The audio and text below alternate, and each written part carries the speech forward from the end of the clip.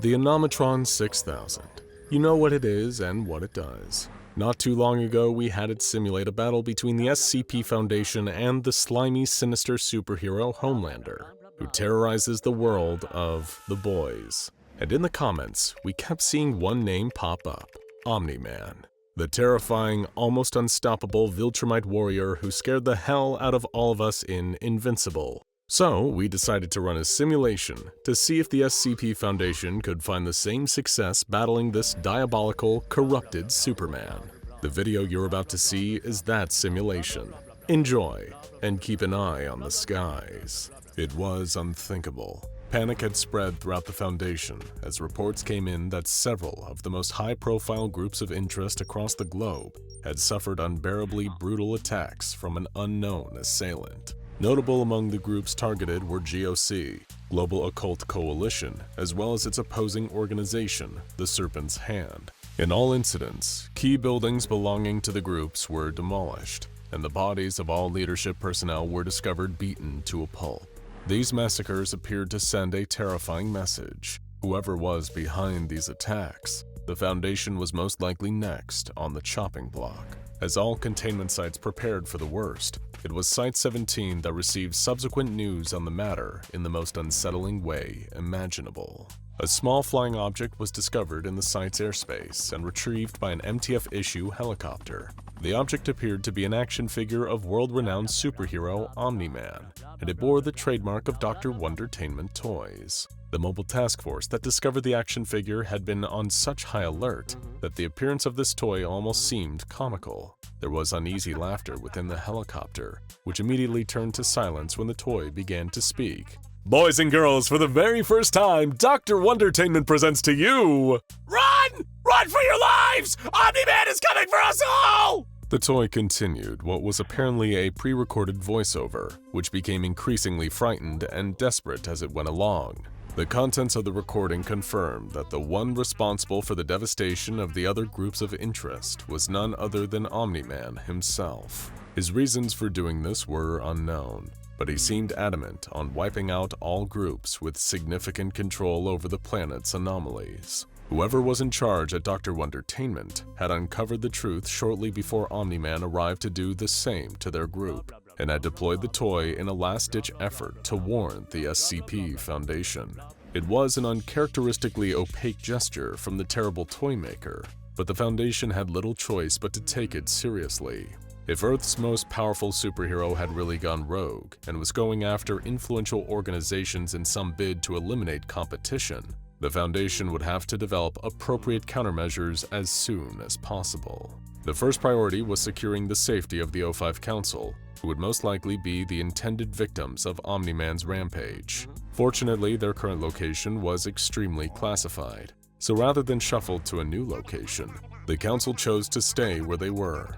A conspicuous relocation process could inadvertently give the game away, especially if the aptly named redacted, it just launched us into space procedure was in effect. Omni-Man was known for his spacefaring capabilities, and was fully capable of pursuing and boarding the O5 Council's getaway shuttle if such a thing was attempted.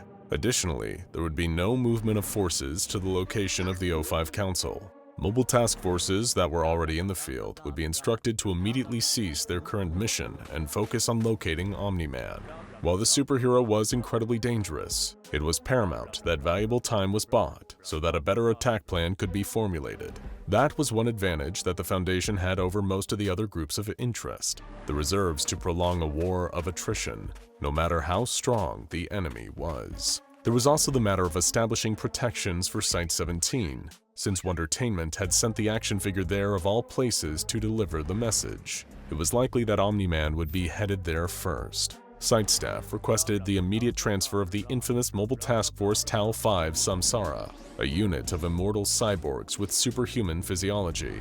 While Omni-Man was known to have fought and defeated everything from the spawn of ancient gods to cyborgs to immortals, the 4 members of Samsara were all 3 and had strength in numbers. The request remained pending for several minutes, causing one researcher to blithely remark that the O5 Council had probably called dibs. Fearing that MTF Tau-5 wouldn't arrive to intercept Omni-Man, The researchers assessed which anomalies contained on site would be best suited to holding the superhero back. One Keter-class SCP in particular immediately came to mind: SCP-4051, a male humanoid with the anomalous ability to create extra-dimensional wormholes. These wormholes could be used to produce any object that SCP-4051 desired, including exceedingly unstable cognitohazards. While SCP-4051's powers were certainly formidable, it was the fact that the humanoid, who went by the name Rainier Miller, had previously been acting as a vigilante in the United States. In other words,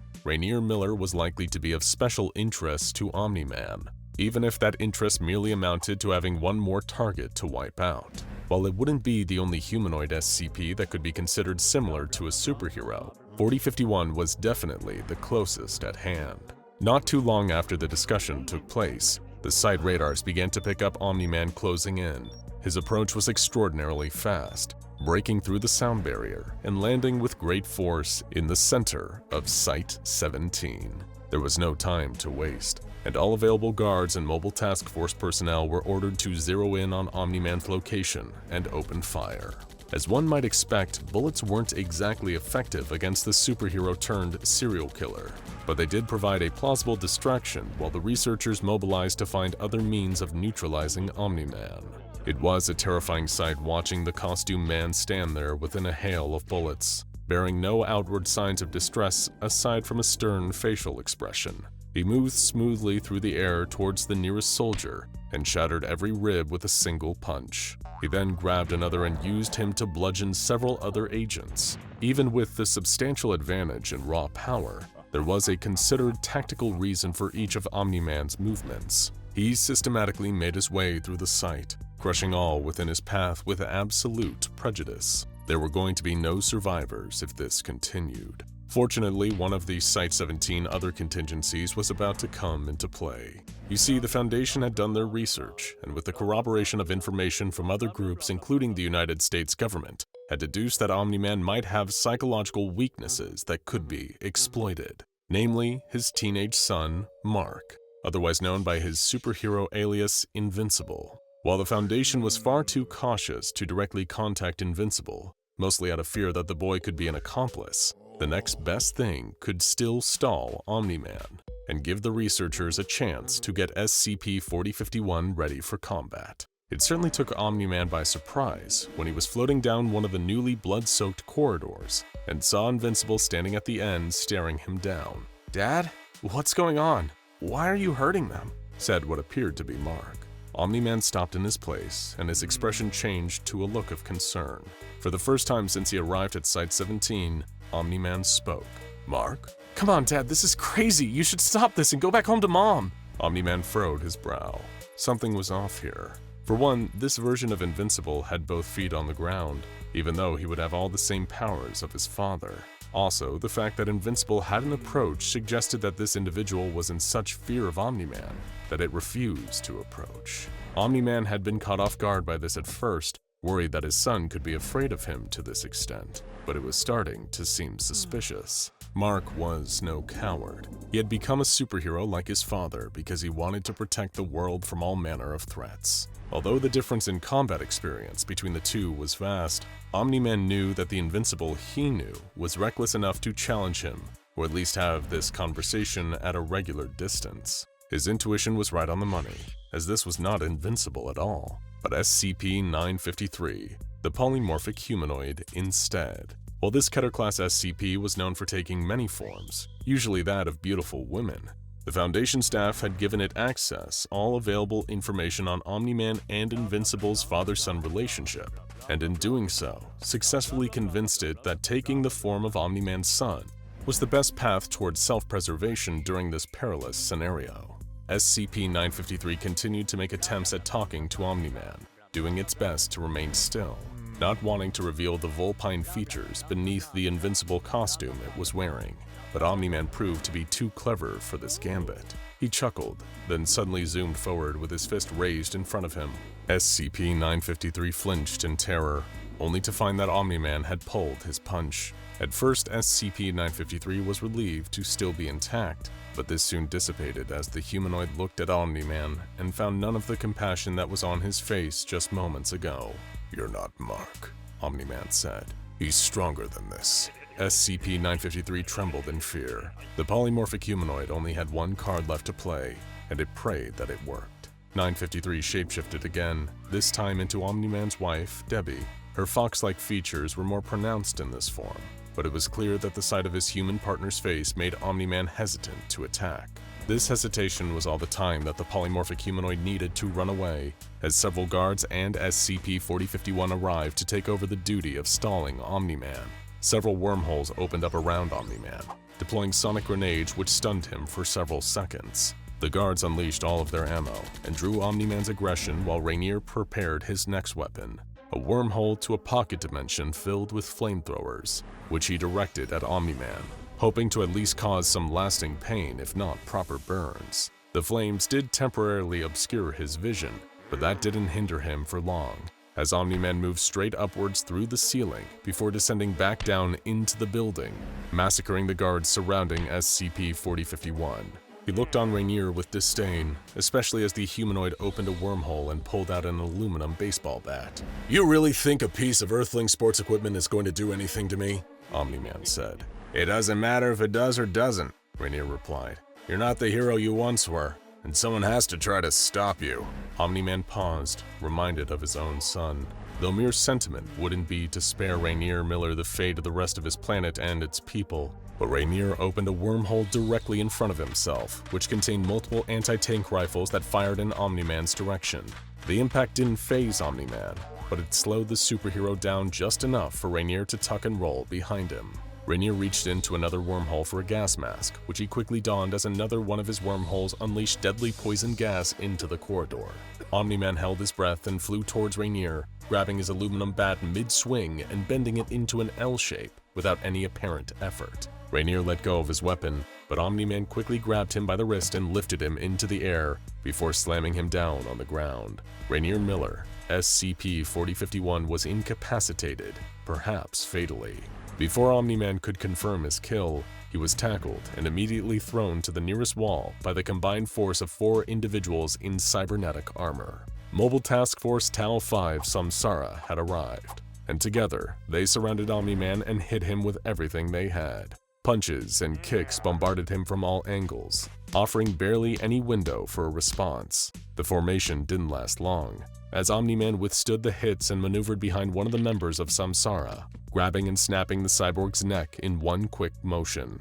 One of its fellow members swung for Omni-Man's face, only for him to catch the blow and severely batter the arm of the attacker, rendering it unusable. Omni-Man grabbed the last 2 members by the throats and squeezed until he heard the familiar pop and crack. Then he let their bodies fall. Of course, this wasn't enough to neutralize Samsara completely. The cyborgs were down, but not out, as their fast regeneration began to fix their injuries. With detached contempt, Omni-Man stomped forcefully on their heads, shattering the skulls of each member of Samsara one by one.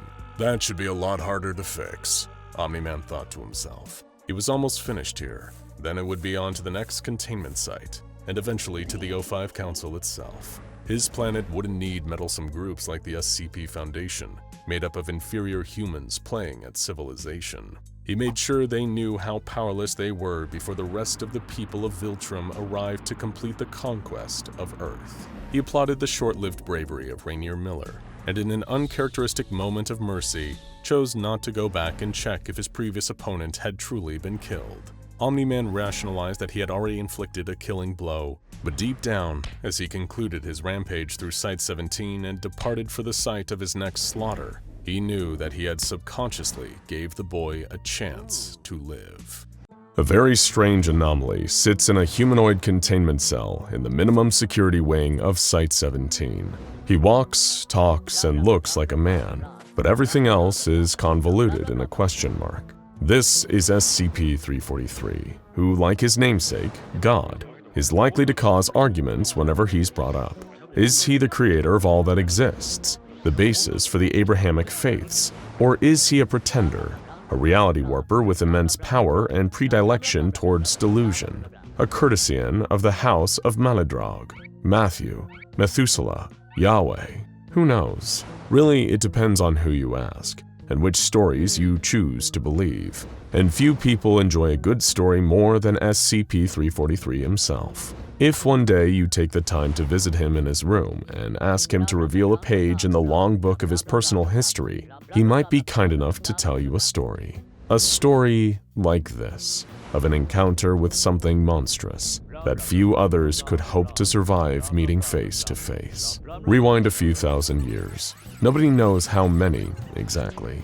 God, as he chooses to dub himself, walked across the cracked ground on worn sandals. It'd been some time since he'd seen an animal around here, and even longer since he'd seen a human being.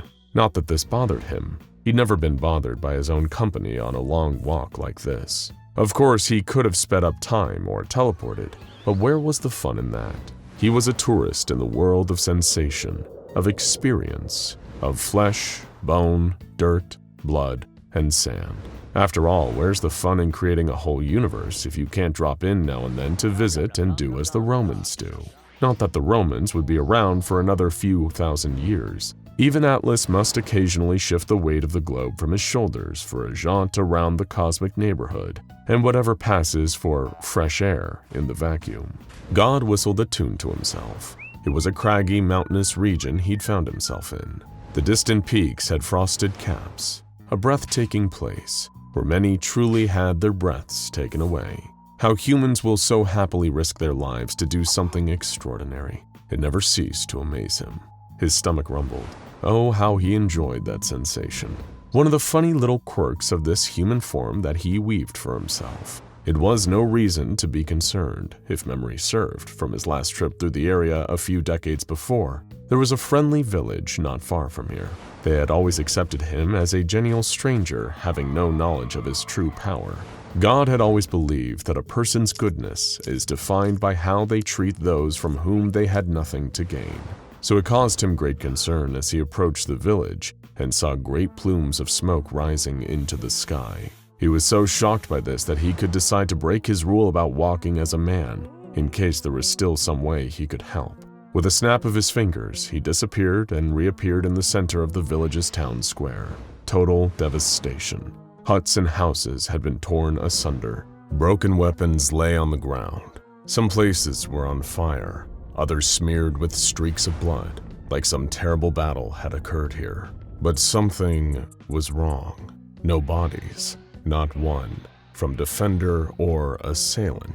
How could a thriving village be so thoroughly destroyed and not leave a single corpse? It was an act so bizarre and depraved that it left even God puzzling. That was another downside of his human form. Here on Earth, he didn't have access to true omniscience. How could a mere human mind, bound by the constraints of linear time, ever truly comprehend the total of existence? Even attempting to do that here would melt the brain of his human body in its skull and leave it dribbling out of his nose and ears. Instead, he chose to walk around the ruins of the village and investigate firsthand. Arrows and broken spears and swords littered the ground. Some buildings were demolished, but there were no tracks or stray projectiles that could suggest the presence of siege weapons. No, these buildings looked like they were ripped apart. Some even still had claw marks. What terrible beast could have set upon this town and done this? Then he heard a voice, quiet and pleading beneath some nearby rubble. A survivor. He rushed over to the pile and evaporated it with a thought. Underneath, a feeble old man, covered in stone dust, was quivering. God helped him up and guided him into one of the few remaining huts still standing in the village. They both took seats. God held up two hands, cradling empty space. Two cups suddenly occupied that space, both filled with warm, healing tea. He passed the old man one of the cups while sipping from his own. He asked the old man if he'd seen what had happened. The old man told him no, he hadn't seen anything in decades. He'd been rendered blind in his youth. Little did either of them know, that very blindness was the only reason he was the sole survivor of the massacre. The blind man told God that one of the village's scouts had gone up into the mountain with a small hunting party. The group was gone for days, until one of the members, the youngest among them, returned weeping, frostbitten, and covered in blood. He said that his friends had been killed by a beast in the mountains, something that almost looked like a man, but terribly wrong. And its face, its awful, awful face. He would never forget it. He was just lucky to escape with his life when the others were torn apart. But when the young man returned, he'd brought the shadow of death with him. It was a curse that doomed the entire village, men, women, and children, to a terrible fate. And that fate was upon them a mere hour after the survivor had returned.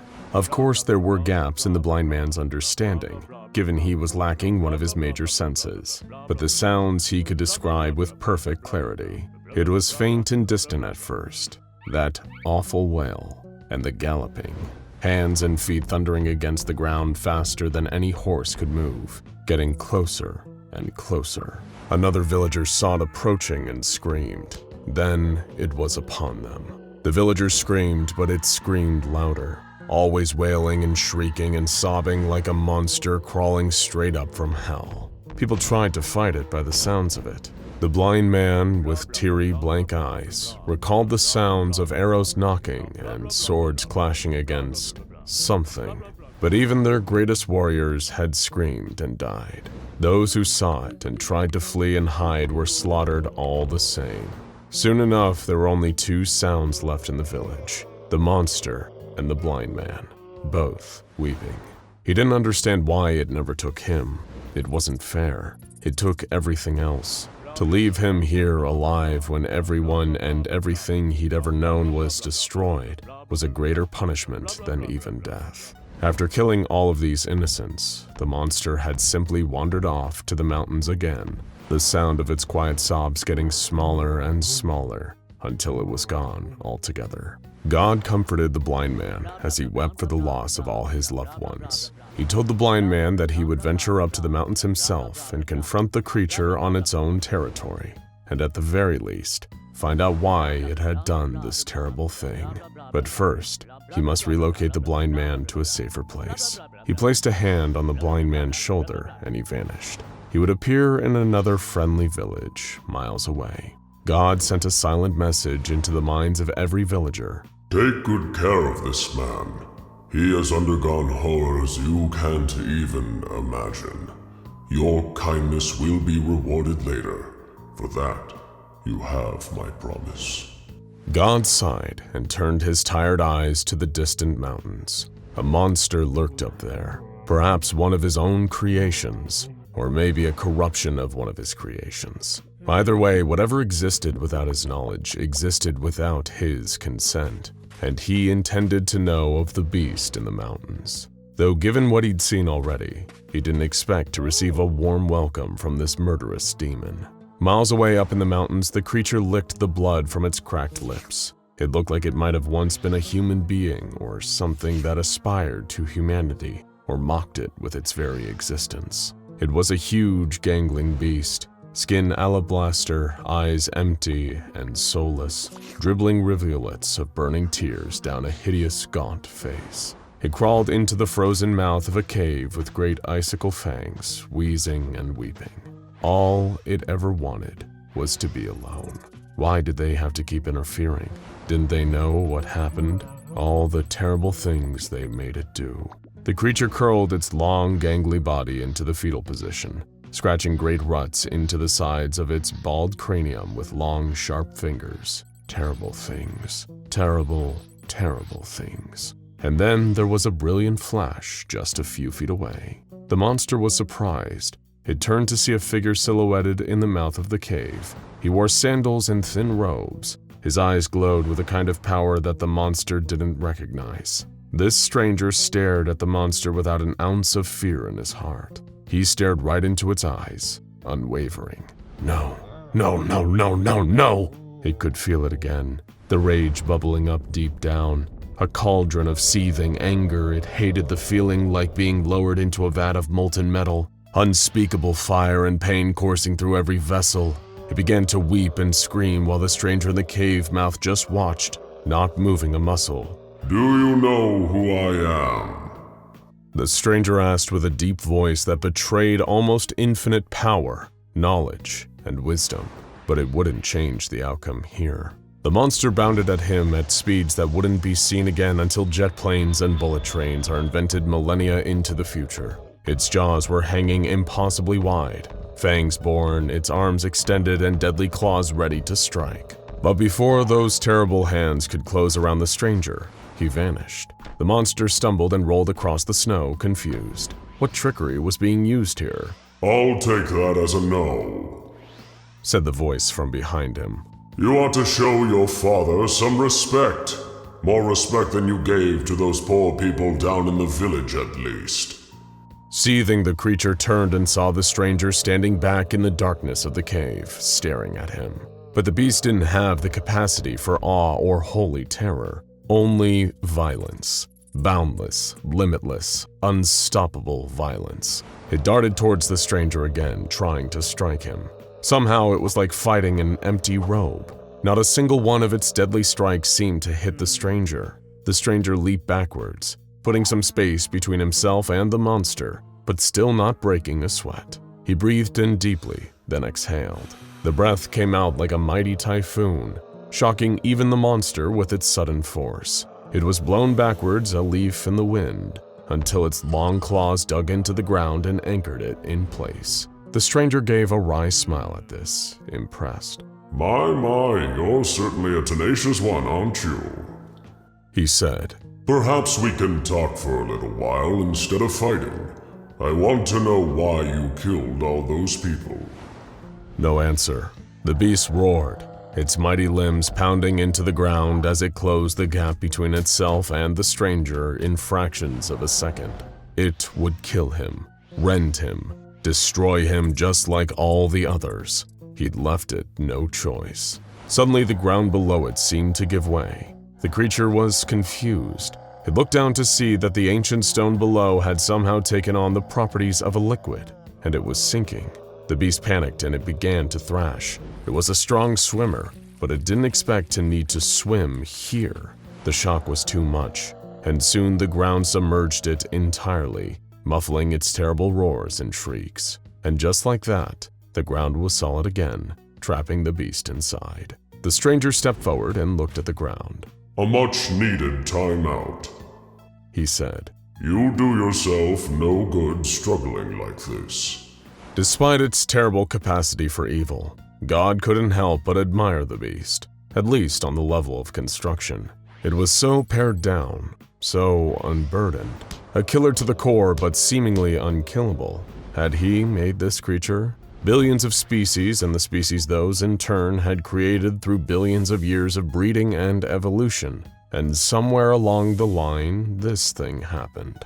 It was easy even for the universe's creator to lose track of some of the tinier variables. And in the grand scheme of things, even this monster was still a tiny variable. But right here, right now, it was still one hell of a problem. The ground rumbled below God. Cracks formed. The mountain peak shook. God raised an eyebrow, genuinely impressed, as the monster ripped free of its stone prison and re-entered the fray. It roared and screamed still, its blank eyes fixed on him.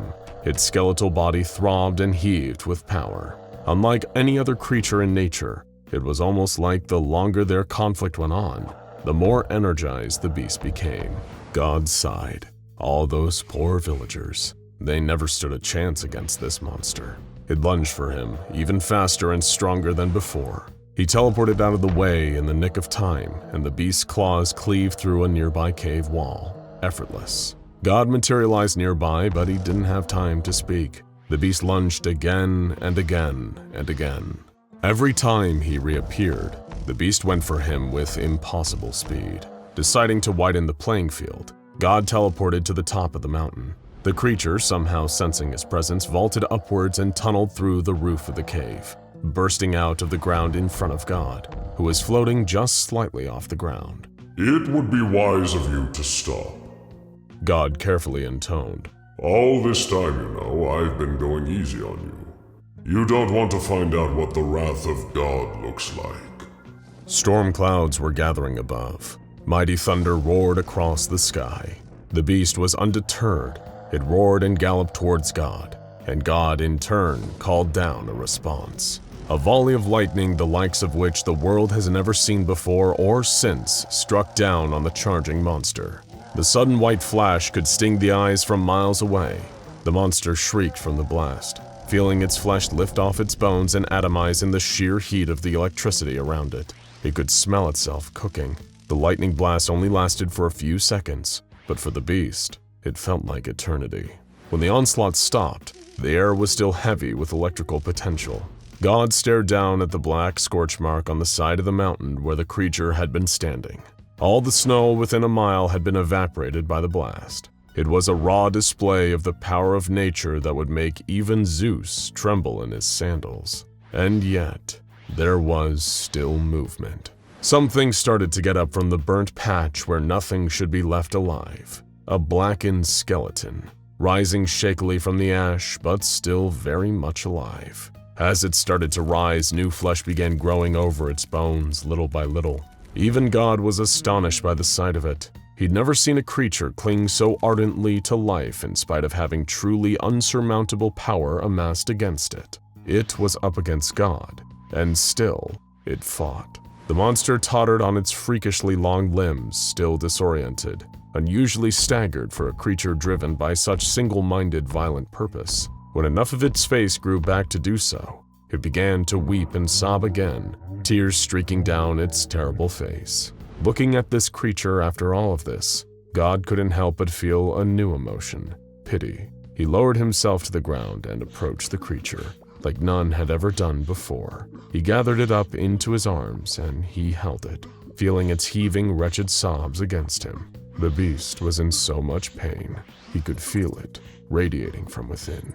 "Speak, my son," God said in a soft, fatherly voice. And for the first and only time, the monster spoke. "Can look, can see, make me hurt people. Don't want hurt people. Can look, please." That was all it managed to choke out before devolving back into unintelligible babble. But it was enough. Enough for God to understand its pain. He did not know if it would be right to change the monster's nature. Is it ever right to truly change anyone's nature? But it was within his almost limitless power to grant it one reprieve from pain. He settled the beast in the snow below him. It was quiet and still. And God said unto the beast, "Rest now, child. Rest for thousands of years if you must. I hope only that when you eventually awaken, you feel differently." And so another story from the catalog of SCP-343. Of course, it leaves us with certain questions, chief among them being, is it true? Did 343 and 096 have this chance encounter long ago? Or is this just another tall tale from an anomaly who fancies himself a deity? We have our truth, and you have yours. Let us know what you believe down below in the comments. Please, good sir, I beseech you, as a man of science, nay, as a man of reason, you mustn't stifle my research at this critical juncture. You have no idea how close I am to finding a cure for this blasted pestilence. I need only a handful of live subjects to complete my research. The Plague Doctor's emphatic pleas fell on deaf ears, as a stone-faced researcher took notes on his latest pontifications. The Doctor, whom these clods had reduced so rudely to a mere number, SCP-049, banged his gloved fist up against the wall. And to think he once thought of these men as intellectual equals, fellow travelers on the road to scientific enlightenment. What a positively sick joke. Before the Doctor got another chance to appeal for his right to experiment, the researcher left him alone once more. A truly sad state of affairs. Nobody appreciated a true scientist in this day and age. It was sure to be another day of languishing alone in his cell, wishing he had the capacity to do more. So he was surprised as anyone when the alarm started going off, and the door of his cell swung open automatically. The Plague Doctor stepped out of his cell and into the hall, where many other humanoid anomalies were roaming, confused as to why they'd been suddenly released, what was happening. As it turned out, What was happening was one of the most brutal Chaos Insurgency raids the staff of Site-19 had ever seen. It had been planned immaculately. You see, guards rotate semi-regularly at Site-19 due to the high-pressure nature of the job. Lots of deaths and mental breakdowns, as you probably correctly predicted. Even the administrative staff of the SCP Foundation are only human. Well, mostly anyway. So they're not immune to little oversights here and there. And it's in those oversights that expertly trained Chaos Insurgency infiltration agents make their living. No less than 15 of them had been working undercover in Site-19 for just over 2 weeks, and they did a fine job of lowering the metaphorical drawbridge for a heavily armed invasion force. The guards who weren't plants were quickly murdered by the infiltrators, and even some of the on-site task forces were quickly overwhelmed and gunned down by the high-precision rifles of the Chaos Insurgency's finest. While the frontliners were distracted by the sudden assault, the infiltrators found their way to the site's security control room and massacred everyone inside. Opening every single door in the site was as simple as putting in a few stolen key codes and flipping a few carefully remembered switches. Consequently, while Foundation agents and Chaos Insurgency mercenaries clashed sabers, high-priority anomalies like SCP-049 simply wandered the facility, watching the calamity unfold within. The Foundation was beset on all sides, shot at by heavily armed maniacs, and attacked from within by the numerous roaming anomalous entities that were eager to get their hands on Foundation personnel. Definitely not an ideal situation, to say the least. The Plague Doctor only had one thing on his mind, though. This definitely won't do my research any good, unless I can escape and find my way to a suitable laboratory. Oh, now there's an idea. But his scientific fantasies were soon interrupted by a Chaos Insurgency soldier swinging the butt of his M4 carbine into his avian exoskull with a supremely unpleasant crack. The doctor was dazed by it momentarily, the pain coming at him like a thunderclap, but the insurgent never got the chance to take another swing.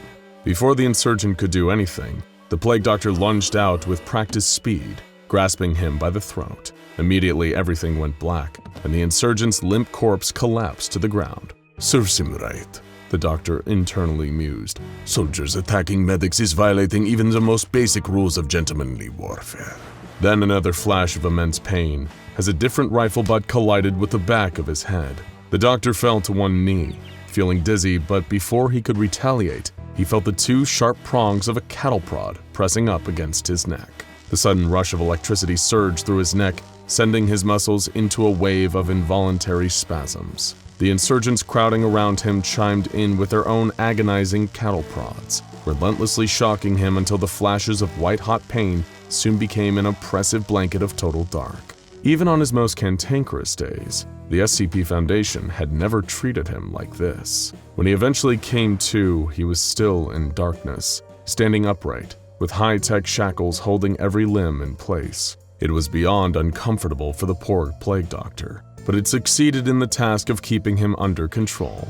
He couldn't move an inch. There were muffled voices beyond the dark, beyond the confines of this new containment. The modulated gas mask voices of insurgents and something else. Faintly accented, oddly familiar, but he couldn't quite place it. Soon the voices were replaced by another sound, the grinding of crowbars levering nails out of cheap wood. With a creaking tumble, a rectangle of bright light opened up in front of him, populated by a number of silhouettes. On either side were Chaos Insurgents in familiar tactical garb, and in between them stood a tall, well-groomed man with an expensive-looking purple smoking jacket and a pencil mustache. For a few fractions of a second, his face was a portrait of excitement, but as he took in the sight of the Plague Doctor standing before him, all the joy drained from his snooty countenance. What the hell am I looking at here? The man in the smoking jacket said. The doctor, indignant at such a response from the man who'd presumably ordered his assault, rasped, "A man of science, good sir." The man in the smoking jacket ignored him and continued to berate the Chaos Insurgents, with an odd level of confidence for someone reprimanding trained cold-blooded killers. "I wanted SCP-650, the startling statue, not this clownish Ren Fair cosplayer. What the hell did I pay you ruffians for? I was told you Chaos Insurgents were the very best at this, and for your hefty price, I expect excellence." The rant continued much like this, leaving everyone in attendance, the insurgents, the plague doctor, feeling thoroughly exhausted by him and unable to do anything about it. You see, this wasn't just any Chaos Insurgency client, your average tin pot dictator or arms dealer. You know the type. This was the one and only Pascal Leggett, one of the most famous, or rather infamous, anart collectors in the game. He'd been a founding person of interest for years due to his dealings with the Chaos Insurgency and Marshall Carter and Dark Limited, all to the end of expanding his anart collection, but his vast wealth and connections had always shielded him from Foundation probes. For those unfamiliar with the subculture, anart, short for anomalous art, is exactly what it sounds like. Artistic projects with anomalous properties to give it that extra kick. One of the most popular groups of interest dealing in anart is the iconic Are We Cool Yet?, which incidentally had recently excommunicated Pascal Leggett for being an exceedingly wealthy, uptight square who really didn't represent the collective's rebellious ethos. And considering his response was to pay the Chaos Insurgency to raid Site-19 for a few pieces for his own private collection, costing him millions of dollars and both groups many lives, it was safe to say he wasn't taking it well. Look, we got you that other statue and that thing killed 4 of our best guys, so how about we just call it even? Said one of the insurgents. I'm sure you can have fun with bird brain here too. Pascal tutted and reluctantly dismissed the hired guns. Having the Plague Doctor here definitely wasn't ideal, especially considering he wanted to host the ultimate anart exhibition to put Are We Cool Yet worthless Sommes-nous devenus magnifiques to shame. But he would make do with what he had. Perhaps he could say that 049 was a commentary on the ever-present nature of disease in mankind's life, and our forever archaic approach to it. Yes, that would do nicely. Needless to say, the Plague Doctor was infuriated by all this. The violence against his person, the kidnapping, the disrespect, and most of all, the interruption to his precious research, especially considering how close he'd gotten to finding a cure for the pestilence. But instead, he was soon spirited by a legion of heavily armed goons from his wooden box to a glass one in one of Leggett's many opulent hallways. There were other glass cases on either side of him, and more on the other side of the hall, all too reinforced for the Plague Doctor to even smash through it on his own. Damn it. Leggett's own private anart exhibition, probably wedged between his oversized dining room and his jewel-encrusted crapper. Occasionally, Pascal himself would jaunt down the hallway to gaze upon his new stolen anart pieces, and of course the Plague Doctor would try his best to reason with him. I am a patient man, Monsieur Leggett, but this is simply barbaric. By what right do you imprison me here? Is your intention to deprive the world, the entire human race, of my valuable medical breakthroughs? Could you live with that on your conscience, good sir? There was never any meaningful response. The Plague Doctor soon learned that Pascal Leggett didn't like his art interactive. It was simply meant to languish away in a glass box, being watched, being passively looked at. Those Chaos Insurgency louts hadn't even bothered to bring his notebook or medical bag, so he was without the tools to even perform his experiments. As loathed as he was to admit it, this was even worse than being locked up by the SCP Foundation.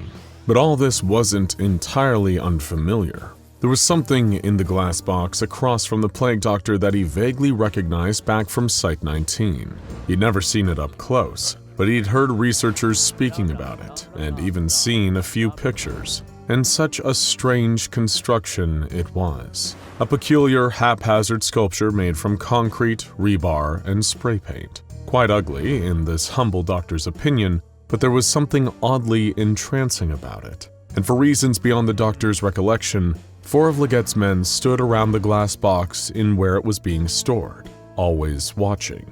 The men were frequently switched in and out, as though they were watching in shifts, always fixing their gaze on its peculiar, malformed body. Maybe it was all the electrical shocks and knocks to the head, but he just couldn't remember why Pascal was having the piece so carefully observed. But he knew on some primal level that the secret to this would perhaps be the key to his own escape, if only he could remember. Still, time passed. Pascal drifted in and out, sometimes with guests. The Plague Doctor had learned not to speak. These animals could not be reasoned with. As a scientist, he would instead carefully observe until his observations bore fruit. He noticed that Pascal's guests, all people who looked equally as wealthy and pompous as Pascal himself, all seemed to look right over him. and instead focus on the ugly statue across the hall, still forever observed by any 4 of Pascal's men. Some of them looked actively nervous, just being in its presence. Curious, the Plague Doctor made a mental note of this, just as he did when Pascal gave his guests a reassuring pat on the shoulder and told them, Please calm yourself. It's harmless while my personnel are keeping an eye on it. Little by little, the Plague Doctor's memories of his infamous neighbor had begun to return. He knew what he must do to escape. Now all he needed to do was wait for the perfect moment. Soon enough, Pascal's mansion was filled with a bevy of Anart snobs from hither and yon, a private soiree to show off his new collection. They wandered the halls in 3-piece tuxedos and designer ballroom dresses, sipping champagne from imported crystal. All such lovely, refined, high society people. And if the good doctor's plan went off as he intended, they would all be such lovely, refined, high society corpses. The Plague Doctor waited until, mercifully, he and the 4 members of personnel watching the sculpture were the only ones left in the hallway. He'd been so good, so patient, that none of the men guarding the sculpture at present had ever heard him make a noise. He was so invisible to them that, in all likelihood, they probably didn't even notice he could make a sound. And that worked for his purposes just fine. Though in any case, if he wanted this to work, he would need to time his plan perfectly.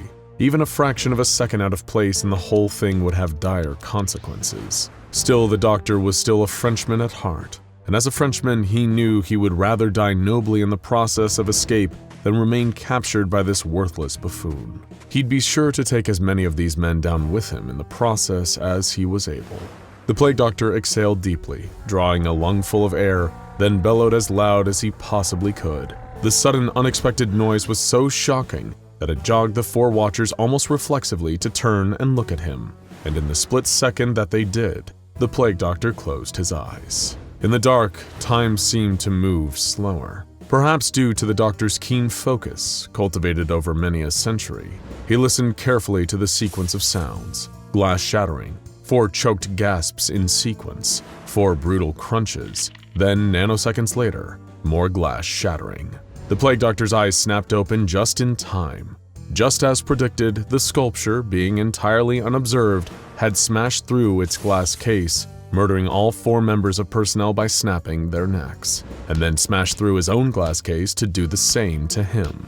The Plague Doctor had cut it so close, in fact, that he opened his eyes to the face of the sculpture staring into his own, its concrete limbs wrapped around his neck. Very good timing indeed. With a sigh of relief, the Plague Doctor slipped out of the sculpture's concrete grasp and back down the hallway, keeping his gaze fixed on the sculpture the entire time. He had heard it decimate Pascal's men. He certainly didn't fancy undergoing the same fate. The second the Plague Doctor backed around the corner, rendering the sculpture, or as the SCP Foundation called it, SCP-173 out of sight, he could hear terrified screaming coming from the other end of the hall. He was not a sadistic man, but the Plague Doctor would be lying if he told you he didn't take just a little bit of pleasure in hearing that sound.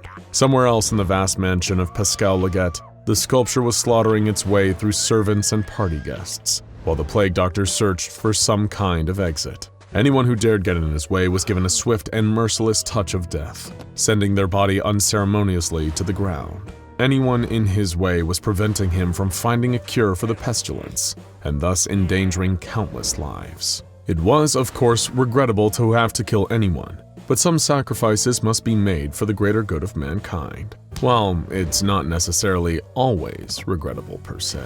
On his way out, while the murderous rampage of SCP-173 seemed to distract anyone of note, the Plague Doctor just so happened to encounter a fleeing Pascal Leggett, hoping to find some kind of escape himself. It seemed that now fate was on his side once more. To have his jailer right here in the palm of his hand would be such a perfect parting gift. Funnily enough, Pascal was far more talkative to him now. He rattled off a rapid-fire series of threats, bribes, and pleas, claiming in the end that he never meant any harm. He was the one who freed the Plague Doctor from the SCP Foundation. They were on the same side here. All this was for the art.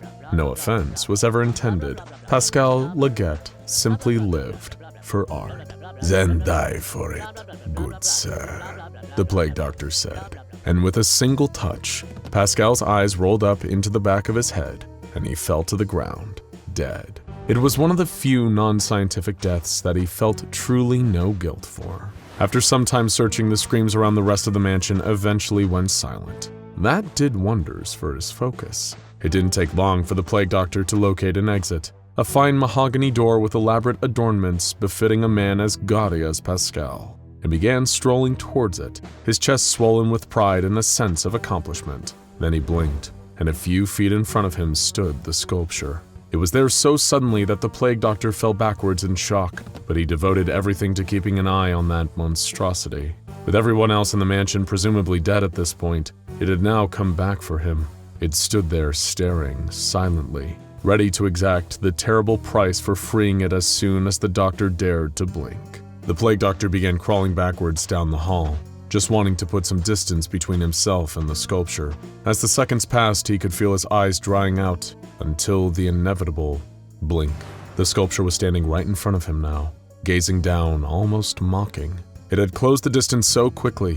If the Plague Doctor blinked again, he was sure that his eyes would never open again. All it had to do was wait as the seconds passed, and the Doctor began to feel his eyes drying up again. That subtle sting quickly grew into a nagging pain that could not be denied. Sooner or later, he was going to have to. Bang! The front door flew open, and in an instant the hallway was filled with heavily armed troops, all wearing the familiar black and gray of the SCP Foundation. The Plague Doctor had never been so relieved to see the organization that had kept him locked up for so many decades. For once they'd saved him from something even worse. Of course, the sculpture didn't say anything, but the disappointment of losing that one more victim seemed to radiate off of it like a lingering bad smell.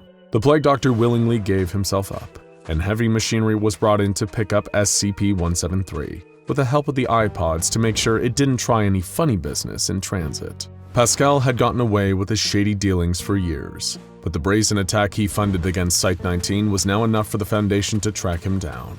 When his corpse was found in the halls of his own home with no obvious cause of death, we can happily tell you that nobody was disappointed. By the evening, the Plague Doctor was happy to be back in his cell. His research could continue here, and in time he knew that the personnel of the SCP Foundation would listen to reason and comply with his demands. After all, science marches on, regardless of who chooses to march with it. But he would forever feel a little nervous in Site-19 after that, knowing the concrete monster he was sharing the building with. He hoped that if ever there was another containment breach involving that thing, that it didn't feel like paying him a visit for old time's sake.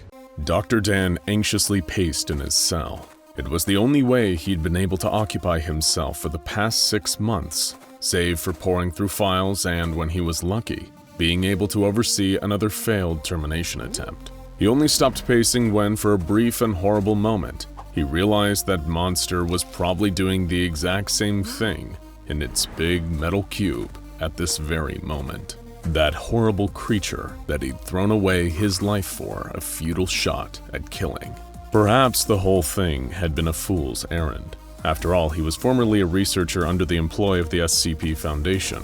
Secure, contain, protect. They had truly sadistic beasts like SCP-106, the Nightmarish Old Man, and SCP-352 Baba Yaga in containment cells, and there was no plans to terminate either of them. They weren't the Global Occult Coalition for 343's sake. Why did Dr. Dan even want to terminate SCP-096 in the first place? He tried to explain it to them again and again, but his pleas had fallen on deaf ears. In his mind, the impetus for destroying the Shy Guy was terrifyingly clear. It was a monster that killed anyone or anything that looked at its face, even a photograph of it, even a tiny collection of pixels. When its rage state was induced, it seemed that nothing would stop it. It would have an intuitive psychic link to its victim, charge at them at breakneck speed, and only find its zen again once all of them were dead. And if a picture of SCP-096 was leaked onto the internet, it would cause a chain reaction that triggered an XK-class end-of-the-world scenario. There were plenty of creatures and entities that the Foundation knew about that could theoretically bring about the apocalypse, but to him, 096 was the most realistic. It preyed upon the inherent curiosity and thirst for knowledge seated in every human heart. The same drive to simply know that led to the creation of the SCP Foundation would be humanity's doom in the face of an SCP-096 outbreak. And if such a thing happened, the Foundation would need to break the masquerade of secrecy to have any hope of saving humanity. In his many feverish nightmares, Dr. Dan had seen it all so clearly. The first photographs of SCP-096's face would be leaked online. Perhaps a few hundred people across the globe would look, in disparate enough locations that it would be almost impossible for the Foundation to detect and save all of them, as SCP-096 went on its bloody rampage. Of course, as the image proliferated, as images on the internet often do, the purview of 096's violence would only grow. People across the nation would start to take notice, and soon after that, across the world. Mysterious creature causing mass casualties would be the headline on every news desk, because why would anybody want to talk about anything else? Perhaps some foolish reporters would take video footage of the creature. Everyone has a phone these days with high-definition cameras. Pictures would be taken and posted. More and more of it would flood the internet. Too many simultaneous moles for even the SCP Foundation to whack. The news would spread. Panic and hysteria would spread. People wouldn't even know what's triggering all this horror if the Foundation didn't go public and tell them that it was the pictures that was killing everyone. And by then, wouldn't it already be too late? The antidote to fear is knowledge. It's why when anything goes wrong, we're refreshing timelines and feeds and news websites for any kind of information. And if you were told an unstoppable monster was killing scores of people and might be coming to a neighborhood near you sometime soon, wouldn't you want a good look at it? Wouldn't you want to know your enemy? Having no idea that the mere act of knowing was what sealed your horrible fate. By Dr. Dan's bleak estimations, if only several million people died as a result of this kind of scenario, it could be considered a positive outcome. He'd seen it all, but no matter how many times he tried to articulate this to his superiors, he wasn't listened to. They didn't take him or the threat that SCP-096 posed seriously. Every time he warned of the apocalyptic potential of SCP-096, he was simply told to get back to working on those goggles. It was why he needed to give those naysayers a demonstration. It was why a certain photograph needed to show up in the home of a certain mountaineer. It's why all those people had to die. There was no other way. The deaths of the civilians and the researchers and the mobile task force members were, of course, regrettable, but it was the only way to prevent the deaths of so many more. They gave him what he wanted, permission to put this gangly time bomb in the ground, even if the beast's death was inextricably tied to his own execution at the hands of the very employers who authorized him. The world was full of funny little ironies like that. Another one is that even though Dr. Dan now had the authorization and funding to terminate SCP-096, he was discovering that he lacked another important factor, the capability. They tried incinerating it, exposing it to massive amounts of radiation, exposing it to an insane degree of kinetic trauma, the equivalent of being hit by an out-of-control bullet train. They tested every kind of experimental, off-the-books weaponry that they had access to through various research projects. Proton blasts, lasers, high-intensity energy beams. Nothing. Even when they fried off every scrap of flesh on the monster's body, its unbreakable skeleton still remained, and in what seemed like no time at all, it'd be back in action. Its very existence seemed to mock him. A guard opened his cell door, staring disdainfully at the disgraced researcher. That same guard had slammed his head against a wall a month earlier. One of his friends had apparently been killed in the legendary 096 containment breach that set this whole sordid thing in motion. Up and at 'em, scumbag! He said in a gruff, surly voice, training a handgun on the doctor he knew wouldn't fight back. They need you in test chamber 6. Dr. Dan allowed himself a small grin, imperceptible to the guard who clearly hated his guts. They'd approved his 096 versus 682 cross-test. Marvelous. How marvelous. To all the others, it would seem like just one more entry in a long line of 682 cross-tests. He thought it darkly funny. In his eyes, the Foundation had no hope of ever killing SCP-682. Its defining quality was being impossible to kill, and it didn't present nearly the threat to the entire world that 096 posed. Their futile attempts to murder the lizard were little more than a money sink to justify the site's exorbitant funding. But perhaps he could turn this to his benefit. Maybe SCP-682 would hold the secret to actually killing off his nemesis. Within 30 hours, Dr. Dan had his disappointing answer. Both anomalies had undeniably done a real number on each other, and Dr. Dan did take a kind of sick amusement in the mental trauma that SCP-682 had induced in 096. But ultimately, it was all for nothing. 682 had skinned 096 alive and melted off its flesh with acid, but once again, that indestructible skeleton stood firm. This had been the 27th termination attempt since the incident. The 27th failed termination attempt, Dr. Dan mentally corrected himself. 096's skeleton kept defeating them.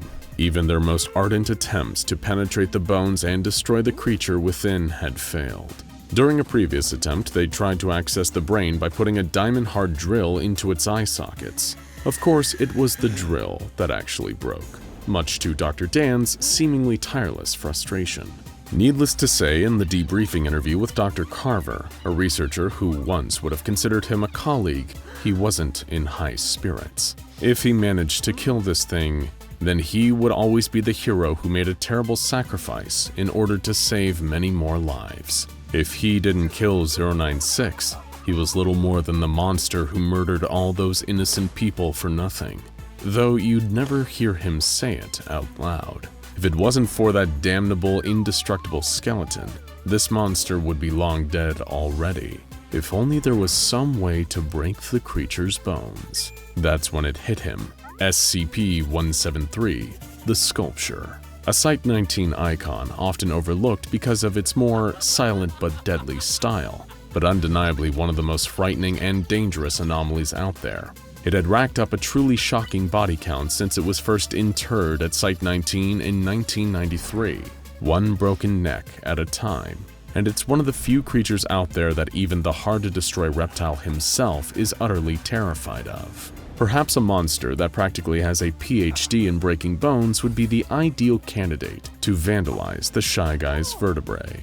Once his proposal was greenlit for initial testing, Dr. Dan arranged for the Shy Guy, with a bag over his head of course, to be brought into a testing chamber with the ever-stoic SCP-173. When all of the researchers and guards were safely outside, all it took was a single blink to make all of Dr. Dan's darkest dreams come true. In the nanoseconds his eyes were closed, he heard the most beautiful sounds in the world. A loud, fleshy crunch, and a pained howl from 096. He opened his eyes to an equally wondrous sight. 096 doubled over at an unnatural angle. Its spine snapped between the 4th and 5th vertebrae, spinal fluid leaking down the creature's flank. That freaky little sculpture had done it. It had actually damaged the integrity of the Shy Guy's skeleton. It was at that moment that Dr. Dan knew he could kill this thing.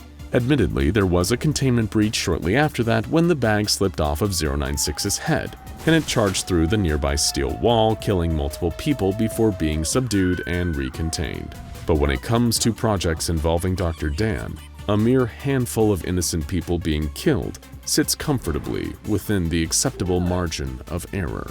A day later, Dr. Dan was standing before a crowded boardroom, with agents, researchers, and even a few members of the O5 Council in attendance. He explained his findings to them, and the fact that, even more importantly, they may have a way to bring the wretched existence of 096 to an absolute halt. His plans were approved. Not long after, he was putting them into motion.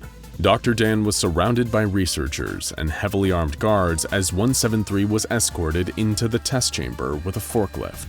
096 was there, still bagged. Off to the side was a giant tub of hydrofluoric acid connected to a hose and injector attachment. If this didn't work, nothing would. Everyone stood back in a safe zone as 173 was released to do its thing. Crunch. Just like the previous time, 096's spine had been successfully snapped. Spinal fluid dribbled down its skin. Everyone had rushed into the chamber. One group kept 173 isolated with their stares. The other, headed by Dr. Dan, prepared the acid injector and shoved it into the breach in 096's spine. As the acid was pumped by the gallon into 096's bones, the creature let out the most horrifying wail. It kicked and bucked as more acid was pumped in, melting those indestructible bones from within. The creature even began to vomit acid as it panicked, melting the bag off of its own head. Some panicked and averted their gaze. Dr. Dan didn't. He stared directly at the creature's face for the first time as it melted in front of him with nothing short of pure elation. Had he won? Had he actually won? The creature let out a gurgling shriek and the guards opened fire. Their bullets splattered into the monster's melting flesh and bones as it hollered and shrieked. They didn't let up, firing up and down its body, spraying it with white-hot lead. It began to melt and bubble away, expanding into a great, gruesome puddle on the floor beneath them. Dr. Dan laughed like a madman. Even as the guards grabbed him and dragged him away from the foul-smelling, greasy mess, bubbling with chemical life, he just kept laughing. Even though he knew the death of 096 meant an equally swift death of his own, it didn't matter. It had all been for something. The world was saved. It was over. He'd finally won. SCP-999, also known as the Tickle Monster. It's one of the most adorable, beloved, and undeniably wholesome anomalies ever to exist in the SCP Foundation's containment facilities. Its mere presence can cause joy and comfort, cure depression and other mental illnesses, and even sometimes cause violent and unpredictable creatures to really mellow out. If you're a fan of this channel, chances are that you're a big fan of SCP-999 too. But that doesn't mean everyone is on board. As we all know, there are plenty of entities and groups in the SCP universe that are downright evil, and as a result would love to see this little blob of pure joy crushed to a pulp or sacrificed to a cosmic horror. But you can't ever underestimate. Wait a second, is that a containment breach alarm? All Foundation staff members report to the affected cell immediately. It looks like an SCP has escaped containment and is now in our world? That's right. SCP-999 has broken out of SCP Foundation control, and now you can finally have a Tickle Monster of your very own. In plush form. This super adorable plush from SCP Swag is 11 inches of huggable, squeezable joy, and now that the Tickle Monster is out of containment, you can bring it into your own home. Tickle Monster plushies are available for pre-order now, and all orders made in the next 10 days also get a special limited first edition card. Worldwide shipping is also available, so go to scpswag.com right now and pre-order your own Tickle Monster. And let us know in the comments what SCP anomalies you want to see in plush form next. But as we were saying, you can't ever underestimate SCP-999. Not only has it tickled SCP-682 into submission, there are also certain theories floating around the Foundation that it will one day grow so powerful, its forces of pure goodness and joy can overthrow the Scarlet King himself. That's why today, we're throwing the Tickle Monster into a kind of royal rumble with all the baddest dudes the Foundation has ever encountered. And we're going to give our theories on how SCP-999 might somehow find the good in even the blackest of hearts. First, SCP-096 the Shy Guy, a killing machine so brutal, direct, and opaque in its motives that some have even questioned whether it actually has sentience. However, we'd personally stake our claim that it does. When a photo of this savage beast was taken with SCP-978, the Desire camera, a camera that shows the deepest desire of its subjects, it revealed that the Shy Guy secretly just had the desire to disappear. Not only does this suggest that the monster may not actually like killing people, but the very idea that it can have a desire also implies some level of intelligence. But how would SCP-999 enter the mix? Well, we know that 096 is an anxious creature. It spends the majority of its time just pacing its cell, and when someone sees its face, it begins sobbing uncontrollably before entering its rage state. Does this sound like a happy entity to you? If the Shy Guy encountered 999 at its full joy-giving power, we'd personally think that it might finally chill out a little. Perhaps it'd take a moment to breathe and contemplate life a little more. Maybe it would wonder why it's so ashamed of its face and feels the need to hunt down and kill anyone who sees it. After all, there are much uglier anomalies, like SCP-106. He's the next monster to join this weird, wild cage match against SCP-999. While 096 is violent, 106 is downright malevolent. He's not just sentient, but extremely intelligent. The old man loves causing pain and suffering for his own perverse pleasure, just as much as heavy hitters like SCP-682. So surely 999 would have its work cut out for it here. Well, not necessarily.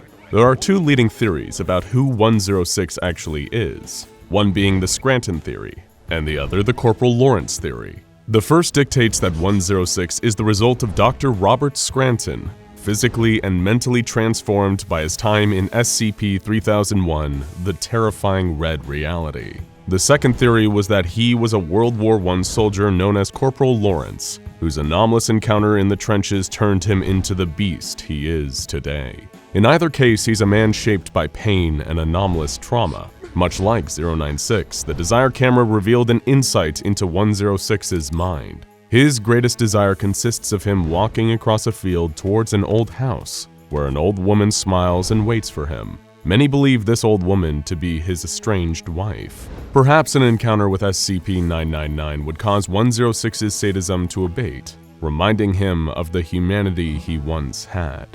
Maybe he'd become a kindly old man in the aftermath, who prefers Werther's originals to violence and spinning long, rambling yarns about the war rather than chasing people around his terrifying pocket dimension. It's a thought so sweet it could almost make you sick. Thankfully, one of our favorite doctors is next on the list, specifically the Plague Doctor, SCP-049. While he definitely isn't as dangerous or malicious as either of his predecessors, 049 has racked up quite a body count in his hundreds of years of operations. He sees pestilence everywhere he goes, except within, and can kill with a mere touch. However, his deadly touch only seems to apply to non-anomalous animals and humans, not other anomalies. So he definitely couldn't harm 999, and the Tickle monster, conversely, could definitely touch him back.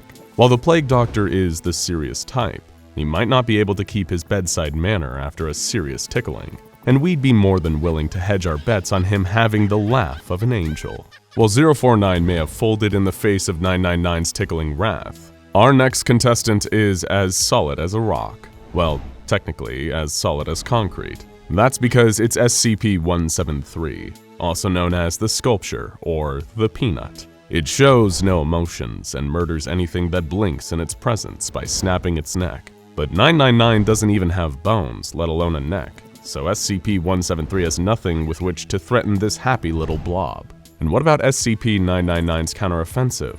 If the Tickle monster got its slime all over SCP-173, it might finally reform this statuesque serial killer through prolonged exposure. Maybe after that, 173 will finally give relaxing neck massages rather than snapping them. But while the sculpture may be intimidating, it's nothing compared to an unkillable, mass-murdering Blade Master, right? Of course, we're talking about SCP-076, also known as Abel.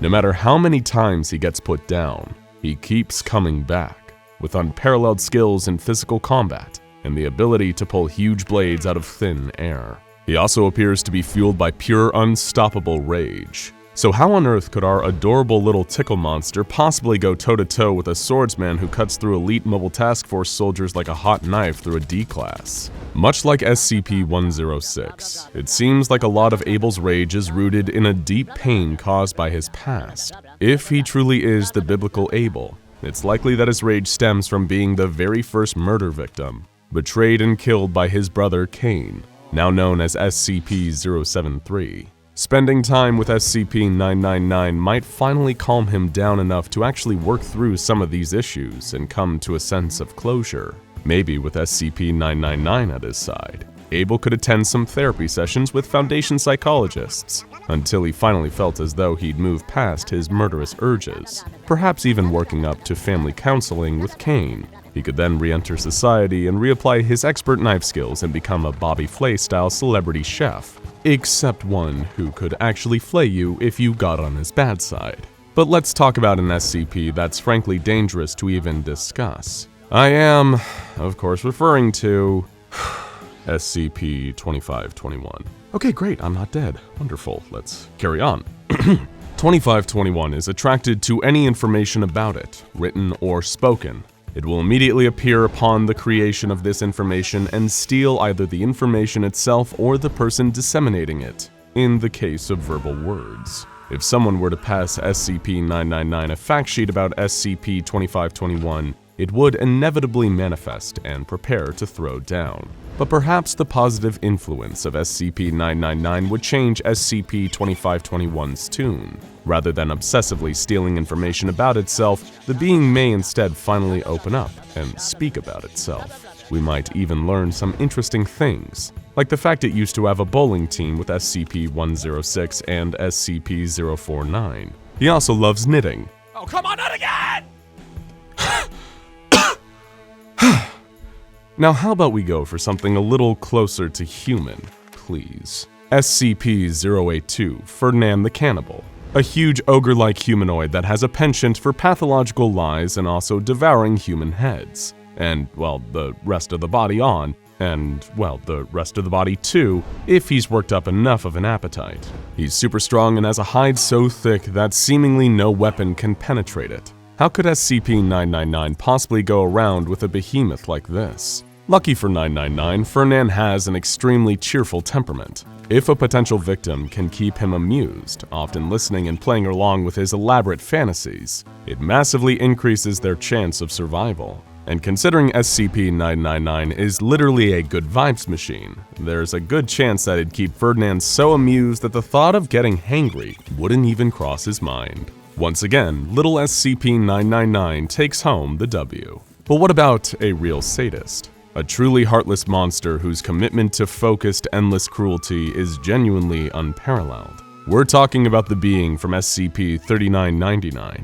This terrifyingly powerful reality warper hasn't racked up scores of victims, because it prefers the quality of suffering over quantity. It'll select a single victim, trap them in their own personal hell, and spend a literal eternity conceiving every possible torture and torment to break the spirit and body of the victim, never giving them the luxury of death.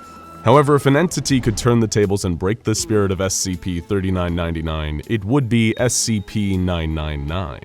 Picture it. Thousands of years where the monster tries everything it can to break the Tickle monster's spirit, only to find its own spirit being broken as SCP-999 doesn't succumb to any of it, and continues to project love and kindness throughout. Could you imagine anything more frustrating for a creature like 3999? Eventually, it would probably get so frustrated that it would let 999 go, and find some hapless Foundation researcher to torture instead.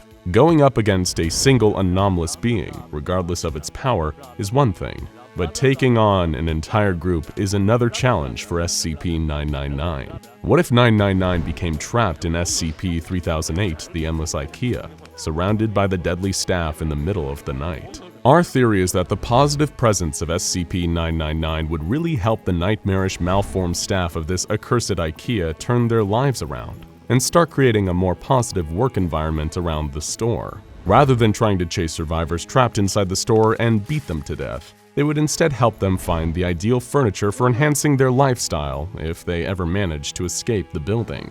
999 would help them go from horrifying to helpful in no time. It'd be so nice in there that the survivors wouldn't even want to leave. But what about groups of interest? Let's say the Chaos Insurgency has broken into a containment site in another one of its classic raids against the Foundation. Would a group of elite Chaos Insurgency operatives be able to take down the Tickle monster? We think not. While these anomaly-stealing militants may be hardcore compared to your average Joe, they're nowhere near as hateful or irredeemable as the likes of 682 or 106. Chances are, if they've spent any amount of time around 999, they'd experience a sudden sense of mellowness and begin to rethink all of their poor life choices. But what about the GOC? Those government stooges obsessed with killing any anomaly they can get their hands on. Personally, we theorize that a run-in with SCP-999 and the immensely positive feelings it causes would cause them to reevaluate their entire philosophy on the anomalies they encounter and lead them to restructure their entire organization from the ground up.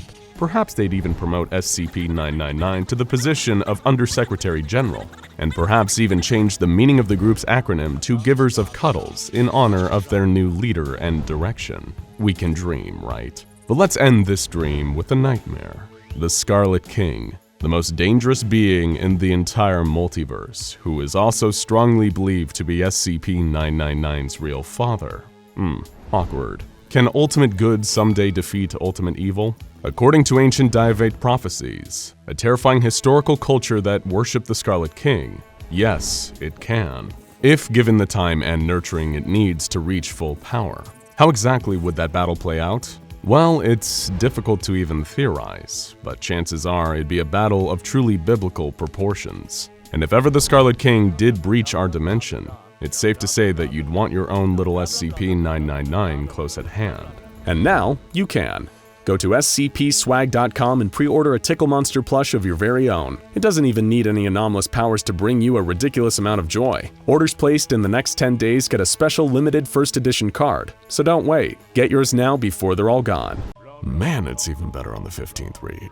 Oh, hello, I didn't see you there, dear viewers of SCP Explained. I'm on break between supervising SCP-682 termination attempts and inspecting the mops we use on SCP-173's leavings, so I decided to do what all the cool people are doing in their spare time right now. Rereading Chainsaw Man, the hit manga by Japanese author and artist Tatsuki Fujimoto. For the uninitiated, it's the story of Denji, a poor young man from Japan who makes his living hunting devils, dangerous creatures that are embodiments of mankind's greatest fears. But when that living leads to him dying at the hands of a gang of zombie yakuza, believe me, it makes sense in context, he bonds with the legendary Chainsaw Devil and is reborn as Chainsaw Man, an unconventional superhero who chainsaws first and asks questions later.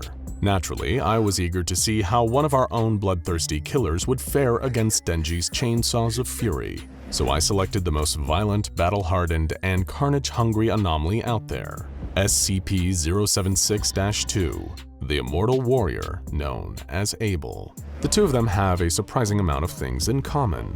Both are effectively immortal and can revive after sustaining massive physical injuries. Both absolutely love to fight with their array of deadly weapons and anomalous strength. Both have been part of experimental operations groups, with Denji being a member of Japan's Public Safety Devil Hunters Division 4, and Abel being an ex-member of the SCP Foundation's disastrous Pandora's Box Mobile Task Force, most of which he later massacred out of boredom. You can probably see why these two really did feel like the perfect matchup. So after forcing the trusty Anomatron 6000 to read every currently available volume of Chainsaw Man, and compute years of Abel's gruesome battle data, I've set up the perfect simulation for your viewing pleasure. And hey, fellow fans of the manga, isn't it horrifying that even we beat MAPPA to the punch of animating this thing? Ah, God, that joke will age poorly if that anime comes out before this. Anyway, let's crank this machine into action and let her rip. Japan, 1997. Everything is roasting in the July heat. Men in Black, Harrison Ford's Air Force One, and Air Bud are hitting theaters for the first time. Everything is right with the world.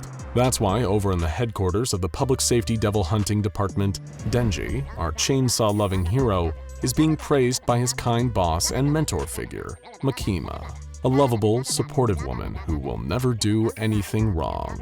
She even loves dogs. How could a person who loves dogs ever be evil? That very morning, Denji and his Chainsaw Man form managed to defeat the accidentally making a mistake on your tax forms and now you're going to prison devil, who had been terrorizing downtown Tokyo.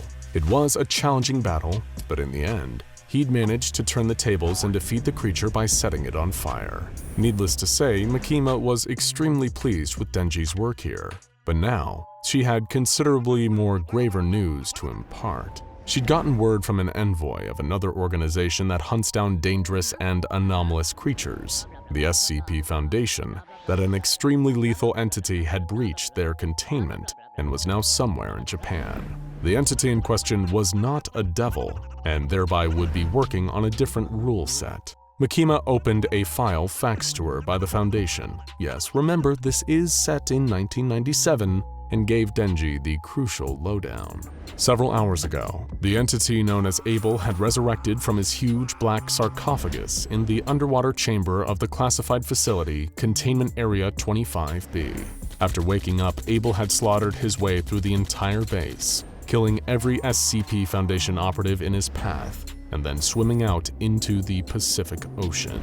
Sometime after that, he infiltrated a Japanese cargo ship and murdered all the workers on board before steering the ship back towards the land of the rising sun, where he hoped to claim even more victims. Makima told Denji that it would fall to him and his associates to stop this Abel, with a little help from the SCP Foundation's intelligence. But be warned, Abel is an incredible combatant with extreme physical strength and durability, as well as surprising tactical intelligence. It wouldn't be an easy fight, but Makima promised that if Denji won, she'd hug him and go to a nearby karaoke bar with him. Denji replied, "Consider him dead already, Miss Makima." Meanwhile, Abel was walking through the slums of Tokyo, marveling at the neon signs for bars and clubs. His journey to Japan hadn't been an accident. Abel had been to Japan once before, in the year 1605. He'd faced the legendary Japanese philosopher and swordsman Miyato Musashi, considered by many to be one of the greatest warriors in human history. Abel had dueled Musashi, who famously wielded 2 katanas at once, in the hills of the Harima province, where after a tense battle, Musashi cut him down. Abel would not resurrect again during Musashi's lifetime, but the battle gave him a deep and abiding respect for the legendary warrior. Abel knew that if the opportunity ever rose again, he would return to Japan in hopes of experiencing such a brilliant battle yet again. But the industrial and technological boom had changed so much. It was no longer the quiet and pastoral Japan he'd experienced, but a booming epicenter of trade and commerce. He found it all strange and perplexing. Suddenly, he found himself surrounded by a group of Japanese street thugs, many of them wielding switchblades. They laughed at his strange outfit, which to them looked like an old, worn bedsheet. One of the smarter members of the group had already decided to go home when the others made up their mind to mug Abel. The warrior's extensive tattoos made him look like a Middle Eastern Yakuza Don. The rest, however, were happy to take their chances with him. "Empty your pockets if that goofy toga even has pockets," the leader said, holding up his switchblade, "unless you want to get cut." Abel just smirked and drew a pair of long obsidian daggers. In the following moment, the alley was filled with screams, then was silent yet again. Abel walked on, breathing a sigh of disappointment at how incredibly mediocre this first fight had been, his blades dripping with fresh blood. Musashi is rolling in his grave, Abel thought to himself. Meanwhile, across town, Denji and the rest of Division 4 were mobilizing. It was him, the serious sword-wielding Aki, and the adorable, pathologically lying blood fiend, Power. They'd been told over the phone by a man named Dr. Bright that Abel would be relatively easy to track down. He's not known for his subtlety. All you need to do is follow the trail of carnage he causes wherever he goes. From the way he talks about him, it seems almost as though Dr. Bright bears a personal grudge against Abel. How strange. Power didn't seem intimidated. She proudly proclaimed, "I don't think this battle will be difficult at all. In fact, I've faced this Abel before and defeated him handily." Aki sighed and asked, "When did this happen?" "Last Tuesday, of course," she replied. Power had only heard about Abel this morning, but Denji and Aki had learned better than to dispute her at this point. Suddenly, a large television screen that had been previously relaying an ad for a cutting-edge stereo system cut to an emergency news report. There had been a horrific incident in downtown Tokyo, where a bar had been attacked and most of its patrons murdered by a deranged tattooed man carrying a pair of huge swords. Aki immediately recognized this place. The bar was Yakuza-owned. If this Abel was on the hunt for worthy opponents, it makes all the sense in the world that Japan's iconic crime syndicates would be his first target. Denji, Aki, and Power knew exactly where they needed to go. Over at the bar, Abel was having a whale of a time. Innocent patrons were running and screaming, while the Yakuza engaged in an all-out war with a terrifying, inhuman warrior. Several of them had already been cut down. 2 Yakuza soldiers behind the bar were reloading illegal Uzis and preparing to return fire. Both were sweating, terrified by the sudden, random attack. When they'd shot him before, he'd managed to dodge most of the bullets and expertly blocked the rest with his swords. Who the hell had sent this monster? Was he with the Triads, the Russian mob, or some devil summoned by the Japanese government to crack down on them. Whatever the case, he seemed almost impossible to kill. The two men stood back up and opened fire. Abel held his two swords and spun like a propeller, blocking all the bullets almost effortlessly. He then produced another dagger, seemingly from thin air, and threw it directly into the heart of one of the two remaining Yakuza behind the bar. He dropped to the ground dead instantly, leaving only his friend alive in a bar full of corpses. That's when Abel noticed a decorative katana behind the bar. He smiled and ordered the surviving Yakuza soldier to pick up the sword and give him a real fight. The hapless mobster realized in that moment that this guy was truly crazy, whoever he was. But what choice did he have now? With terror in his heart, the last surviving Yakuza grabbed the katana and unsheathed it. Good, Abel said, his voice deep and menacing. Now, come fight me. Let's see if you last a few seconds longer than your worthless friends, shall we? He did not. The second the Yakuza ran towards Abel, and the ancient swordsman swiped at him with one of his blades, cutting through the katana and the opponent holding it. A puny gangster never stood a chance against a deadly immortal warrior, and Abel was furious. The last time he was here, he faced a truly expert killer, who even managed to end Abel's life in a single combat. And now he was slaying insects in a karaoke bar. Pathetic. Suddenly, his ears pricked up. He turned to see a red axe flying at his head at incredible speeds. With his superhuman reflexes, he managed to dodge just in time, but the axe still cleaved off a chunk of his hair as it passed. Abel could see the one who threw it standing at the entrance to the bar. It was the blood fiend, Power, who'd made the axe out of her own blood. Standing next to her were Denji and Aki, Denji wielding an axe and Aki stoically observing. Damn, Miss Makima promised we do karaoke at this bar if I beat you, Denji said. You're going down for this. Abel smiled and pulled out another pair of blades. Finally, he roared. Warriors who fight the old-fashioned way. I feared the years had stolen you all from me. Power stepped forward, producing another blood axe from nowhere. She yelled, Tremble in fear, Abel. 'Tis I, your arch-nemesis, the mighty Power! Abel had literally never seen her before in his thousands of years of life, but he appreciated that these warriors were at least able to match his level of drama. As far as he was concerned, the fight was on. But even Abel didn't know the level of fighting he was getting in for here. As he charged forward, the trio split, immediately surrounding him. Good tactics, Abel thought to himself. Already, this was promising. Aki, who had remained quiet up to this point, attacked first. He drew a tatano knife from his suit jacket and slashed at Abel with impressive speed. But unlike three of the other combatants in this situation, Aki was only human, which gave him a serious disadvantage. Abel decided it would be best to put him out of commission first. With a quick and brutal kick to the chest, Aki was thrown against the wall with the majority of his ribs broken. Revved up by his own bloodlust, Abel turned to Denji in Power and grinned like a maniac. This was already the most fun he'd had in a long time. Who are these people? Doesn't matter, he thought. They'll be dead soon anyway. While Abel was still locked in thought, Power pulled out a comically large hammer made out of her own blood and brought it down towards Abel. He was surprised by the sudden attack. Did this girl have the same weapon-producing powers as him? This just keeps getting more interesting. 'Tis the end, Abel! Power screamed as the hammer came down. You have once again been defeated by the mighty Power! Again, just to clarify, these two had never met each other. But it was already too late. Abel punched upwards, his clenched fist colliding with the hammer. He hit it with such terrifying force that Power's blood hammer shattered against his knuckles. In that same instant, Abel noticed Denji running at him with an axe from behind. Abel produced another obsidian dagger and threw it into Denji's forehead, dropping him to the ground immediately. Pathetic. Power tried to produce another weapon, but she used up too much blood already. Before she had a chance to make anything substantial, Abel sprung forwards with terrifying speed, trying to land a killing blow. But even weakened, Power was freakishly fast. She was able to dodge his blow and kick him in the ribs, momentarily stunning him. Of course, she took the time to gloat, putting her hands on her hips and laughing victoriously. Need a second to catch your breath, Abel. It is to be expected. None can keep up with me, she grandiosely announced.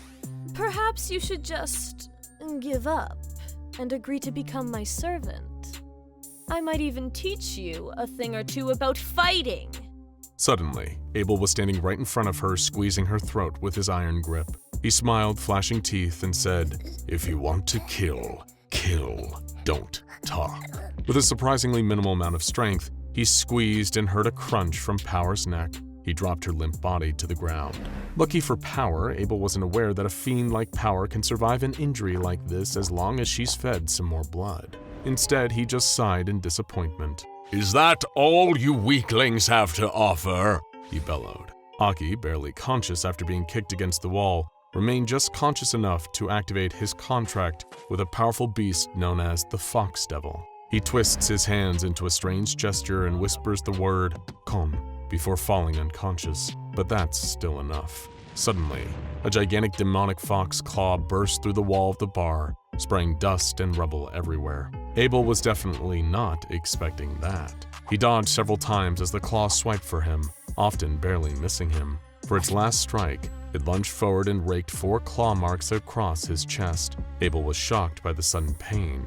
It felt fantastic. He pulled a long obsidian spear out of one of his pocket dimensions and forced it down through the Fox Devil's paw and into the ground, pinning it in place. After a moment of thrashing, the claw dissipated into smoke, lending Abel another victory, though even he would admit this was a more exciting fight than the other ones had been. Was that it? Had he gained total victory once more, just like he so often did these days? He was about to take pity on himself when Denji rose up behind him.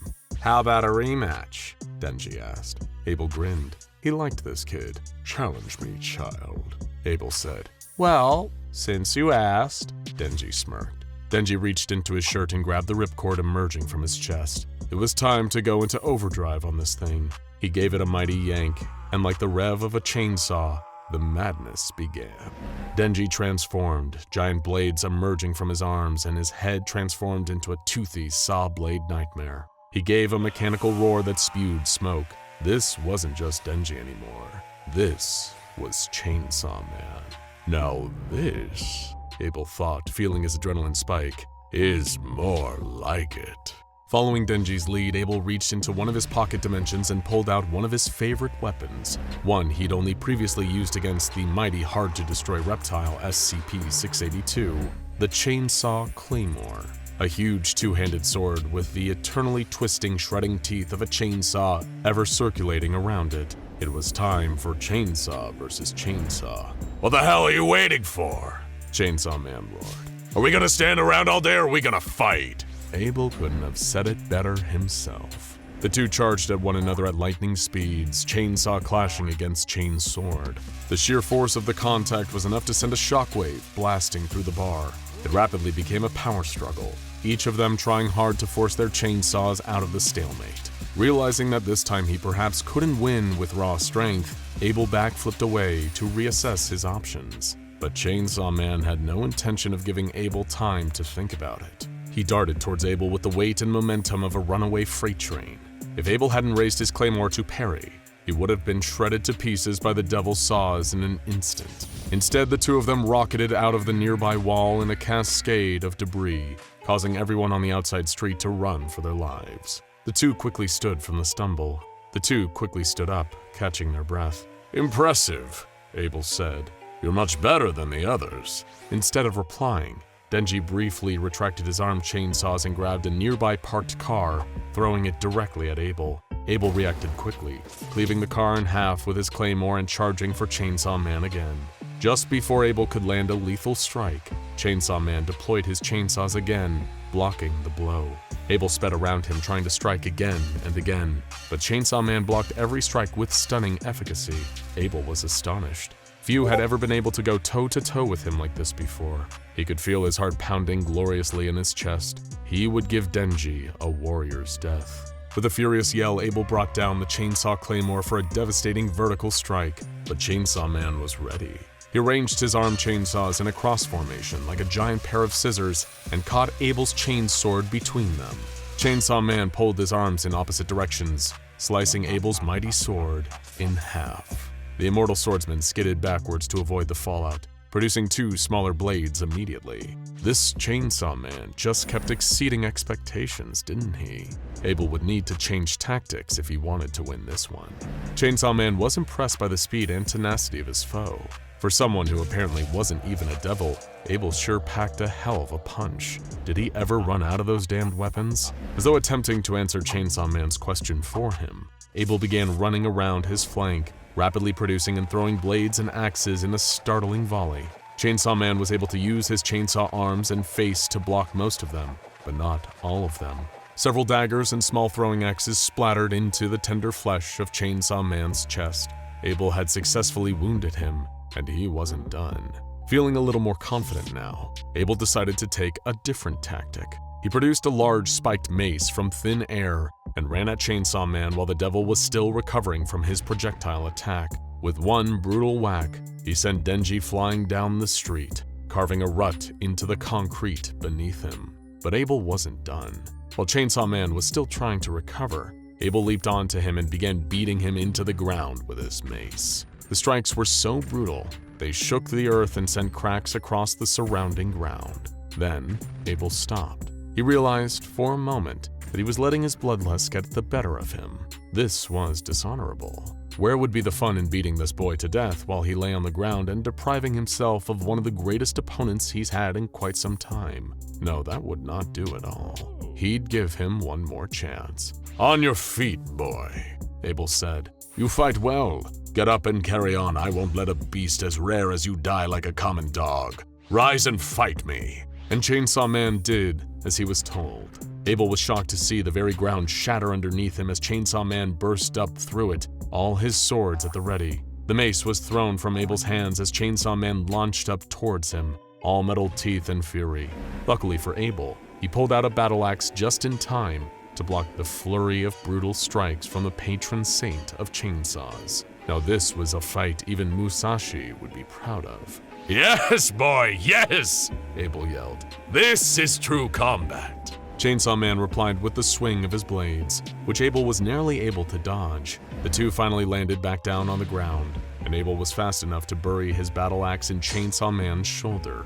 Before the devil could return a blow to Abel, the anomalous swordsman pulled out a pair of his favorite swords and locked Chainsaw Man's arms in place. Chainsaw Man was undeniably incredibly powerful, but it looked like Abel's superior experience and tactics might save him this time.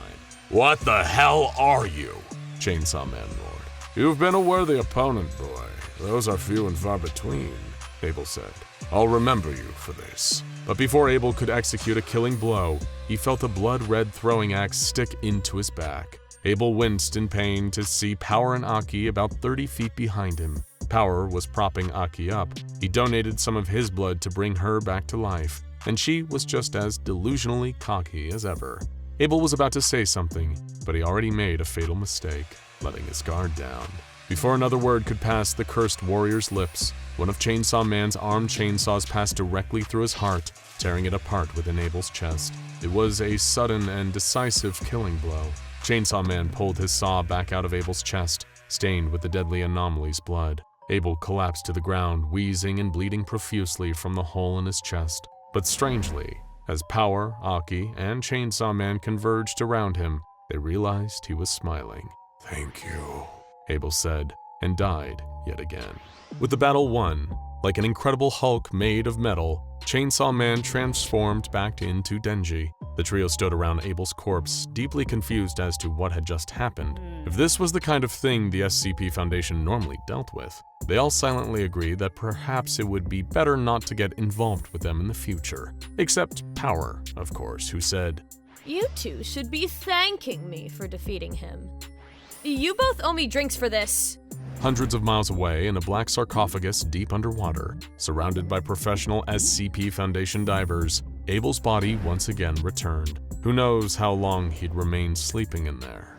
But what we do know is that his deathless sleep was suffused with the sweet dreams, knowing that this world still held worthy opponents, and for Abel, that was everything. It happened in 1981, in a small rural village in West Germany. Siegfried, 9 years old, ran across the bitter snow, tears freezing to his cheeks. It was Christmas Day, and not long ago he'd been so happy. He was celebrating with his family, his mother, his father, and his young sister, the centers of his universe, when that monster had attacked and destroyed everything he'd ever known. The White Terror, the destroyer of Christmas cheer, the Yule Man, SCP-4666. Though of course, young Siegfried had no idea. In hindsight, Siegfried's parents had been noticing strange things in the lead-up to Christmas Day. Unfamiliar bumps and knocks, strange smells coming from the attic, the occasional tall, dark silhouette on the horizon outside their isolated old farmhouse. But in all the hustle and bustle of the season, nobody really paid the proper attention to all the signs of an incoming Weihnacht event. Every eerie feeling was just written off as stress or overactive imaginations. None of the Geist family knew about the true danger they were facing until they woke up to see the Yule Man standing over them, sharpening a rusty blade and staring at them with hungry, sadistic eyes. Merry Christmas, the creature rasped and chuckled. Siegfried was lucky to escape alive, but of course he would never see his family again. He'd be picked up a day or so later, traumatized, catatonic, and almost frozen to death. When he was finally able to speak again, he spoke of a monster having killed his family. When the police investigated his home and found the remains, they deemed it to be the work of an all-too-human serial killer, and poor Siegfried Geis was entered into the foster system. Years of work with psychiatric professionals tried to convince young Siegfried that the monster he claimed to see, the unnaturally tall, gnarled, bony freak with those shimmering black eyes, was merely a product of his trauma. But he knew the truth. He always knew. What he encountered that day, the thing that took his family, was nothing less than a true monster. And at 9 years old, Siegfried made a vow he would one day kill the monster, no matter what it took. When Siegfried was finally adopted and returned to school, he did everything he could to apply himself academically. He had no interest in friends or romantic relationships, even as he grew into his teenage years. The only thing that drew his interest, in addition to the perfection of his academic life, was his own private research into the supernatural. He became an expert in all things occultic and anomalous, sightings of ghosts, phantoms, aliens, and monsters. He wanted to know it all. No, needed to know it all. He would arm himself with knowledge, wanting to know everything he could in advance of the confrontation that would be his final destiny. He also began obsessively researching attacks similar to the ones that killed his family, and found an eerie pattern seemingly to unfold all over the Northern Hemisphere. During the 12 days of Christmas, entire families would be found dead in their homes, mutilated horrifically, often with children having gone completely missing. They happened far enough apart in terms of time and space that no connection was drawn between the events, all just random attacks according to the police and media. Weren't the connections obvious? He didn't understand it. It was almost like there was some kind of sweeping cover-up obscuring the true culprit behind all these killings. The same beast that destroyed his life. As Siegfried, now known to most as Dr. Geis, ascended through his time at university, he became one of Germany's foremost scholars on the occult, with several published papers and books that drew fascination of fellow experts and laymen alike. But most importantly of all, Siegfried's work got the attention of the SCP Foundation. They reached out to the ambitious rising star of the paranormal world and offered him a research position. Dr. Geis was elated and said that he would happily take the role if they answered one question for him. Did they know anything about a horrific humanoid monster that attacked families across the Northern Hemisphere around Christmas time? This was the moment when Dr. Siegfried Geis, after decades of searching, finally came to know about SCP-4666. He had access to all of the SCP Foundation's information on the monster, putting him several steps closer to what had always been his ultimate goal, killing that godforsaken thing. But this would be easier said than done. After all, if the Yule Man was easy to track, the Foundation would have captured and contained him long before now. His attacks could occur anywhere across the Northern Hemisphere, making catching him the world's largest game of whack-a-mole. But this was a game that Dr. Guise had more than enough patience to play. Over the following years, Dr. Guise worked as hard as humanly possible, not just at the case of SCP-4666, but at every piece of work the Foundation had to offer him. Much like his ruined childhood, Guise made no effort to interact, no effort to form social connections. He just worked and worked and worked and worked with single-minded passion, soon developing a reputation as one of the most hard-working and dependable figures in the SCP Foundation's European division. It was this kind of work ethic that soon saw him promoted to senior researcher, and then a site director. He had more control over information, resources, and manpower than ever before. It was almost time. He could sense it. Delegating other tasks to his subordinates, Dr. Guise began to work on his masterpiece, an advanced algorithm connecting police, social media, and surveillance databases across the Northern Hemisphere. You see, while Dr. Guise had never faltered in his quest, neither had the Man. Every year, more families disappeared or were horrifically murdered, and every death weighed on Guise. He saw them as a personal failing of his inability to fulfill his destiny. But the Man was a creature of habit, and it would be that very adherence to habit that Guise used to destroy it. Using the algorithm he created, they would perfectly track and triangulate the home most likely to be the subject of a dreaded Huisnacht event, with greater accuracy and precision than ever before. The year was 2022. Dr. Guise was convinced that this time, he would be the one to claim victory and vengeance. There was one thing he didn't tell his Foundation compatriots, though. As he put the pieces in place for the final showdown, he had no intention of containing the Man. This time, he would destroy it. Using his newfound influence as a well-respected site director, he requested the transfer of a few high-profile anomalies, as well as the services of a crack mobile task force death squad. It was time. The Man watched the house from a distance. He'd been observing for days, watching the nice, happy family within. What pleasure it would bring him to destroy them, and take what's left to his workshop for further fun. Tonight would be the night that he claimed them. They were all blissfully unaware, and lived in an isolated rural area where nobody but him would hear all the wonderful screaming. The second the lights went out inside the house, he would strike, and bring about some Christmas fear. When the last window went dark, the Man drew a long, rusty blade out of his bag of tricks and approached the house. He crept in through one of the windows. Locks had never been a problem for him. This whole process had played out hundreds of times. He barely even needed to think about it now. He crept in past the presents around the Christmas tree, found the stairs and began to climb. He'd find them in their beds, one by one, and take his time, savoring the pain, savoring the fear. He went into the youngest one's bedroom first, his lips pulled back into a manic grin. There was the little boy, tucked in under his quilt, like a present waiting to be unwrapped. He grabbed the sheet with his long, gnarled fingers and pulled it back, only to see a plastic dummy underneath, with a stun grenade fixed to its chest. Before the Man could even react, the stun grenade exploded into his face, blinding him with a sudden white light and ringing in his ancient ears. The next thing he heard was a rugged military voice yelling, "Squad Alpha, move in!"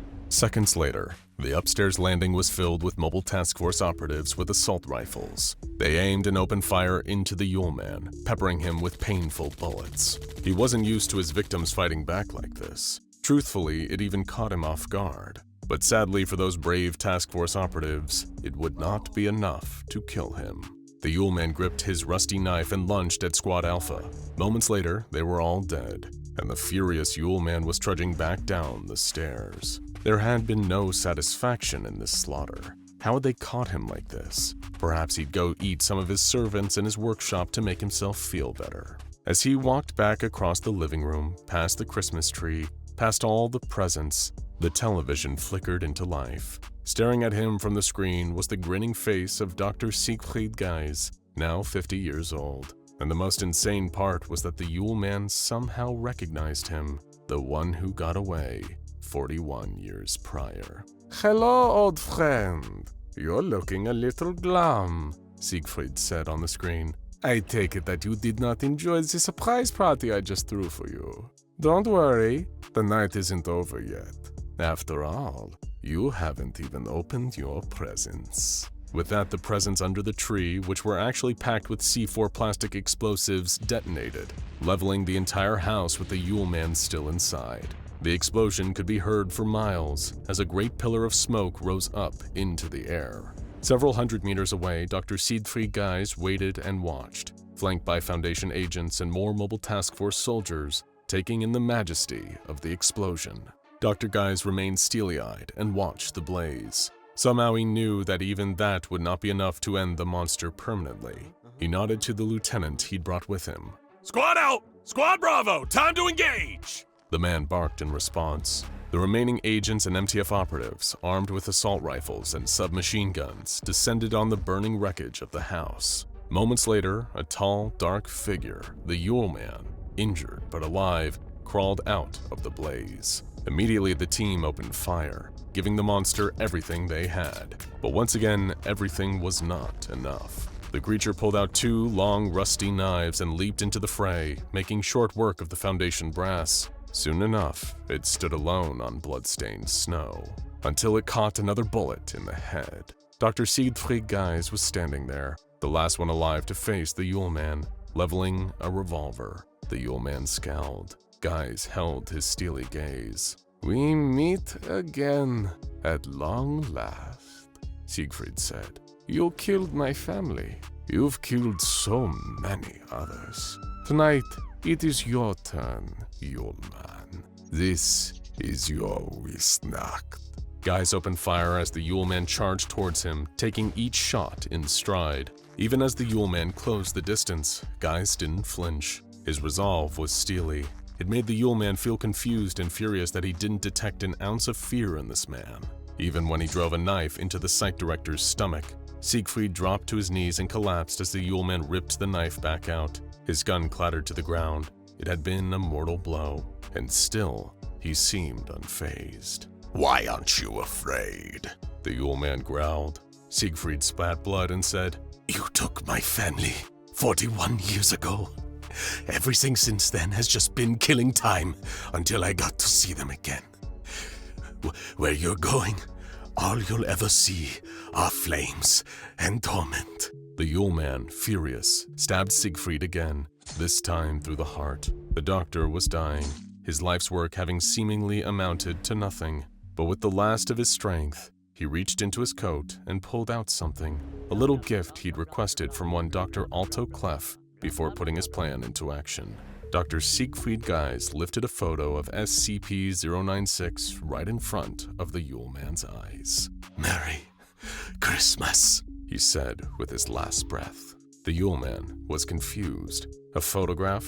Was that it? Was that really this foolish little boy's trump card after all this time? What a waste. Then, without a moment's warning, SCP-096 barreled into the Yule Man, sending them both rolling across the snow. One of Siegfried's preparations was to have SCP-096's containment cube temporarily relocated to only a mile away from the ambush site to avoid collateral damage. If everything else failed, then SCP-096 would be their Hail Mary pass, their finishing move.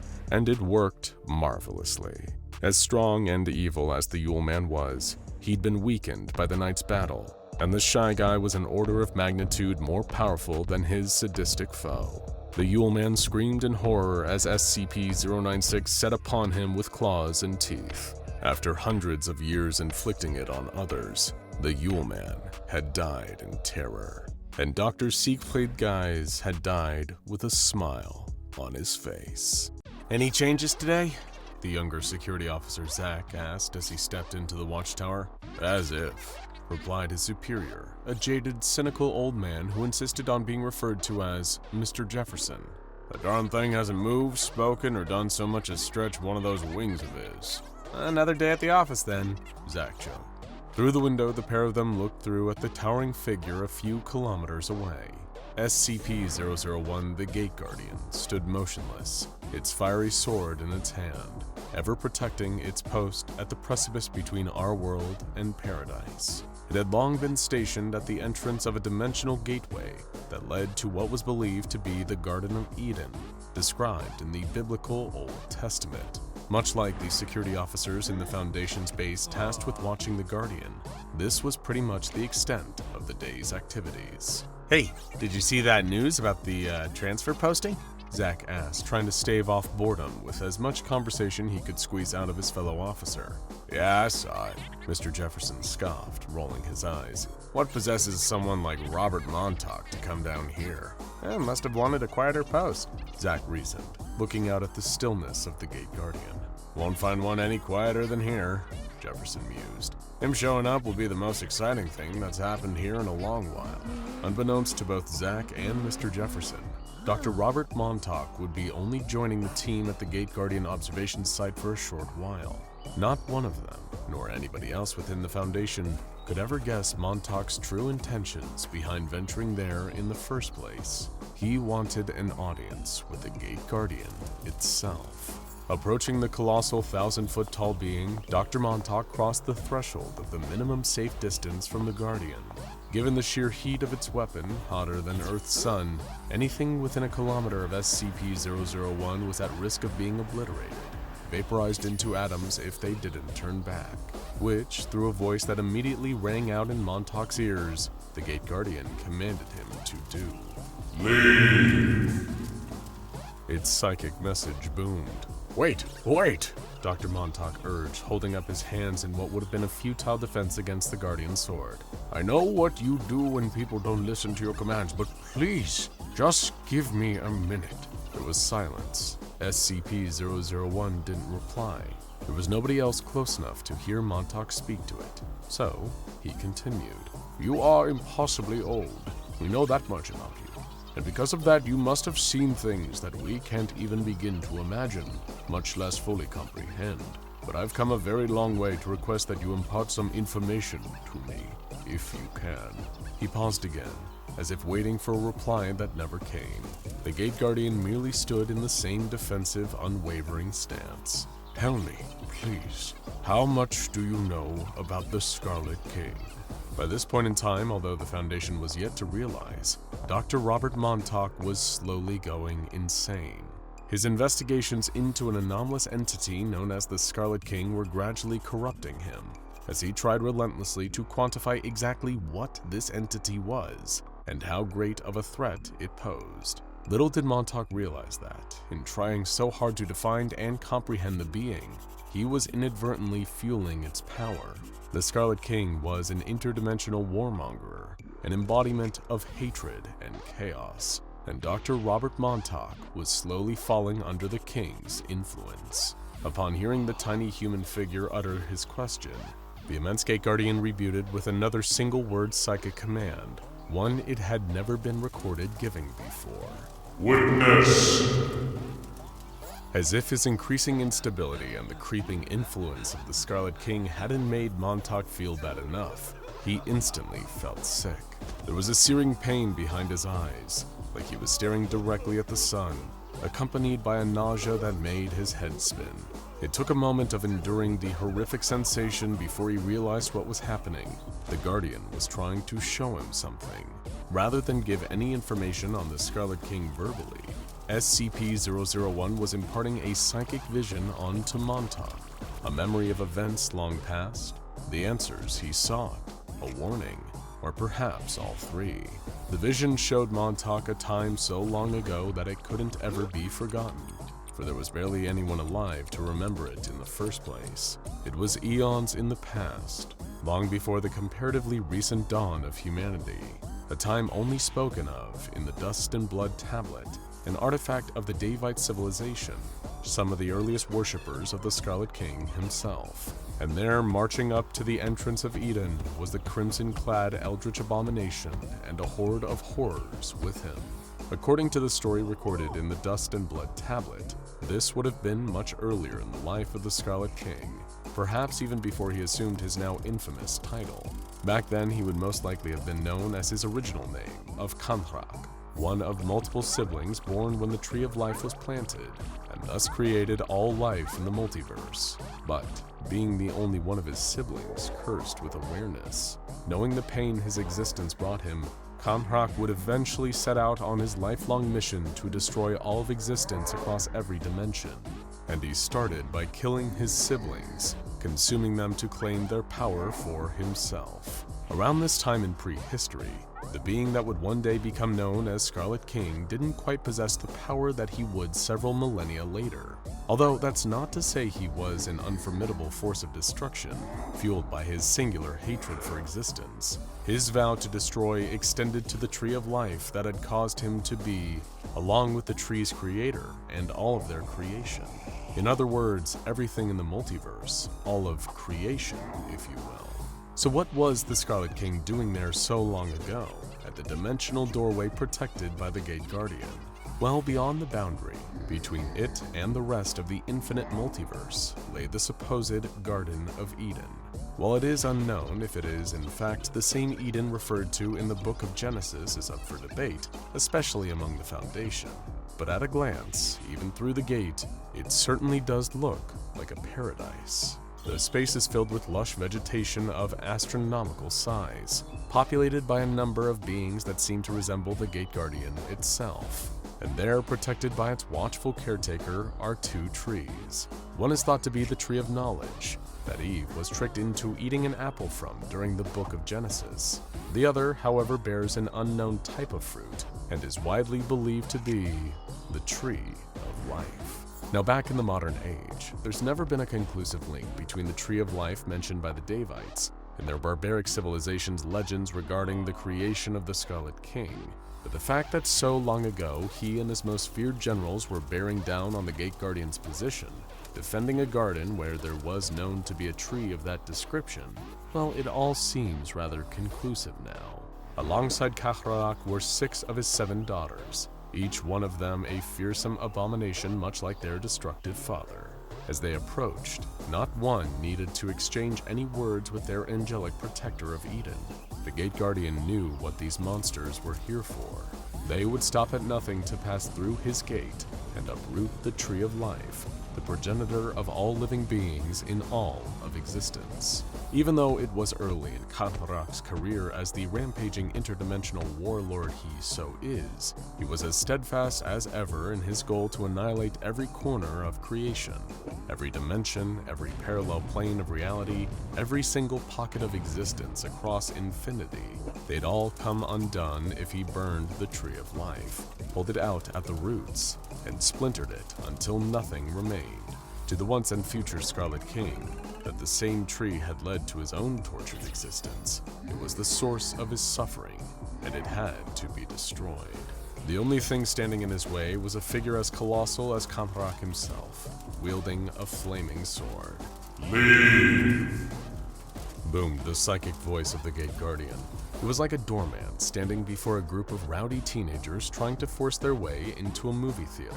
Except these rowdy teens were the Scarlet King, his horrifying daughters, and the forces he had already amassed since his creation.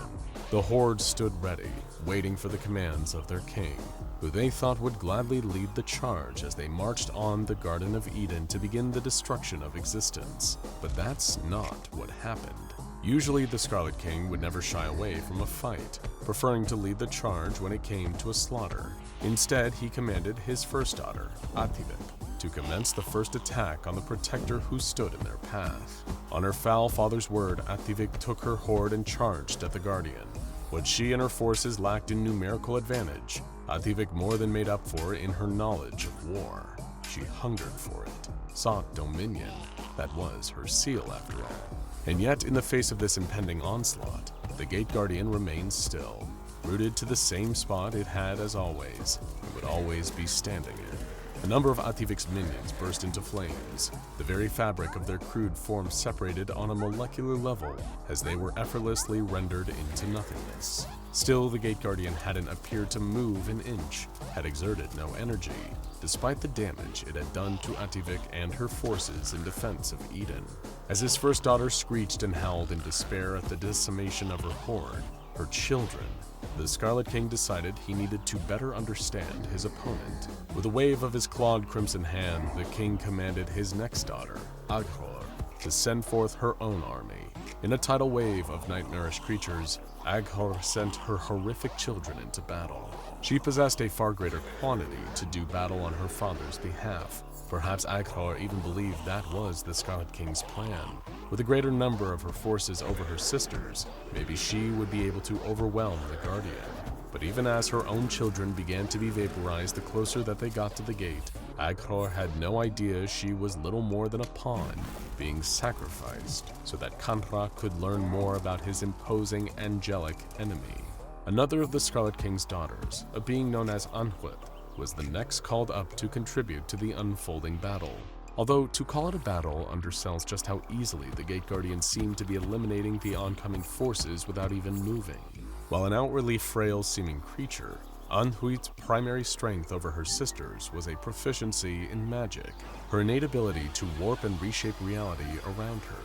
It was that power that had caused her father to be wary of her, viewing Anhuit's abilities as a threat to his leadership. And so Kantrak had her crippled and all her children, leaving them unable to overthrow him, but still loyal to their king.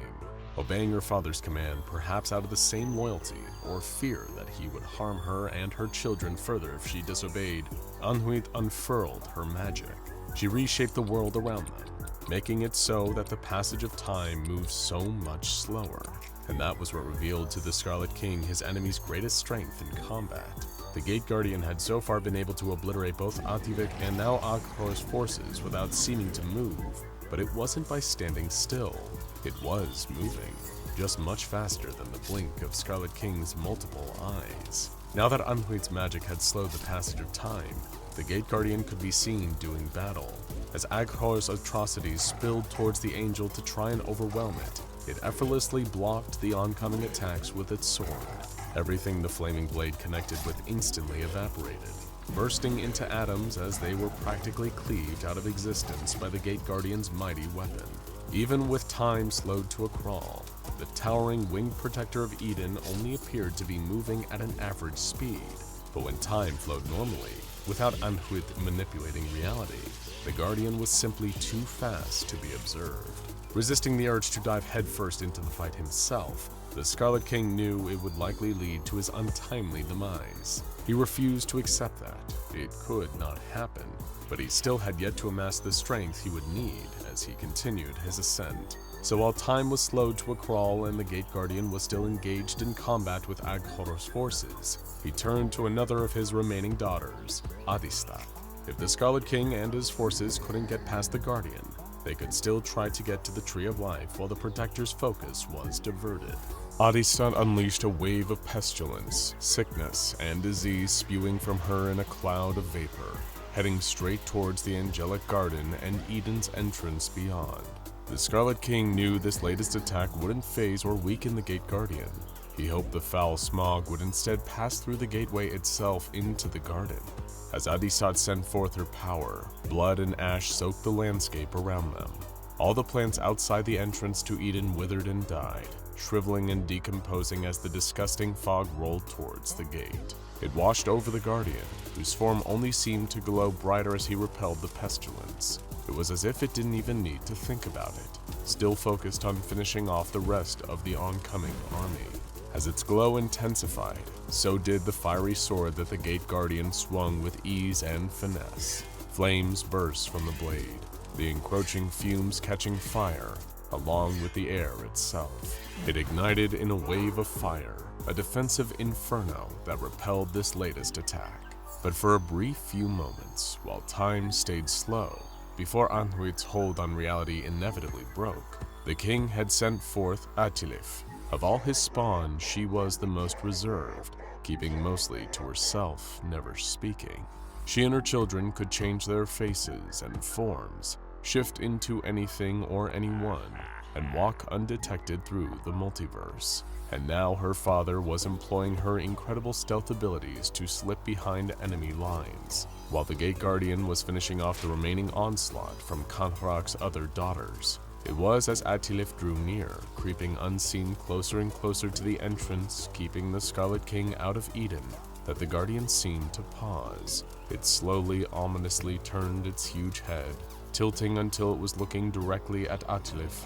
If its expression could be seen, maybe the Gate Guardian would almost be impressed that someone was able to sneak past it. After all, it was a feat that no other being in creation could ever hope to accomplish. But then again, with its steadfast conviction and dedication to its protective duty, maybe it would have looked upon Atilif with anger. With a cleaving swing of its scorching sword, the Gate Guardian unfurled a tidal wave of fire that engulfed everything around it. Not just Atilif, but Ativik, Aghor, and Adistat. All the king's daughters that had attacked so far, along with every one of their own children, were instantly obliterated. They were all reduced to empty, vacant spaces where they had once been, their atoms separated by the searing swing of the Guardian's weapon. The devastating blow by his adversary did little to deter the Scarlet King from his mission. He was still set on destroying the Tree of Life, and no loss was too great in his pursuit of destroying existence. He barely cared that 4 of his own daughters had just been unmade by the Guardian. Anhuit was still there, clinging on to time as if it were a thrashing animal. The Scarlet King could simply make her restore her fallen sisters and their forces. He had lost nothing, but had held back for too long, and slowly drew his own weapon out of thin air. Wielding a sword that was as blood-soaked as the Guardian's was hot, the Scarlet King locked blades with the one being standing in their way. Both the ancient angelic defender and the attacking eldritch abomination were evenly matched. Every one of their vicious strikes against the other met with an equally strong parry. A weapon of extreme, all-consuming heat blocked swipes from a sharp, serrated edge that matched the deep red that would be forever synonymous with Kankrak. The force of their 2 swords clashing and striking each other was so great that it rippled out from their one-on-one fight. The landscape around them was flattened, wiped clean of any remaining plant life that hadn't already been destroyed by the forces of the king's daughters. Despite having acquired nowhere near the power he would thousands of years after this fight, the Scarlet King was still a formidable force in single combat, and yet the Gate Guardian seemed incapable of tiring or weakening, still standing strong against the onslaught. Even after wiping multiple armies out with its flaming sword, the Guardian was still able to hold its own against the Scarlet King, who was furious, enraged at being so close to the Tree of Life, yet unable to get past his angelic adversary. He'd need to be stronger, faster, even more ruthless than the warlord he already was. Despite Anhuit slowing down time, the King and the Guardian were at a stalemate. Time. That was it. The Scarlet King needed more time. Withdrawing from the fight, he realized that this was a battle that could not be won by sheer brute force alone. His mission to destroy all creation, to get to the Tree of Life, would take cunning, deception, and more time. If he let it, the Gate Guardian could easily kill Kankrak. Its flaming weapon could cleave him out of existence, and that would end the King's torment. But it wouldn't be enough. A death would be unsatisfying, knowing that the rest of existence would go on after he was gone. The Scarlet King couldn't accept that. It wasn't enough. So he did the one thing nobody would expect of him. He made a deal with the Gate Guardian. It was an action still fueled by his infinite hatred for all existence, his yearning for total chaos. The Scarlet King knew that one day, an event would arrive where the Guardian and the other beings like it in the Garden of Eden would spill forth and deliver judgment on this world. And when that rapture happened, the Tree of Life would be undefended. The Scarlet King bartered with the Guardian that he would retreat for the time being, so he could spend eons amassing more and more power. Then, when the fateful day arrived, the Gate Guardian would allow him into Eden to destroy the Tree of Life, while it and its brethren were busy conducting the rapture. Halting their fight, the Scarlet King offered a crimson claw to the Gate Guardian's burning hand. Returning to reality from the intense vision, still feeling sick at what he had witnessed, Robert Montauk looked up at the still, silent form of the Gate Guardian. Did you do it?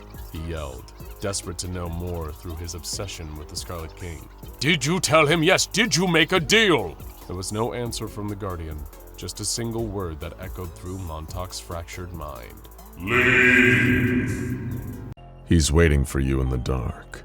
He sits cross-legged, still as a placid lake, and patient as a praying monk 6 feet deep in meditation. He's been like this for so long. His body oil slicked with deadly black grease, skin ancient and haggard, eyes black and flat with the kind of calm you'd only find in crawling insects and great white sharks. His lipless mouth is stretched across his jawbone in an ugly black rictus. He may be an old man, but trust us, he's got plenty of new tricks he'd love to show you.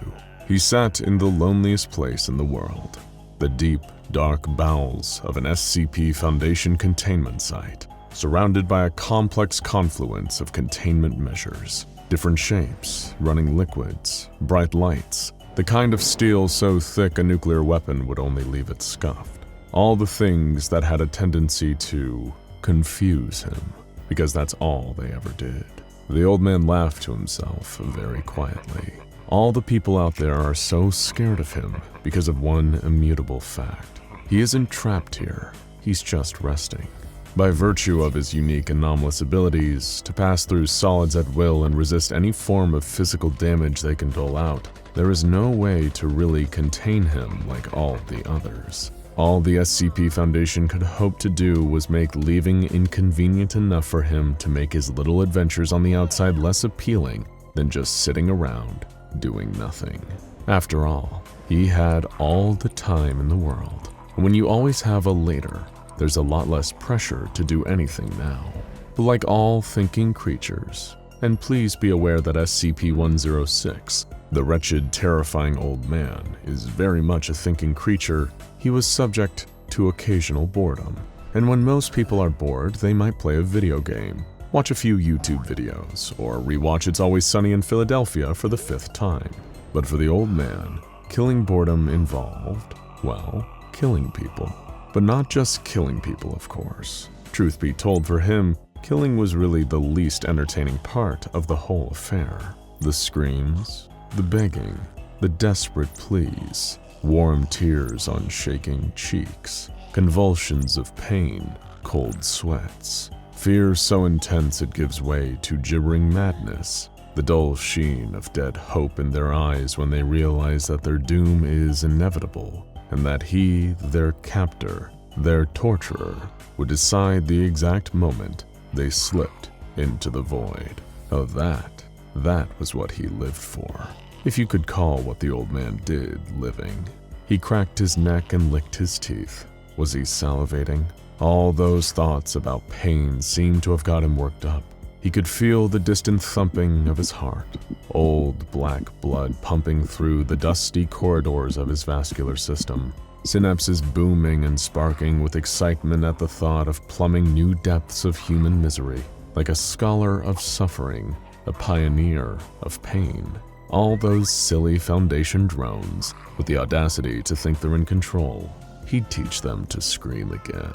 Meanwhile, in the room for the old man's containment chamber, all hell was breaking loose. Monitors on the monster's vitals were all spiking. Heart and brain activity peaked, just as they always did before the old man decided to get active. Cameras in his containment chamber showed him rising steadily to his feet, cracking his joints, limbering up. His body started to produce that terrible corrosive mucus at an accelerated rate, pooling around his feet and unleashing squalls of noxious fumes as it melted into the floor. Years of Foundation testing, and they still couldn't find any material that could withstand that vile black slop. As the old man began strolling towards the wall, a containment specialist in the control room grabbed a nearby phone and sounded the alarm for the containment breach. They needed a mobile task force, and every guard on site mobilized to tackle 106 before he got into the facility proper and started causing havoc. They couldn't risk it escaping either.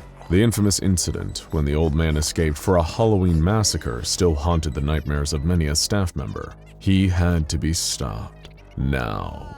A small fighting force was quickly armed and assembled, along with armor and several high-intensity portable lights to hopefully slow the monster down in time for them to grab a D-class and set up the femur breaker. By the time they all reached the hallway they intended to use as a choke point for the escape, the old man was already halfway through the outer layer of defense, phasing through the wall with that same terrible, manic grin he always had when he was about to inflict terrible violence for the sheer fun of it. The guards and task force members trained their lights and weapons on him. All of them had seen terrible things on the job, the kind of things that would saddle almost anyone with a lifetime of trauma, but almost nothing compared to the horror of direct engagement during a 106 containment breach. That terrible old coffin dodger was hell on 2 legs. When they discovered to their horror that the lights didn't seem to be slowing him down as much as anticipated, they fell back on Plan B. That B standing for blast the living hell out of him with everything they had. The personnel opened fire, pumping round after round into his dark form. While each gave a loud, meaty splatter, the old man didn't even flinch. When he was close enough, all those months of lethargy gave way to sudden, deadly speed. In many ways, the old man was like a crocodile, a fierce and intelligent ambush predator who conserved his energy wisely. He could seem so deceptively languid that you could easily mistake him for something slow and harmless, but when you got within arm's reach, the sudden quickness and ferocity would take you off guard, and by then, it's already too late. Within 30 seconds, the old man was the only thing left alive in that hallway. All the guards and task force operatives sent to slow him down lay dead, dripping with his black mucus. There was silence, save for the quiet fizzing of the mucus eating into their clothes and skin. The old man sighed. How boring. He'd killed so many people now. It all started to seem a little samey. How many screams could you hear before they all just blended into a single shrill whine? You can get sick of even your favorite meal if you eat it too often. But that didn't matter. The old man had a different order of business today. He happened to be inside an SCP Foundation containment facility, filled with so many fascinating specimens of non-human entities that the one they called SCP-106 simply couldn't wait to torture. He'd only met a small portion of the ones they had contained here, but given what a fascinating experience his past attack on his fellow anomalies was, he couldn't wait to meet some more. Meanwhile, the site's top brass did all they could to try to mobilize a second response to the rogue senior citizen from hell currently strolling through their high-security containment facility.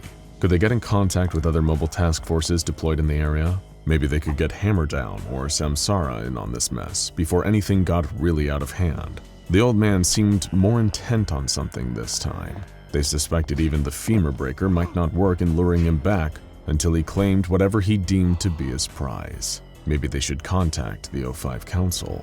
Security guards were tracking 106's progress through the facility via their vast networks of security cameras. They warned any research, administration, and janitorial staff to clear out of his path, unless they felt like being tortured to death. He hadn't dragged anyone into his pocket dimension yet, so whoever that privilege was reserved for would probably be getting a particular sticky experience. They could only speculate as to the silent beast's intentions. One guard noticed something.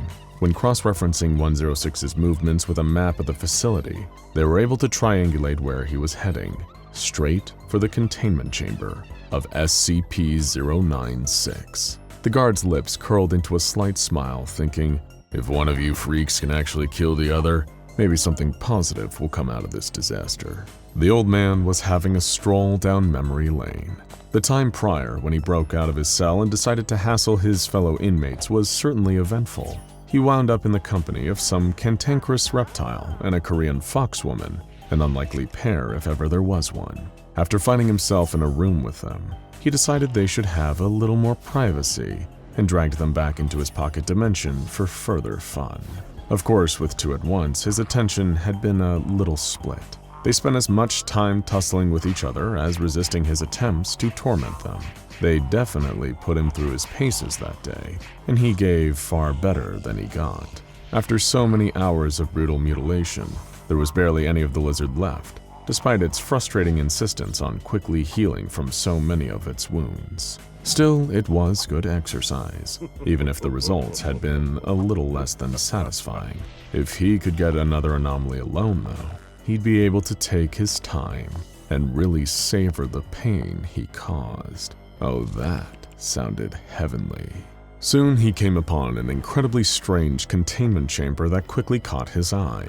It looked like a huge metal cube with no way in or out, not even a seam. Whatever was trapped in there, the old man thought it must be something that even the fools at the SCP Foundation really, truly wanted nothing to do with. But even more so than the strange sight, it was the sound that drew the old man in, tempting him like a siren song. It was weeping, a soft, sobbing keen that betrayed a bottomless well of misery. Whatever was making that crying sound had known true despair, or whatever passes for true despair before you've had a close encounter with the old man in his pocket dimension. The old man grinned and thought, "Oh, Sonny, I'll give you something to really cry about." He stepped forward and phased his way into the metal cube. The creature was in the corner. In contrast to that stupid lizard, this monster was pleasingly humanoid, with, presumably, all the familiar pain points. Splendid. The only real difference was color and proportion. It was far longer and ganglier than the average human, with grayish skin and no hair anywhere on its body. Still, it was something the old man could work with. The creature didn't even seem to register his presence. It just sat crumpled in the corner, weeping. Still grinning his lunatic grin, the old man approached and rested a moist hand on the creature's shoulder.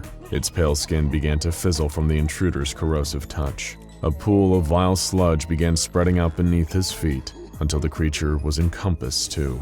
Little by little, they sank into the old man's favorite place out of the world, the pocket dimension, his own personal, eternal, infinite dungeon, where the only laws are pain and terror for all but the old man himself. Little did he know, this time, the scores may be a little more even on that front. They both stood in that terrifying labyrinth of hallways and chambers where the old man had made countless lives infinitely worse than any terrible afterlife that could follow them.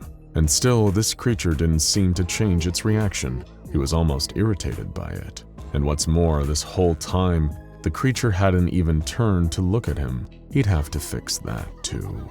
The old man, with his shocking strength, gripped the monster's shoulder and whipped him around, staring into his face, bearing his black eyes and manic smile. But he couldn't help find what looked back at him disconcerting. Its eyes were blank and white, its face stretched and warped into a permanent grimace, like Munch's old painting, The Scream. And the second the old man laid eyes on it, that's exactly what it did. Its gaping mouth let out the most terrible wail the old man had ever heard in all his years of torturing. It was a scream of unknowable sadness and fear, but somehow the old man sensed that this creature didn't fear him. It feared itself, feared what it was about to do. What the hell had he dragged down here with him? Without warning, the terrible wail soon gave way to sudden and ferocious aggression.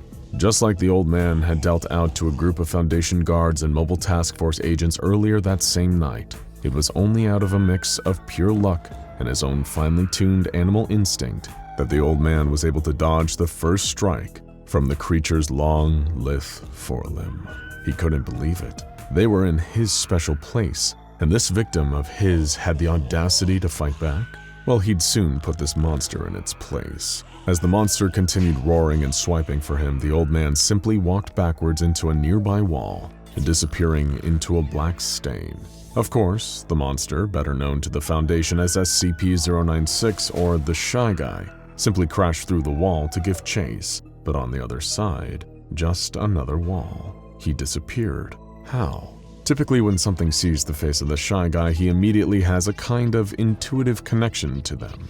He can sense their presence. It's burned into his mind, a homing beacon, an unstoppable imperative. He knows exactly where they are and how to get them. But nothing about this situation was typical. The Shy Guy felt all the murderous rage he normally did, but the rest was just static. Where was the life he needed to abolish hiding?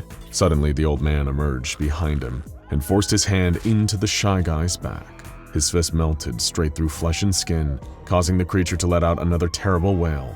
But as could be expected, they didn't leave a scratch on the Shy Guy's indestructible skeleton. The Shy Guy pulled a 180 and swung for the old man again, but he was already gone. Here in the pocket dimension, the old man had the ultimate home turf advantage. Here, space and time were his playthings. In the infinite twisting, labyrinthian walls of the pocket dimension, the old man wasn't just the devil, he was God too.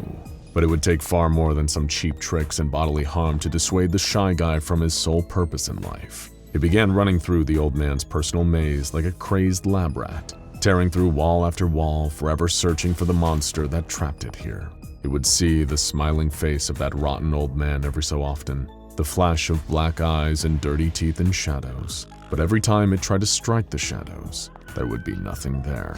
And every time he got a chance, the old man would emerge from the shadows behind the shy guy to strike back, clawing into his flesh and vanishing again before the trapped beast could retaliate. The nasty old sadist was now starting to have some fun. It was a reflex test, a classic game of high-stakes whack-a-mole, and every time the creature failed to strike him, its distress only seemed to grow. This was perfectly fine for the old man. After all, he enjoyed a little mental torment as much as he loved physical torture, and a human would have died or given in to despair long before now. This monster's wonderful mix of resilience and pain made it a great chew toy. The old man kept up this routine, baiting and striking until something unanticipated happened.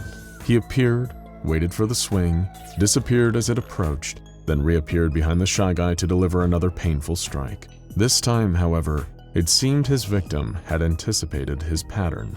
Before he could hit the creature, the shy guy turned, quicker than anything the old man had ever seen, and hit him with such force he flew through several walls in his own maze, shattering them as he went. He hit the ground, stunned by the fact that the shy guy had actually landed a hit, but he wasn't done. The shrieking monster came bounding after him.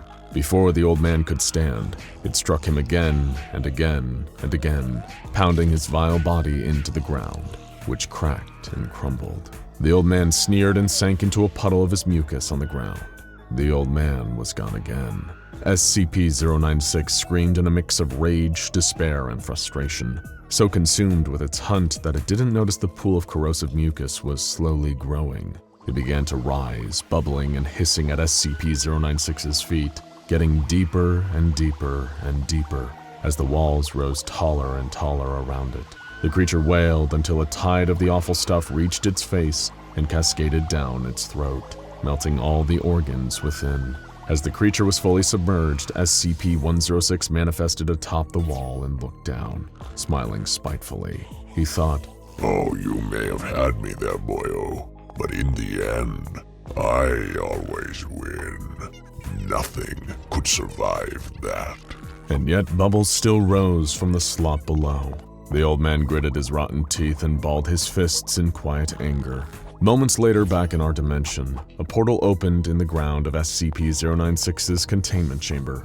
It vomited out SCP-096's skeleton, smothered in bubbling black goo, and SCP-106. 096 would probably be fully regenerated within a couple of hours, and if 682's encounter with him was anything to go by, probably extremely unwilling to interface with the old man. And the old man himself, who couldn't help but feel a little humiliated by the whole experience, was glad the two of them would probably never meet again. He left the regenerating 096 and commenced the walk of shame back to his containment chamber. They didn't even need the femur breaker. He just felt like having a sit-down and processing it all. Nobody else would ever know what happened in the pocket dimension that day, and for the old man's pride, that was probably for the best. But he'd know. He'd always know. By the night's end, he was sitting in his containment chamber again, forlornly wondering, "God damn it, old-timer. Have you lost your edge?" Abel wandered through the sands, a lone warrior, dragging a long, dark sword behind him, his black cloak flowing in the gentle breeze. The sword was thirsty. It had been too long since it tasted blood. What had it been? A day since he cut down 10 men in a tavern without breaking a sweat? They'd bled and screamed like pigs as he diced them into bloody chunks. He couldn't remember their faces. They hadn't earned that. Very few combatants had been remarkable enough to warrant committing to memory. It was all just more dead flesh. He took a sip from his canteen and sighed. Did this world hold no more challenges? What a boring eternity was laying out before him. His burden as the greatest warrior of all time weighed on him heavier than the chain. It was old and rusty, levered over his shoulder and grasped in one bloody hand. About 15 feet behind him, The chain was connected to a dark stone sarcophagus that was as much a part of him as his eyes, skin, or heart. If ever he was slain in the glorious heat of battle, he'd rise out of it, ready to fight and kill another day. All because of the actions of his worthless, good-for-nothing brother. He looked up when he heard the rush of footsteps and the clanking of armor. Warriors, or whatever passed for them around here, about 20 of them, circled all around him. Yes. Oh, yes. His grip tightened around his sword. One of the warriors called out something about him being under arrest by order of the king for murders beyond counting. Abel couldn't help but yawn. Words, words, words. Why even bother? He dropped the chain, and in one fluid motion, he threw his sword. In a fraction of a second, it pierced the armor of the chattering man, spearing him through his formerly beating heart. The scream died in his throat. He fell to his knees, then collapsed entirely. The other soldiers sent to kill or apprehend him turned to their fallen leader and gasped. It was that little gasp, that moment of distraction, that sealed their fates. Abel's face cracked into a whisper of a grin as he drew 2 long daggers from the darkness of his coat. He'd at least try to have fun with this. Before the others could even get over their leader's sudden death, Abel had vaulted forward and begun his delicate dance of slaughter. Every swing found its way through armor and into skin. He sliced throats, cleaved off heads, parried blows, and pierced hearts. There was barely a single scream. Abel killed too quick for screams. In what would seem like the blink of an eye for some, the soldiers around Abel fell. Most dead, the rest dying. Some looked up to him in their dying moments, in terrified awe of the efficacy of their killer. In their dying moments, they knew that they never had a chance. They might as well have been facing the glistening scythe of death himself on the battlefield. Abel, on the other hand, rolled his eyes and sighed. Another pathetic waste of time. He sensed movement in the corner of his eye. One of the wounded soldiers was limping to his feet, trying to use the sword to lever himself off of the ground. With a flick of each wrist, Abel tossed his knives into the man, killing him instantly. It really was that easy. "Your attempt to kill me does not offend me," he said to whoever was still able to hear. "What offends me is that they would send so few, and that those few would be such pitiful excuses for soldiers. This wasn't a battle, it was a mercy killing." He was ready to turn around, grab the chain, and carry on walking, when he felt a sudden pain in his back. There was a slight whistle, then another sharp spike of pain. There were now 2 arrows sticking out of his back. Abel turned, surprised, and saw a much larger force standing behind him. Swordsmen, archers, men with clubs and axes and chains. The ones he'd killed were little more than a distraction. This was the real threat. This was a real army. Perhaps these fools would give him some actual exercise. He reached into his cloak and pulled out a mighty obsidian battle axe. At the very least, he tried to have a little fun turning this fighting force into cold cuts. A fog of arrows sailed through the air as he charged forwards, perforating his body, but the injuries didn't slow him down. He lunged, slashed, and cleaved. Even as the weapon struck him, he carried on, killing person after person. At times, it was almost exciting. Almost, but not quite. By the time he was done, none were left standing. 30 arrows were sticking out of him. He'd been cut deep by more weapons than he could count on his fingers and toes. He was breathing deeply, scarred chest pumping up and down. He coughed blood and cracked his neck back into place. They might have cut him a little too deep this time. No matter. Abel fell to his knees, feeling the life draining from him. He wondered when he awoke from the coffin again what the world would look like. Sometimes it was days, sometimes weeks, months, or even years. As he fell forward, dying once again, he'd hoped that he'd wake into a world with a warrior or beast that could actually challenge him. Maybe someday. This was one of Abel's many lives, hundreds of years before he was contained by the SCP Foundation. He's perhaps the greatest warrior who ever lived, died, and lived again. He's a man so individually deadly that not only is he kept in a containment chamber under the sea, surrounded by highly trained and armored guards, he has his own localized on-site nuclear weapon. ready to blow away and annihilate him and his entire containment area if deemed necessary. He may not be a contagious anomalous pathogen or a lethal mimetic hazard, or a giant beast shooting world-destroying fireballs in every direction, but if this one-man massacre was left to his own devices, there's no doubt that he would methodically slaughter his way through the human race until an XK-class end-of-the-world scenario was practically inevitable. He was fueled by pure hatred and an almost bottomless bloodlust. He simply lived to fight and kill. And not only did he have the will and the skill to be a pure force of annihilation, but his anomalous abilities also make him perfectly tailored to the task. He has massively enhanced physical strength, speed, and durability, taking the kind of damage that would kill several normal humans to reliably put him down. Though even that is only a temporary measure. Abel will always resurrect back into his black sarcophagus to menace the SCP Foundation another day. It is also effectively impossible to disarm Abel, because he has the anomalous ability to pull deadly edged weapons from localized pocket dimensions at will, and his proficiency with these weapons is unlike any warrior the world has ever known, before or since. During containment breaches, he's regularly killed scores of trained Foundation guards, with both numerical advantages and considerably more advanced ranged weapons. Despite being a simple humanoid, he was taking up a truly insane amount of containment resources. Despite his violent tendencies, Abel is still a recognizable sentient human, albeit an extremely deadly anomalous one. This led some higher-ups at the Foundation to come up with an interesting idea.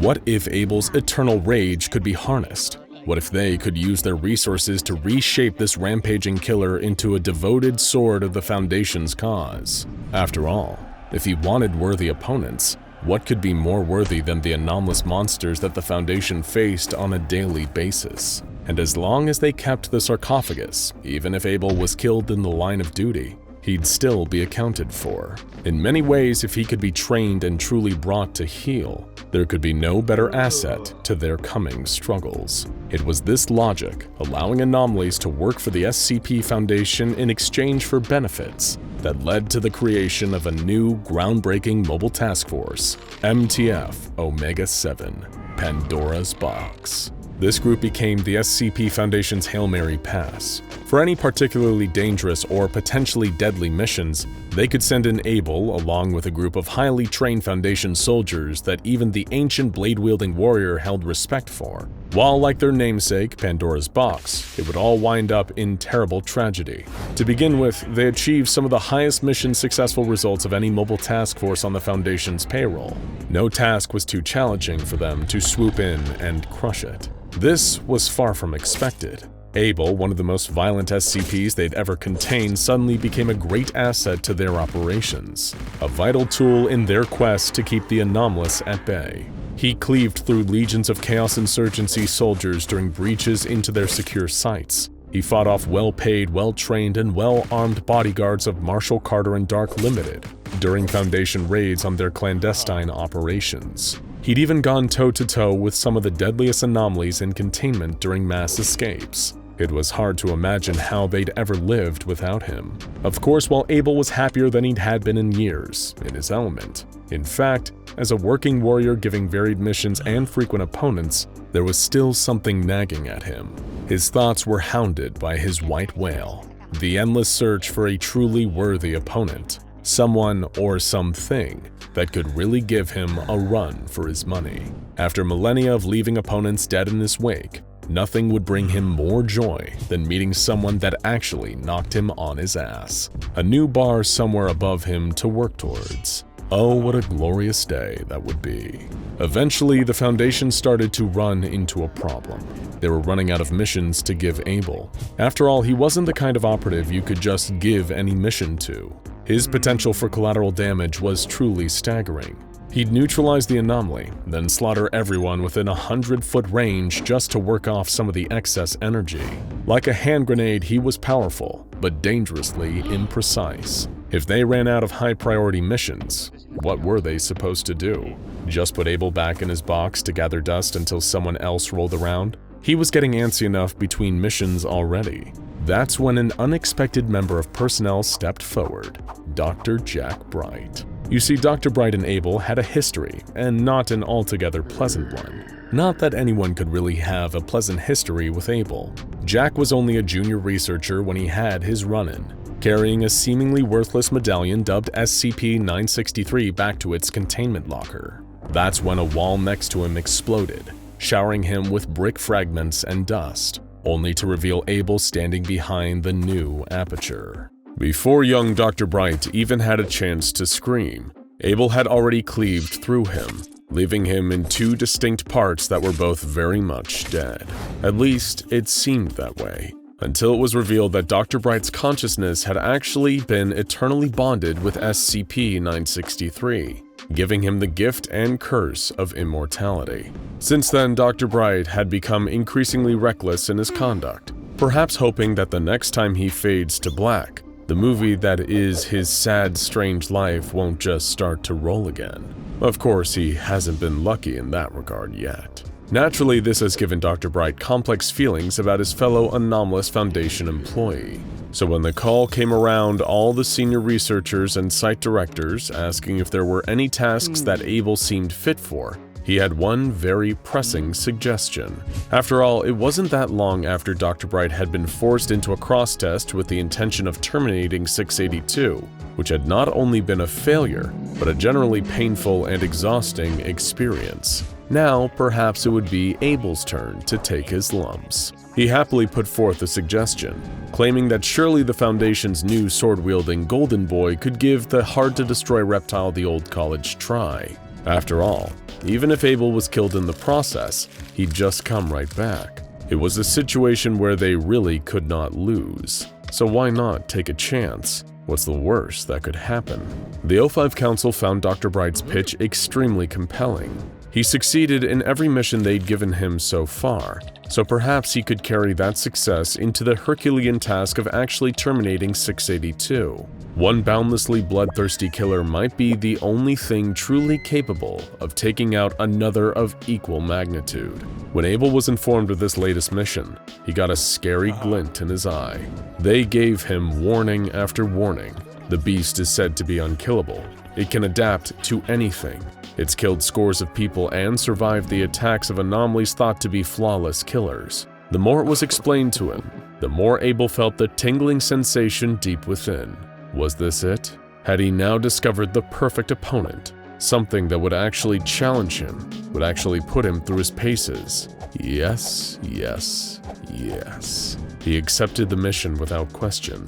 Abel would fight SCP-682 until his breath was no longer. In order to prepare for the match, SCP-682 was released into a secure area, rocky desert-like terrain, bordered on all sides by a Foundation perimeter, hundreds of meters away on all sides. They thought it best for the showdown to happen here. After all, with combatants like Abel and 682, it was bound to make a mess, one way or another. Abel strode with pronounced swagger onto the battleground shortly afterwards, carrying perhaps the most powerful sword he'd ever summoned. It was somewhere between a claymore and a chainsaw, an unholy union that gave the resulting weapon a degree of deranged badassery not ever seen on the battlefields of planet Earth before. Carrying this thing, Abel felt like a king, and he was about to slay the most ancient and bestial of monsters. As he approached 682 and took in the whole of it, he could feel his heart pounding with excitement in his chest. It was a huge reptilian nightmare. He could see its scales hardening into a mighty carapace as he approached. Its huge serrated fangs, its bulging sinewy muscles, and insane dagger-like claws. Oh yes, this would be the one. The beast snarled at him as he approached. He just smiled, puffed out his chest, and said, I have heard tales of creatures like you. Glorious beasts of scale and flesh, talon and fang. A prowess in battle even greater than the immense intellect hiding behind those bestial eyes. They said your kind once ruled the earth from enormous stockpiles of treasure, killing and eating all who displeased you.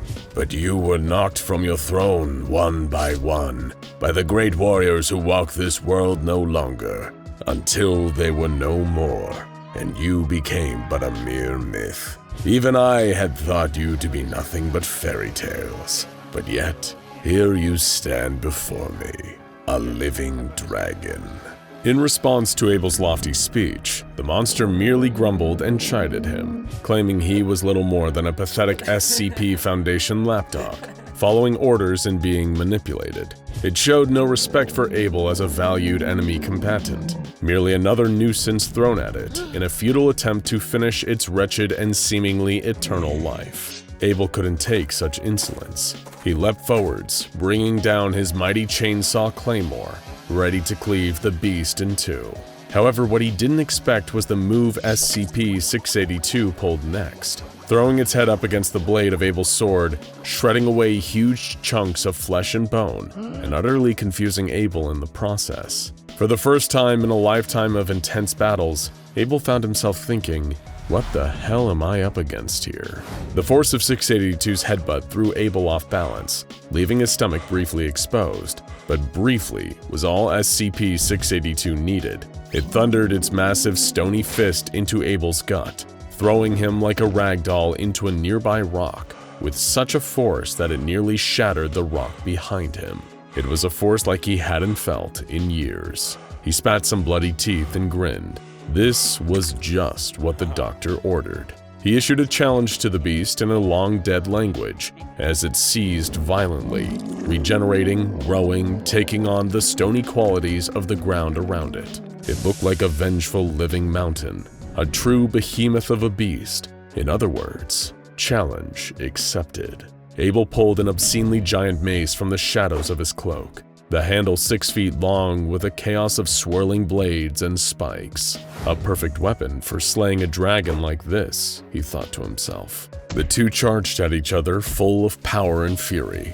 Abel swung the mace once again, shattering the creature's head and flinging it back across the battlefield with the sheer force of its strike. The decimated lizard clawed its way into the ground, devouring the rocks and the earth, integrating more matter to fuel its regeneration.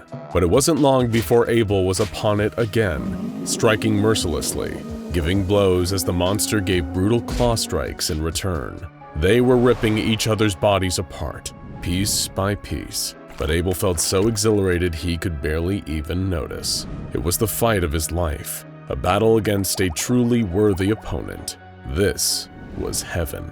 Abel leaped into the air and unleashed a volley of deadly chakram down onto the beast, shredding into its reinforced flesh. As the force of gravity brought him down, he pulled a mighty axe from his cloak and bellowed a warrior's roar as he brought it down, splattering into the nightmarish body of SCP-682. However, this did nothing to even slow the beast down. It flipped over, slashing Abel with its claws. When Abel stumbled, it leaped on top of him, unleashing devastating slashes and punches onto the fallen warrior with the speed of a machine gun firing. When it raised its claw to deal with the killing blow, though, Abel once again turned the tables. He produced a giant pair of mechanical scissors from thin air and sliced off both of SCP-682's forelegs. The beast descended with its mighty jaws to devour Abel, but he kicked up with freakish strength behind his bladed boot. The sheer force of the kick flipped SCP-682 onto its back. Now it was Abel's turn to execute his opponent, though on some level he thought it would be an awful shame to lose such a terrific beast from this world of cardboard. Still, a battle is a battle, and this is how they go. He jumped onto 682 and went berserk, slashing into it relentlessly with blade after blade, pulling out a new one every time the old one broke down from his sheer ferocity. He screamed in incoherent battle fury, tearing, slicing, ripping, rending. Yes, yes, yes, yes! As Abel stepped away to breathe, the beast began to regenerate, releasing a shockwave that started to warp reality around it. But Abel wouldn't have this. No, he would give this beast no quarter. It was time to present the true pain he was notorious for. He pulled a long sword from his cloak and charged, taking air and bringing it down towards SCP-682's head. The beast, sensing the warrior's presence, opened its mouth, unleashing a chasm of horrifying teeth within. The two were on a fierce collision course. As the jaws closed, Abel descended. Both roared in infinite rage and bloodlust. Both combatants fell to the ground, just twitching. Oh, what a glorious, terrible day it had been. Neither had died for good, but both would remember this incredible battle forever. When Abel awoke once more in his dark stone coffin, he did so with a smile. What a battle. What a fight. What a truly honorable pursuit.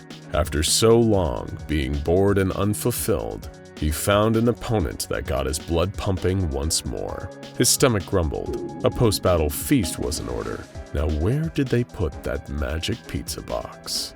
That's right. It's time once again to activate the famed Anomatron 6000, our patented machine that definitely wasn't developed in affiliation with Dr. Wondertainment. We swear. After recalibrating, rebooting, and hitting restart, our infamous specialized supercomputer is ready to bring you all manner of improbable scenarios. We'll simulate encounters between the SCP Foundation's various anomalies and any other character from any other universe you could possibly imagine. Here's a question for you. What do you think would happen if SCP-096, the notorious Shy Guy, ran afoul of someone he couldn't just kill for daring to look at it? What if the Scourge of the Underworld, Battler of Demons, and the Devil himself set his sights on SCP-096? Well, we're about to hit the button and discover the outcome of SCP-096 versus the dreaded Doomslayer. So, you've heard the old philosophical debate about a tree falling down in the woods, and whether or not nobody being around to hear it brings into question if it actually happened at all, right? Well, let's reframe that one a little.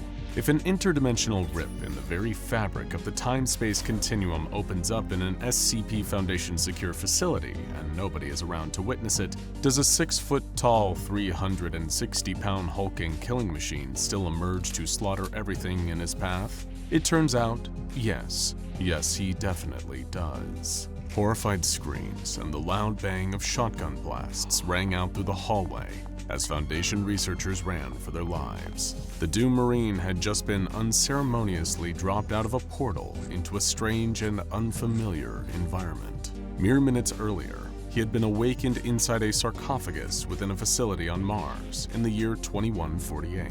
Unfortunately, Doom Guy hadn't had the best start to his day, given that the base he'd woken up in was being overrun by the forces of hell itself, thanks to a rogue scientist opening up portals to the underworld and allowing all manner of demonic abominations to come pouring through.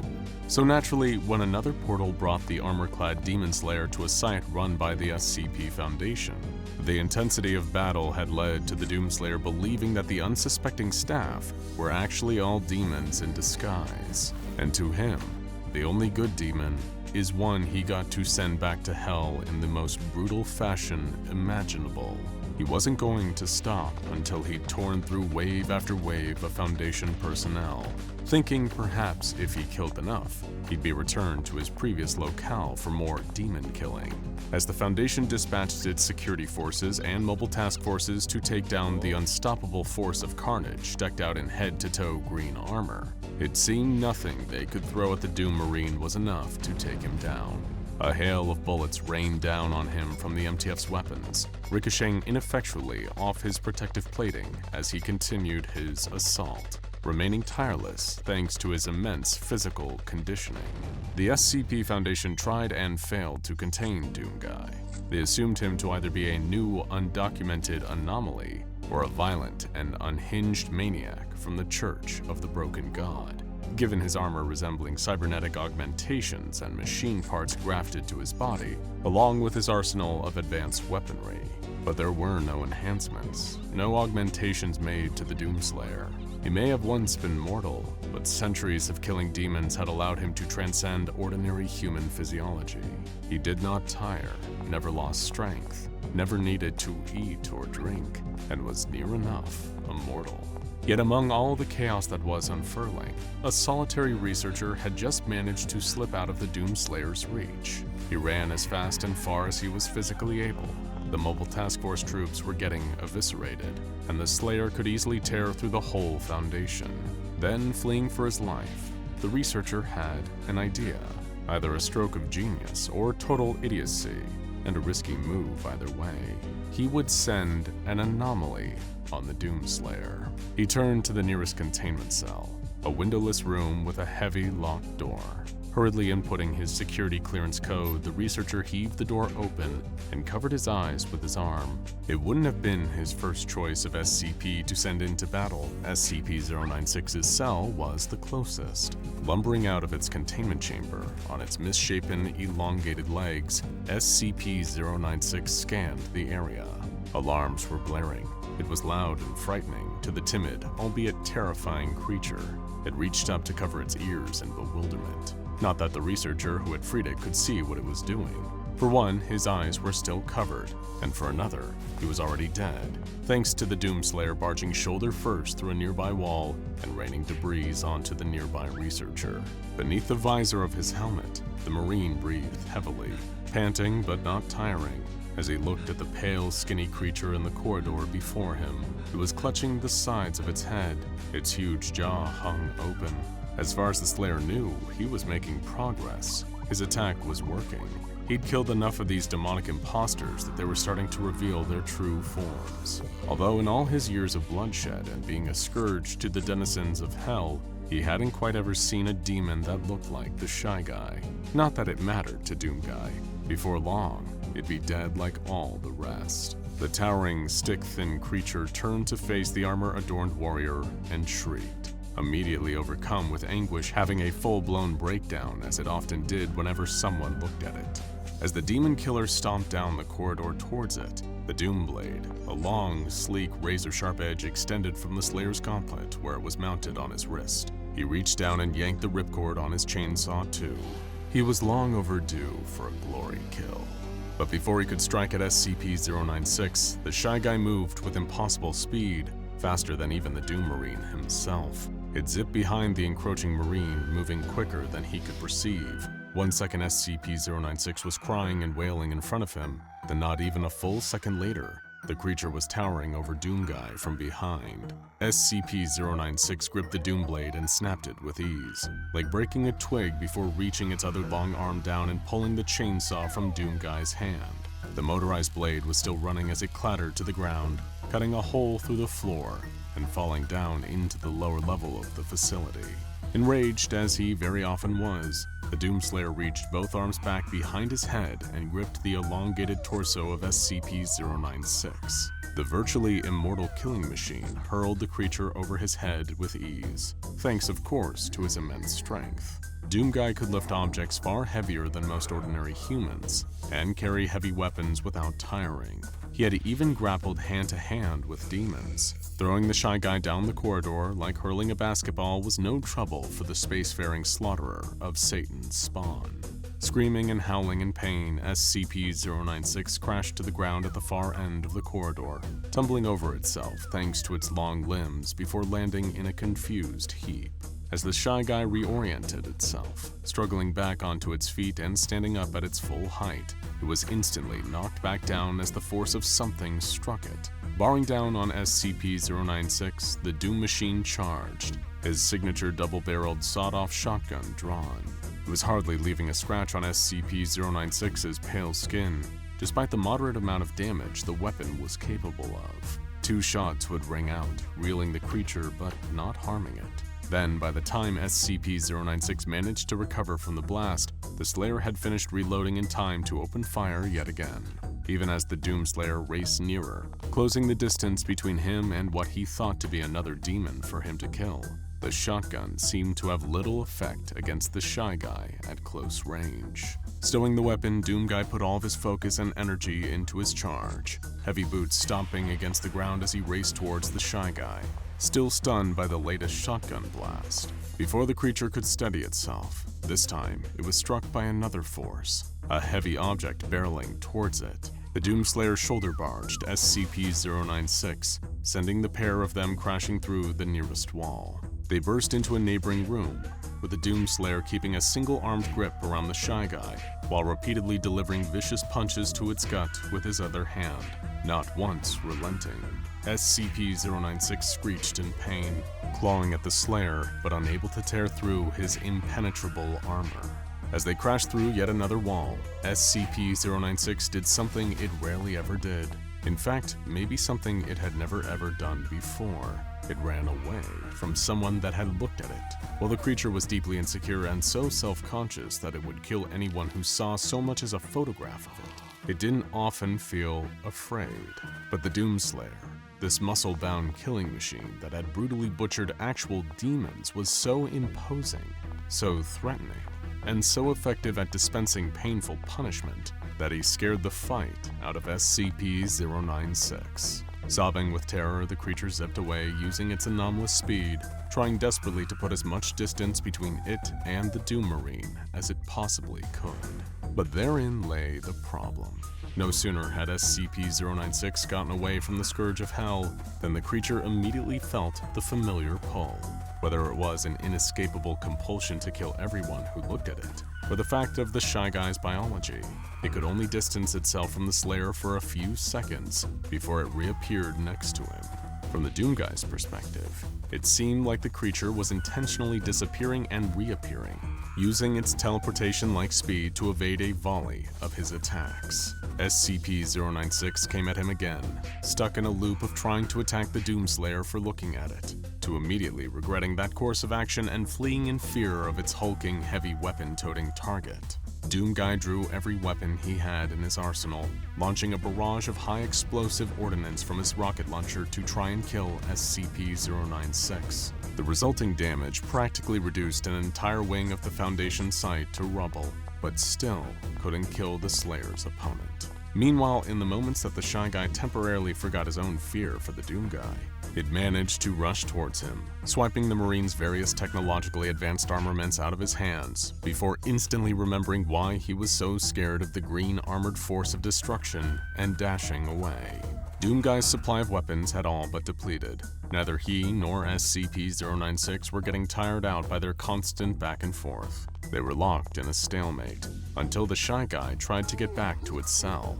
Zipping away once again, it cowered in the corner, reaching for an old worn-out paper bag that had slipped over its head. It sat down, trembling, rocking back and forth in a fetal position.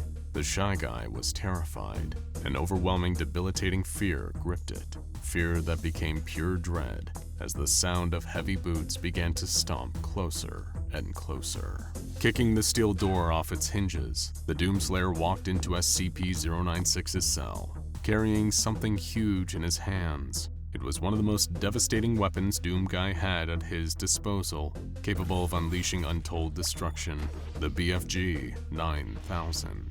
Without remorse, not caring that the creature seemed to have retreated and was cowering away from him, the Slayer raised the powerful weapon and fired an enormous ball of green energy. The blast engulfed the entire room, tendrils snaking out from the energy projectile, causing additional damage to the surrounding area until there was nothing left of SCP-096. Hey folks, welcome to another SCP Explained Community Questions episode. Today we're answering all your burning concerns about the multiverse's most monstrous monarch, the Scarlet King. You may remember the episode where SCP-343 was kind enough to come chat with us directly about his queries, but thankfully the Scarlet King hasn't been quite so hands-on. Wrong. It is I, puny mortals, your future ruler in blood, pain, and terror, the Howling Horror, the Crimson Khan, the Scarlet King himself. Before I tear down the walls of your universe and destroy every last one of you, I will first take the time to address your idiotic questions so that your hope may be thoroughly crushed before I crush your world to mash. The small-minded Pandora said, "Question. Even though you have taken out literally gods from your universe and you ruled some of them, how do you feel to know that you have new gods to pray and possibly worry about in the SCP Foundation? Do you think your worthless gods hold any surprises for me? I was slaughtering gods by the millions before your universe's inception. By the time your worthless forebears were slithering from the primordial soup, I had conquered and subjugated greater pantheons of outer gods than your minds can even conceive. The Scarlet King worries about nothing." The worthless Ricardo Anguiano said, "Question. What do you think about the other anomalous GOI, such as the Serpent's Hand or the Chaos Insurgency? What does the book think of ants it's crushing? Those pathetic bookworms are acolytes of knowledge that will become meaningless under my rule. I will incinerate the library and toast skewered serpents on its heat. And this so-called Chaos Insurgency, don't make me laugh. They wouldn't know true chaos if it tore their world asunder beneath them. The feeble T-Blaster said, "Ah yes, Mr. King, is it? Scarlet King to you. I have but a simple question. What other SCPs do you enjoy? And if you had to name another SCP as a close friend, who or what would that be?" Enjoy? The only things I enjoy are pain, suffering, subjugation, and desolation. I suppose the ones I despise the least comparatively are those that seek to further my own goals of returning the universe back to its true state of primal violence. I'll destroy them last.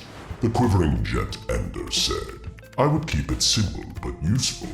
Can 682 be destroyed permanently? Not necessarily any information about how, just getting the answer directly from 682's supposed father, of whether it's even worth the trouble to keep trying to terminate that dang lizard. The only thing that can destroy anything and everything is me. No exceptions. But I wouldn't destroy a Tanti Quilpeño until he has outlived his usefulness. Everything will end, but it will only end when I see fit. Speaking of which, the inadequate heiress Skyla said, "Question, if you hate all of existence so much, why not get rid of your children? Like, they're technically part of existence, so how come you hate existence but make existence your children?" I don't like repeating myself, human.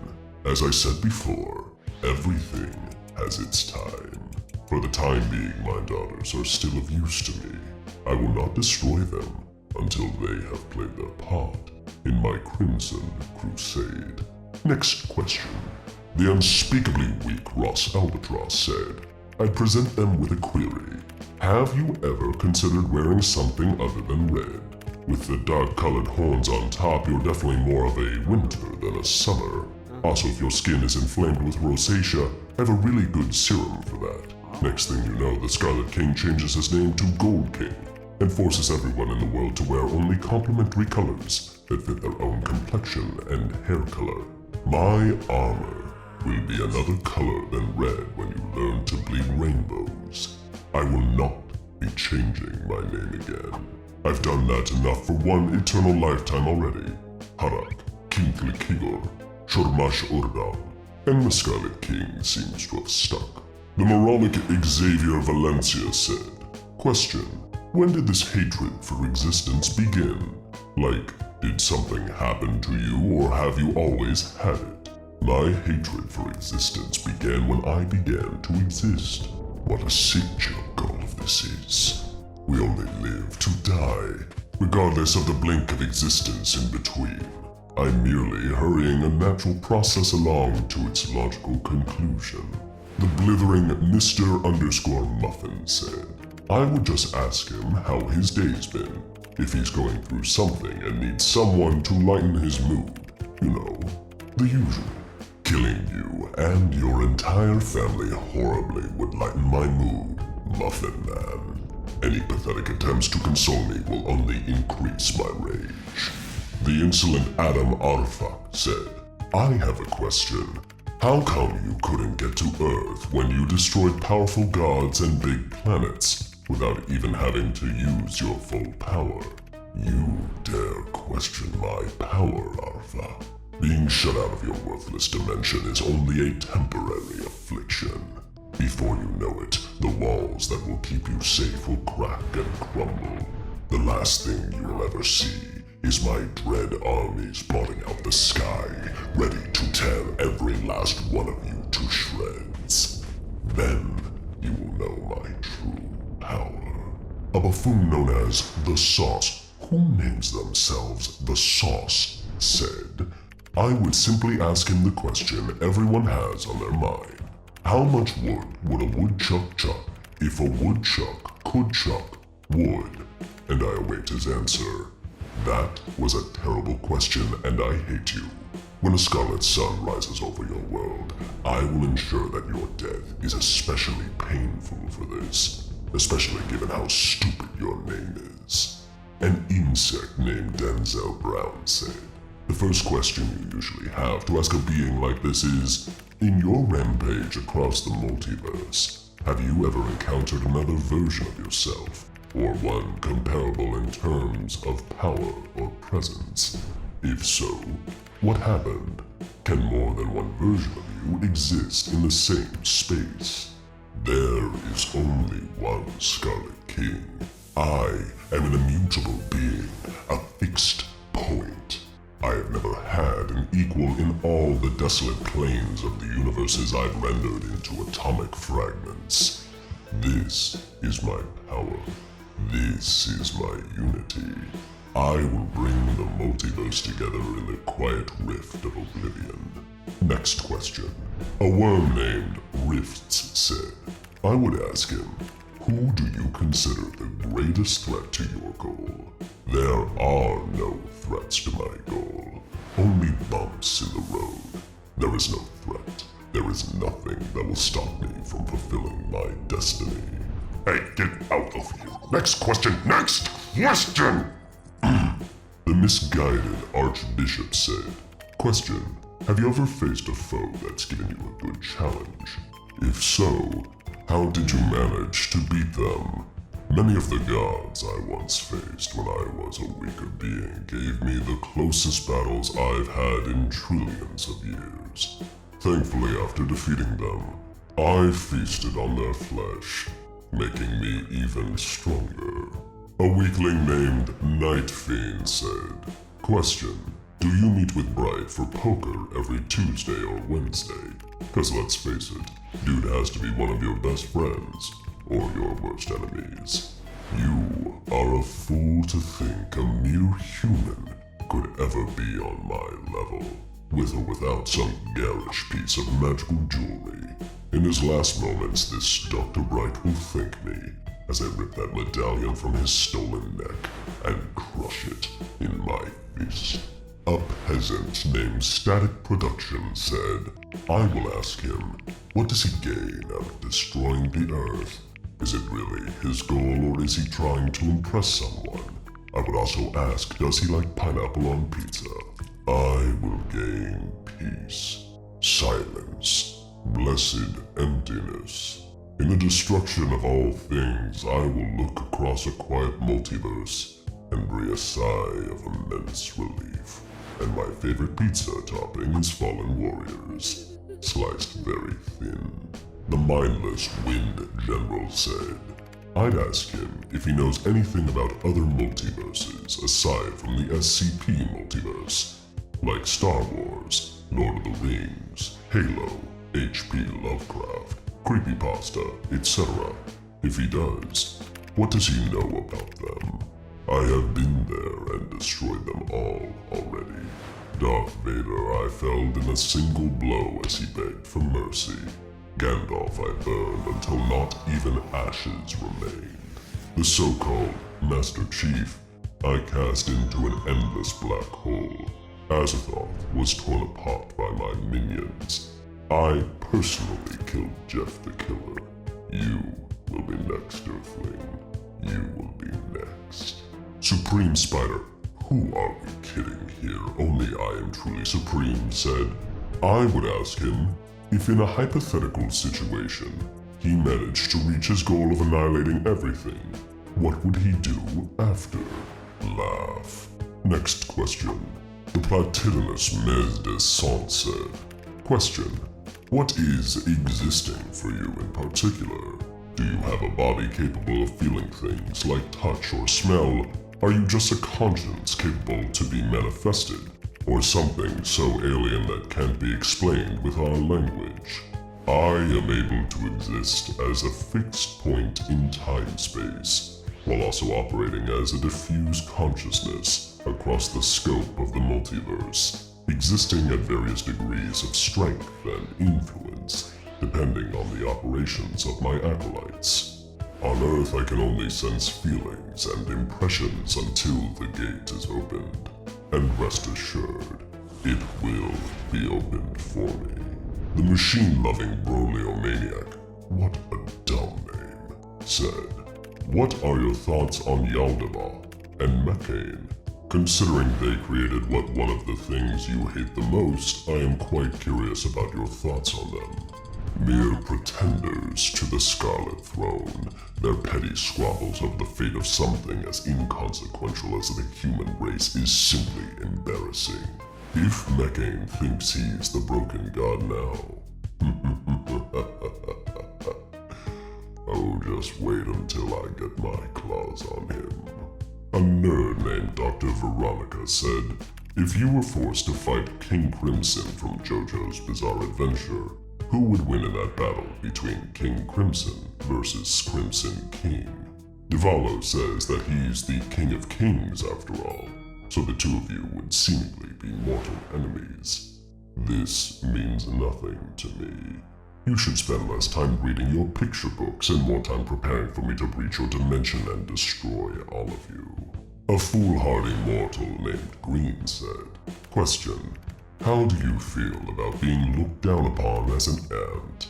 I wouldn't know. It's never happened to me. How does it make you feel, insect? A bootlicker named James Rogers said, "I would ask him if he was hiring. Since I know every single SCP and everything about the O5 Council, I'm sure I could be of assistance to him. You can assist me in sabotaging the works of the SCP Foundation, who are slightly more irritating than your average humans. They have gained an awareness of me and my plans, and thus they must be eliminated in order to prevent any barriers to my plans. In exchange for your loyalty, I'll kill you quickly and personally, and you will have the honor of dying at my hands." The meaningless collection of letters MTTNYN said, "Question: what is your favorite beverage to enjoy after a day of destruction and mayhem? The blood and tears of my enemies, of course." Next question. The appropriately named Pigmaster said, "I'd ask him, what's the deal with airline food? Humans survive for an incredibly brief period of time. Every time I blink, another several thousand of you will fizzle out of existence, soon to be forgotten, another faceless soul in a great churn. None of you will live long enough to have any meaningful impact on your world, other than sucking up resources and creating a mess. In your final years, unless you die young or violently, you will feel your body and mind starting to fail. Little by little, your faculties will leave you. You will break down. You will exit this world just as afraid and feeble and infantile as you entered it. And after it, an eternity of nothing awaits. So you distract yourself from this immutable and inevitable reality by instead focusing on details as trivial as the poor taste of food on airplanes." The gutless Jason Gutman said, "I would ask him if he reads high fantasy and science fiction to get inspiration for his conquests. No, authors of your feeble fiction get faint impressions of my dark conquests in the forms of nightmares they cannot understand or shake. When they awaken, they bake these impressions into their work in hopes of exorcising them. So your high fantasy and science fiction get their inspiration from me, not the other way around." The blabbering Olivia Nealer said, "Dear Scarlet King, have you ever considered taking a break from planning the end of all living beings to try and engage in some artistic recreational activities? There's coloring in, painting, pitching a play, creating sculptures, building Lego, and creating film media. If you ever consider doing one of these activities, which would you do?" Olivia, you misunderstand me. I already have a number of creative pursuits. I create fear in my countless victims. I assemble armies from the rabbles of sadistic demons and incomprehensible entities. I create dark schemes for the conquest of the multiverse, each with intricate and masterful details. And if destruction is also a form of creation, then nobody is more creative than me. The disgustingly dull April morning said, I've thought long and hard about this, and what I'd like to ask is as follows. What kind of feline companion does one have? Knowing that all cats are basically bent on world domination, it behooves oneself to align with said company. I have no feline companions, and when I enter your universe, I will destroy you and your cat. Next question. The Gormless Difference YT said, question. How often do you wash your body? I wash my body in the blood of my enemies every time I battle, which is extremely often. The grossly sentimental Joe Garcia said, my question would be, are you bored? Lonely? Wanna chat? I can never feel bored when crushing my enemies, seeing them driven before me, hearing the lamentations of their women, and then crushing their women too. Being lonely, on the other hand, is my intention. I despise having to spend time around any other living beings. And no, I don't want to chat. Platypus King said, do you like platypuses? All you have ever known will burn, Platypus King. The perverse coffee addict said, my burning question would have to be, are you single, winky face? No, I did have a wife once, but I crushed her to death and used her blood to paint my armor. Since then I've taken my 7 daughters as my brides. TLC has been in touch about licensing a reality show, but I destroyed every representative they have sent into my kingdom.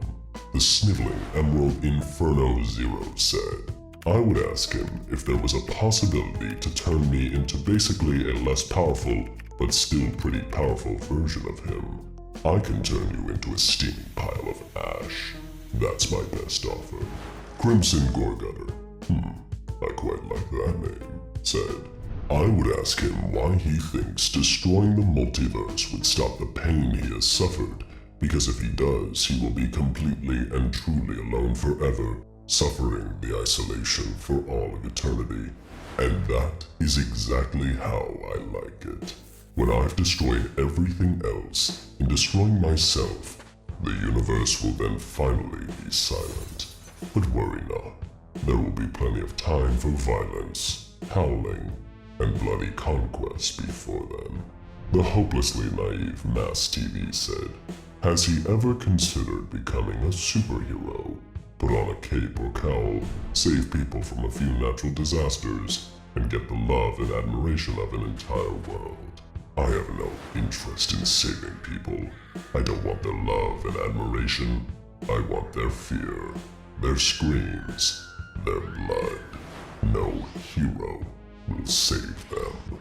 The defeatist Vixen Lady said, I tell him that destroying all human life is the right thing to do. I'm glad to hear you approve of my mission. As a treat, I'll destroy you first when I get into your dimension. The Scarlet Sayer said, I'd ask him, what are your thoughts on anime waifus? Do demonic beings appeal to you? Or are we nothing more than gross gnats trying to present ourselves as we were one like you? You should feel deeply embarrassed for even asking this, Scarlet Sayer. Also change your name. If you infringe on me anymore, you'll hear from my bloodthirsty interdimensional lawyers. And if you think I'm cool, you have no idea what they'll do to you. Lonely Guy said, have you ever considered anger management classes? I did join an anger management group once, but I had them all liquidated for being insolent in the end. The truly infuriating Johnny the Gamer said, my question is simple. Why destroy existence and conquer gods when you could just binge every conceivable TV show or anime ever? Seeing how you're immortal and such, you certainly have the time. Because having an eternal life is still having a life, Johnny. And I have better things to do than waste my time on binging your worthless television shows and anime. When I eventually destroy you, It will be a mercy. I am looking forward to the last season of Better Call Saul, though. The not at all foxy TV say. Everybody asks, who's the Scarlet King? What's the Scarlet King? I want to know, how is the Scarlet King? He is furious after answering all of these moronic questions. My existence is eternal, and this still feels like a profound waste of my time. Everyone who took part in this, I hope you know, you're on my list. And when my terrible armies breach this dimension, rest assured, they'll be coming after you first.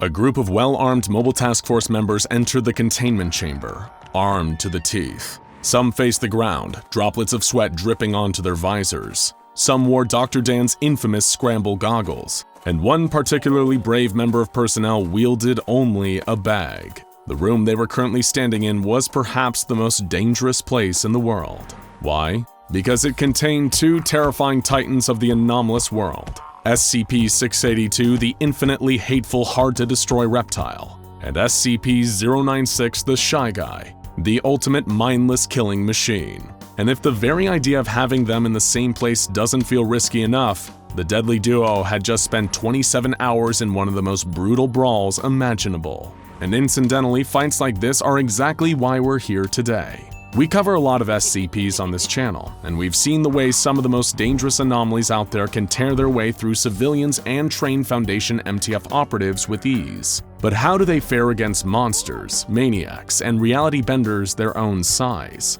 With the help of the SCP Explained audience, we're going to explore theoretical fights between some of the anomalous world's biggest badasses. And who better to get this show on the road than two of the most iconic and deadly monsters that haunt the halls of a Foundation containment site near you. The hard-to-destroy reptile and the Shy Guy are household names for anyone familiar with the SCP Foundation. And before we get into the gruesome results of their first fight, and your theories about how a potential rematch might play out, let's get to know the combat prowess of this pair of nasty customers. What kind of damage are they capable of taking and inflicting? Spoiler alert, it's a hell of a lot. In this corner, we have SCP-682, a monster whose ability to survive seemingly anything is only equaled by its terrible attitude towards pretty much everyone and everything around it. Though, to be fair, you'd probably be a little grumpy too if the SCP Foundation was constantly trying to murder you in different ways, rather than just keeping you contained. 682's basic offensive power set involves impressive strength, speed, intelligence, and the aid of its deadly fangs, claws, and tail.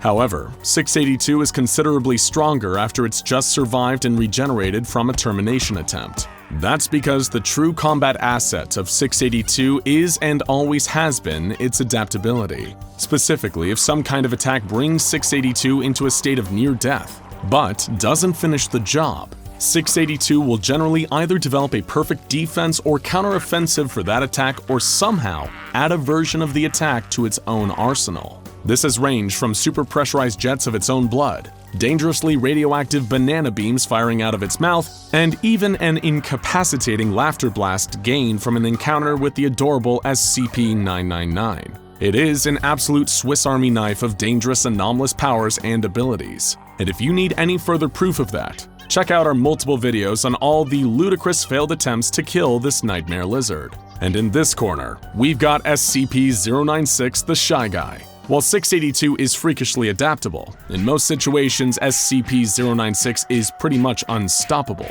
This long, gangly creep will murder anyone who sees even the tiniest glimpse of its face, with such ferocity that not even a trace of the body will remain. It does this by entering what many call its rage state, activated by the sudden immense distress of its face being seen. When it enters this state, the SCP Foundation has only one prerogative: get themselves and anyone else out of its way, because you will not stop this thing until it's killed its target. All the SCP Foundation has ever been able to do is wait until after the target has been obliterated, and then come in to bag its head when it enters its docile state. Almost nothing else has even successfully slowed it down. While they have been capable of damaging its flesh, the monster's skeleton seems to be utterly indestructible, and its damaged flesh has proven consistently able to grow back. The monster seems to be immune to everything from pain to cold, and moves at such a speed that it's pretty much impossible to escape for long. So when you factor in an indestructible body, immense strength, immense speed, and an unstoppable urge to kill anyone who sees its face, you're looking at a formidable opponent. It's only natural that the Foundation would want to use 096 in their 682 cross tests. So what exactly happened when the Mobile Task Force entered the room after this first epic battle? What did they find inside the chamber in the grisly aftermath? SCP-096 lay crumpled in the corner, wheezing, scared, covered in its own blood. 682 was barely recognizable. 096 had reduced it to a quarter of its original size, the rest having been utterly torn to shreds. Both had narrowly survived the encounter, but it was an epic battle neither of them would ever forget. Though this was especially true for SCP-096. You see, as we alluded to earlier, SCP-682 is used to taking a kicking at this point. It hasn't ever truly been killed, but it's been beaten, eaten, burned, zapped, and smashed within an inch of its life more times than you can count. 096, on the other hand, was not used to not being able to utterly eliminate its prey. While it is impossible to speculate what's going on inside SCP-096's mind, all evidence points towards getting a draw in this battle, seriously damaging SCP-096's confidence. Now, every time Foundation personnel tries to bring 096 into 682's containment chamber, he begins crying and scratching at his own face. Why? Is he scared of 682? Is he humiliated, thinking of the fight he wasn't able to win? Or is the very idea of someone seeing his face and him not being able to immediately kill them just too unbearably stressful? Seeing as the Shy Guy's mouth is only good for two things and neither of them are for talking, we'll never truly know. But either way, it's clear that 096 has no interest in a rematch. But what if that changed? What if 096 realized that it was wasting its potential? It managed to get SCP-682 3/4 of the way to death last time. What could stop it from getting that last quarter? Sure, nothing has ever killed SCP-682 before, but there's a first time for everything, right? Maybe 096 would have a Rocky-style training montage where he rebuilds his confidence and becomes the underdog he was always meant to be. He'd walk right up to that big nasty reptile and give him the rematch of the century. What would happen then? Now we give the floor to you, the loyal viewers of SCP Explained. Here are some of your thoughts, theories, and opinions on a potential historic rematch between these two creeps. Let's get ready to rumble! I really wanted an excuse to say that. Ooh, I really like saying that. Pingu with an axe said, if 682's adaptability is based around his ability to develop countermeasures to any damage inflicted, or in the case of 173, a countermeasure to the cause of said damage, I imagine 682 would turn his skin entirely reflective, causing 096 to see his own face and the feedback loop would break his mind. Interesting. Whether this would work is all dependent on whether SCP-096 can actually see, or if it is merely capable of psychically intuiting when someone else sees its face. If the latter is true, then this particular adaptation wouldn't do much good for SCP-682. Random user said, if this is after their first cross-test and they were forced to interact again, they wouldn't attempt to fight each other. I feel like they'd form a truce and take out the researchers on site. Yeah, this would be one of the worst-case scenarios. Whether even the SCP Foundation could handle a simultaneous 682 and 096 breach without bringing in Hammerdown is an open question. Ramon Vonkin said, simple, after the first encounter when 096 stopped attacking 682, 682 will grow eyes that filter out 096's face the next time. Organic scramble goggles. Dr. Dan would be fuming with jealousy. Coop Sater said, I really want SCP-096 to win, so I'm sending him a blind personal trainer so he can beat the snot out of SCP-682. This is exactly the kind of help SCP-096 needs. He's got the rage, endurance, and strength. With a little help getting his form and technique in order, he'd be an even more formidable opponent. Kyoto Ryo said, I'd like to imagine 096, after playing with 682 for so long, would try to eat 682 in a vain attempt to kill it, only to gain 682's abilities and vice versa. Either of these options would be horrifying. SCP-096 with 682's abilities or 682 with 096's abilities would likely be a truly perfect killing machine. That's terrifying. Autumn said, what if they just shared a nice cold drink while playing Mario Kart? I'm sure 096 would be the white shy guy character in every race. Personally, we love this idea, and we think 682 would go for Bowser. I personally go for Luigi. Ibrahim Timur said, 682 would win eventually. It's way more intelligent, adaptive, and overall malicious, while 096 acts just on instinct. This is undeniably a good point. What 682 lacks in sheer savagery, it makes up for in its ruthless, calculating intelligence. Could this give it the edge over 096? Monomoy Mukherjee said, that fight would be interesting because both of them now know how they attack and what their attacks are. Nice segue. Due to the relatively mindless nature of 096, as far as we're aware, it's probably unable to learn from experience. 682, however, would have the advantage of knowing how 096 operates in the second battle. Devon Smith said, as much as I'd like to see how this would play out, I imagine 096 can't manage more than other SCPs have in the past. Not to downplay him, but he might need some extra friends to do a whole lot more damage. It's undeniable that going in with tag team partners would better 096's chances of taking the lizard down. However, due to SCP-096's shyness and tendency to kill everyone and everything that looks at him, he doesn't have many friends looking to volunteer. Ninetales said, 096 will cry in the corner while 682 starts attacking it. Eventually, it gets confused that 096 isn't fighting back after an hour and begins to adapt to it and becomes docile forever. Okay, look, while it's unlikely that this would happen, it's certainly nice to imagine, isn't it? Adam Britton said, narratively it needs to conclude with a reason to never try it again. So I'm going to say that 682 will telepathically project the image of 096 into the site staff or the entire human psychospace. Ugh, yikes. This is a possibility so terrifying and honestly plausible that it's making us regret wanting to see this rematch altogether. Chaos Insurgency said, I think 682 would just think, for damn sake, just leave me alone. Given he's been through more termination attempts than SCP-5031 can count on its fingers, who could blame him for getting a little frustrated? Michael Porter said, I think that 682 and 096 would take each other to court for aggravated assault against the other. Either one of them will get sentenced to death and will unsurprisingly not die, or the two team up to kill the entire courtroom and they walk out as a new serial killing team. The real question is what kind of lawyers would represent a pair of murderous, anomalous monsters in court? Better call Saul. Ari Wortman said, maybe if we try being nice to them for once, we can offer them a cup of tea and get them both a therapist. 682 will talk all his hate away and then realize his wrongdoing and become an activist. And 096 would become very confident about his face and become a model. There, problem solved.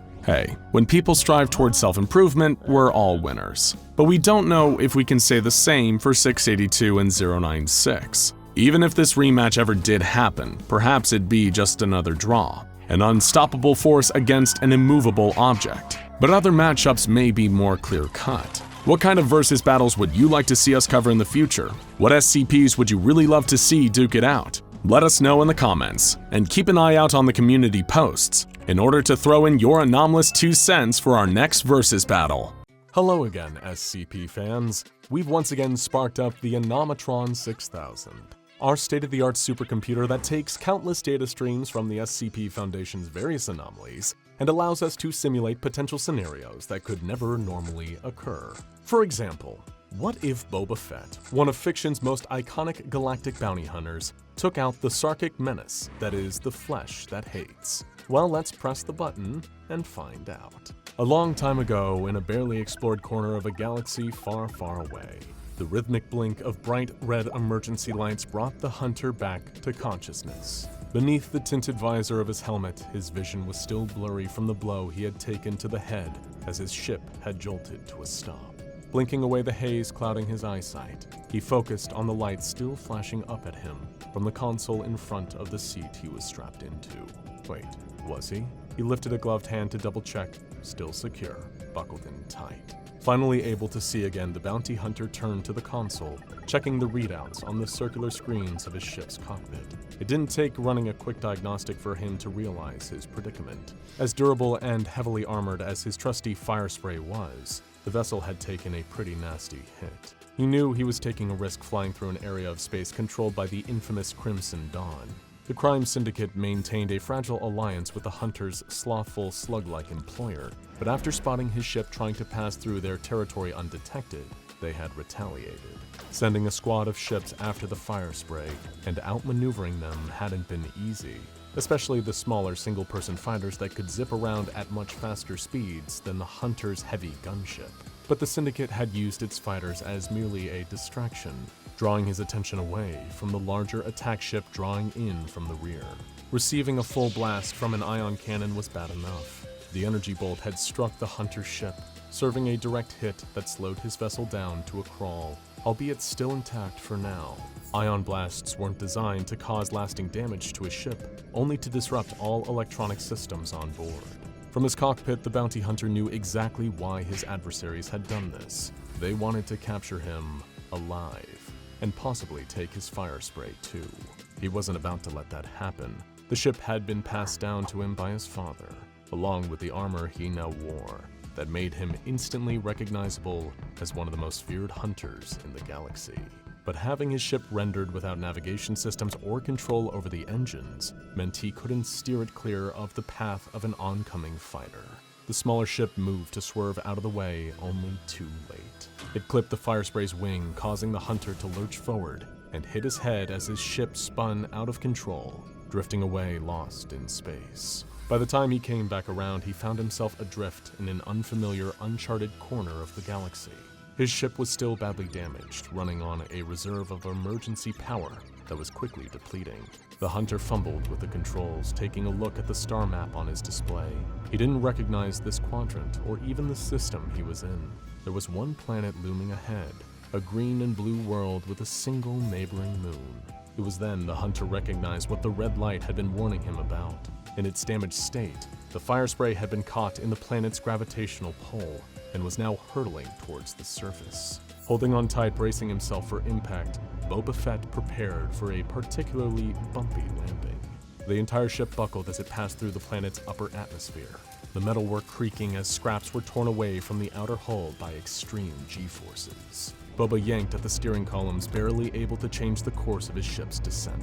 The power was still minimal after the ion attack, practically running on fumes. Looking out of the large front viewport, Fett could see streaks of heat as his fire spray plummeted to the surface. He had an idea, a risky move, but it just might work.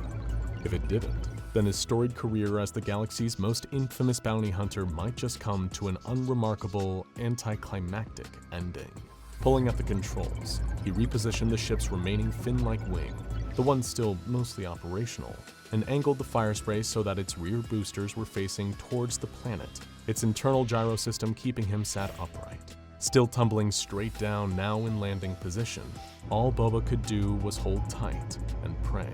Prayers that were answered when the console lit up with an alert. The heat of the re-entry had jump-started the engines, reigniting the gunship's propulsion system, not enough for sustained flight, but adequate to allow the Hunter to control his descent and lessen the impact of the rough landing.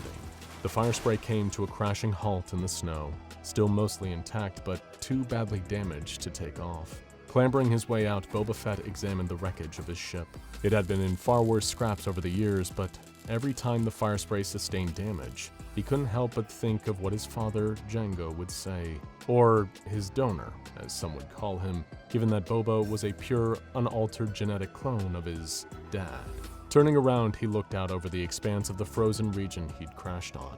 The wind carried with it an icy bite. Fett was only shielded from it by the insulated flight suit he wore under his green painted plates of Beskar's steel armor. He lowered the antenna on his Mandalorian helmet, using its viewfinder to survey the horizon.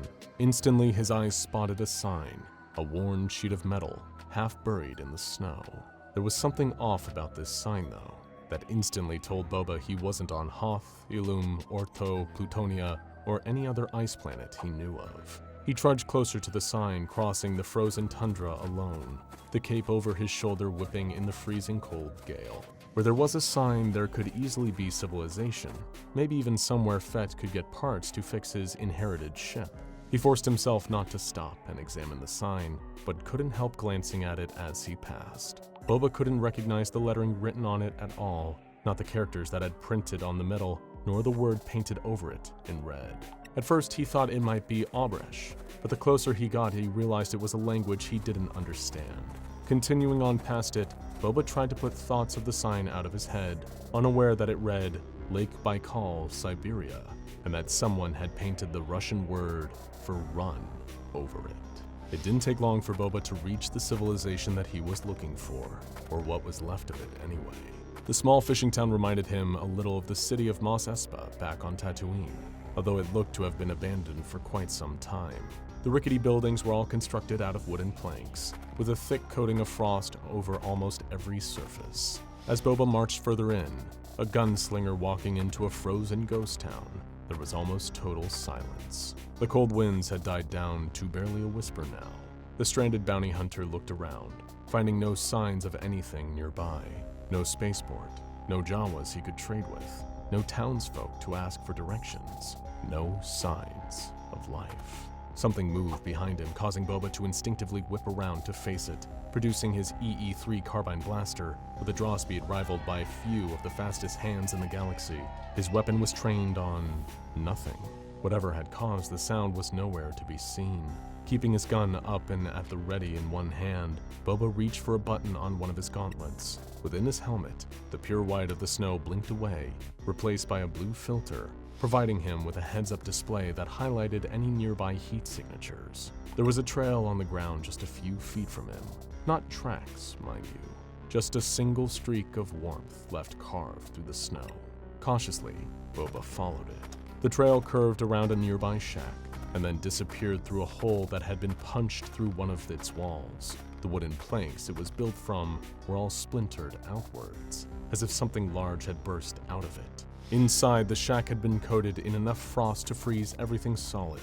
Cups and plates at the dinner table looked like they'd been encased in carbonite. Looking around the dark, abandoned interior, Boba barely noticed something slithering down towards him from the ceiling. A windy, fleshy appendage whipped around Boba's arm, locking it tightly in place. He pulled against it with all his strength, but the bounty hunter couldn't free his hand or the blaster he was holding. Turning to see his attacker through the boards of the upper floor, Fett could make out a writhing, massive shadow attached to the long, grotesque appendage that now had him in an arm lock. In all his years of bounty hunting, he'd never seen a species like it. Whatever it was, his Beskar and flight suit were protecting it from feeling its disgusting, slimy grip against his skin. Although he wasn't too keen on being held by this monster for much longer. With his free hand, Boba tried to wrench the tentacle off of him, only to feel it snaking further and tighter around his arm. Bending it in the opposite direction his elbow was meant to bend. Boba grunted, stifling a scream under his helmet as he felt his arm on the verge of snapping. But the pain brought back reminders of his lessons, his training under his various mentors, his father, Aura, even Old Bane.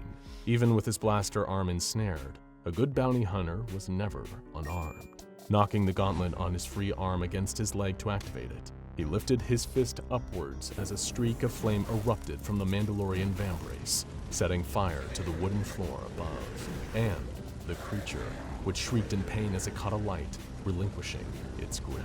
Thinking fast and moving at a speed to match, Boba leaped out of the way as the huge monster came crashing through the burning wood planks. Had he not rolled to a safe distance just in time, then it would have landed on him, crushing the bounty hunter under its weight. Back on his feet, Boba spun on his heel and opened fire with his now freed blaster, each blast of the red laser light illuminating the horrific sight of what had attacked him. It was a mass of flesh, distorted and disfigured, like a bloated, coagulated wound given form. It might once have been a person, but now extra legs had sprouted beneath it, arms having melted into slimy blood-red tentacles that were flailing in pain as the creature tried to douse the fire. Boba backed out of the shack's front entrance, still firing his carbine blaster. Its bolts were having little effect on the fleshy, inhuman monster, seeming to only cause it irritation rather than leaving lasting damage. But as the infamous hunter moved his foot behind him, a wooden porch step snapped beneath, causing him to topple over, landing on his back in the snow. His blaster had fallen from his hands as he came crashing down, forcing him to roll over and reach for it. That's when he saw the others. Emerging from the abandoned rural town, a group of nightmarish abominations were slithering out of nearby shacks. They shambled towards Boba, each one of them looking different from the next, but no less stomach-churning in their fleshy, blood-soaked appearances. Some were bipedal, walking on the remnants of 2 legs, but with their entire upper body fused into a single monstrous mass. Others looked like they had once been small animals, but had been cruelly and unnaturally twisted into amorphous, slimy mutations of their former selves. The horde of beings, a veritable smorgasbord of flesh that hates, were crawling towards Boba. He had spent the earliest parts of his childhood surrounded by cloners on Kamino, alien experts in genetics. Since then, he'd been all over the galaxy and met people of all different species. It wasn't hard for Boba to see what these things, these monsters, were. They were the townsfolk that once lived in this snow-covered place. Or at least, they used to be people. Now, they were horrific. From behind him, the first creature, the one that had drawn him out, re-emerged, still enraged. But as he turned to look at it, making sure he was aware of all threats surrounding him, Boba spotted its skin. The part where he had singed with his flamethrower were still severely burned, practically reduced to a cinder. Fire. That could hurt them. Reaching into the ground to retrieve and stow his blaster, Boba felt something tugging at the weapon, pulling it in the opposite direction. Another of the fleshy monsters, a crawling, spider-like collection of arms and legs with no body or head, had flung an appendage outwards and grabbed the carbine. Trying to pull it back, Boba slipped in the snow and was being dragged towards the writhing monstrosity. A loud bang echoed around the nearby town, punctuated by a bright red light soaring through the sky and gently floating back down towards the ground. The white-hot flare filled the area with a glow, the creatures all momentarily turning their attention to it, sensing its heat. That split second was his one chance. All of Boba's instincts, every lesson Jango had taught him, told him to strike first, if he wanted to make away alive. He dropped the blaster, leaving it in the creature's grip. He had spares back on the fire spray, but they'd be no good to him if he was dead. Hitting one of the tiny switches on his vambrace, 2 scorching hot flames spat from the exhaust of Boba's jetpack. Immediately, he was lifted up off the ground, hovering just above the roofs of the small wooden structures around him. In that same microsecond, the abominations of flesh turned their collective attention back to their airborne prey. The ones that still had heads or had grown extra, disfigured and misshapen growths in the place of a head looked up at Boba. To them, he was merely another vessel for them to infect with the same disease that plagued them. But little did any of them know he was the Boba Fett, the galaxy's deadliest, most famous, Beskar-clad bounty hunter. And a good bounty hunter was never unarmed. Igniting in an instant, the flickering nozzle end of Boba's wrist-mounted flamethrower began spraying superheated fuel over the horde of monstrosities below. Long tongues of orange flame engulfed the writhing, slithering creatures, burning them to a crisp, as Boba Fett rained unrelenting hell down on the flesh that hates. Hovering above them, he had given himself enough high ground to gain an advantage. Ironically, the distance Boba had put between himself and the monsters wasn't dissimilar to the detachment he had for those he had killed or captured for Jabba the Hutt in the past. They had all been people too, just like these twisted masses of flesh had once been human. Putting those thoughts down like he'd been taught to, Boba's attention was focused on blasting any of the fleeing creatures, burning them with enough intensity to leave little behind but charred remains. Except he had forgotten, in his haste, to check behind him. The monster that had first attacked him was making quick work of scaling the nearest single-story shack and flailed one of its appendages at Boba. It caught him in mid-air, plucking him out of the sky and wrenching him back down to the snowy ground once more. Winded, Boba was grasping to catch his breath underneath his helmet. He certainly didn't need to look to know his jetpack had most likely been damaged by his fall. But that was currently the least of his worries. Towering above, looming over him, the repulsive monster looked like it was rearing up to pounce. Boba reached to relight his flamethrower, only for his gauntlet to spark. It had taken a hit on the way down, too.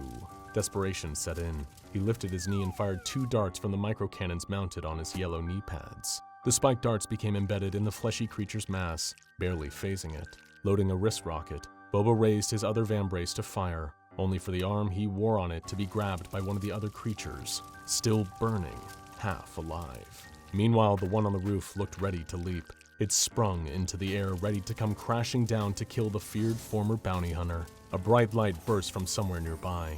It wasn't another flare. This one was a blinding eruption of pure white. Even through the tinted T-shaped visor of his helmet, it stung Boba's eyes so much that he had to cover his face with his hand. As he peered back, he almost mistook the light gray of the sky for the same light. Looking around, the monster had vanished, those that were left still writhing, their amorphous bodies coated with fire which rapidly spread to the wood of the nearby houses. Keeping his guard up as he always did, Boba climbed to his feet, lifting the gauntlet with a miniature blaster mounted on it to defend himself. He'd seen and even used disintegration weapons in the past, but the bounty hunter had never known anything to make a creature like that monster completely vanish in a single flash. He turned at a sound, not one of the creatures or the gentle crackling of flames, but the gentle crunch of snow under someone's foot.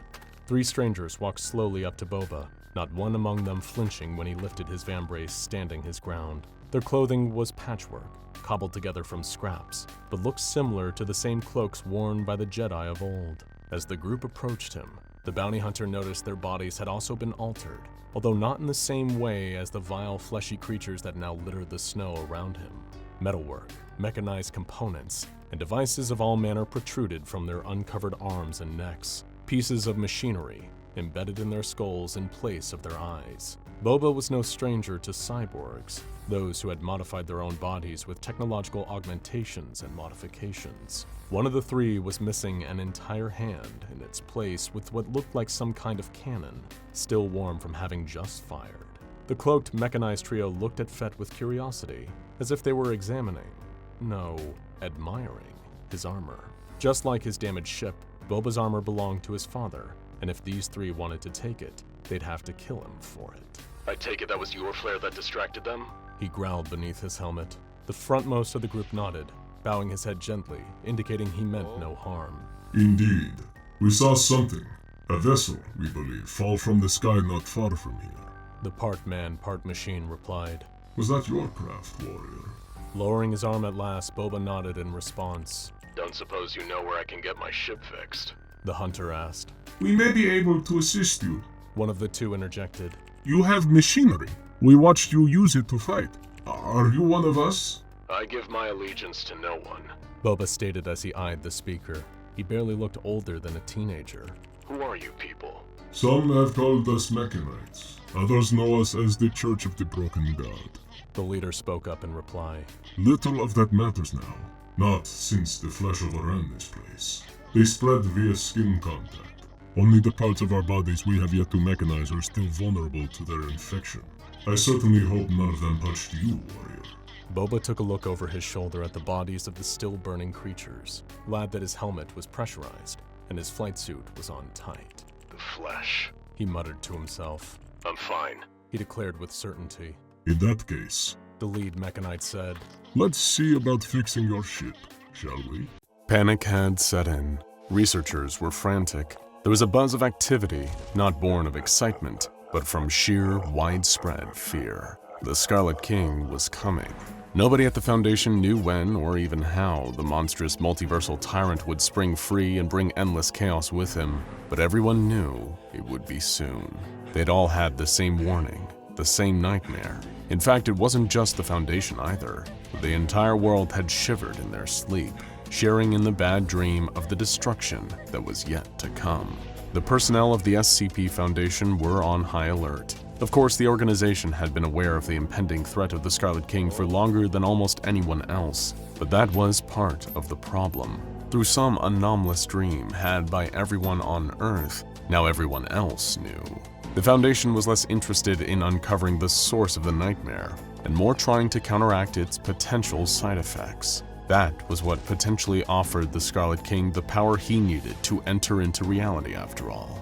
The more people knew about him, tried to understand or to find the eldritch entity, the more power he was able to obtain. We have an army! One member of personnel chimed in during a frantic debate. We have an almost unlimited fighting force that are specially trained to handle anomalous threats, the MTF. Are you crazy? Another argued. The MTFs are certainly not unlimited. At any rate, the Scarlet King might be one of the most powerful beings in the entire multiverse. How can our troops, even our anomalous units, even hope to stand against that? You're proposing sending our people into a slaughter. They'd all be wiped out in a moment. one of the other researchers concurred. We need to be focusing our efforts on the amnestic rollout. If we can distribute enough to the population, we can wipe their collective memories of the dream from the other night. They'll forget, and that should slow the approach of the Scarlet King. Slow him, maybe, but it won't stop him, the first retorted. Full-scale retaliation is still our best option. Even now, while we try to come up with a strategy that could be enough to draw him in, we're willing him into existence as we speak. What about deploying another SCP? Came a voice from the edge of the group. It belonged to junior researcher Jake Harrison, a relatively new member of the Foundation who had been reading up on files related to the Scarlet King. He knew that in trying to understand and come up with a way to best the murderous multiversal warlord, that he was inadvertently feeding him power. But Jake seemed to have stumbled on the one solution that everyone else had overlooked. There was already another anomaly that might have been perfectly suited for defeating the Scarlet King. What do you suggest, Harrison? One of the other researchers spat. You really think something like 682 would be willing to work with us and destroy the Scarlet King? That's absurd. I heard 682 is meant to be one of the Scarlet King's children, another remarked. No, not 682, Jake argued, turning to the researcher that had just made a comment about the entity's supposed children, a group of anomalies that we believe to have been born of the Scarlet King himself. But you're on the right track. We use SCP-999. The group of researchers looked dumbfounded at Jake. He couldn't tell if they were about to yell at him or they would all burst out laughing. To his surprise, they actually looked to be considering his proposal. It was widely believed that SCP-999, the adorable blob of orange slime known as the Tickle monster, was actually the final child of the Scarlet King. That's not entirely implausible, one of the researchers answered. SCP-999 is believed to be an ultimate force for good that could, in theory, defeat his father. The Scarlet King is meant to be unparalleled chaos. The two could cancel each other out, another theorized. But the Tickle monster, sorry, SCP-999, it's an infant, a child, someone else pointed out. Even if it could one day beat the Scarlet King, it's nowhere near strong enough to yet. We might have days, minutes even, before he arrives, and I don't know if 999 has the power to stop his father. Then what if we could make him stronger? Jake replied, a risky idea brewing in his head. Surely you aren't suggesting. Suddenly a loud rumbling rang out, like an earthquake, only much louder. And instead of coming from the ground below, the noise was coming from the sky. The Foundation's researchers raced to the nearest window or ran out of the buildings they were in to turn their gazes upward. Scored across the sky above was a deep, blood-red crack, a wound in the fabric of reality itself. It was huge, almost covering one horizon to the next, and everyone looking at it knew what it meant. That crack in the sky heralded the approach of the Scarlet King. Junior researcher Harrison spent the next hour impatiently trying to get a hold of someone, anyone who could approve his proposal. The O5 Council were already swamped with suggestions for how to stop the Scarlet King, each one contributing to his rapid approach. Eventually, Jake made it through and spoke directly with a representative, an underling for the O5 Council. Listen to me, he urged. I know this isn't your department, but I need someone to sign off on this, please. The lives of everyone in this reality could depend on it. What are you proposing? The clockworks, SCP-914, Jake answered. We place SCP-999 inside, speed up the process, and make him strong enough to stop the Scarlet King. It was an astronomical gamble, using the anomalous improvement machine, constructed of a multitude of clockwork components. Cogs, gyros, gears. SCP-914 was a device that could be used to enhance or refine any object placed inside its input booth. Depending on the setting, items could be transformed, destroyed, or vastly improved using the clockworks. Rough setting disintegrated any test subject, while coarse dismantled it to its base components. One-to-one replaced any item with an almost identical copy. Then there were the fine and very fine settings. The former would cause 914 to improve any item and the later capable of the same, but with one key difference. Very fine would refine an object even more, usually by giving it anomalous properties. Jake had read up on SCP-914 and knew that the Foundation had permitted researchers to conduct tests using the machine.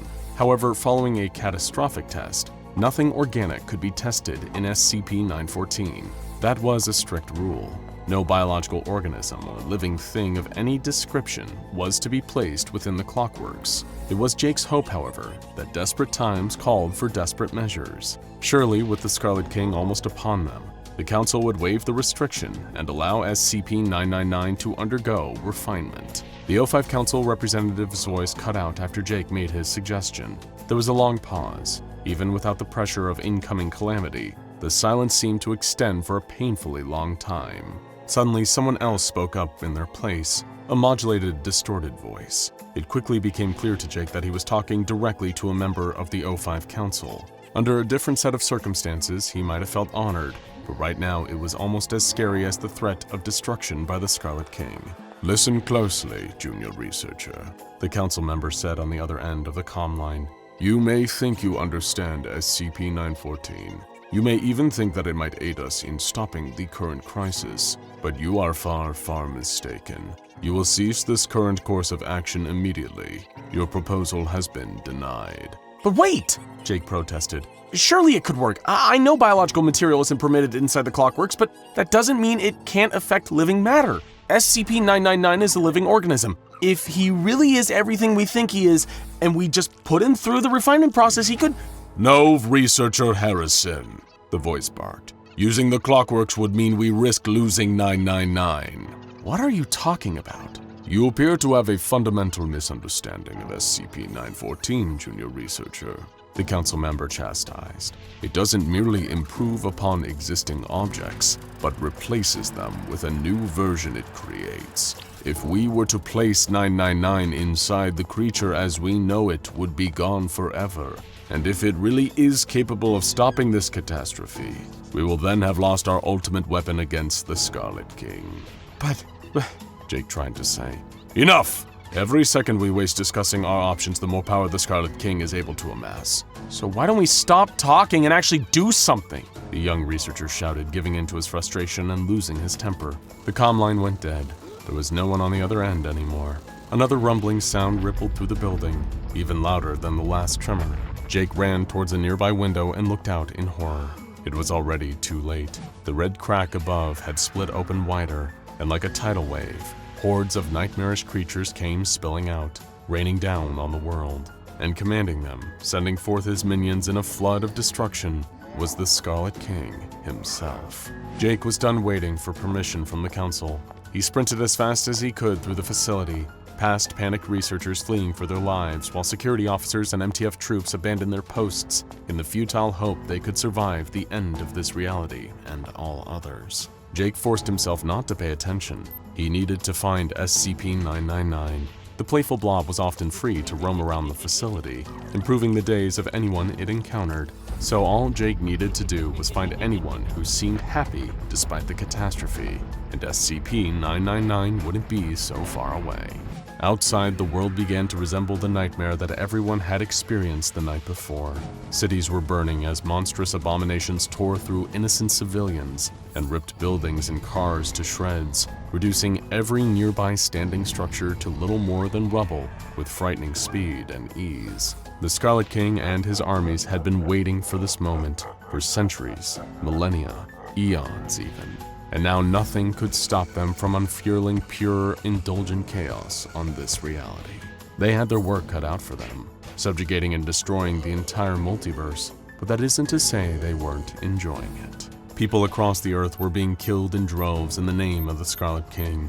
He diverted a significant portion of his forces to attacking the SCP Foundation itself, while the boots-on-the-ground MTF troops, the ones that had remained loyal, were usually a formidable fight. They were no match for the eldritch armies of the Scarlet King. The Horde began to set free other anomalies kept locked up in containment, either by accident when they stormed the Foundation facilities, or intentionally seeking out their cells to spring them. Some SCPs tried to stand up to the Scarlet King and fight back, the likes of the Plague Doctor, the Spectre, and SCP-2800 all tried their best to ward off the oncoming attacks of the Scarlet King's foot soldiers. They lasted longer than those who decided instead to run away, turning heel and trying in vain to escape the destructive reach of the Scarlet King. Even anomalies like SCP-106, who could escape to other planes of existence or pocket dimensions, weren't safe. In hiding, they were only prolonging the inevitable. The Scarlet King would find them all. No corner of the multiverse was safe. And of course, some SCPs thrived in the catastrophe. Creatures like SCP-682, the infamous hard-to-destroy reptile, found themselves free to exact revenge on the Foundation and humanity at large. Of these, not all the anomalies gave away their allegiance. 682 in particular was too busy killing anything it came into contact with, whether they were human or part of the Scarlet King's army. But other SCPs gladly swore fealty with the Crimson Cosmic Conqueror, forming alliances with the entity responsible for setting them loose and joining the massive monstrosities he had unleashed. And yet, in the midst of all the chaos, the calamity, and the millions upon millions of deaths, one junior SCP Foundation researcher was still searching for the wholesome orange blob. Jake Harrison had put all his chips on SCP-999 and eventually tracked the Tickle monster down. The building around him was crumbling, attacks from the Scarlet King and his minions bombarding every second. As Jake ran into the mess hall, his eyes instantly caught sight of the ball of orange slime, cowering under a table. Hey, he whispered, hoping to coax it out. It's okay, I know there's a lot going on right now. Hell, it's the end of the world outside, but if you come with me, I think we can fix it together. Come on, little guy, what do you say? As if in reply, 999 immediately leaped up out of its hiding place. Jake caught it in his arms, instantly feeling a wave of calm wash over him thanks to the Tickle monster's calming, anomalous effect. He tried to stop himself from fully succumbing to the good vibes that the gelatinous creature provided. After all, he still had a job to do, and time was short. The Scarlet King and his invading army might have seemed, for the most part, to be indulging in wanton destruction, decimating cities and Foundation sites, killing humans left, right, and center. But Jake figured that if there was any method to their madness, then SCP-999 would be at the very center of it. Not even the Scarlet King knew for certain if SCP-999 really was his offspring. Maybe he had heard the rumors and wanted to reach the Tickle monster just before it had a chance to stop him, if it even could. If the Scarlet King believed even for a second that his supposed son stood a chance at defeating him and ending his reign of terror, then he'd waste no time hunting the orange blob down. His army of nightmarish creatures would comb every corner of the world until they found SCP-999, although they might not think to look inside the clockworks. Placing the smiling, slimy SCP in the input booth, Jake fiddled with the controls for SCP-914. He'd never performed any experiments using the machine before, but it was all pretty self-explanatory, throwing the dial to very fine. He gave a moment's pause, looking at the adorable anomaly in the machine. The warning from the council rang in his ears. If he activated the clockworks, he'd in effect be killing SCP-999. Either that or the Scarlet King would do it himself when he found the Tickle monster. Neither scenario ended well. Then the thundering sounds of the massacre outside got louder, screams coming from innocent people who were being caught in the Scarlet King's carnage. There was no question about it. If what Jake was about to do really could stop all this mayhem, then it was worth replacing SCP-999 to do it. With a deep breath, he flipped the switch. The clicking and clacking of the clockwork's components whirred into life were drowned out by the approaching tremors. Something was coming. No, he was coming, Jake thought. The very fabric of the building around him started shaking, brickwork and cement crumbling and falling apart as a large hand, fingers ending in pointed crimson claws, wrenched open the roof with ease. Looking up in horror, Jake saw that the sky was a dark shade of red. Towering over it, a colossal crimson-clad warrior looked in on the frightened researcher, horns protruding from its head. Maybe because SCP-999 was still nearby, the blob was offering him some kind of positive mental protection. Otherwise, the mere sight of the gigantic monstrous being above him would have driven Jake and any other mortal mad. The Scarlet King was upon him. Where is he? Came a booming voice that sounded like hundreds of screams overlaying each other. The Scarlet King's gaze seemed to shift slightly, turning from Jake as he lay helplessly on the ground to look at SCP-914. The machine had fully activated and couldn't be stopped now. Either through foreknowledge or some kind of cosmic sense, the eldritch monstrosity seemed to know exactly what the device did. No!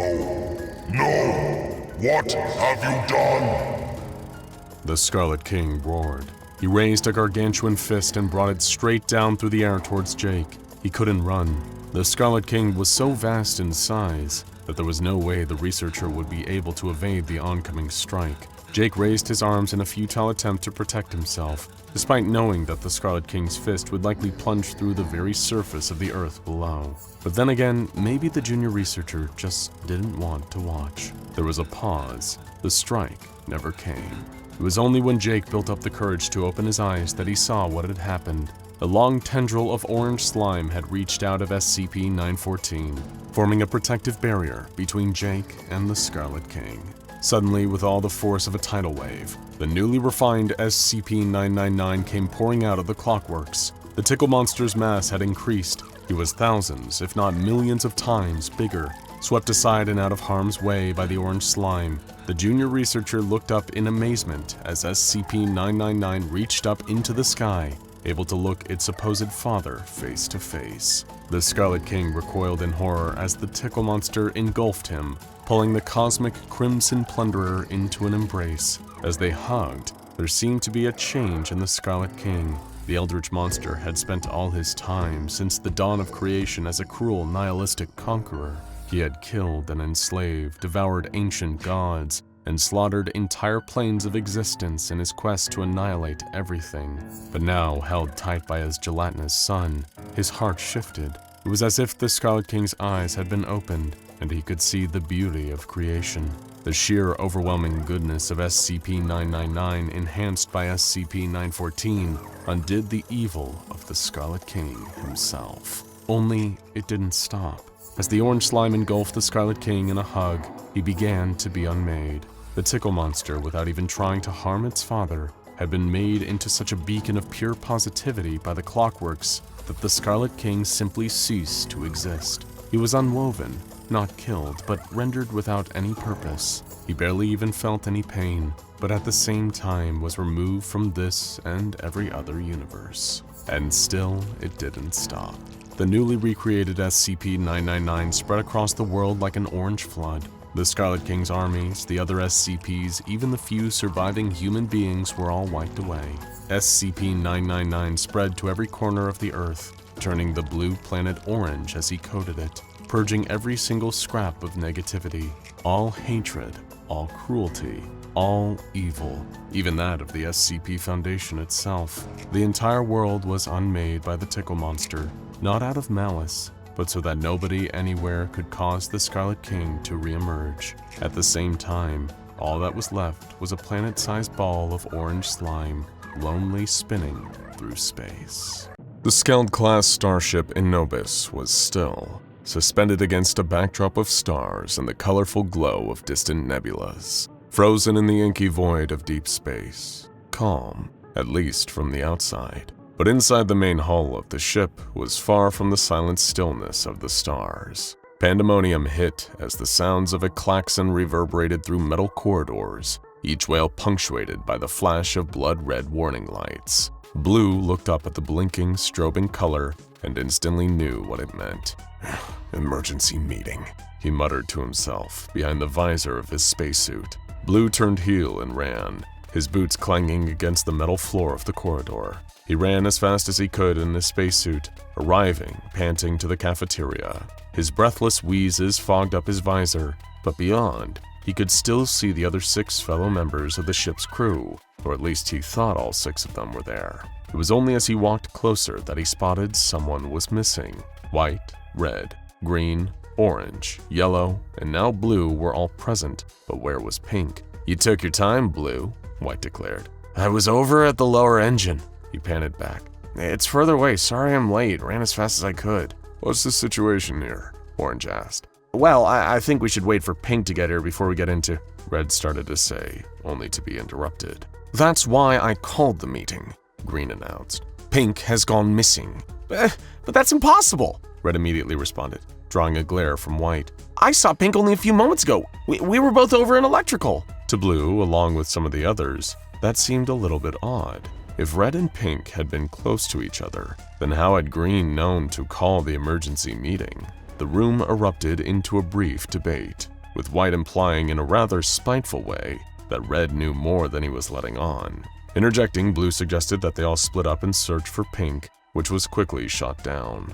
White reminded the rest of the crewmates that their ship was in need of constant maintenance. If they didn't perform the necessary tasks to keep it running, then the Anubis would never reach its destination. "Report back here when you're finished," White barked. As they all split off, Blue couldn't help but wonder what had gotten White more agitated than normal. However, little did any of the crew aboard the Anubis realize, but they had picked up a stowaway. The creature had been slipping through the ventilation system, curiously watching the assembled group in the cafeteria before they broke away and headed off into the various different areas of the ship.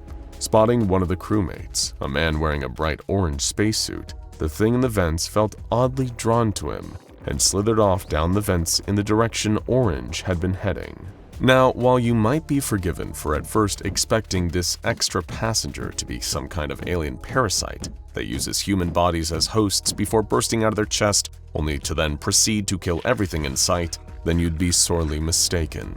Stand down, Sigourney, there are no xenomorphs aboard this ship. No, this slippery little stowaway was none other than the lovable blob of orange slime known as SCP-999, otherwise referred to as the Tickle Monster. Known for being an adorable amorphous anomaly resembling a pile of gelatinous orange matter, SCP-999 has long been considered one of the most harmless and affectionate SCPs ever cataloged. It has a habit of honing in on the nearest person and leaping right at them, not as a means to attack them or attach any scary eight-legged egg-laying head-hugging creature to any faces. Instead, SCP-999 offers a loving embrace and wholesome nuzzling to a person's face, all the while emitting soothing gurgling and cooing noises, as well as pleasant scents that change depending on what the person it's hugging finds most appealing or calming. While not in any way harmful, and only ever acting out of the most well-meant intentions, SCP-999 had been the one responsible for Pink's disappearance. The Tickle Monster had been discovered by Pink while he was traveling through a corridor past the medbay, taking the longer route back to Electrical. There, 999 had playfully pounced on the crewmate to offer a hug. This had caused Pink to experience the full effect of SCP-999's anomalous properties, slipping into an overwhelmingly elated state. So, while not currently injured, he was calmly relaxing in a hidden corner of the medbay, with the rest of the crew completely unaware of what was going on. SCP-999 had spotted Orange and had been able to recognize the same color as its own jello-like body. Drawn to the crewmate, the Tickle Monster snuck towards Orange while his back was turned, busy cleaning out the filters in the O2 chamber. Before he could turn around and spot the creature, SCP-999 leapt to Orange and lured into the medbay with Pink. Not long after, Blue had finished up his latest task, fixing up the wiring and storage. Brushing off his hands, he began casually walking back in the direction of the cafeteria, only to see the crimson of Red's spacesuit zip past. He was rushing down the corridor, almost like he had just been caught, well, red-handed. Something didn't seem right, Blue thought to himself. Red had seemed pretty indignant earlier when Pink had vanished, although he couldn't say with any certainty if it was because Red really did know what was going on or if they were just nervous. Returning to the cafeteria, however, the crew quickly realized that Orange was now gone too. "I'm calling it now," White declared. "This was you, Red. You're up to something." I swear I'm not! Red pleaded. It was hard to see how sincere his expression was through the tinted space helmet visor. "Well, if anyone else knows anything or saw anything, then come forward," White said to the group. The rest of the crew were awkwardly shuffling on their feet, each one clearly uncertain, but nobody wanting to come forward and be the first to speak. "Actually, Blue found themselves saying. I saw Red dashing around in the corridor. He seemed like he was in a hurry, or maybe he was up to something. Maybe. Look, it doesn't prove anything." You don't know that. Yellow chimed in. "Who knows? He may have been eyeing you up as his next victim." Victim? Red exclaimed. "Look, I don't know what you're implying here. I haven't killed anyone." Nobody said Pink and Orange were dead, White replied. Unless you know more than you're letting on. "I swear, I don't know what's happening. I'm just in the dark as you all are," Red insisted. "In that case, prove it," Green interjected bluntly. "Prove you didn't kill Orange and Pink." "How?"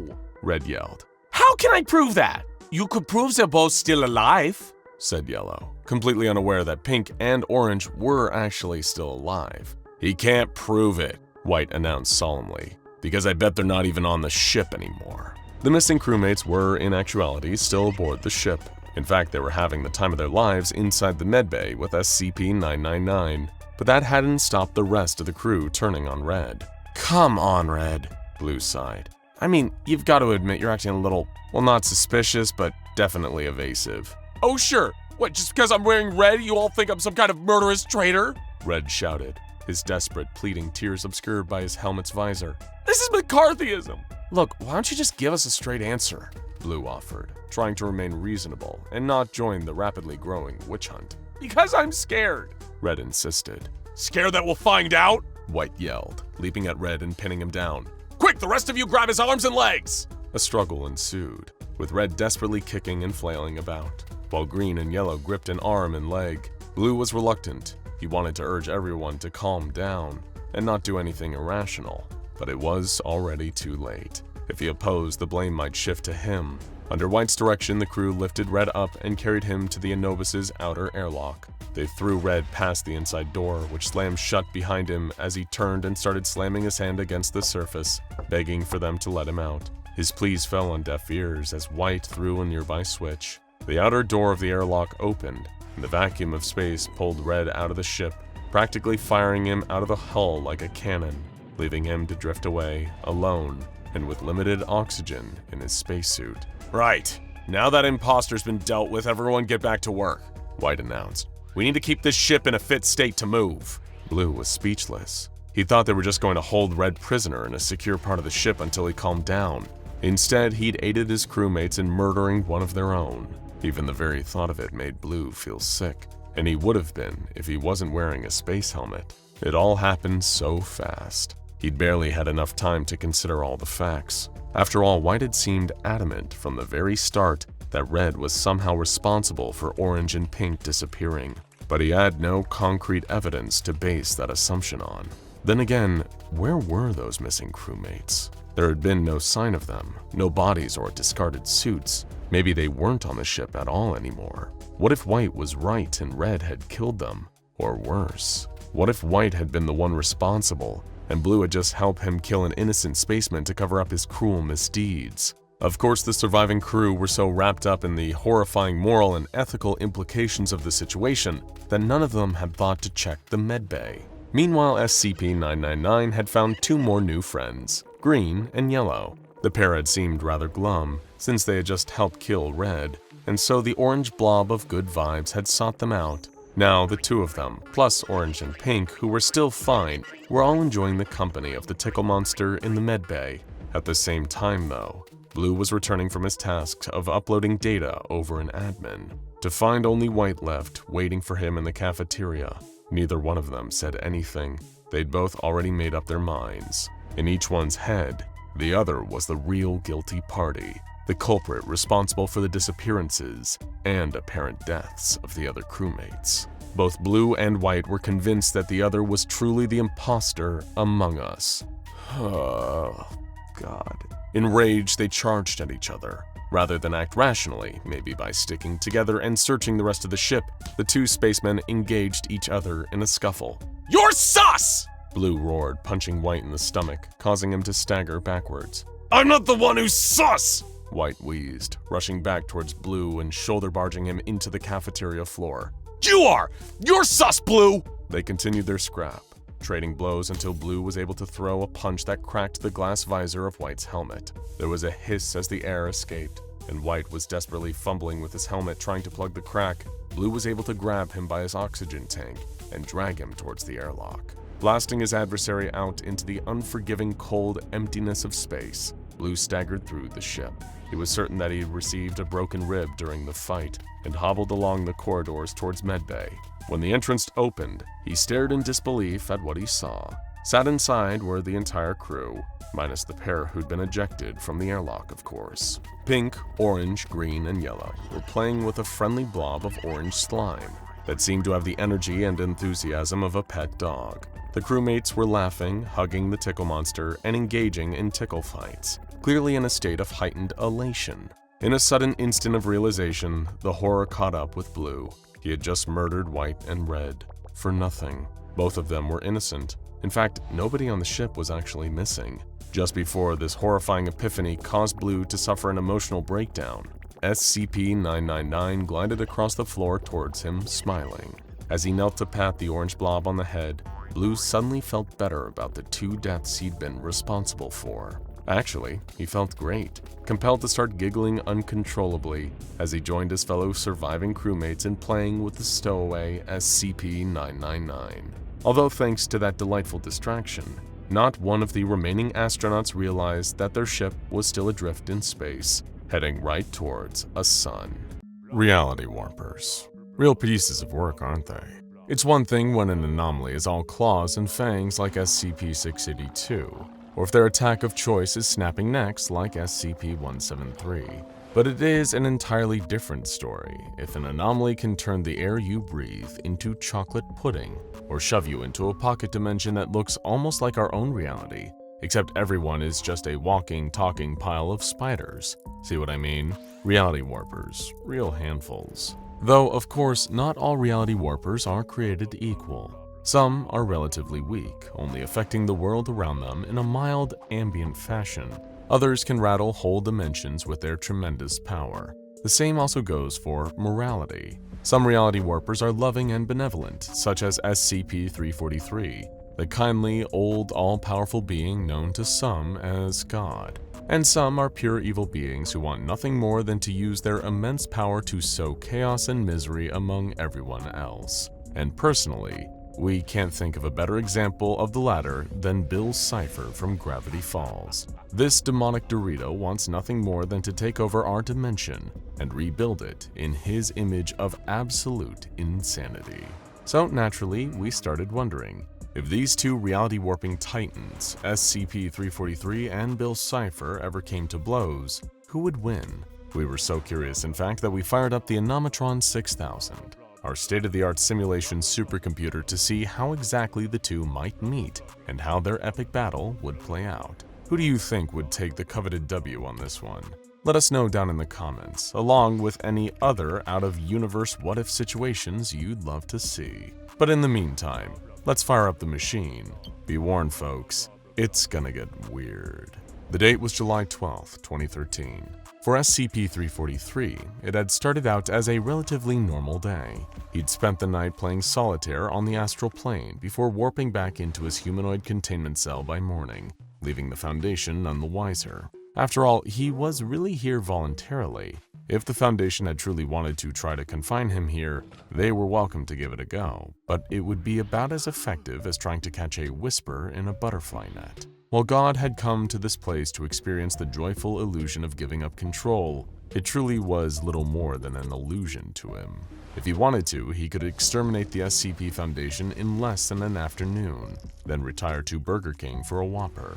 So really, they're all just lucky he is a benevolent being, more interested in hanging out than dispensing wrath on those he perceived as insolent. That was Old Testament him. He'd done a lot of soul-searching and growth since then. It'd been at least a millennium since he'd smote anyone for that matter, and the last guy really had it coming. However, today was going to be a little different. God knew that something was going to happen today. He sensed a great source of energy emerging, something dark and malevolent. He sighed and he closed his eyes for a moment, focusing himself. He knew whatever the nature of this threat, it would fall upon him to face and destroy it. How irritating. He was hoping to finally binge Stranger Things today. Elsewhere in Site-19, things seemed to be inordinately peaceful. There hadn't been any containment breaches or new anomalies brought in. There hadn't been any attacks from rival groups of interest. Dr. Bright hadn't even done anything stupid or started any fires. To borrow an old cliché, it was quiet, too quiet. Perhaps the only person who wasn't having a relatively mellow day was Security Officer Frederick Simmons, a mid-level guard who'd been stationed at Site-19 for 4 years now. He just wasn't really feeling himself today. The work didn't bother Simmons, emotionally at least. Typically, even after seeing rather traumatic things or being in near-death situations while in containment breaches, it hadn't left any lingering effects. But lately, he'd been having the strangest dreams. It always played out the same way. Shortly after going to sleep, he'd open his eyes in a strange multicolored void surrounded by bizarre, seemingly random floating objects, none of which seemed to have any real relevance to him or his life. and just when he'd begin to question it, the other recurring element of the dream would occur. Out of the shimmering oil-slick rainbow of mind-boggling colors, a strange being would suddenly emerge. A glowing golden triangle, almost like a drawing of a pyramid, the Eye of Providence, with a stovepipe hat, a little bow tie, thin black arms and legs, and most notable of all, a single large eye with a slit pupil staring out from the center. The eye almost seemed to have a strange hypnotic quality to it. Simmons felt bewitched whenever he looked into it. He wasn't afraid, quite the opposite actually. For reasons he couldn't understand, this strange creature from the world of dreams seemed like a good friend of his. He said, Well, if it isn't my number one guy, the Fredmeister, in the house. I've missed you. Have you missed me? Put her there, good buddy. The entity extended his hand and Simmons shook it. The Foundation guard could feel a strange tingling sensation jolting down his arm. The first time Simmons had encountered the entity, he'd told him his name, Bill Cipher, and he told him how incredibly important it was that Simmons kept their little nighttime meetings a secret. In exchange, Bill was here to listen. Simmons would spend his time in the mindscape pouring out his worries and frustrations with his daily work, as Bill paid impeccable attention. The strange little dream entities seemed fascinated by the work Simmons did, all the peculiar and wondrous anomalies he guarded at Site-19. But to Simmons, it was all just boring work. Zombie creating supernatural plague doctors and immortal men with metal limbs lose their shine after you see them day in, day out for years on end. Frankly, Simmons needed a day off, but he'd already used up all his PTO when he'd gotten the flu earlier that year. He just didn't know what to do. Luckily for him, Bill had a solution.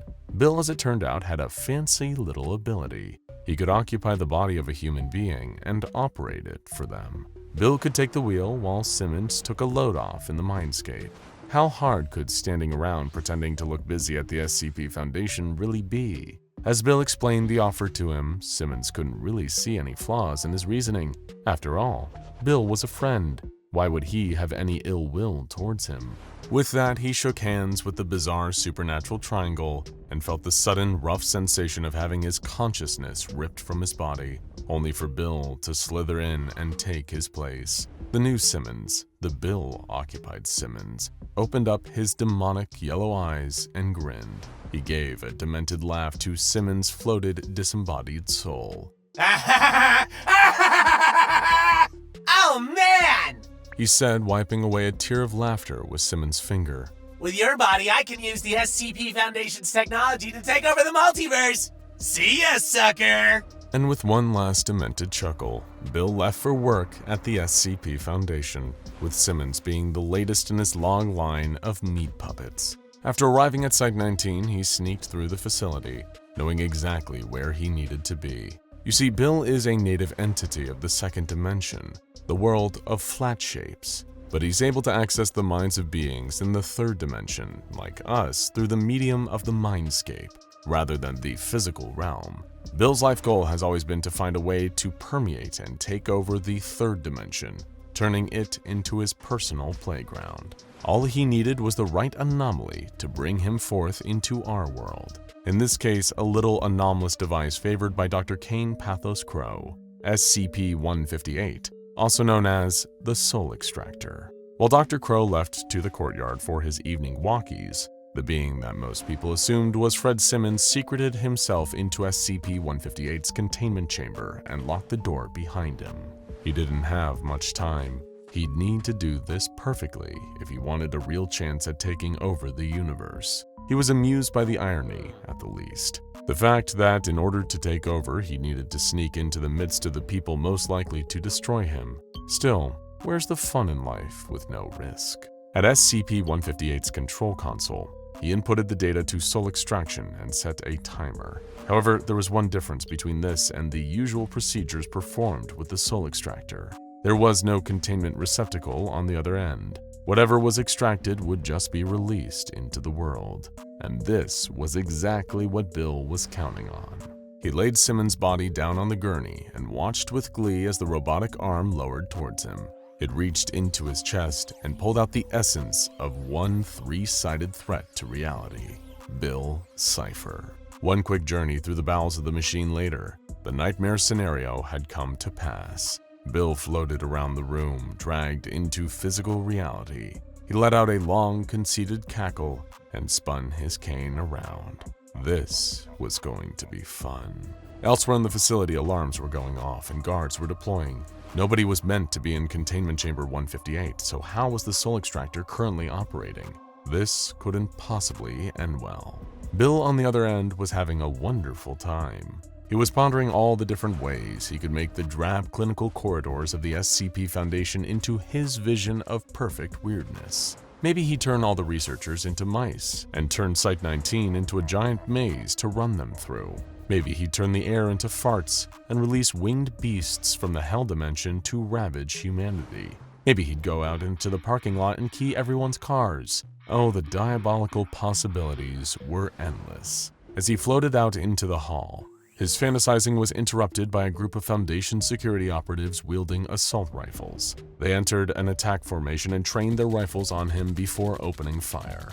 Bill just found himself laughing again. The gunfire just tickled. Wow, you guys are hilarious! Bill said between fits of laughter. But wait, I can think of a better way to make you even funnier. He snapped his fingers and suddenly the guards were transformed. Instead of the serious first line of defense for the SCP Foundation, they were now a gang of literal clowns straight from the circus, holding balloon animals molded into the shapes of assault rifles. They giggled and threw pies at each other.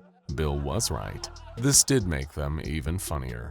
And he was just getting started, turning this Foundation snooze fest into a party of cosmic proportions. Bill began running a rampage of weirdness across the site. Essentially being the ultimate cosmic troll, he decided he'd simply bother every single anomaly he could with his demonic antics. First, he appeared in SCP-096's chamber and pulled a brown paper bag over his head, with the words "Ugliness lies within" written on the front. And just for fun, he then teleported the temperamental beast to a nearby Amish community. It quickly became enraged when a gust of wind blew the bag off its head, and a man named Jebediah saw its face. It then killed several others, also named Jebediah, during the rampage. Bill thought it was hilarious. He then released SCP-682 into Site-19, and just to annoy the creature into further violence, he stuck an indestructible party hat on the monster's head. No matter how hard 682 tried, it couldn't remove the party hat. This caused it great frustration, which it took out on any Foundation staff it happened to find in the area. It had fulfilled Bill's expectations wonderfully, but his quest for amusing carnage didn't end there. Next, he went to bother SCP-049, the Plague Doctor, who was in the process of doing surgery on a Foundation-provided dead goat. With a snap of his fingers, Bill transformed the Plague Doctor's surgical tools into colorful Play-Doh cutting tools. Needless to say, the supernatural surgeon was less than pleased. He was about as annoyed as Dr. Clef was when Bill turned his favorite shotgun into a bouquet of flowers, then sealed his feet into the floor. Or how vexed Dr. Gears was when Bill turned his plain beige necktie into a considerably more loud and colorful tie. People there at the time reported hearing Dr. Gears say, "I just don't think that was necessary." Oh, and he also did some more minor acts of malice. He filled the break room with an army of flesh-eating zombies. He made a moat filled with molten lava around the site that prevented anyone from escaping from his reign of terror. And he even covered all the walls in cognito-hazardous doodles that instantly drove any weak-minded human who saw them into complete gibbering madness. It was clear this reality-warping nightmare needed to be stopped before he got bored of playing with his new Foundation toys and decided to go remodel the universe in his own image. Thankfully, there was one anomaly on site who was up to the task. Bill was treating himself to another evil laugh in the Site-19 canteen when something peculiar happened. He looked down to see a man in what looked like a tunic with graying hair and a beard. He walked with a peculiar kind of calmness, his face blank. Why wasn't this guy panicking? Was he stupid? Bill would seemingly need to teach this guy a thing or two about fear. Hey, Gramps! Don't know if it's escaped your attention, but I've been giving this place an extreme makeover. Did you forget to put on your glasses this morning, or are you just that senile? The stranger remained calm as could be. He replied with a voice that was measured as it was deep. Now, Bill, let's not resort to name-calling. That's just childish, don't you think? Bill's single eye widened at this. Wait, hold up. How did you know my name? Bill asked, irritated. Are you a friend of the Time Baby or something? He floated over and began circling the stranger, hoping to intimidate him. Much to Bill's frustration, it didn't appear to be working. I know lots of things, Bill. Lots of things. The stranger replied. That's my line! Bill screeched, turning red. Who do you think you are? The stranger gave a quiet, reserved chuckle that infuriated Bill. Oh, personally, I just like to think of myself as a humble craftsman, watching his beautiful creation play out, he said. But I suppose some of the people around here like to call me God. Bill didn't like this. This whole universe was going to be his, and he certainly didn't appreciate some insolent old man acting like he ran the roost around here. Bill would give him an education in who was really holding the reins, and it would be the kind of education that left scars, if it left anything at all. He extended his spindly black arms and released bolts of lightning against the stranger, who simply continued to smile as the electricity rippled around him, seemingly causing no effect. Are you done? The stranger asked. Bill laughed, hoping to hide his irritation. I'm just getting started, he bellowed. With a thunderous roar that shook the very foundations of Site-19, Bill began to grow and shift. No longer a silly little triangle, he became a huge red pyramid of pure nightmares, covered in glowing golden arms and teeth, with long black tongues drooping out of each level. It was the most terrifying and demonic form in his entire arsenal, and yet he was astonished to find that the stranger still didn't seem to show any kind of fear. Very impressive, Bill, the stranger said, sounding almost bored. But I think you might be trying a little too hard. Oh, that does it. Bill would simply have to destroy him. It was a matter of pride now.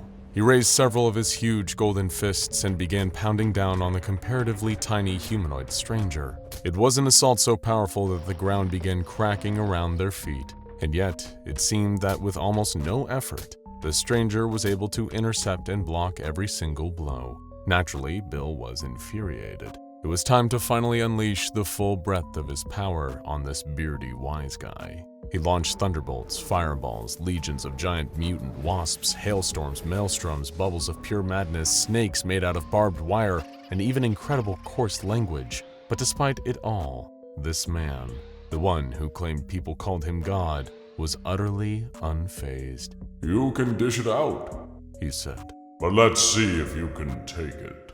Bill began to laugh. What the heck's that supposed to mean? You can't… God snapped his fingers, and Bill was gone, vanished. And with a flick of his wrist, all the damage and transformations that Bill had performed had disappeared. It was as though the demonic triangle had never even been there in the first place. Though Dr. Bright, who was acting site director at the time, had some Scranton reality anchors turned on around the perimeter just to be safe. You can never be too careful with reality warping demons after all. Later that day, Dr. Bright approached God and asked him what he'd actually done with Bill. God chuckled and replied, For a being of such immense power, he really had a rather childish mindset. So I sealed him away inside a children's cartoon where he couldn't do any further damage. What was the cartoon? Dr. Bright asked.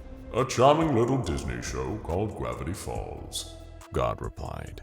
Welcome back, dear viewers of SCP Explained. We hope you've been keeping well, and we also hope that your health insurance covers blown minds. Because today, we're using our trademark Anomatron 6000 to pit an anomalous legend against another Marvel legend. That's right, it's SCP-682 versus Dr. Michael Morbius, of the 2022 cinematic masterpiece, Morbius. Of course, there is one issue that we should share with you before we begin. We haven't actually seen Morbius. However, here's the wonderful thing, statistically, you haven't either. In fact, we tried to get the Anomatron 6000 to process Morbius as raw data for the simulation, but our antivirus software kept stopping it. Intriguing. So instead, we simply hit randomized traits on the Anomatron, so its free-to-use advanced AI could conceive what Morbius is like, and what his abilities probably are. And as far as you or I know, it might even be correct. So let's get this show on the road, and see if the hard-to-destroy reptile could hone against its own as cinema's most tragically memed-upon superhero. Prepare for perhaps the most absurd and ridiculous video, with the exception of the Among Us video, that we've ever released on here. In other words, it's Morbin time. It began as many bizarre SCP Foundation stories do, with SCP-682 cracking the glass of its acid tank and preparing to spill chaos and terror onto Site-19. For most people, even seeing actual footage of this would be a life-defining traumatic incident. For most seasoned Foundation researchers, it was just another Sunday. When 682 busted through the nearest wall like a psychopathic reptilian Kool-Aid man, while guards engaged in the futile task of trying to subdue it with small arms fire, the senior researchers languidly made their way to the nearest secure panic room and hunkered down. As was standard protocol for SCP-682 escapes, all available mobile task force units would be dispatched, single-mindedly focused on cutting the lizard back down to size. But the problem was, this wasn't just any other Sunday. It was Super Bowl Sunday. And seeing as most mobile task force operatives are incredibly tough and manly, they generally love football and promised they'd definitely come and take down 682 as soon as the game was over. This would be one thing if SCP-682 was content to just terrorize the usual denizens of Site-19 today. But no. It'd been a while since the hard-to-destroy reptile had tasted civilian flesh, and he intended to rectify that toot sweet. In a state of murderous fury, 682 barged through wall after wall with the effort that a normal human might walk through rice paper. Soon enough, it was free from the drab gray walls of the containment site, and feeling the sun on its scales once more. Such a lovely day out, with the distant sound of people laughing and chatting, and children playing happily with their pets. 682 predictably found this disgusting and resolved to destroy them all. And with all those mobile task force operatives swigging beer, eating peanuts, and giggling at amusing celebrity cameos in Super Bowl halftime ads, there would be nobody who would stop 682 from completing its dastardly task. Except, of course, one man, Dr. Michael Morbius. While 682 was escaping, Morbius was sitting on the deck of his private yacht, drinking a martini glass full of 2% milk, because Morbius understands the importance of having healthy bones. He was listening to a fantastic podcast about the curative powers of beef jerky, when high above the SCP Foundation activated the Morb signal, a Batman-esque light shining up in the sky in the shape of a clown. This was bad. Morbius paused his podcast and prepared himself, finishing the last of his milk and washing out the glass so it didn't get smelly. He raised his arm and summoned the Morb Orb, a glowing red ball that seemed to be the source of his powers according to a number of internet memes. He clutched the orb, feeling its power flow through him as he made a small prayer to his guardian deity, the late David Bowie. And with that, he took flight, twin jets of fire blasting out of his shoes like rocket ships. He could only hope that he'd be able to intercept SCP-682 before it was too late. Meanwhile, SCP-682 was indulging in one of his favorite hobbies, just killing lots of people. He'd invaded the American city of San Fran Angeles, New York, which was known for being the biggest population of people within the proximity of Site-19. 682 was truly rampaging. He knocked the ice cream cones out of children's hands, causing them to weep profusely. He literally kicked dogs, and he also murdered a number of adults with his vicious fangs and claws. The local police attempted to stop him, but they were hopelessly outmatched. They attempted to cuff the monster several times, only to find out that by the time they were halfway through trying to read the beast its Miranda rights, it would break free and rampage yet again. All in all, 682 was having a grand old time, and was delighted that nobody was coming to stop its rampage of utter devastation. It seemed almost as though the rampage would never end, until a dark shadow fell over the ravenous reptilian monster. It turned up its head to see a new foe floating above it. Was it a bird? Was it a plane? No, it was Dr. Michael Morbius, of course, wielding his trademark flaming trident of justice. Another lamb to the slaughter. 682 growled. Are you ready to meet your end? Morbius laughed and shook his head. I don't know who you are, you scaly monster, but for hurting all these innocent people, you're about to get morbed on. And with that, he threw his flaming trident at the reptile, striking brave and true. But it wasn't enough. 682 had developed incredibly strong reflexes after years of the Foundation's attempts on its life, so Morbius would need to try a lot harder than just using his classic beloved trident to end this fight. Even then, before Morbius had a chance to think up another method of attack, 682 had adapted and switched to the offense. Two great dragon-like leathery wings unfurled on the monster's back, and it took to the air, lunging towards Morbius with fangs borne and claws at the ready. Before Morbius knew it, the creature's jaws were ready to close around his head. Thankfully, at this moment, another one of Morbius's classic superpowers comes into play, his short-range teleportation abilities. In a moment of reflex that would impress 682, Morbius teleported out of the monster's path, remanifesting instantly, floating a few feet away. 682 growled in irritation.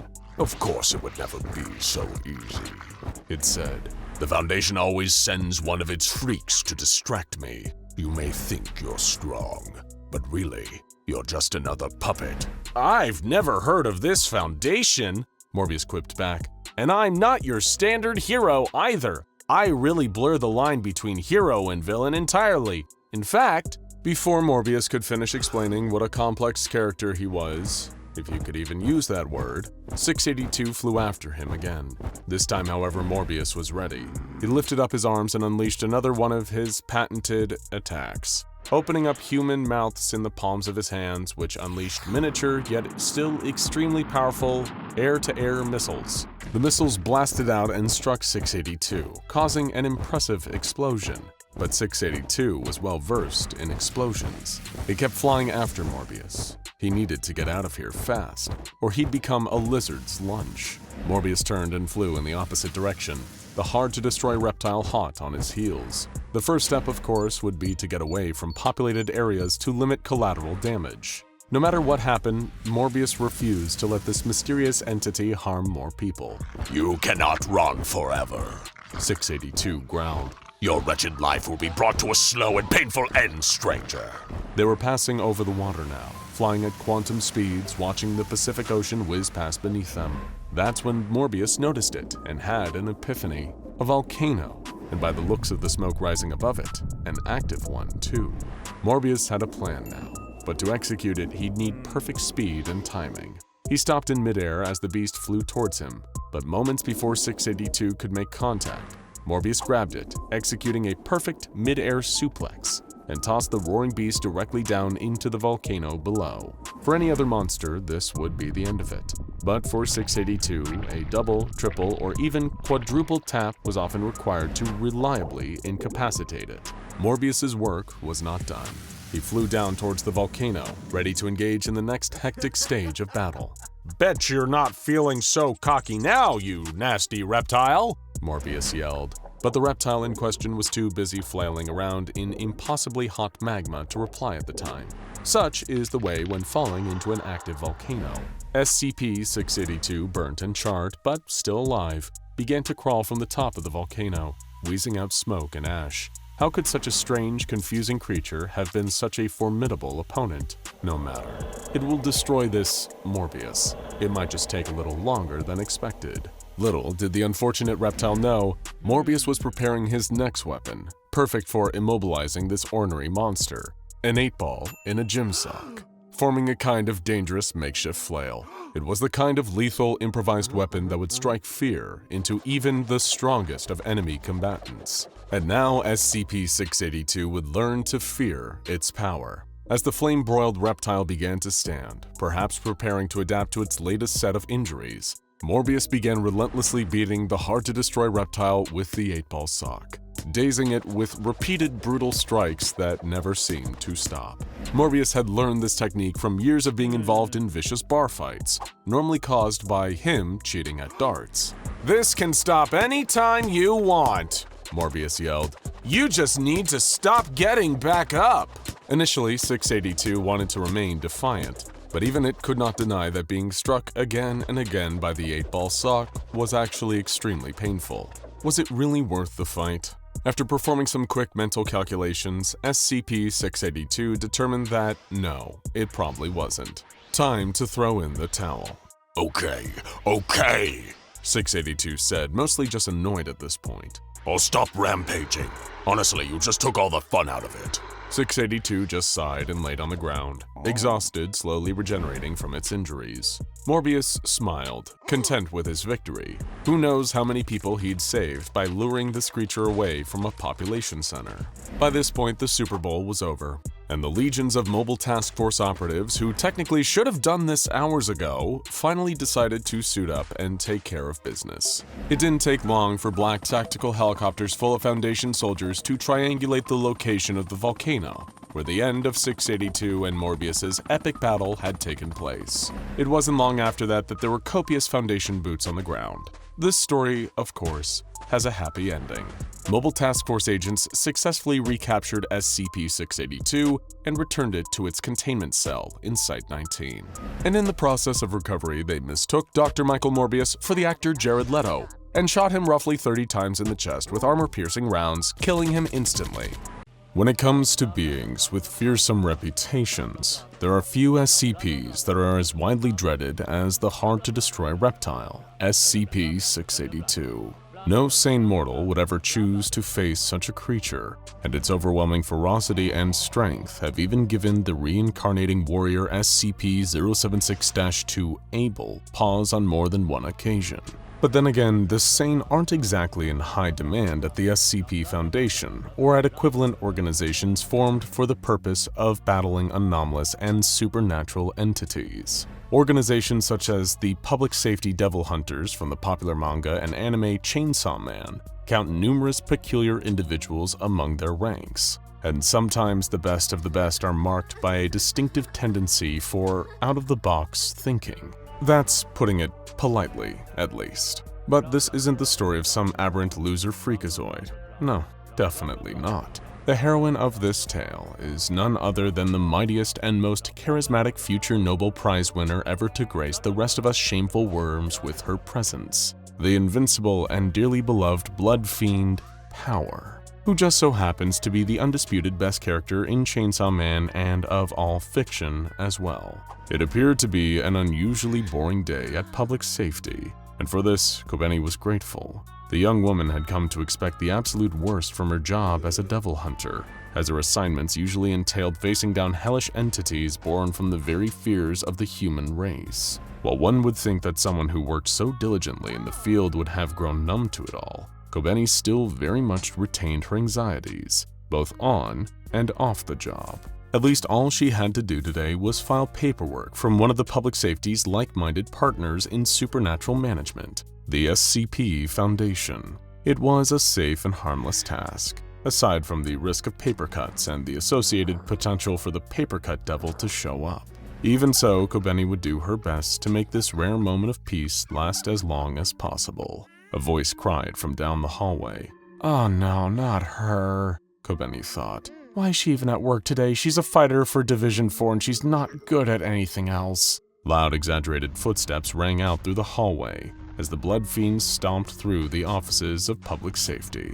Kobeni wanted to shrink until she vanished from sight or let herself sink into the floor. Her desire to not have to see Power today was so great that she contemplated opening a window and climbing down the side of the building to the ground floor. "Please don't come this way." Kobeni was still carrying a heavy stack of freshly filed paperwork, and she didn't want her tireless efforts at organization to go to waste. She looked frantically at the cabinets in the storage room she was in, hoping to find enough space for her to crawl into and make herself scarce. But it was too late. Power slammed open the door of the storage room and announced her presence. The shock was so great that Kobeni screamed and flung the stack of SCP Foundation papers all over the ground. She clutched her fast-beating heart, unable to attend to the mess immediately. Kobeni hadn't had to experience a fright that sudden since the time that she was sent to hunt the jump scare devil. The poor girl could never have a surprise party thrown in her honor again. True to her name, Power immediately reprimanded Kobeni for dropping the papers, stating that her workmanship was sloppy, and that Power herself could easily carry 10 times the amount of paper. Kobeni tried to not let the chiding of her coworker affect her mood. She bent down and scooped up the papers, but much to her chagrin, Power decided to help with this task as well. The blood fiend began grabbing the papers and stacking them as assertively as possible on the nearest surfaces, resulting in many crumpled edges and uneven piles. Kobeni attempted, albeit hesitantly, to correct Power's paper collection method, only to be met with more scorn. Kobeni nearly cried. This was just too much for her to handle, especially on what was supposed to be a calm day. That was when Power picked up one of the files and began to read. It was a record of the infamous cross-test between SCP-682 and SCP-076-2.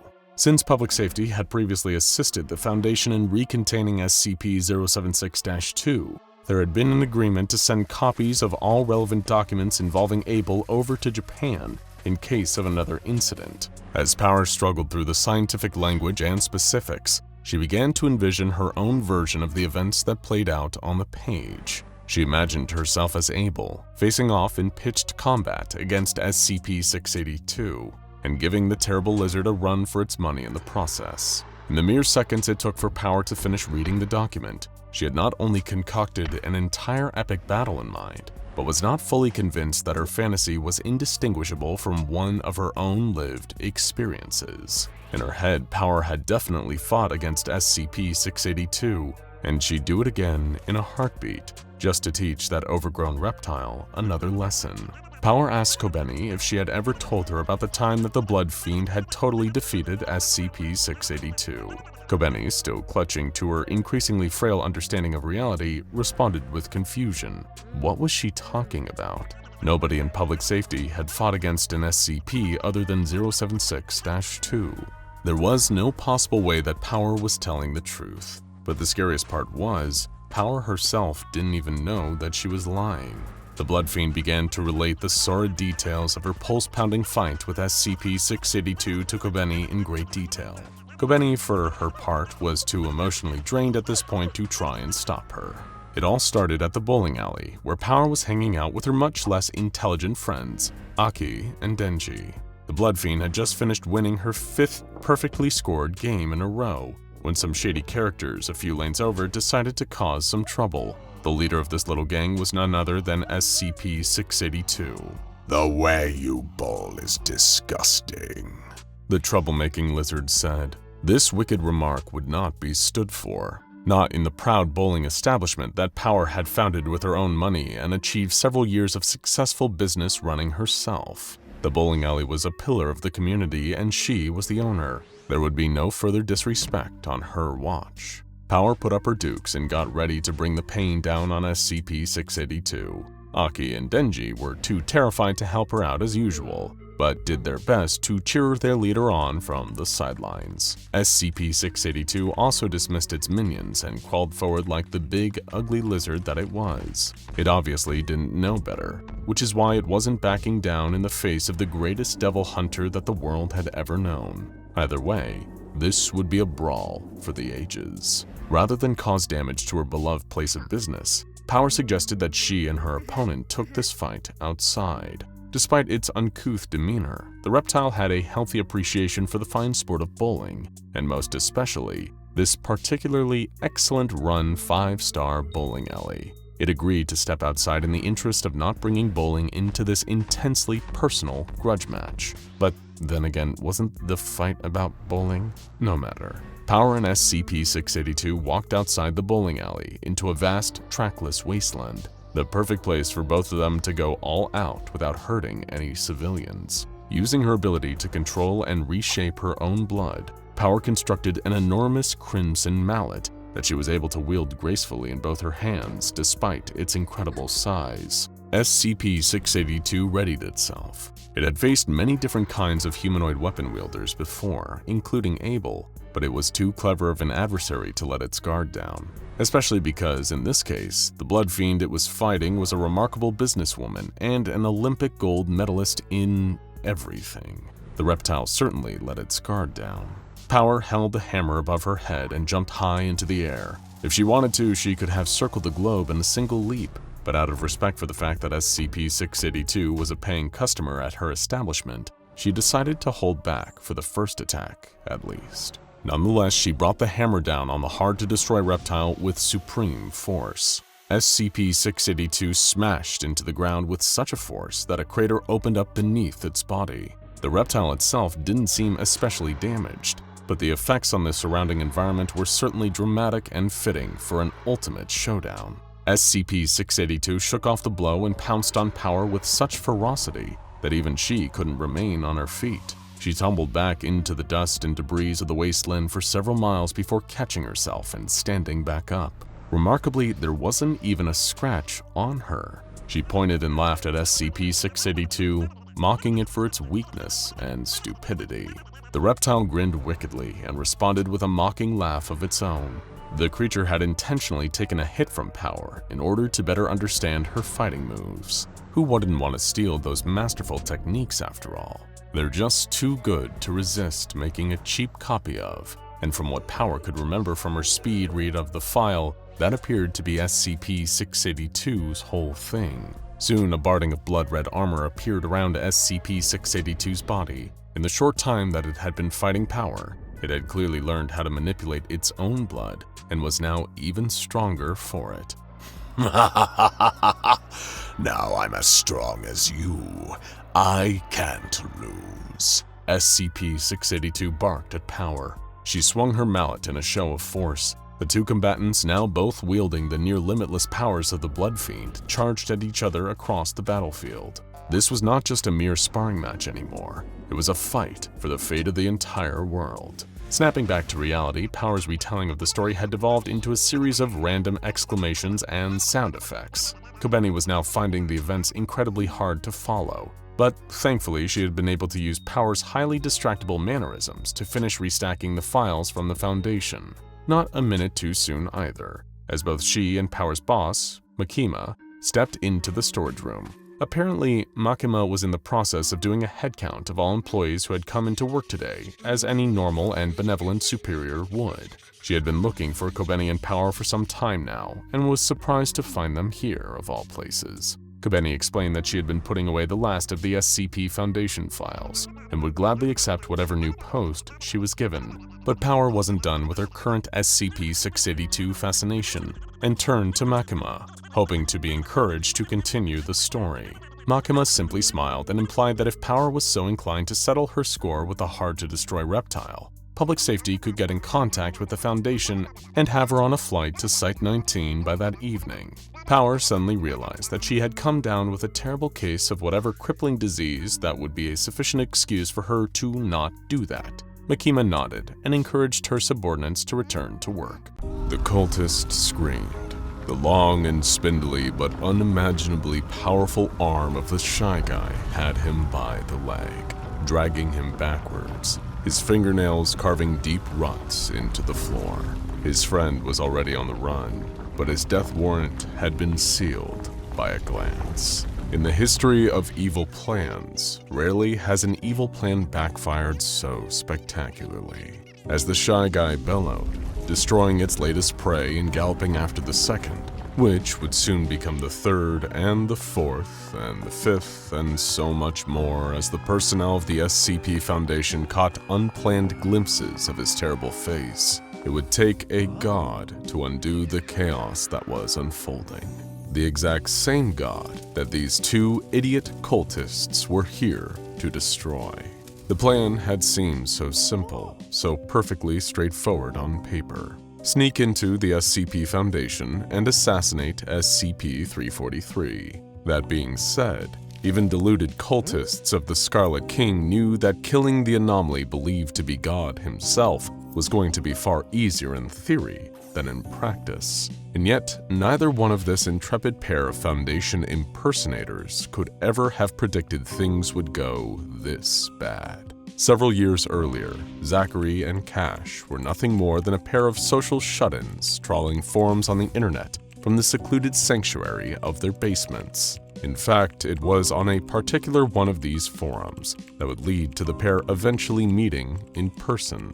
Parawatch, a deep web online space for discussions of the supernatural. While there was nothing inherently insidious about Parawatch itself, it did draw in those who were interested in the paranormal and even the anomalous, like Zach and Cash. And that made the forum the perfect recruitment tool for those whose intentions were far more nefarious. Both men were individually approached by another user, who was only known by his screen name, COTSK. Over some lengthy conversations with this mysterious third party, both Zack and Cash found themselves being convinced into believing the core tenets of a murderous cult that revered a conceptual deity, the children of the Scarlet King. And it was during a secret gathering of their fellow members that Cash and Zack would not only meet, but find themselves specifically tasked with a mission that was meant to clear the way for the Scarlet King to enter our reality. Simply put, the two of them were tasked with killing God. The plan was devised by one of the longer-standing children of the Scarlet King, who divulged their cult's knowledge of the SCP Foundation, specifically an entity known as SCP-343, a powerful reality warper who had claimed to be the architect of the very universe itself. In the eyes of the Scarlet King's followers, this meant that SCP-343 could pose a direct threat to the ascension of their destructive deity. If the Scarlet King was ever to gain access to this universe, there was a high chance SCP-343 could oppose him. So, with stolen credentials and Foundation personnel garb, Zack and Cash were sent in to remove SCP-343 from the equation. It goes without saying that killing a being believed to be God himself was hardly an easy goal to achieve. Nobody could just poison SCP-343, or take him out using conventional weapons, or even use any other typical methods of assassination that would work on a human target. Instead, Zack and Cash needed to get creative.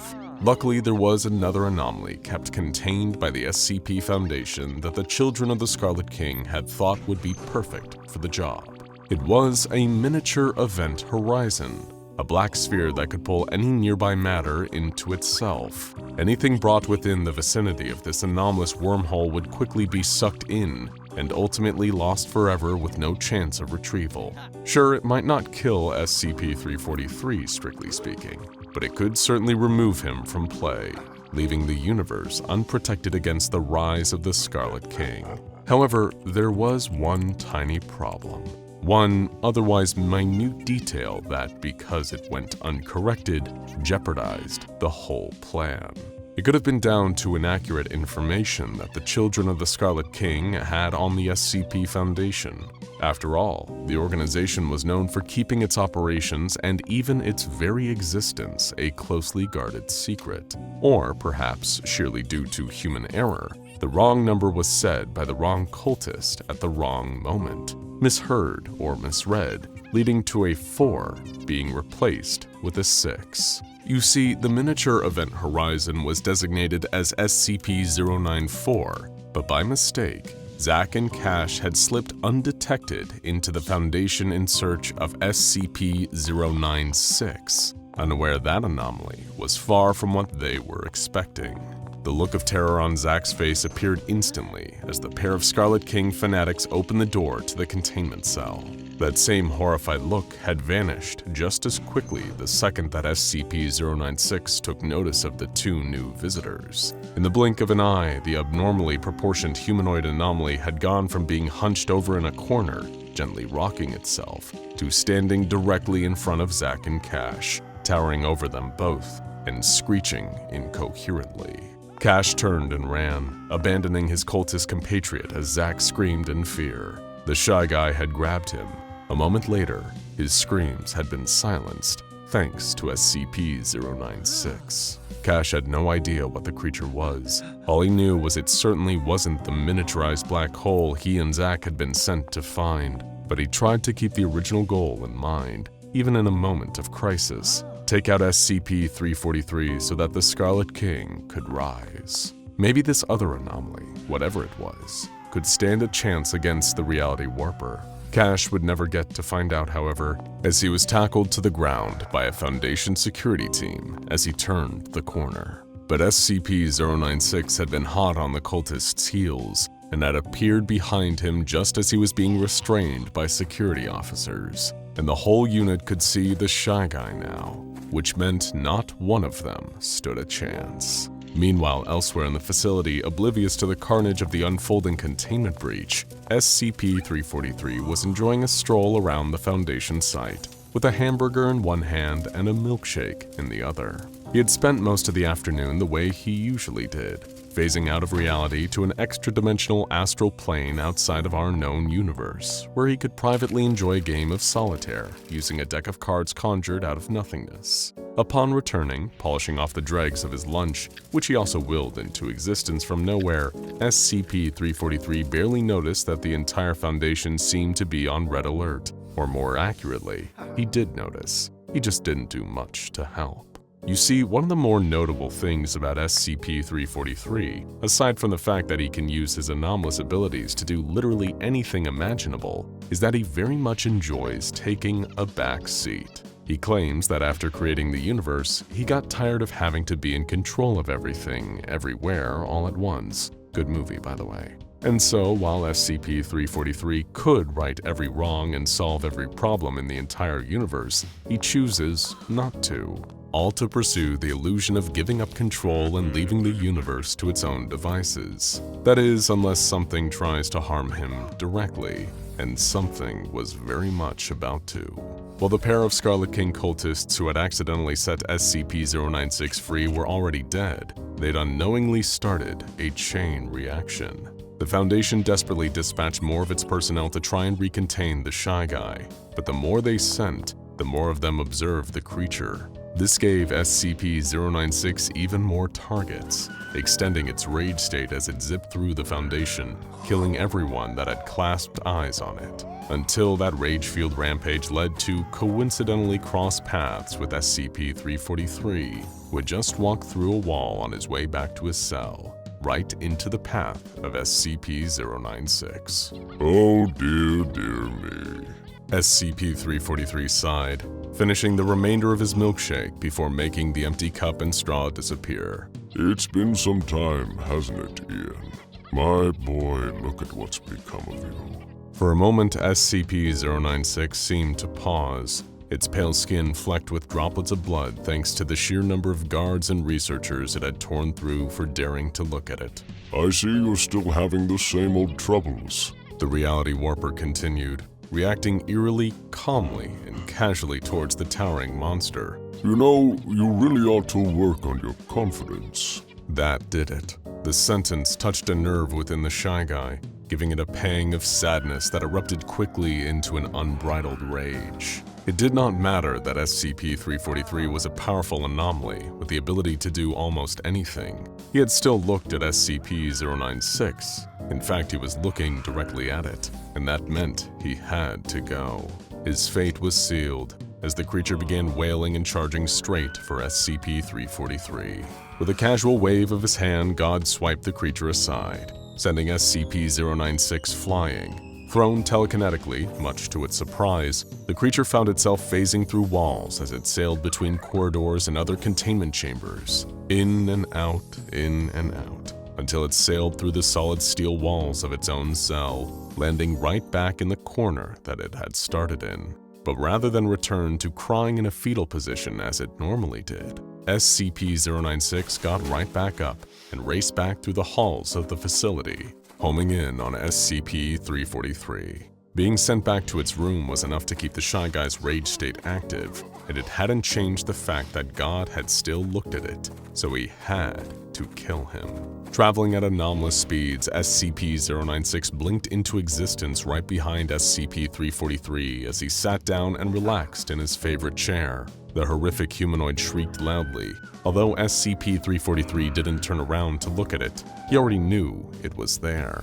He had sensed it even before it left its cell. With yet another lazy swish of his hand, SCP-343 sent the Shy Guy away. This time, SCP-096 realized its long legs seemed to be moving independently, walking backwards along the exact same steps it had taken to get into SCP-343's containment chamber. It continued going backwards, and despite its frustrated attempts to rush back towards the reality-warping old man, it couldn't. Little did the Shy Guy realize it wasn't the only one. SCP-343's command over the fundamental laws of the universe was so great that he had altered time itself. Everything was now running in reverse, albeit for a few short moments. Birds in the sky were flying backwards, waterfalls were flowing upwards, The Earth was spinning in the opposite direction on its axis. Everything in existence was like an old VCR tape being rewound, until SCP-096 found itself once again back in its cell. Now the Shy Guy was mad, really mad. The moment SCP-343 allowed time to return to its normal, forward chronological flow, SCP-096 once again raced out of its containment chamber, hunting down the latest person to have seen its wide-jawed face. Usually, nothing could stop SCP-096 from catching up to its target, often killing them without fail. But the fact that SCP-343 could so easily rework the rules of the universe to send it back to its room made the self-conscious creature all the more agitated, and it was only going to get worse and worse. SCP-096 kept trying, infamously relentless, but every time SCP-343 presented some new, unpredictable way of stopping the Shy Guy from getting to him. On one attempt, he caused the creature's atoms to rearrange themselves into long strands the closer it got, effectively turning into Shy Guy's spaghetti. During another, SCP-343 actually reworked the way that sight works across the entire universe, making it so that on a conceptual level, he'd technically never looked at SCP-096, according to this newly redefined way of seeing things. Every time SCP-343 set the Shy Guy back, but never deterred him. He kept coming back. That is, until, bored by the constant back and forth between them, SCP-343 waited for SCP-096 to arrive next to him once again. At that moment, he snapped his fingers, and the creature stopped in its tracks. A story filled its mind, the story of a once normal kid. This young child had been bullied and ostracized by other children, made fun of for his appearance. They became depressed, self-loathing, keeping away from everyone out of fear that they'd be taunted. The child started to hide their face, desperate that nobody look at them and laugh. Listen. SCP-343 told SCP-096 there was nothing around them. The universe had seemingly faded away as the pair stood in a pocket of space outside of reality. Just listen closely. Silence. Not a whisper, not even the creature's own breathing could be heard. No one is laughing at you anymore, my son. SCP-343 whispered. It is okay. You can stop now. There is nobody left who can hurt you. With that, SCP-096's very reason for being had ceased. The Shy Guy didn't exist anymore. It didn't need to. Restoring the universe to its previous state with another click of his fingers, SCP-343 was free to sit back in his chair and relax. There, he could continue pretending he wasn't in control. It is certainly not unheard of for a young girl to wake up in the middle of the night, looking for a glass of water. It is somewhat more exceptional when this late-night water run results in many deaths. Unless, of course, you're dealing with a very special young girl. SCP-053, also known as, well, the young girl. She possesses the innate ability to inspire delusions, paranoia, and eventually homicidal rage in anyone who spends too long around her, which, as you can probably imagine, makes it hard to live a normal life. One night, the young girl woke up to something incredibly strange. The door of her cell, typically tightly sealed, was wide open, and a strange flashing red light was shining in through the hallway. The sound of a distant alarm is what had woken her up. What the young girl didn't know was that the site confining her had just experienced a mass containment breach as a result of a major electrical malfunction. Some of the most terrifying creatures imaginable were roaming the halls in search of violence and carnage. But when the young girl got up and wandered out of her bedroom, she only wanted a glass of water to quench her midnight thirst. She wandered down a long, plain hallway, washed intermittently and read by the red flashing emergency lights. She rubbed the sleep out of her eyes and yawned. All this strange commotion. Maybe she's just having a bad dream. But what seems like a bad dream to her is a bona fide living nightmare for everyone around her. A few halls over, security personnel were being devoured alive by SCP-682. SCP-106, the old man, had just dragged a senior researcher into his pocket dimension to do unspeakable things to him, and a group of terrified admin staff are being lured out by what they think is a group of mobile task force operatives, but is actually a pack of hungry SCP-999 imitating their voices. Still, the young girl persisted in her quest for a refreshing drink, even as security personnel began to fan out through the building, hoping to get control over this rapidly devolving situation. A group of 5 armed security officers ran into the hallway and attempted to intercept the young girl, but the high stress they were feeling was only accelerated by the effects of the young girl's anomalous powers. They started to feel bugs crawling all over their skin. They started to get the sense that their fellow security officers weren't even people, but monsters wearing human skin suits. Their paranoia soon evolved into a blistering rage. Each of the men pulled out their guns and began firing at each other until only one was left standing, wounded but alive. With all the others dead, the object of his rage now became the young girl herself. He understood then that it was all her doing, that she'd made him do this. She was a monstrous little creature who took pleasure in twisting the minds of human beings into terrible forms. In reality, the young girl had no such feelings. Her powers were passive. She had no control over them. She even suffered from some kind of strange mental block that left her completely unaware that her powers were even taking effect. She was, in a sense, completely innocent. As the security officer pointed his gun at the young girl as she began walking into a nearby break room, he experienced her secondary anomalous effect. Anyone who attempts to hurt her will immediately die from either a heart attack or a stroke. The security officer suddenly felt an intense pain, sharp and brutal, exploding in his chest. He collapsed, dead before he even hit the ground, and the young girl had no idea. She couldn't if she tried. In the break room, the young girl found exactly what she was looking for. A classic office water cooler, complete with a stack of plastic cups. Perfect. She carefully took one of the cups and pulled down the lever on the cooler. Watching her cup fill as the tank above the cooler bubbled, she took a sip. Cool, refreshing spring water. Just what the doctor ordered. But the young girl suddenly looked up, shocked, to see that the tank above the water cooler was now shaking violently, as though it was going to explode. What was going on here? Had she broken it? She stepped back, dropping the rest of her cup of water to the ground. She felt frightened. That's when a crack formed in the plastic tank, and the water began slithering out. Not dripping or pouring, slithering, as though it had moved with mind and purpose. And that's because in this case, it did. The young girl hadn't just drank any water. She had drunk half a cup of water from SCP-054, the water nymph, a mysterious sentient woman made entirely from water. Much like the young girl, the water nymph is often a misunderstood anomaly, one that has received far more harm from the cruel treatment of the SCP Foundation than she's ever given to another. She's a naturally curious and compassionate creature whose trust has been abused. So when the containment breach alarm started to sound, much like the rest of the Foundation staff, she had tried to hide and find cover, not wanting to fall into the crosshairs of a far more dangerous and hostile anomaly.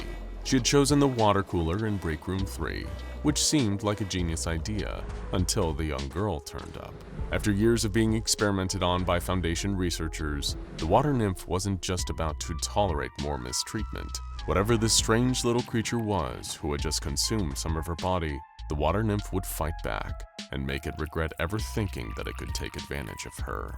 The young girl, who really had just made an innocent mistake, began to panic and run as frightening, slithering tendrils of pure water came slithering after her.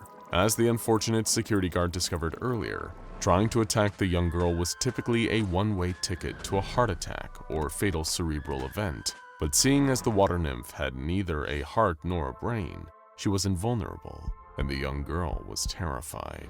She ran out of the room, past the bodies of the men who had killed each other due to her influence outside. She wasn't even able to notice them.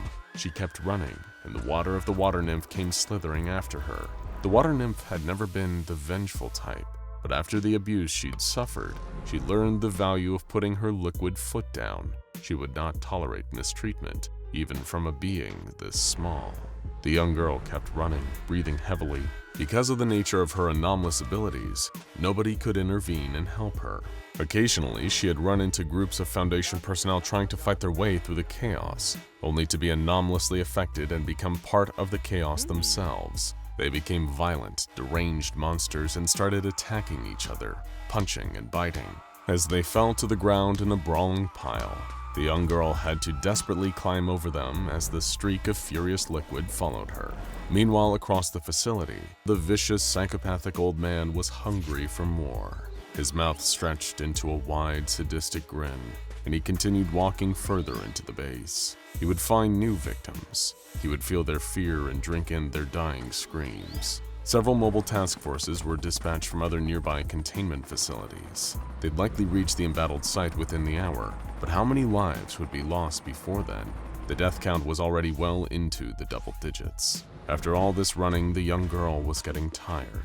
It was rare that she needed to truly avoid and escape a threat like this, and as such, she wasn't exactly prepared for such a scenario. She found her way into a broom closet and locked herself inside, hiding among mops and brooms. She tried to quiet her breathing, holding a tiny hand over her mouth. Red flashes continued to occasionally illuminate the corners of the door. She breathed in and out, in and out. Was something waiting outside? The young girl gasped as water started bubbling underneath the door. It started looking around her feet, then rising up from the ground. To the young girl, it was astonishing. The water was forming the shape of a woman standing right in front of her. Her lower lip trembled with fear. For a moment, she was at a loss for words. Then she gulped dryly and began to speak in a soft little voice. I'm so sorry, I didn't mean to hurt you, I promise, I was just thirsty. The water nymph tilted her head slightly, confused. Did this tiny child really mean this? Was it an honest mistake? After all the terrible things that had been done to her, the water nymph had difficulty trusting humans. But as the young girl started to cry for reasons she couldn't quite understand, the water nymph felt the urge to comfort her. Perhaps she wasn't with the Foundation. Perhaps this girl was just another prisoner. They were allies, not enemies. While the water nymph couldn't speak, as a show of solidarity, she began to transform. She got smaller, herself becoming a little girl made of water, almost mirroring SCP-053. She raised a hand and waved. The young girl giggled, seemingly put at ease. It'd been a long time since she met a new friend around here, and it seemed like the water nymph was ready to change that. Maybe they could escape this place together. The young girl opened the door and the two of them ran out together, passing through an adjacent hallway. The young girl ran while the water nymph slithered formlessly along behind her. They managed to sneak around and avoid detection from the many anomalies and Foundation guards duking it out for supremacy in the chaotic halls of the facility. In a sense, it provided the perfect cover for the unlikely duo to escape this bizarre situation. But they weren't out of the metaphorical woods yet. First, they were cornered by a trio of paranoid guards, all wielding handguns. However, the young girl's nightmarish ambient ability came in handy once more. The three men lost their minds and started killing each other, giving the young girl and the water nymph more time to escape and keep moving, though they were about to encounter the deadliest threat of all. The young girl took point, leading the water nymph down the nearest hallway, when suddenly, SCP-106, the old man, emerged from the wall right in front of her. He had such anomalous malice in him that the young girl's powers was effectively useless against him. He grinned and approached her, his arms extended, ready to ferry her off to the nightmare of his pocket dimension. The young girl had never felt so afraid, until suddenly, the water nymph slithered in between them, and she assumed her full humanoid form once more, forming a wall between the young girl and the old man. This turned out to be the perfect way to save the young girl's life. SCP-106 has historically found liquid barriers incredibly confusing, and it's been widely considered to be one of the few ways to effectively delay the old man's rampages. Seizing the moment, the young girl turned and ran away. The water nymph had just saved her life. Sadly for them, neither the water nymph nor the young girl escaped that day. The mobile task forces arrived and took control of the facility again, recontaining the various anomalies who had escaped. But even if they never saw each other again, the water nymph and the young girl would forever remember how they helped each other on that incredibly strange day. What's up, gamers? Hello there, everyone. My name's SCP Explained. A lot of SCP fans have played the free survival horror game SCP Containment Breach. The game's story places the player in the shoes of a D-class at one of the Foundation's containment sites, as they try their best to survive a massive, catastrophic containment breach. Many players, including some of our viewers, feel as if the simulated experience has given them the tools they would need to survive a real-life containment breach. But can playing a video game really be sufficient training for encountering some of the deadliest SCPs in containment and escaping with your life? In order to answer this question, we're going to speculate based on one of the game's most prolific players, famous YouTuber and gamer, Markiplier. If playing this game counts as training, then Markiplier has enough hours logged to be a bona fide expert in facing off against the many dangerous anomalies at the SCP Foundation. So kick back, crack open some G Fuel, and let's see if Markiplier lives to game another day. To set the scene, let's all imagine that somehow, through a hiccup in time and space, or by some sort of wish on a cursed monkey's paw, Markiplier found himself inside of an SCP Foundation containment site. That would be bad enough, but the blaring alarms and sounds of chaos signal that he arrived at the worst possible time, during a containment breach. The security systems are down, the cells are open, and danger lurks around every corner. Armed with nothing but his wits and winning personality, the only thing he can do is try to navigate the facility as carefully as possible, remember everything he's learned from his time streaming the video game version of this place, and hope he can escape with his life. Let's start with one we know he'd be well equipped to face, SCP-173. The next snapping sculpture is the main antagonist of SCP Containment Breach, so Markiplier would be familiar with the necessary precautions to avoid winding up as its next victim. If he happened to walk into a room and spot the figure, frozen in his gaze, he would know to keep his eyes on the sculpture no matter what, and slowly back out of the room without blinking. Plus, with all of the time he spends looking at screens, he's definitely used to keeping his eyes on one thing for a long period of time. Congratulations, Mark. You survived that one. He's managed to get away from SCP-173 with his neck still intact. Hooray! But as he sneaks through the hall trying not to draw any unwanted attention, a French accented voice breaks the silence behind him. Good evening, my fine fellow. Are you feeling quite well? There, behind him, is SCP-049, the Plague Doctor, in all of his beak-masked, black-robed glory. You look feverish. Please, allow me to administer some simple tests. In this scenario, Mark would have to think fast and use some of that patented Markiplier charm to get himself out of a potentially sticky situation before one of those gloved hands can touch him. He would need to politely excuse himself, insist that he just saw his doctor earlier that day, and then, before the Plague Doctor can take another step closer, run as fast as he possibly could in the opposite direction. As Markiplier stops to catch his breath, having thrown the Plague Doctor off of his trail, the sound of sobbing in the corner signals that he might have just escaped the proverbial frying pan, only to wind up in the fire. A quick cursory glance up, and the sight of a long-limbed, pale humanoid form would confirm his suspicions. Yes indeed. He's found himself alone with SCP-096, the Shy Guy. Remembering the details of this particular anomaly from the game, he would look back down at the ground immediately, making sure not to glimpse the creature's face. As long as he avoided looking at its face, it would stay in the corner of the room, scarcely even acknowledging him. Then he would be free to make a mad dash for the exit. All the while, SCP-096 would stay hunched over, crying and completely aware it was briefly in the presence of a beloved YouTube personality. Things might be going pretty well for Markiplier so far, but oh, what's that sound? The slither of tentacles on tile, the thumping of a large heart, and the murmuring voice of an elderly Englishman? Poor Markiplier. Video games definitely wouldn't have prepared him for the arrival of SCP-058, the Heart of Darkness. It's come out of its cage and it's doing just fine. But the same can't be said for any living thing that this creepy, animate, and highly hostile creature encounters. Endless suffering is the woe of ignorant men who never lack to see the depth of their own hearts and only see the wealth of a poor world's suffering of silver and brutal gladness. The Heart whispers as it scuttles towards the hapless YouTuber.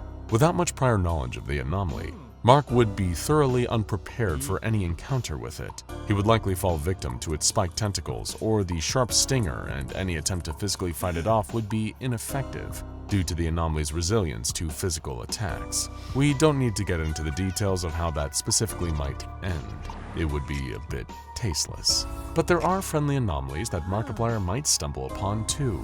Suppose, instead of suffering an untimely end at the tentacles of a heart monster that speaks in creepy atmospheric gibberish, he found himself face to face with SCP-073, Kane. It would be a nice reprieve to be sure, as Kane is generally pleasant and congenial to any humans he meets. You never know, he might even be a fan of Mark's work. The same can't be said for Kane's counterpart, SCP-076, however. It's nothing personal. Abel feels murderous rage towards any and all human beings. But it's hard not to take it personally when you see Abel running at you at full speed, brandishing a massive sword that's poised to take your head off with one swing. If Markiplier faced Abel on his own, he would unfortunately not stand much of a chance. Again, it's nothing personal. He's a super powerful ancient warrior with a taste for bloodshed. If Kane was in the vicinity, however, then he might just be able to escape unscathed. Kane is one of the few anomalies that can easily oppose Abel, as any damage Abel manages to do to him will only affect Abel. So the best case scenario for Mark would be to let the two immortals go at it while he sneaks away quietly. After all the stress of navigating the containment site, Markiplier would probably really need some cheering up. After all, his entire sense of reality is crumbling around him at a rapid pace. Good news, because SCP-999 can always sense when someone nearby needs that frown turned upside down. The Tickle monster doesn't appear in the containment breach game, so Mark might not know what to expect when he sees a large mass of bright orange slime oozing toward him at a rapid pace. But once SCP-999 wrapped him in a big hug and its natural mood-boosting properties kicked in, he would know that this particular creature is friend, not foe. He would give the slimy visitor some affectionate pats, and the Tickle monster would coo happily in return. SCP-999 might try to follow Markiplier down the hall, but he would insist it stay where it is needed, helping the various humans and anomalies of the Foundation when they need a little bit of sweetness and light in their lives. Then the two would part ways, each with their spirits lifted, and with fond memories of their new friend that would last a lifetime. But you can never let your guard down at the SCP Foundation, not even for a second as you're enjoying a hug from everyone's favorite happy slime creature. If you relax and forget to keep your wits about you, you might not notice the wall behind you starting to warp and melt as something horrible reaches through it from a dark place outside space and time. If Markiplier turned around to find himself face to face with the cold dead eyes of SCP-106, the Old Man, what would happen next? The rotten old man appears in containment breach, so Mark would know exactly how bad things can get if this ominous octogenarian gets his decaying hands on him. He would also know that doors, walls, and other solid objects are not enough to deter this entity once he sets his sights on taking you. It is possible that Mark could run, could stay out of the old man's sight until the creature gets bored or find some other more convenient prey to snatch up. But it's more than likely that SCP-106 would be excited by the chase and would delight in the fear and pain that he is causing. Unlike in Containment Breach, where SCP-106's movements can be predicted, the real thing is far more crafty and malicious, and there's no starting over if the old man catches up to you in the real world. Unfortunately, Markiplier would likely find himself pulled through the wall and into the entity's lair, where only doom would be waiting. How might Markiplier fare against another prominent character in Containment Breach, though? Say, one very tricky possessive mask. Thankfully, his experience with the game would have taught Mark in advance that SCP-035 cannot be trusted under any circumstances. However, the mask in the game is at least a little bit helpful, offering valuable information about navigating the containment site, and even providing insight into other threats to the player's safety.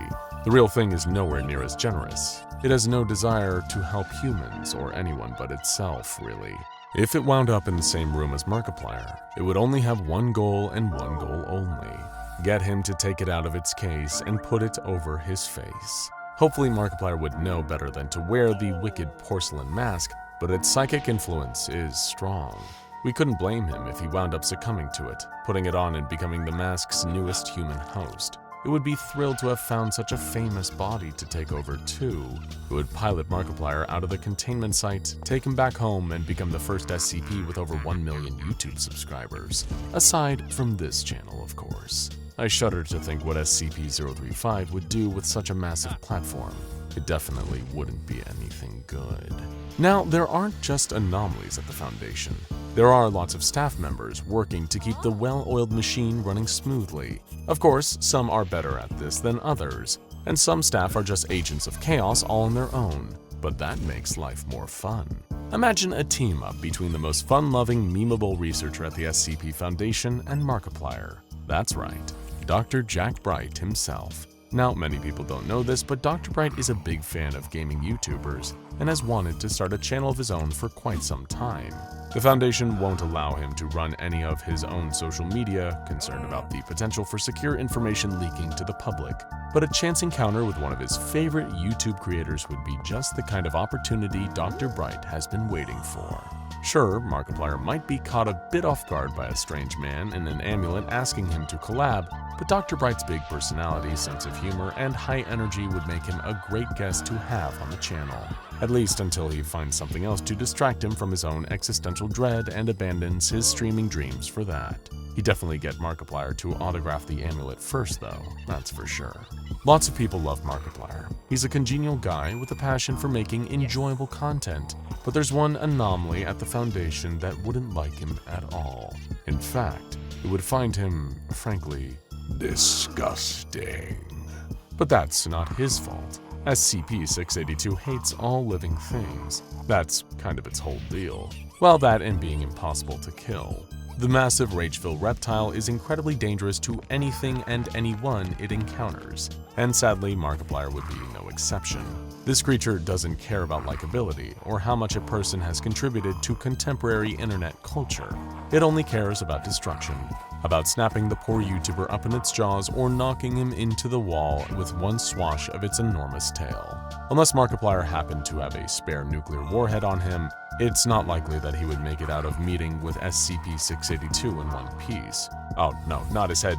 Wait, is that the bite of 87? Sorry, I had to do it for the meme. Speaking of 87, however, how would Markiplier fare if he stumbled upon SCP-087, the stairwell? It's not the likeliest of events, seeing as the doorway leading to it is constructed of reinforced steel with an electro-release lock and is disguised as the entrance to a janitor's closet in an undisclosed building, but in this world, stranger things have happened. Markiplier has played more than enough horror games to know that finding yourself in a dark staircase that seems to go on forever where you can hear the distant cries of a distressed child isn't something anyone would ever want. He could try and descend the staircase, looking for a way out, but if he did, all that would await him is creeping dread and paranoia, and an encounter with the frightening face of SCP-087-1. His best hope in this scenario would be to take a seat at the top of the stairs and wait for his loyal fanbase to notice he hasn't been online for a while. The internet is a powerful thing, and it's possible they could track him down and rescue him before things got too dire. Otherwise, well, best not to think about that. Over the span of their careers, many online personalities and digital content creators have found themselves in need of a rebrand. Maybe they decide to make a new type of creative work. Maybe they wind up at the center of a scandal. Or maybe they just got bored of doing the same thing over and over again. If Markiplier ever decided to change things up, there are dozens of ways he could go about it. But there's one that he would need to visit the SCP Foundation for. It wouldn't be necessarily advisable, but what if Markiplier decided to engage in some anomalous self-improvement using SCP-914, the Clockworks? Using live test subjects with this machine is always a bit dicey, and he would need to be extremely careful about what setting he used. The very fine setting could produce some really exciting results. Maybe it would improve his eyesight, or give him the ability to work long hours without experiencing creator burnout. Maybe it would give him the ability to fly, or to spontaneously generate a Wi-Fi hotspot no matter where he was, or how little phone signal he had. Maybe it would make him the greatest gamer in the world. There's really only one reason to find out. Just make sure to hit the right button, or several million people would be very, very sad. Speaking of self-improvement, what would happen if Markiplier got his hands on an anomalous computer program? Not one of the dangerous ones, but an educational one intended to help children learn new skills. SCP-5094, Miss J's WizKid Schoolhouse, would be a perfect fit. He'd have to find a way to play it on his computer, but once he did, Markiplier could livestream his experience with the software.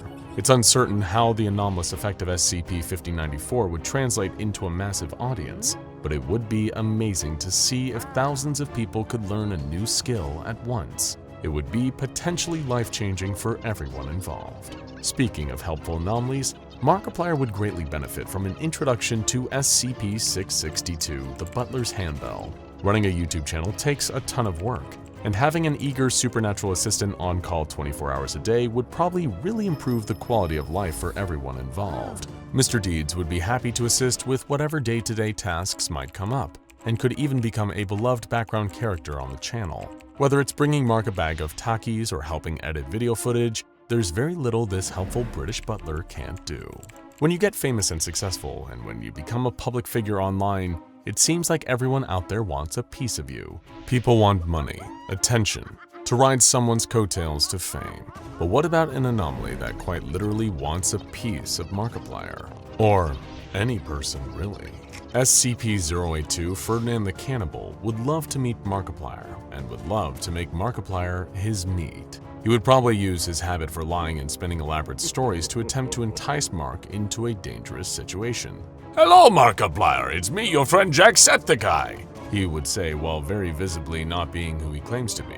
It's time to film a new video challenge. See how long you can stay in the soup pot. Just hop in the pot of boiling water. Don't mind me cutting up carrots and onions into it. As long as Mark keeps his wits about him and doesn't fall for the extremely obvious lies, he would likely escape this confrontation without ending up in a YouTuber's stew. Markiplier is somewhat familiar with the layout of the SCP Foundation containment site, thanks to the gameplay of Containment Breach. But what if, after freeing himself from one anomalous nightmare, he stumbled into another one altogether? What if months after his inexplicable teleportation into the containment site, after life was starting to get back to normal, he was in the market for a brand new gaming chair? And what if he decided to prioritize convenience and Scandinavian furniture engineering in his selection process? And what if, on top of all of that, he had a craving for some Swedish meatballs consumed in a public food court? Why, all of those factors might just lead him to Ikea. And while there are hundreds of Ikeas around the country, it's not impossible that he might just pick the wrong one and find himself lost inside of SCP-3008. Markiplier is a fairly observant guy, so it likely wouldn't take him long to notice that something is a bit off inside of this particular retail store. There wouldn't be any other shoppers around him, the aisles would go on forever, and the employees inside wouldn't have faces. That last one would probably be the biggest giveaway. Unfortunately, once someone is inside the infinite Ikea, it's pretty unlikely that they will ever leave. He would give it a noble effort to be sure, exploring his surroundings and finding the best places to hide from the Ikea staff when the lights go out. If his phone is fully charged, he might even be the first person to live stream from the depths of this anomalous furniture outlet and spread the word to his fans about the existence of SCP-3008. But sadly, that stream would probably wind up being his last, unless he somehow figured out a way to recreate his YouTube setup inside of his strange new home. If he did though, that would be pretty cool, almost cool enough to make up for the fact that he would never see any of his friends or family ever again. Fortunately for everyone involved, it's highly unlikely that Markiplier will end up interacting with any SCP anomalies without the safe barrier of a computer monitor in between them. But just in case reality ever bends in on itself and worlds begin to collide, hopefully Mark will remember everything he's learned. And to anyone who's ever told you otherwise, see, playing video games can help you in the real world. It might even save your life. Silently passing through the inky void of space, a vessel was hurriedly making its way towards its destination. The craft was sleek, designed and built by hands not of this world. Aboard, one of the occupants knelt before its elders. It was time. It gathered its arsenal in a methodical, almost ceremonial fashion. Its spear latched onto its back with its survival gear, a medikit containing surgical equipment and specialized serums. It donned its gauntlets, then reached for the final piece, its mask, that it slipped over its face. Ready for its task, the creature boarded a smaller scout ship, which was jettisoned and began to descend toward the planet below, a world known as Earth. On the surface of the planet itself, a technician was sitting at his desk, bored, staring at readouts from satellites and the endless sweeping of a radar scanning the skies above for any signs of disturbance. For a moment as the scout craft passed through the atmosphere, something happened that broke the technician out of his boredom. There was a blip on the radar, the tiny detection of an unknown signal, that of an object traveling on a direct course through the sky. Just as the technician started to take notice, the approaching ship activated a stealth mechanism, reflecting all light away from it in order to render it almost invisible, while simultaneously becoming undetectable to radar. The blip vanished from the screen and didn't reappear. The technician shrugged, thinking it was probably nothing but an equipment glitch. Besides, the SCP Foundation didn't pay him enough to follow up on every tiny blip. A few hours later, and several continents away, a mobile task force was on an assignment. The oppressive heat and humidity of the Lakandan jungle was bearing down on them, especially in their combat gear. The operatives were all feeling unbearably hot. The Foundation researchers overseeing the MTF's mission via satellite didn't have to contend with the elements in the comfort of their air-conditioned command center. But little did they or their boots on the ground know, there was something else visiting the rainforest too. It had been stalking the squad for a few miles now, and not one of them had noticed, just as the creature planned. A trio of red laser beams cast 3 distinct dots over one of the MTF operatives' chest. Suddenly, a streak of energy shot through the air, crackling as it struck the agent, tearing through his chest and killing him on the spot. Instinctively, the remaining troops turned and opened fire at the treetop where the blast had come from, spraying a volley of bullets, enough to start shredding the wood of the tree, splinters and bark raining down. They hit nothing. There was no sign of whoever or whatever had fired that shot and killed their teammate. From behind them, a pair of discs with a row of long fan-like blades around their edge flew through the air. There was so much force behind the arm that threw them that the pair of shuriken lifted 2 of the remaining MTF soldiers off their feet and impaled them to the trunks of nearby trees. The last remaining Foundation operative looked at the bodies of his dead squad mates in horror before turning and fleeing. But just as he ran for his life, something caught him. It was transparent, cloaked, and near impossible to see, but it had plunged a pair of blades into the MTF trooper's chest, lifting him off his feet with ease as he screamed in pain. An invisible, leathery-skinned hand reached for his throat and twisted, and in an instant, with a sickening crack, the man was silent and dropped limply to the floor. From the command center, watching in awe as this imperceptible monster tore through 4 of their finest operatives with ease, a pair of researchers turned to look at each other. The expressions they both wore were faces of sheer disbelief. They both had heard stories, instantly recognizing the destructive behavior, but never thought they'd see, or not see, it carried out for real. "We still don't have a name for them, do we?" Researcher Hall asked as the pair of them walked briskly down the corridor. Negative," replied his counterpart, Researcher D. Ligirio. "But the files we acquired from military intelligence suggests they've been coming to Earth for decades, centuries even. The earliest known encounter took place in the 1700s. Can we negotiate with this one at all?" Hall asked, fully expecting the answer. "I don't think they respond well to that kind of engagement," De Ligirio said. "They seem to come to Earth with one singular purpose, to hunt. For sport? Well, it seems so." What about their capabilities?" the senior researcher pressed. "Their technology is pretty advanced, even compared to some of the things we've seen," the other explained. "On top of that, they're fast, strong, and completely ruthless, pretty much an apex predator. According to intel, the instances of these creatures that have previously visited Earth have displayed a sort of tribal nature. Care to elaborate?" Hal probed. Based on the files, their hunts seem partially recreational, but also like some kind of ritual to prove themselves as capable or to challenge themselves." "That gives me an idea," the researcher replied. "Contact Containment Area 25B. If we play this right, we can bag one of these creatures and bring it in for testing." Time seemed to race by as Hall and De Ligirio were bundled aboard a transport and taken directly to Containment Area 25B, a facility built by the Foundation specifically to house a particularly dangerous anomaly. Within the hour, the 2 researchers were standing facing a huge stone cube, its dark surface sporting a number of symbols engraved into it. Growing impatient, knowing their window of opportunity was rapidly closing, Hall turned to one of the Foundation personnel stationed within the primary containment zone around SCP-076. "Play it again," he instructed. "Wake him up." Hitting a button, a recorded message began to play over the facility's loudspeakers. It had been translated into an ancient Sumerian dialect that the entity within the stone cube had historically shown a preference for. "Come on out," the message stated. "We know you don't think any of us are worth your time, but we remember Omega-7. You agreed to work with us before, even though you don't think we present enough of a challenge to you. But we may have found something that will, an adversary that you could have the privilege of besting in combat." There was a brief moment of silence before the stone began to rumble. The security personnel on site tensed up, gripping their weapons shakily, nervous hands. Slowly, the circular lock on the side of the cube began twisting, the door it kept sealed beginning to open.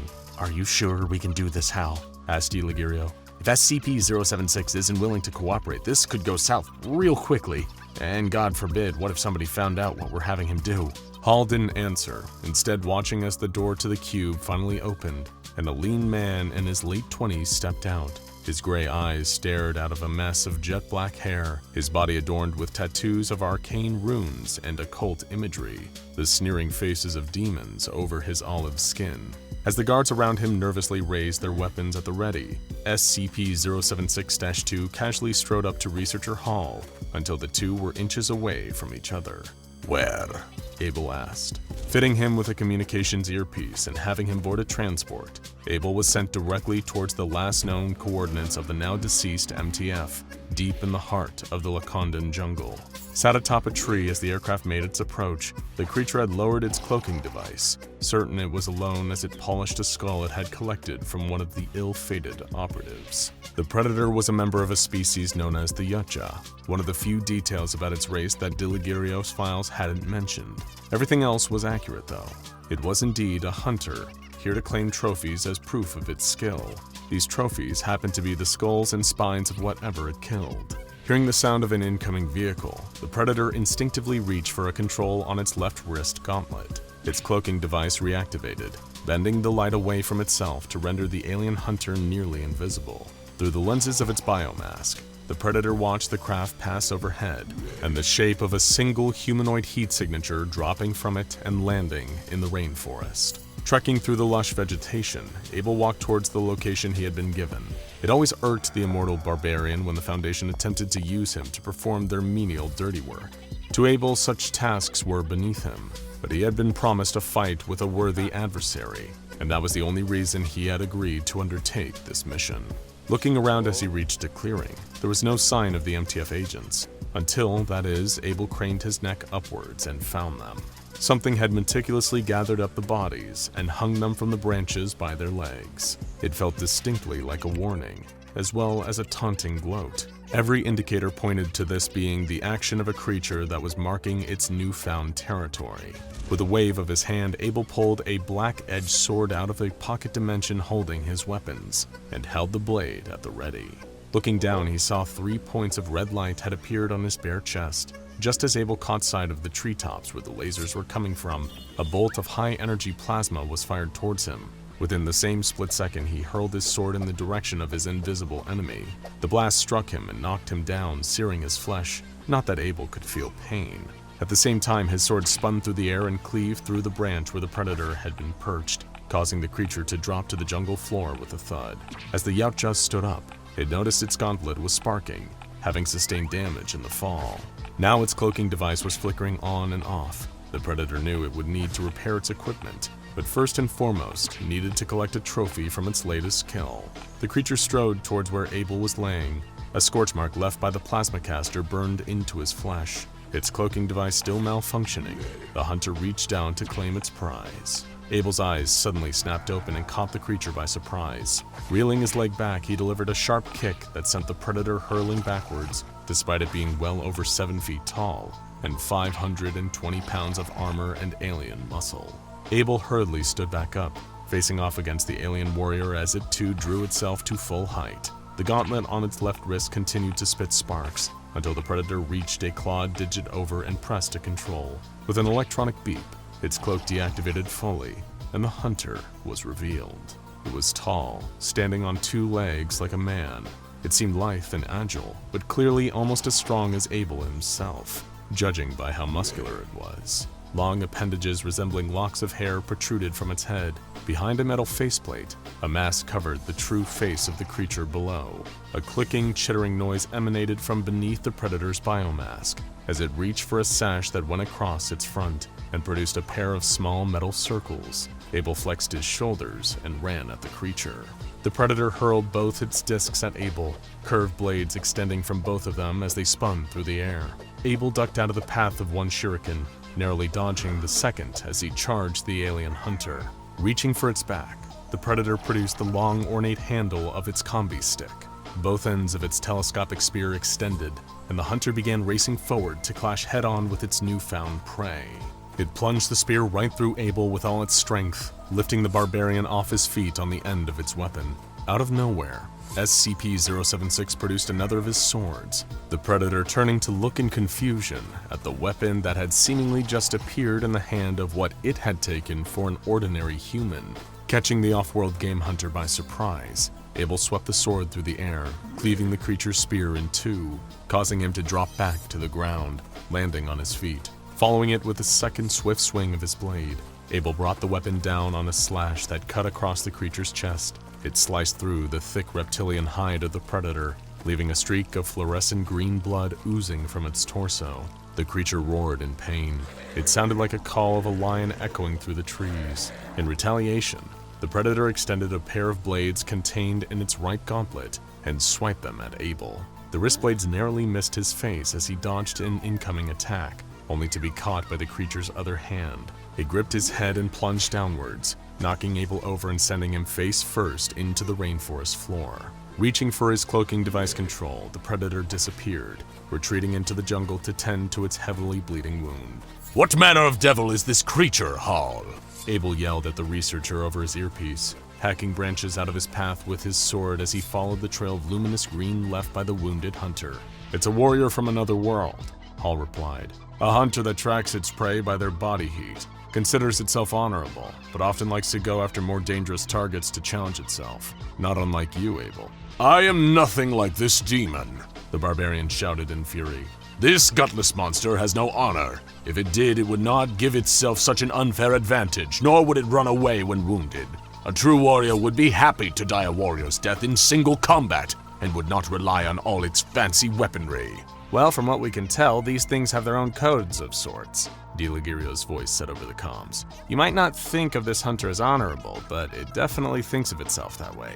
Maybe use that to your advantage? I do not need to be lectured by the likes of you, Abel interrupted. You have not known the heat of battle.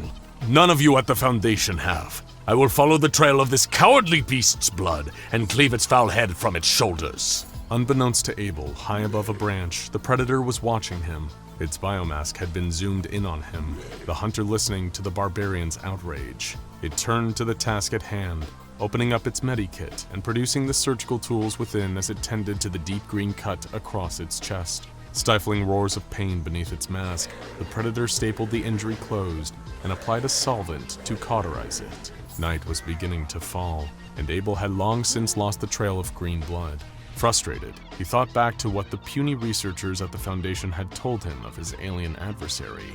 If it believed itself to be honorable, to have a code, then perhaps using that to lure it out to face him might work. With the sun rapidly disappearing beyond the tree line, Abel gathered a number of branches, hacking them off trees with his sword and fashioning them into burning torches. He placed them in a circle around the circumference of a clearing, creating a makeshift gladiatorial arena.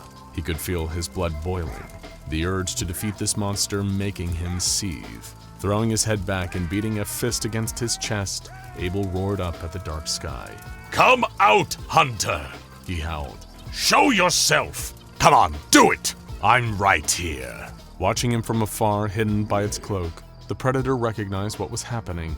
This was a challenge, a direct call to engage in single combat. Refusing this challenge and shooting its prey dead would be quicker, easier. But the hunter knew it was being watched, and therefore judged. With a growl, it dropped to the ground and paced towards the circle. Abel turned as the predator revealed itself, appearing almost from thin air. As it did, he drew one of his weapons and stood ready to fight. The hunter shrugged off the technology it carried on its back, dropping the plasma caster and its medikit before reaching up and pulling off its mask. Its face was grotesque. 4 hooked mandibles surrounding its mouth flared in anger. You are one ugly, Abel said, only to be interrupted by the predator extending the blades from its gauntlet and letting out another bestial roar. Holding his sword aloft, Abel gave a goading beckon to his opponent as the pair of them circled one another. Finally, the creature gave in and lunged at him, swiping its pair of razor-sharp serrated blades at Abel. He swung his sword and at the last second, deflected the oncoming blow with a clang of metal. Reaching into his pocket dimension, Abel pulled a second weapon out in his other hand and swiped at the predator, slicing through the creature's hide and leaving another gaping wound at its thigh. Roaring in fury, the predator launched another strike. Abel blocked the attack yet again, this time by crossing his swords, but the predator barged forward, driving its blades into the prey's chest and pinning his two weapons against him. The monstrous alien viciously headbutted Abel, the hooks of its mandibles scratching his face as it did, before reaching up to the back of his neck with its free hand. Abel could feel the sheer strength of the hunter lifting him off his feet, ready to twist his neck and pull his head off to claim it as a trophy. Kicking the predator in the chest, Abel used the force of the impact to push himself free from the creature's grip, backflipping through the air and landing a few feet away. His swords clattered together as they dropped to the ground, the immortal barbarian summoning another and immediately charging at the predator. It had been winded by the kick and barely recovered in time to defend itself as the blade swung for its neck. The predator staggered back, green blood oozing from its hide and pouring from its mouth. That blow had mortally wounded it. It was bleeding heavily and knew it might not survive this hunt, but it refused to be bested by a human, even one as seemingly invulnerable as Abel.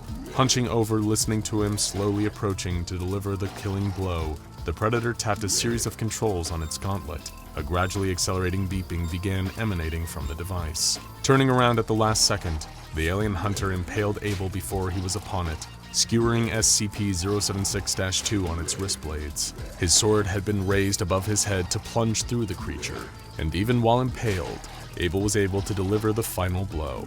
Stabbing the predator while it too had stabbed him, the pair were locked in a stalemate, angrily roaring each other until an explosion of energy burst from the hunter's gauntlets, reducing both Abel and the predator to atoms. Watching from their satellite feed, Hal and Diligirio sighed. They wouldn't have their specimen for testing, but at least they knew that Abel would eventually resurrect within the stone cube of SCP-076-1. But even higher up than their satellite, someone else was watching.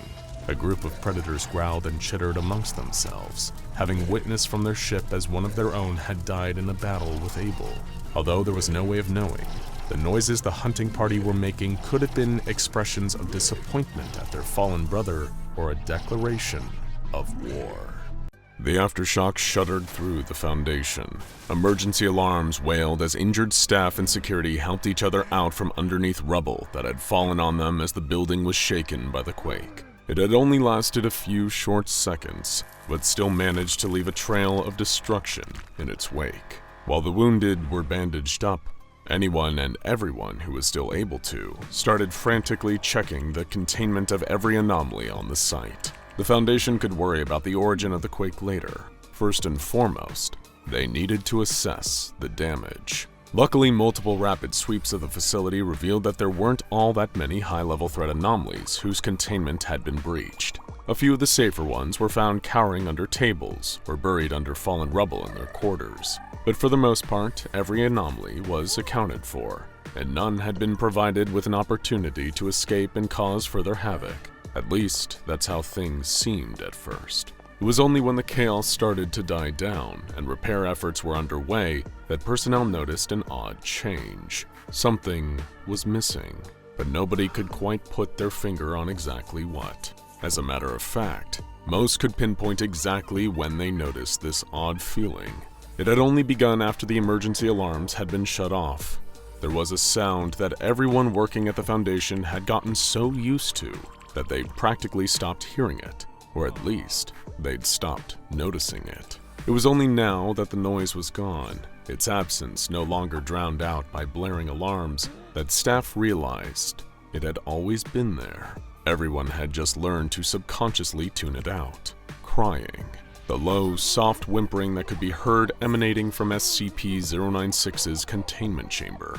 It had stopped. The cell within had fallen silent, and once someone at the Foundation made the right connection and investigated, they happened upon a startling discovery. SCP-096 had vanished. Panic immediately engulfed the facility yet again.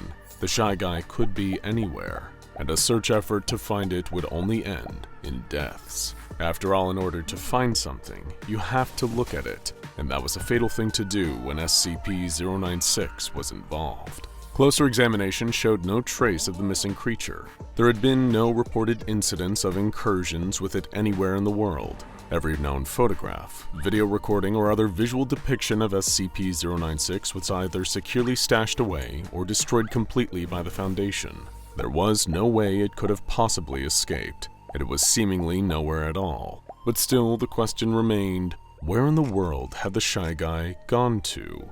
If it was still even in this world. From SCP-096's perspective, one moment all had been normal. The next, it was lost somewhere strange, unfamiliar, and above all unsettling, even to the Shy Guy.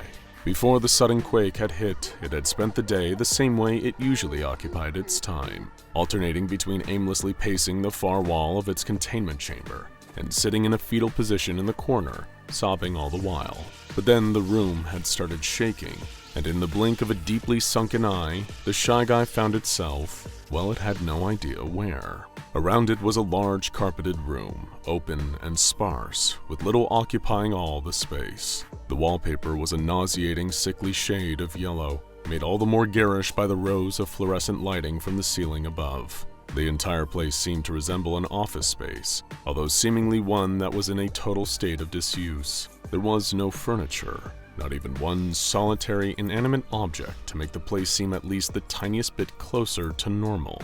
Little was SCP-096 aware. It had somehow been transported to a strange and terrible place, the Backrooms. Unless someone remains wary and ever vigilant, they can unknowingly slip their way out of reality. It can happen anywhere. All that a person needs to do is be in the wrong place at the wrong time, and they will no-clip into the Backrooms. All around SCP-096 was the stench of old, wet carpet, and a labyrinth of uninhabited rooms with the same drab yellow walls, the endless buzz of the fluorescent lights stretching out for who knows how many square miles of empty rooms. In short, the Shy Guy was trapped in a purgatory-like nightmare.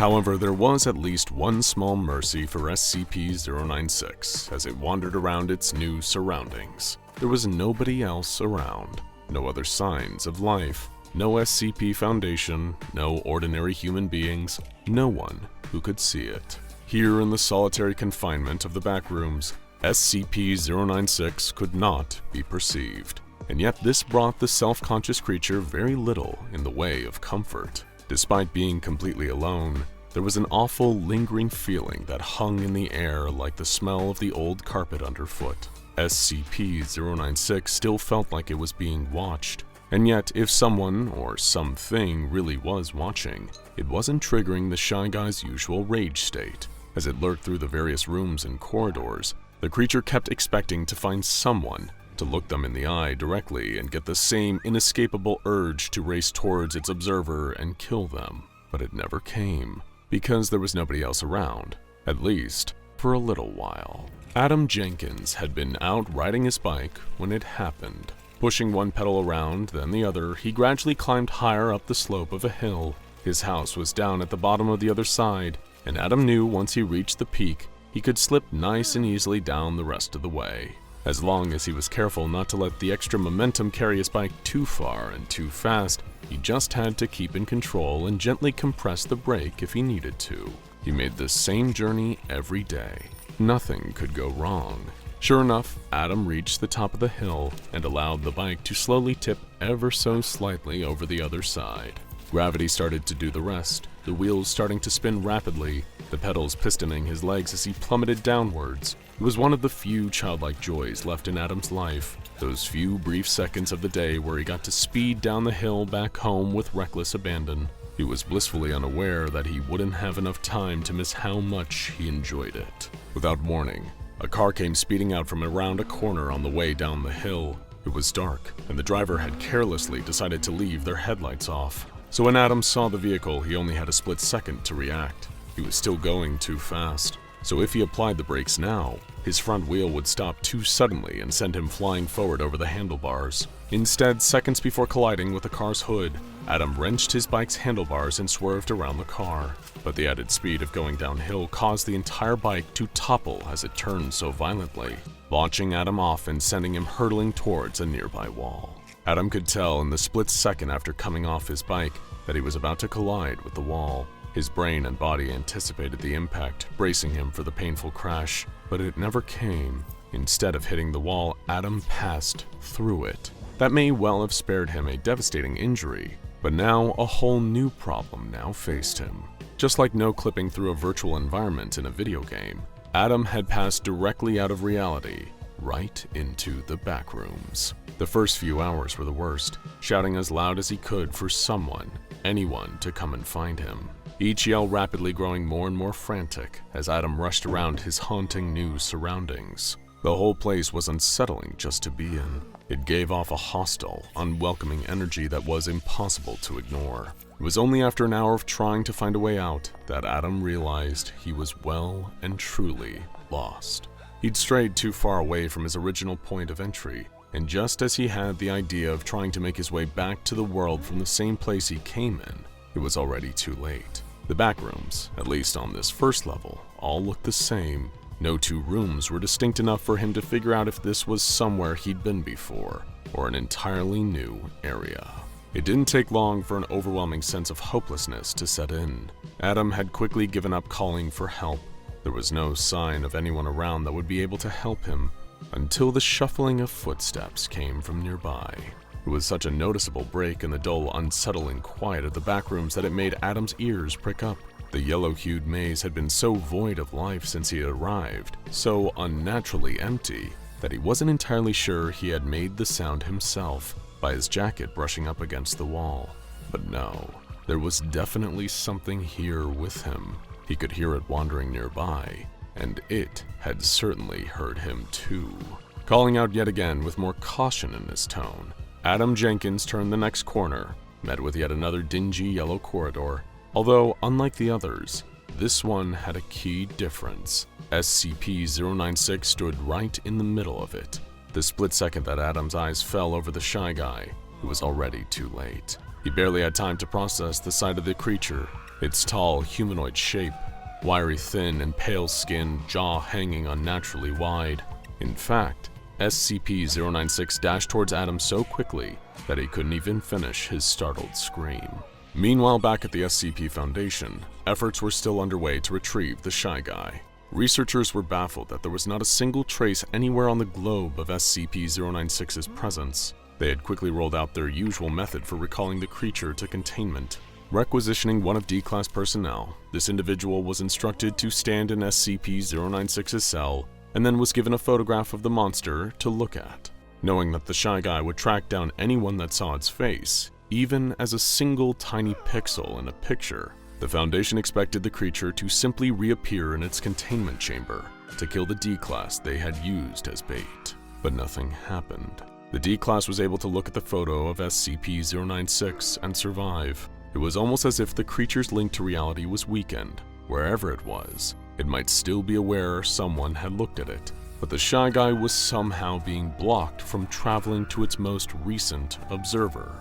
Having drawn a blank on trying to determine SCP-096's whereabouts, the Foundation eventually turned to SCP-343 for his input. Naturally, the powerful reality bender was reluctant as ever to get involved. The Foundation insisted, knowing that SCP-343's omniscience meant he would already be aware of where they could find the missing shy guy. He refused multiple times, admitting he did have the answer they were looking for, but not wishing to divulge that information. Fine. SCP-343 sighed, coming to a compromise. I can't tell you exactly where 096 is, but when I tell you where to look for answers, you'll know. Async. The researchers were stunned into silence. Nobody in the Foundation had heard that name used in a long time, but SCP-343 was right. They knew exactly what it meant. Back in the 1980s, Async was another shadowy organization that had been investigating the existence of a liminal space connected to reality, a place they had called the Backrooms. Gathering up a mobile task force, the SCP Foundation dispatched its agents to a site that had long since been abandoned. They'd kept a watchful eye over the disused lab, keeping the public away, making sure nobody stumbled in by accident and got trapped. As the MTF commander gave the word, the outdated 80s technology was fired up, and Async's great achievement was reactivated. They had constructed a portal into the backrooms, moving information the MTF operatives filed into the empty yellow space, unsure if they'd find SCP-096 alive, or if it would even want to come back. Meanwhile, in the backrooms level 0, only the Shy Guy remained, having completely annihilated poor, unfortunate Adam. He was enjoying the solitude once again, knowing that now nobody was here to see him, until one wrong step changed everything.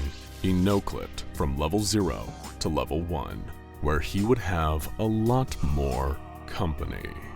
When you work for the SCP Foundation, you need to be ready for anything. That's why, as part of the Elite Foundation training regimen, senior researchers and guards are always running tests, even against things that aren't recorded anomalies under the auspices of the Foundation. That's why today, for a real change of pace here at SCP Explained, we're not talking about the SCP Foundation. We're talking about made-up monster stories crowdsourced over the internet. We're seeing how the Foundation might fare against iconic creepypasta monsters and maniacs like Herobrine, Jeff the Killer, the Slenderman, Eyeless Jack, Smile Dog, and many, many more. We've even created all new mobile task forces to take each one down. So could any of them best the Foundation's best and brightest? Let's take a look and find out. And be sure to tell us which is your favorite creepypasta entity down in the comments below. Let's get creepy. Jeff the Killer. First up, we've got everyone's favorite disfigured, knife-wielding, homicidal teenager. Whether it's his terrifying visage or the iconic go-to-sleep catchphrase that's forever carved into your mind, there are probably a lot of people out there who have lost nights of sleep worrying that this pale-faced monster could be crawling through their window. But we know what you're probably wondering. Isn't Jeff just a serial killer? Why would the SCP Foundation use up its time chasing down any old regular human murderer? We'd ask for you to think again. Jeff has displayed feats that clearly mark him as anomalous. Despite suffering debilitating burns to his face and body, he still shows superhuman strength, agility, and durability. He's also able to see without eyelids, suggesting some supernatural element is at play. Victims have also reported him dodging shotgun blasts while stalking prey. So, how would the Foundation catch him? Seeing as Jeff's modus operandi is breaking into the homes of his victims while they sleep, the best method would be staking out a neighborhood where he's been shown to be active, keeping close observations on houses, and even setting up personnel from Mobile Task Force Sigma-9, my name is Jeff, in vacant houses as honey traps. Jeff is undeniably strong, fast, and tough, but if attacked and surrounded by operatives with superior tactics, he could be subdued without casualties. Then it would just be a matter of transferring him to a standard high-security humanoid containment cell. Speaking of horrifying creatures that come to you in the dead of night, the Rake. This supernatural entity has been around for almost 1,000 years, as far as scattered reports are aware. It's also been reported across 4 continents and a huge number of locations within those continents, though most recently it's been reported in rural New York State and Idaho in the early 2000s. The Rake is an inhuman beast, most often known for its large, frightening eyes and its long, rake-like claws. Not only does the monster feed on human beings, but it also produces a traumatic level of fear in its victims. Thankfully, an entity like this is far more familiar territory for the SCP Foundation. Using their state-of-the-art web crawler software, they could catalog reported sightings as they happen, and use clusters of these sightings to triangulate the location of the Rake and dispatch field agents to perform reconnaissance missions. From there, it would just be a matter of waiting to strike and sending in Mobile Task Force Zeta-13 Rake Steppers, fitted with Dr. Dan's scramble goggles to prevent them from being affected by the seemingly cognito-hazardous effects of viewing the Rake. When the creature is placed in containment and kept in a state of perpetual bright light, It would simply be a matter of applying a Scranton reality anchor to prevent the creature from somehow phasing out of containment. Just make sure you avoid its big, staring eyes in the meantime. Though that won't be a problem with the next creepypasta monster, Eyeless Jack. This stealthy creature has its no eyes on one thing and one thing only: your kidneys. And unless you want to die or spend the rest of your life on a dialysis machine, we recommend you keep your distance from him. He's discreet, devious, and diabolical. And if you wake up in the middle of the night to see him staring down at you, it may be the last time your body is able to filter toxins out of its blood naturally. Thankfully, we have a way to make the Foundation put a stop to his organ harvesting ways. Sometimes to catch a Jack, you need to use a Jack. There's no way to catch Eyeless Jack without delicious live kidney bait, so we'd recommend sending in someone who has kidneys to spare. Dr. Jack Bright. Bright could be the perfect bait without losing his life, luring Eyeless Jack into a decoy house while Mobile Task Force Gamma 391, Hit the Road Jack, prepares to spring their cunning trap and plunge this unpleasant kidney muncher into a humanoid containment cell forever. But our next creepypasta entity doesn't want your kidneys, it wants your life. Smile Dog. Our next entity seems like a harmless little JPEG to the untrained eye. A little freaky, sure, but nothing to lose your mind over. But we know that there's far more to this grinning husky than meets the eye. If some reports are to be believed, this image may even be connected to the devil himself. If you're unlucky enough to see this image in the world, it may already be too late for you. Those who see it, typically as an email attachment from a mysterious address, spend the last week of their life in a hell of the mind before eventually succumbing to a bleak and mysterious death. It's a classic cognitohazardous image, and the most frightening part is that it's self-propagating, with one of the only ways to even mildly alleviate the effects seeming to be spreading the word by subjecting another person to this nightmare. That's when we bring in Mobile Task Force Row 19 Naughty Dog, an elite group of hardened military programmers handpicked from the CIA's cyber warfare unit. They use their very particular set of skills to design web crawler software that roots out and takes down Smile Dog images across the web, and hopefully, one day find the origin of this whole thing. The next creature, on the other hand, we've given up on finding the origin of that. The Expressionless. This entity kinda looks like a terrifying store window mannequin, except rather than modeling fast fashion, she prefers to swallow cats whole and murder hospital staff. Oh, and she also calls herself God. Isn't she just so quirky? Her primary abilities seem to be extreme strength and large, sharp teeth that will easily rend through human flesh. Thankfully, not anything the SCP Foundation hasn't dealt with countless times before. Seeing as the only recorded incident involving the Expressionless took place at a hospital in Los Angeles, that would be the most sensible area to stake out. A detail from the creature's original encounter is also telling. It reacted severely to the doctor's attempts to sedate it, implying that chemical sedation is an effective method of incapacitating the beast. That's why every member of Mobile Task Force Kappa 99 ain't no dummy is a sharpshooter with a tranquilizer rifle capable of putting a hippo to sleep with a single shot. She'll probably feel less like a god in her containment cell, but while this monster is expressionless, the next one has one very notable expression: Mr. Widemouth.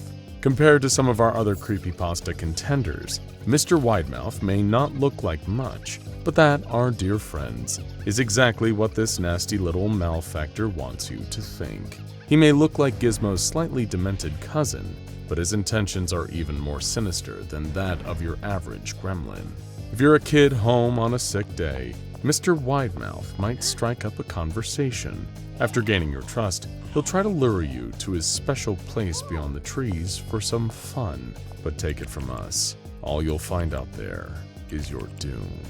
This crafty little creep's small stature and manipulative stealth abilities might pose somewhat of a challenge for the SCP Foundation, but that doesn't mean they can't get him with a little intelligence and elbow grease. Mobile Task Force Alpha 18, the Smile Smashers, will follow reports of children disappearing from their isolated homes under mysterious circumstances. Then, using an extra-strength butterfly net straight from the folks at Foundation R and D, they can chase down and capture the nasty little monster.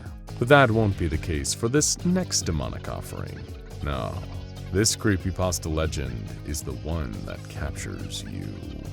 No End House. In recent years, there's been a spike in interest in so-called extreme haunted houses. If you're not sure what these places are like, basically picture a CIA black site with the occasional plastic skeleton. It's all waterboarding, stress positions, and car batteries. But even those places are nothing compared to the nightmare of No End House. It's a moving, possibly even sentient spatial anomaly hiding in a haunted house attraction. And if you find yourself inside, best believe you're never going to see the outside ever again. Thankfully, Mobile Task Force Delta 35, McCamey's Bane, are on the case. Around Halloween every year, they use web crawlers to detect chatter around No End House events, so they can swoop in and intercept, preventing hapless thrill seekers from being devoured by the house, and providing amnestic treatment for anyone who has too close of a call. Sadly, the Foundation will not be able to provide refunds for those who already paid. Speaking of paying, you'll really pay if you end up in our next creepypasta location of doom. Abandoned by Disney. Mowgli's Kingdom, an abandoned tropical Disney attraction based on the Jungle Book movie, is abandoned for a reason. It's a hotbed for anomalous activity, including freakishly large mutant snakes, reports of ghostly activity, and most prominent of all, a terrifying photo-negative Mickey Mouse that stalks any hapless urban explorers who happen to find their way onto the site. Of course, the Walt Disney Corporation keeps it all hush-hush, and the SCP Foundation is happy to give them a hand on that front. Even if the frightening photo-negative Mickey was removed from the site, it's likely the other may appear and continue haunting the site. And seeing that the site cannot be moved as a whole, the Foundation's best bet is to form a perimeter around the abandoned Disney attraction, preventing anything normal from getting in and anything abnormal from getting out. Mobile Task Force Omega-17, Sons of Shere Khan, are ever vigilant and maintain a strong presence in the surrounding area. But you don't need to go anywhere for this next anomalous terror. If you're a big Nintendo fan, it might be sitting in your house right now. Ben Drowned. This haunted NES cartridge of The Legend of Zelda Majora's Mask contains the restless spirit of its last owner, a guy named Ben who, well, drowned. If you slot this creepy little gaming experience into your Nintendo Entertainment System, you'll soon find that the soul of Ben is communicating with you directly, telling you about how he died and why his consciousness lingers on, embedded in the code of the game. Thankfully, other than the psychological trauma of experiencing the game, you're unlikely to be actually harmed by playing it. However, Mobile Task Force Beta 51, Gamers Don't Have Rights, are still on the case. They'll try to intercept all cursed copies of the game and administer amnestics to anyone who is unfortunate enough to play it. While it is still undeniably spooky, it does feel like a relief to finally find a safe class anomaly on this list. The same can, sadly, not be said about our next creature, the Goat-Man. If you're a fan of camping, then this malicious mimic is going to be your worst nightmare. This monster has existed as a fixture of terror in everything from a number of Native American mythologies to iconic 4chan green text posts. You may be thinking, oh, what's so scary about a goat? But this thing is no goat. Aside from the fact that it's the greatest of all time at getting you to crap your cargo shorts in the woods. First, you'll smell blood in the air, and then feel an odd electrical static, like the feeling all around you right before a lightning strike. Then you'll hear noises, strange noises. Something not quite like a voice, like an animal throat straining to form human words. That's when you might notice your group of friends has one more person than you remembered. And the one thing worse than noticing that is not noticing it. Because if you don't, you may end up as the shape-shifting Goat-Man's latest victim. Mobile Task Force Theta 11 Got Your Goat are constantly on the hunt for this one, but its extreme intelligence and ethereal nature make it a nightmare to track. But forget nightmares to track. It's time for Laughing Jack. This candy-striped clown from hell is a really nasty customer. Definitely do not engage unless you've got a Scranton Reality anchor on hand and you've got a backup from members of Mobile Task Force Iota 40. Put Jack in the box. As a former imaginary friend gone rogue, Laughing Jack is a semi-intangible reality warper of considerable power. He targets his victims with sadistic glee, pulling them into his dark carnival to experience all kinds of nasty tortures. Laughing Jack shows no remorse, giggling while committing every evil act you can imagine. You'll probably only find this clown funny if you're already a depraved serial killer, and his sense of humor is likely to utterly break your mind unless you've been given amnestic treatment from the SCP Foundation. This is an anomaly that would probably get along swimmingly with SCP-106, the Old Man. They could chat over a few drinks one evening and share notes on how to cause the maximum pain to their hapless victims. That being said, few people understand maximum pain more than the next horrifying abomination on our roster, the Russian sleep experiment test subjects. As anyone familiar with the work of GRU Division P will tell you, the Soviets performed some pretty horrific occult activities throughout the 20th century. One of the most disturbing of these was the infamous Russian sleep experiment, wherein a group of unfortunate political prisoners were doused on a classified anomalous gas that robbed them of their ability to sleep. A chemical compound that the scientists hope might increase the productivity of their workers and soldiers by eliminating sleep. Instead, over several terrifying days, the chemical and the sleep deprivation that ensued caused the subjects to instead become demonic monsters. While current accounts of the story suggest that all the subjects were killed, we can't say for sure there weren't more out there, or that the experiment hasn't been repeated. As such, Mobile Task Force Omicron 8, Nighty Night, is constantly on the lookout for freakish skeletal men wandering through the woods, never sleeping, outside the dark forests where Siberian gulags used to be based. Better safe than sorry, right? Though of course, you won't feel safe at all if you've spent your childhood watching scary media, like horror movies or eerie SCP YouTube channels, like and subscribe by the way, or scariest of all, a strange little puppet show called Candle Cove. Feel a little chill go down your spine. Oh yes, you remember this show, don't you? You love seeing all those cute little puppets going on swashbuckling pirate journeys on their adorable boat, the Laughing Stock. Though there was always that villain, wasn't there?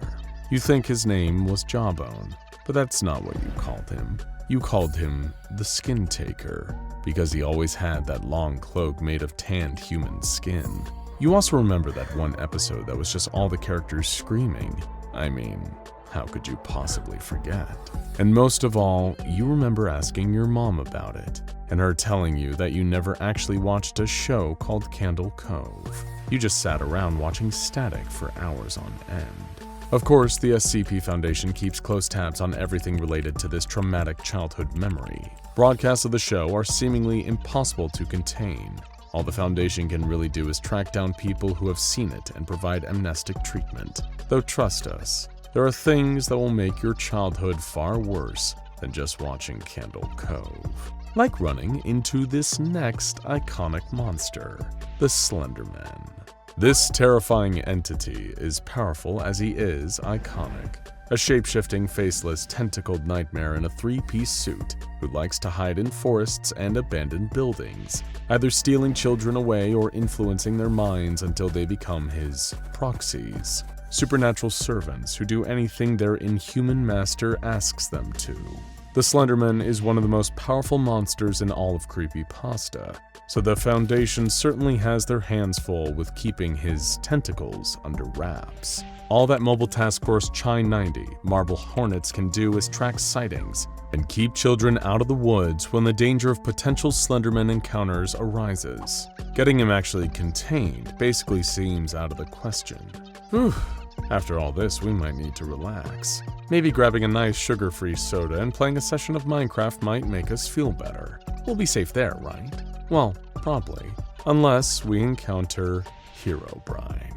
The SCP Foundation, funnily enough, is actually no stranger to anomalies trapped in Minecraft. They've got SCP-4335, a welt in the Crucible, to thank for that. But this Minecraft horror story is a little more personal. Herobrine is a mysterious user with the Minecraft default skin, except with one difference: completely white eyes. This mysterious figure invades different Minecraft servers, acting incredibly strange towards the people who created them. What makes this more than just some random troll?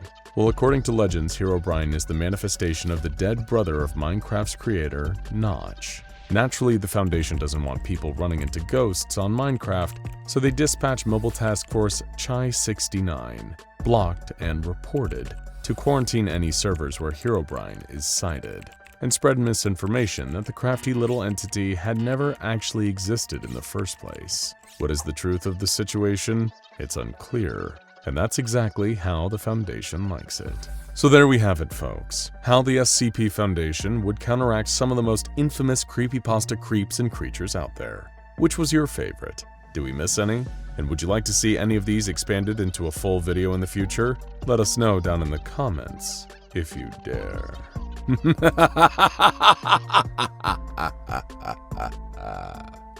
Everyone in the sleepy mountain town had heard stories about the abandoned mall and the malevolent creature that lurked in the wreckage there. There had been enough missing persons cases, lost children, teenagers sneaking out to explore and never returning home, urban explorers who stumbled out of the darkness disheveled and traumatized. With an eyewitness account, no one wanted to believe. There wasn't anyone left in the surrounding area willing to set foot in that cursed place. But that didn't stop opportunistic out-of-towners from paying the occasional visit, especially if they felt like there was money to be made in those crumbling corporate walls. Grant and Jason, the hosts of up-and-coming investigative reality show Ghostly Happenings, were two such visitors. When they heard the rumors about an abandoned mall haunted by some sort of dark presence, blamed for the disappearance of local children, they packed up their van, picked up their underpaid cameraman Derek, and headed straight for the infamous building.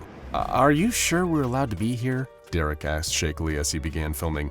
Nope, Grant answered cheerfully. It's part of the fun, Jason laughed. Look, man, this place has been left to rot by the city. No one cares if we're shooting some footage. Besides, worry less about the cops and more about the ghost of the mall. Grant grinned. Ooh, not funny, Derek grumbled. Come on, serious faces, we're rolling.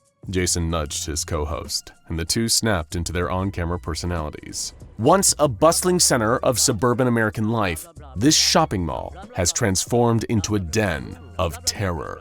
Grant's voice dropped into a lower register, his expression intense. Locals swap stories of something inhuman that calls this place home. Something that doesn't take kindly to trespassers, Jason added. A ghost? A demon? Just an urban legend? That's what we're here to find out. Grant pulled out an EMF reader, which began beeping as he turned it on. There seems to be a lot of activity in here already. I'm picking up something. Don't know if you folks at home can see this, but the meter's going crazy, Jason exclaimed. It was a fake meter, of course. One that they rigged up to beep and react when Grant pressed certain hidden buttons. But the audience didn't need to know that. They were tuning in for story, for spectacle, not for the truth. If they wanted that, they could flip over to the Nature Channel and watch some lions chasing a gazelle. On this show, they were chasing pure entertainment. They continued deeper into the building, taking in the massive echoey space, the dusty storefronts, the beams of rotten wood strewn across the ground, the rats that skittered across the floor. It was the perfect creepy atmosphere. Maybe a little too perfect, a little too creepy. What was that? Derek practically jumped out of his skin, spinning around to look at something behind him. Hey, stay on us, Grant snapped. I saw something moving back there, Derek insisted. It was a rat, Jason rolled his eyes. There are tons of them in here, Derek shook his head. No, it wasn't a rat, it was way too big. Okay, a raccoon then, come on, get it together. We've been in way worse locations than this. Remember that old tuberculosis hospital? Grant shuddered. God, no, that was scary. This is nothing. Well, not nothing. Jason elbowed his partner. I did a good job scouting this place, right? Grant was about to answer when his foot bumped something on the ground. He looked down and saw a Polaroid camera next to a long, empty water bottle and a small backpack. Oh man, get a shot of this! Derek obliged while Jason took a closer look. This must have belonged to one of the urban explorer types who came in here. He unzipped the backpack, rummaging around. Hey, look, photos! Tons of them! He dumped the pictures out onto the ground. Think he got some spirit photography done before he bit the dust? Well, might as well see. Grant joined Jason on the ground, sifting through the photos as Derek watched anxiously. Boring, deer, dog, sunset. Oh, wait a minute. He stopped, holding up one specific Polaroid. This is the money shot right here. Derek, zoom in on this. All three men looked at the picture, illuminated by the camera's light. It showed a tall, long-limbed, pale creature, vaguely humanoid in shape, but at the same time distinctly not quite human. Its mouth was stretched wide in a wordless screech, its eyes bloodshot and wild. Its long, tapered fingers were reaching towards the camera. Damn, that's spooky. Jason laughed, a bit of nervousness creeping into his voice. How do you think he set this up? Grant asked. What if it's real? Derek swallowed the lump in his throat. Don't be an idiot, Grant scoffed. But then, from the outside, not 100 feet away, they heard a scream, ear-splittingly loud, filled with rage, pain, and animalistic instinct. It was like nothing any of them had ever heard before. The scream was followed by the sound of splitting wood, branches crashing to the ground, and horrifyingly, the sound of something breaking down a nearby wall. What did you do? Jason backed away from the sound. Me? You opened the backpack? Grant shot back. Guys, I think we need to get out of here. Derek watched in wide-eyed terror as two pale hands ripped a hole in the wall in front of them, making an opening for that pale, hairless head from the photograph to poke through.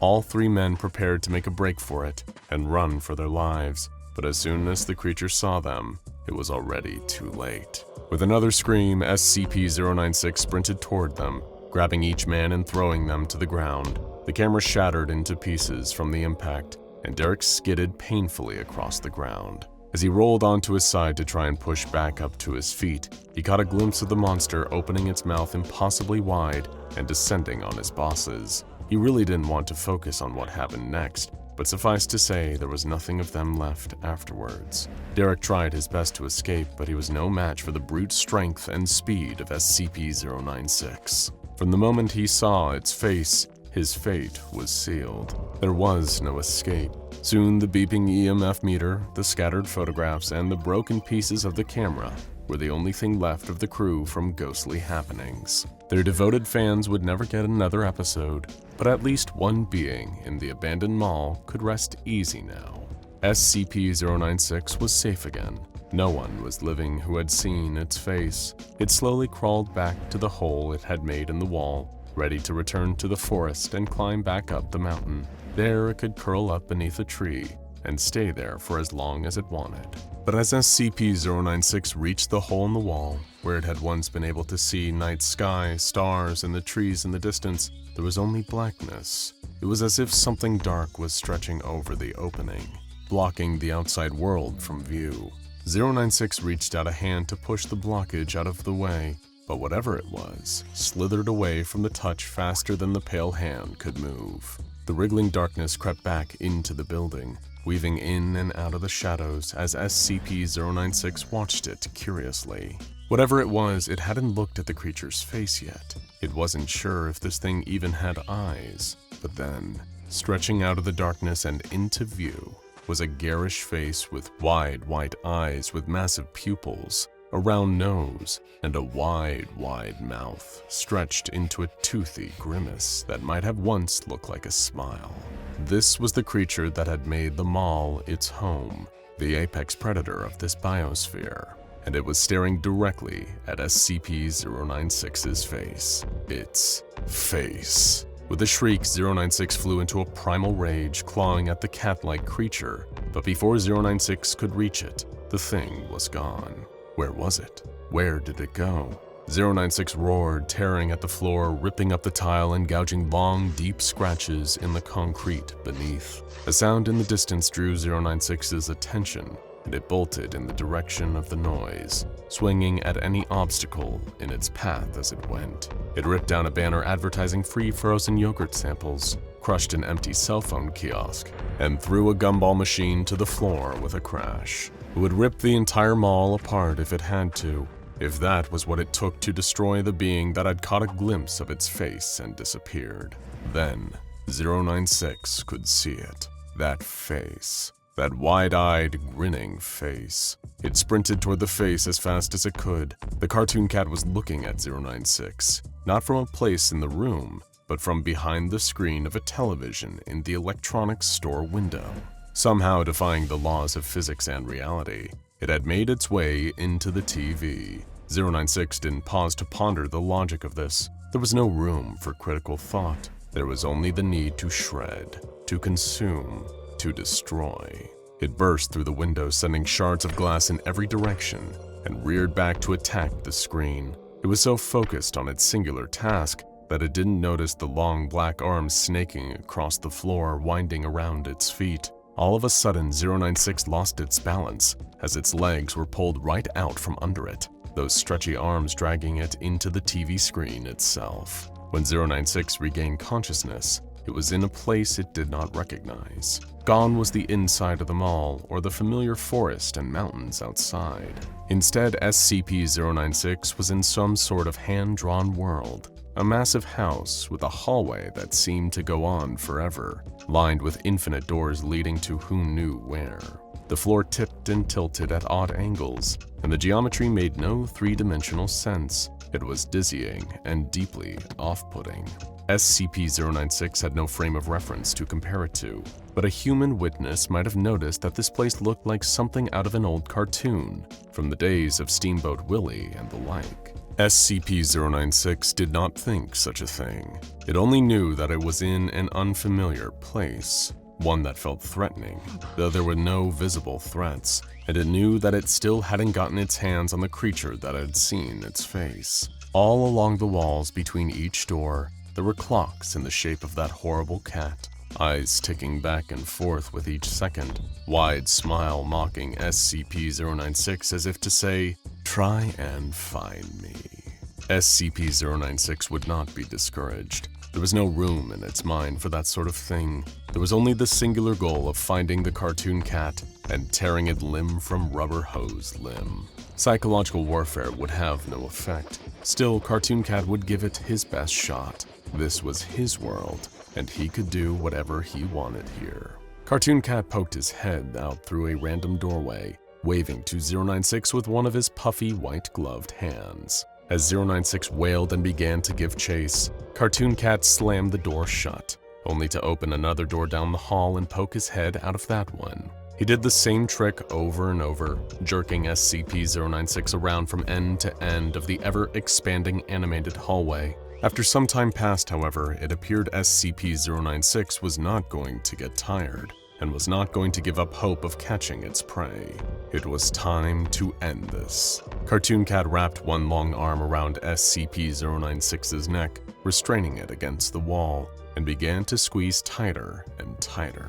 But nothing happened. SCP-096 did not collapse, did not react at all except to tear at the arm around its neck until it broke free. Then it returned to the relentless pursuit, tearing door frames apart, pulling up floorboards, punching through walls. Every time it dealt damage to the environment, the space filled itself back in, an unseen pen scribbling in the gaps in the floorboards, sealing up the holes in the walls. Two powerful beings going back and forth, locked in a seemingly equal-matched battle. Cartoon Cat tried to destroy SCP-096 in a myriad of ways. He tried to rip the beast apart, to snap its neck, to do any manner of unspeakable violent acts it had done before with great sadistic glee, but this pale abomination would not fold, would not break.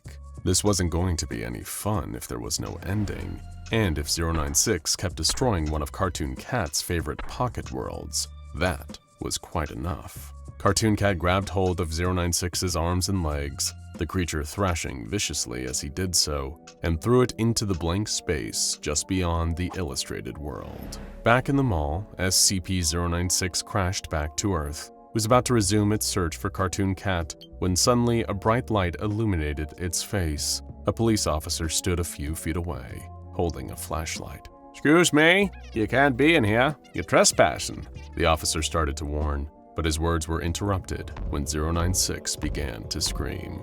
Soon, he would be screaming too.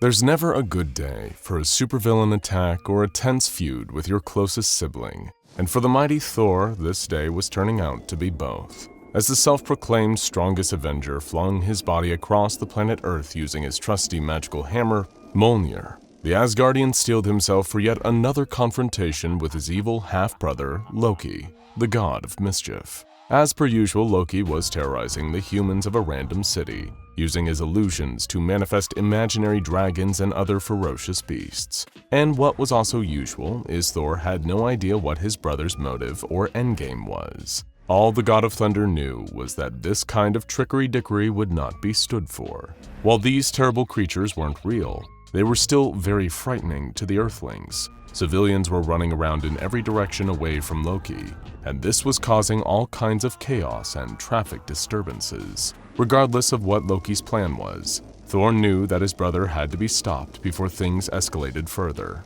On Earth, humans needed to rely on vehicles to get around, and even the slightest inconvenience in transportation could lead to disaster. Thor touched down in the same city square where Loki was unleashing his horde of make-believe monsters, landing in a classically cool superhero way. "Hello, brother," Thor proclaimed. "I don't suppose you'll be stopping this without a fight." Loki smiled a mischievous smile and replied, Ah, Thor, we meet again. And once again, you're wrong. I can stop this anytime I want. Loki swiftly moved his hand through the air, casting a new spell to dismiss his diabolical decoys. The illusions dispersed naturally, and soon the two brothers were facing each other one-on-one. See? Loki chuckled. Thor was rightly confused by his brother's unpredictable actions. He pointed Mjolnir towards Loki in an accusatory manner. "No illusions, no sorcery. What are you really playing at, Loki?" said Thor. And then Loki reached into his robes and produced an unusual cube-shaped object. As his good brother was all too aware, this particular cube was the latest in a long line of mysterious and powerful cubes that Loki had used for his various evil plans. Loki juggled the unknown cube from one hand to the other, then waved it in the air in front of Thor and began to laugh maniacally. All I need to do is open this ancient box of mysteries, and I'll become completely unstoppable. "Don't you dare do it, Loki," Thor shouted. "That sort of power will be misused in your hands." That's precisely the point! Loki continued to laugh, then reached for what appeared to be the lid of the cube. He grabbed the top of it and made a show of beginning to twist. This sent Thor's heroic instincts into high gear, and he threw Mjolnir at the cube, knocking it out of Loki's grasp. As the cube flew away from the grinning villain, Thor dove to retrieve it before his brother had the chance. He soon held the strange item in one hand while calling Mjolnir back to the other. As Thor stared at the cube, pondering its purpose, Loki stretched out his hands in desperation.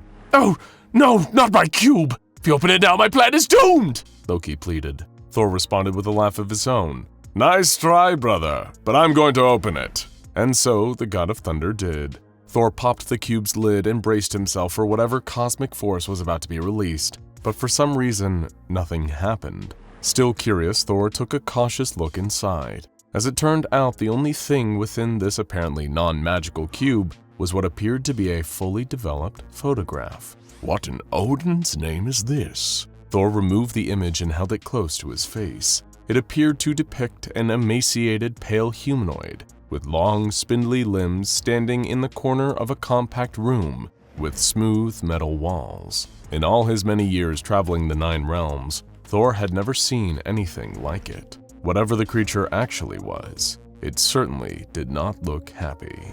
Of course, what Thor was actually looking at was a photo taken of SCP-096 inside of its containment unit at the Foundation. The Shy Guy, as its nickname suggested, did not like having its face looked at, even via secondary means, such as photography or video recording. The anomalous humanoid sense of shame about its own appearance was so great that a mere moment after Thor fixed his Asgardian eyes upon its visage, SCP-096 began to stir in its containment unit. The creature wailed and covered its face with both of its hands on its long, sinewy arms. It screamed and carried on for a duration of 2 minutes, after which point SCP-096 sprinted towards the steel walls of its containment unit and smashed through. Reaching speeds greater than most motor vehicles, SCP-096 began to zero in on Thor's location. As was always the case when another being saw its face, the Shy Guy was compelled to utterly annihilate the offending observer with its bare hands. Thor himself had no idea that SCP-096 was en route and continued to squint at the photograph, perplexed by the mysterious entity depicted therein. Loki now resumed his mad laughter because once more, he had managed to trick his foolish brother into falling for one of his ingenious schemes. "Make sure to get a good look, brother," Loki gloated. "Yes, look at the full creature. That will bring about your inevitable destruction." Thor was annoyed. If you think that showing me a gross picture of some lowly wretch will strike fear into my heart, you've truly forgotten what it means to be an Asgardian. Save your sentiments for the halls of Valhalla, the green-clad evildoer cackled. You'll be there soon enough. And with that, Loki used a charm to turn himself invisible and vanish completely from Thor's sight. Thor stomped his foot on the ground angrily. He wasn't sure how, but it seemed as though Loki had gotten the last laugh once again. "Loki!"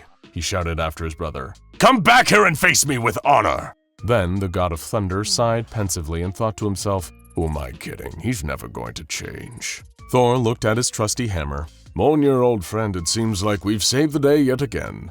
Shall we away back to Avengers HQ? He then shook Mjolnir up and down like a puppeteer simulating a nod. Splendid idea, Mjolnir. Glad you thought of it. Thor chuckled, already in better spirits. That's when he began to hear the footsteps of SCP-096 rapidly approaching him. Thor turned his head towards the sound and saw the same disquieting creature from the photograph that was inside Loki's cube, zooming headlong towards him with reckless abandon.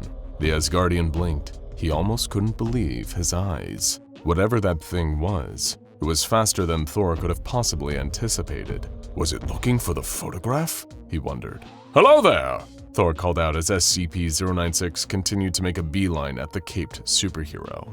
The god of thunder waved the photograph of SCP-096 in the air. "Is this your, selfie?"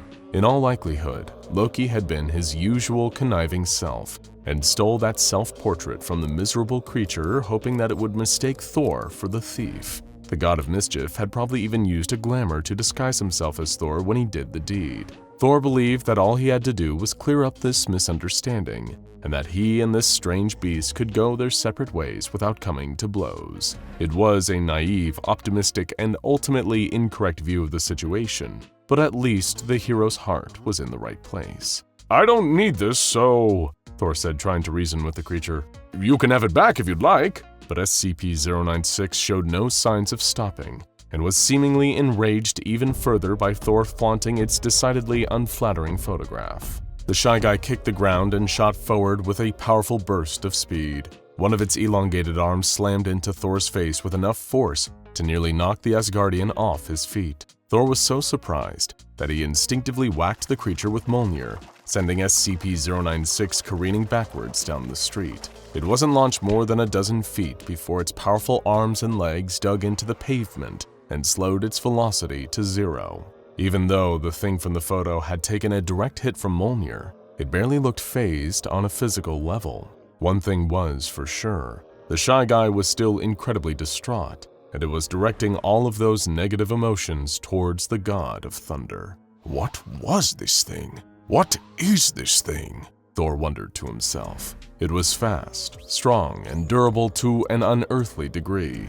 If this thing wanted to engage in single combat, Thor wouldn't back down. He was an Asgardian warrior, and sometimes that meant facing challenges head-on, no matter how suddenly they arose. Still, his time with the Avengers had taught him that having a clear reason to fight was sometimes even more important than the fight itself. "Hey, quick question, what are you?" he said aloud to the creature. SCP-096 didn't answer. Within seconds, it was on Thor again like a bilg snipe on another bilg snipe. The screaming humanoid swung wildly, pelting its opponent with blow after blow. Thor tried once more to communicate with his unknown enemy. "I have no quarrel with you, weird one," Thor spoke. "So take your noodle arms and be gone." For all of its relentless ferocity, the humanoid abomination left countless openings that a seasoned warrior like Thor could easily exploit. Of course, most mortal combatants would be unable to endure the brunt of the Shy Guy's attacks for long enough, but true to his nature, Thor was a god. The Avenger struck back with another crushing blow from Mjolnir, aimed straight for the creature's sternum. Once again, the monster was pushed back for a moment, and then resumed its maddening onslaught. A blow like that should have at least busted a rib or two.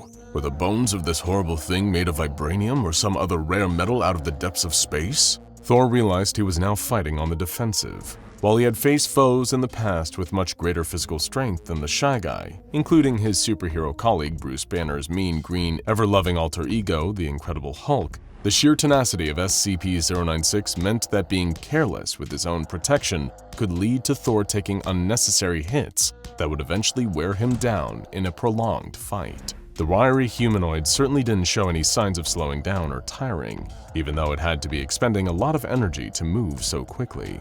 Between his alternating deflections and counterblows against the creature, Thor mulled over his brother's words from earlier. Loki was right about one thing. This is a fell creature if ever there was one. Still, as long as there is thunder in my blood, I won't allow a hairless cur like this to bring me my own destruction. Think, Thor. What would Stark do at a time like this? He says he's the smart one after all, humor him. With his highly sophisticated tactical acumen that was similar to Iron Man except for the fact that it was much better and stronger, Thor efficiently assessed his current situation. While the pale beast was undoubtedly violent and far mightier than most terrestrial creatures, its attention and all the brute strength that came with it had been fixated solely on Thor since it arrived in the city. The Asgardian's best guess as to why was the photograph that Loki had tricked him into looking at. Devious trickster that he is, Loki must have known that this thing would hunt down and attempt to pulverize the latest being to see its face, which now, of course, happened to be Thor. The revelation of this fact meant that Thor no longer had to worry about the fate of civilians if he chose to relocate to a less populated battlefield, since the creature was now guaranteed to follow him. Nobody else needed to get hurt. While running from the fight wasn't exactly the God of Thunder's favorite strategy, it would massively reduce the chance of collateral damage. He'd be saving lives in classic Avengers fashion. Captain America would be so proud. Not that Thor would have done it any differently, even if he didn't have the Star-Spangled Man's approval. SCP-096 leaped in towards Thor to deliver its next walloping strike, but the Asgardian quickly grabbed it by the wrist and pulled the ferocious creature off its feet. He lifted it up and over his head before slamming it down hard into the pavement. With a bit of space between himself and his anomalous foe, Thor began to swing Mjolnir around by its leathery wrist strap. The Shy Guy desperately scrambled to its feet to resume the attack, but by that time, Thor had already thrown himself skyward. He soared between the buildings using the force of Mjolnir's trajectory, making it his mission to exit the city as soon as possible. Thor looked down to see that SCP-096 was following him along the ground, exactly as he predicted it would. While the battle with the beast would most certainly continue the second he dropped back to Earth's surface, he could rest assured that the place where the showdown would take place could be chosen by him. He saw an evergreen forest on a nearby mountain and decided that it would do nicely as a place to finish this. I'm sure no one would mind a few stray bolts of lightning around here, Thor thought. The God of Thunder was amused by the prospect of going all out against this being. Even though it probably had its reasons for wanting to destroy the one that saw its face, Thor was past the point of taking chances on diplomacy. This distressing creature was, after all, an adversary that Loki had plotted to send after him through one means or another, and because of that, it was likely to have power and guile to spare. Thor breaking a sweat to vanquish the thing would be a fitting replacement for the fight that he would have to have with Loki. Thor's feet hit the ground on a stony mountain ledge, and once again he struck that iconic superhero landing pose. Remarkably, the Shy Guy had kept pace with Thor almost the entire time the Asgardian had been flying, smashing through every tree and boulder that stood in its path. Even so, Thor was more than ready for it. Storm clouds rumbled overhead. The sky above the mountain was trembling as Thor decided that it was time to bring down the thunder on his unfortunate foe. Boom! Crack! The heavens flashed with electrical might as Thor channeled the energy from several lightning bolts through Mjolnir before unleashing a consolidated blast of unbridled power onto SCP-096. The Shy Guy didn't even attempt to dodge as Thor's Thundershock treatment bombarded it with light and heat, the likes of which few mortals could withstand. Thor released a second blast, then a third, surrounding SCP-096 with as much lightning as these earthly skies would offer him. After keeping at this for a while, Thor decided to let up momentarily to check in on his foe, only to see that there were no signs of visible damage on the creature. It wasn't even slightly singed. The God of Thunder could feel his brother laughing at him from somewhere out of sight and out of reach. The monstrous humanoid in the forest below was proving to be far more than Thor had bargained for, but he was nowhere near ready to give in and accept defeat. Still, maybe this wasn't a fight worth having on Earth. All Thor's electrical attacks were doing was destroying trees, and the planet was already facing unprecedented levels of deforestation due to the greed of human CEOs and shady entrepreneurs. Thor certainly didn't want to be part of the problem, and now that it was occurring to him, he realized that he should probably try to do something about that once the situation with the Shy Guy was resolved. It didn't matter how close of a friend Elon Musk was to Tony Stark. These overreaching humans had to be given a stern talking to by the God of Thunder, with or without hammer in his hand. Of course, Thor's environmentalist concerns had to go on the back burner for now, since SCP-096 was advancing towards him once again, with no hint of slowing down. Let's see if you can follow me back to Asgard, you son of an elf, Thor thought. He held his hammer aloft and counted on Heimdall to deploy the Bifrost. The Rainbow Bridge arrived seconds before SCP-096's arms would have reached the Asgardian, and as expected, it instantly carried Thor into the interdimensional space between his destinations. Amidst the swirling sea of multicolored lights, Thor shared a laugh with nobody but himself and Mjolnir. So much for Shy Guy, said Thor. Looks like it'll have to resolve those body issues on its own time. I've been through something similar, so I can relate. Best of luck, pitiful beast. But while Thor was congratulating himself for his strategic retreat, he almost didn't notice that his foe hadn't actually stopped in its pursuit. As a matter of fact, SCP-096 was currently inside of the Bifrost, and swiftly gaining on the God of Thunder. The Shy Guy was truly running in the 90s. Well, 90 miles per hour or more, but it made the same difference. The creature grabbed Thor by his ankles and screeched in mortified rage. Thor punched SCP-096 in the face, hoping to shake it off, but to no avail. The two opponents spun through the Bifrost, locked together in an unbreakable grapple, until they collided with the walls of interdimensional space. Thor knew exactly where this was going, and he wasn't happy about it. Like a sheet of ice composed of photons, the outer limits of the Bifrost broke away, sending both combatants shooting off into the void. Seconds later, a wormhole spit Thor and SCP-096 out in a vast junkyard filled with the remains of countless spaceships and alien life forms. Great, I'm trapped in this garbage world again. I knew I should have picked somewhere closer. Thor shook off the nauseating effects of the failed interdimensional trip. SCP-096 was already hale and hearty for another round. Thor grimaced with frustrated anticipation. How about a quick 5-minute rest? Thor implored the Shy Guy. Gentlemen's truce? SCP-096 roared and dashed forth, more crazed than ever. Thor exhaled in futility. I thought not. He whipped Mjolnir around and hurled it straight for SCP-096's skull. The reliable Urus steel hammer made contact, knocking the creature onto its back. At the very least, Thor could always count on his signature weapon to help him out. Or could he? When the Asgardian tried to call the hammer back, he was shocked to find that SCP-096 had somehow grabbed a hold of its handle. Even more surprisingly, it now appeared to be wielding the hammer as easily as Thor could. Son of a... You're telling me that thing is worthy? The Shy Guy, now with Mjolnir in hand, pounced on Thor, swinging the hammer with no technique or finesse. It was everything Thor could do to simply avoid the creature's range. A blow from Mjolnir was enough to cause serious injury to even the most formidable Asgardian warrior. Damn you, Mjolnir, we talked about this, Thor thundered. We're friends, aren't we? But none of his words could get through to the hammer now that it was in the hand of SCP-096. In an act of righteous defiance, Thor called the fury of lightning into his own body. This strange foe, which had come from Loki's latest prank, was about to find out what happened when a god of thunder got serious. With the speed of a lightning bolt, Thor flew at SCP-096 and punched it so hard that its grip loosened on Mjolnir for all but a second, and that second was all Thor needed to reclaim his weapon.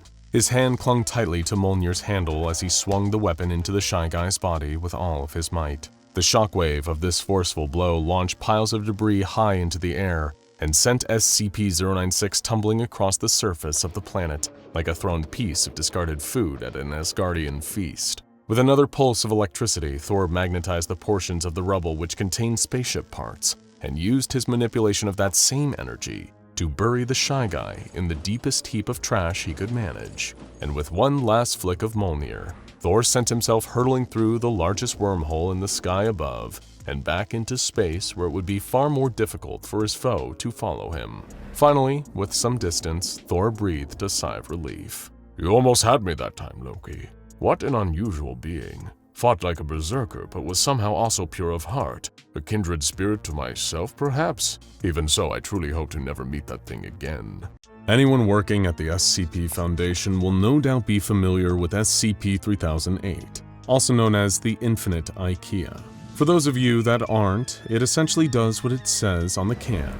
Or rather, it's assembled just like it is in the flat pack furniture instructions. While on the outside it appears to be an average, unassuming branch of the affordable Swedish furniture outlet, inside is a different story. Crossing the boundary of SCP-3008's automatic doors and venturing a little too deep into its maze-like confines leads to an endless labyrinth of Kullens and Herdals, a dimensionally transcendental area that defies our ordinary human understanding of physical space. Lurking deep within the aisles of the Infinite Ikea are SCP-3008-2s, better known as the Staff, a race of misshapen, faceless humanoids with long, freakish arms that prey on anyone that enters once night falls. And yes, there are people inside SCP-3008, trapped souls that have wandered into the wrong Ikea, only to end up missing, sometimes spending months or even years inside, if they ever get out at all.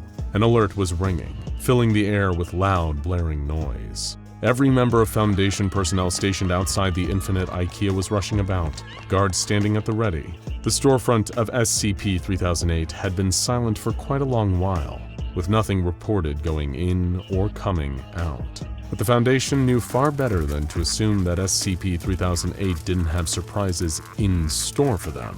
Pun fully intended. Hey, don't you dare click off. We know where you live and Red Right Hand are lining up the shot.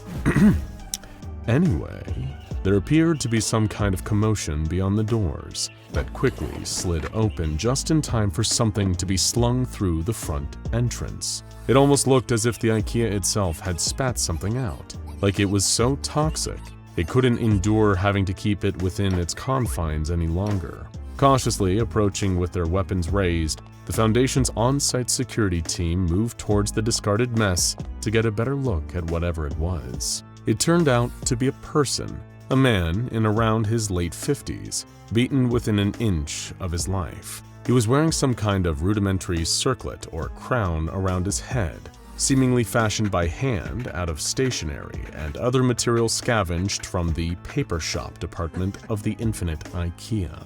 Speaking of, the man was wearing an Ikea manager's uniform, with a name tag pinned to his chest that identified him as Chris. Hanging from his neck was an Ikea-branded notepad with a message scrawled on it. But before you find out what that message was, we have another important message for you.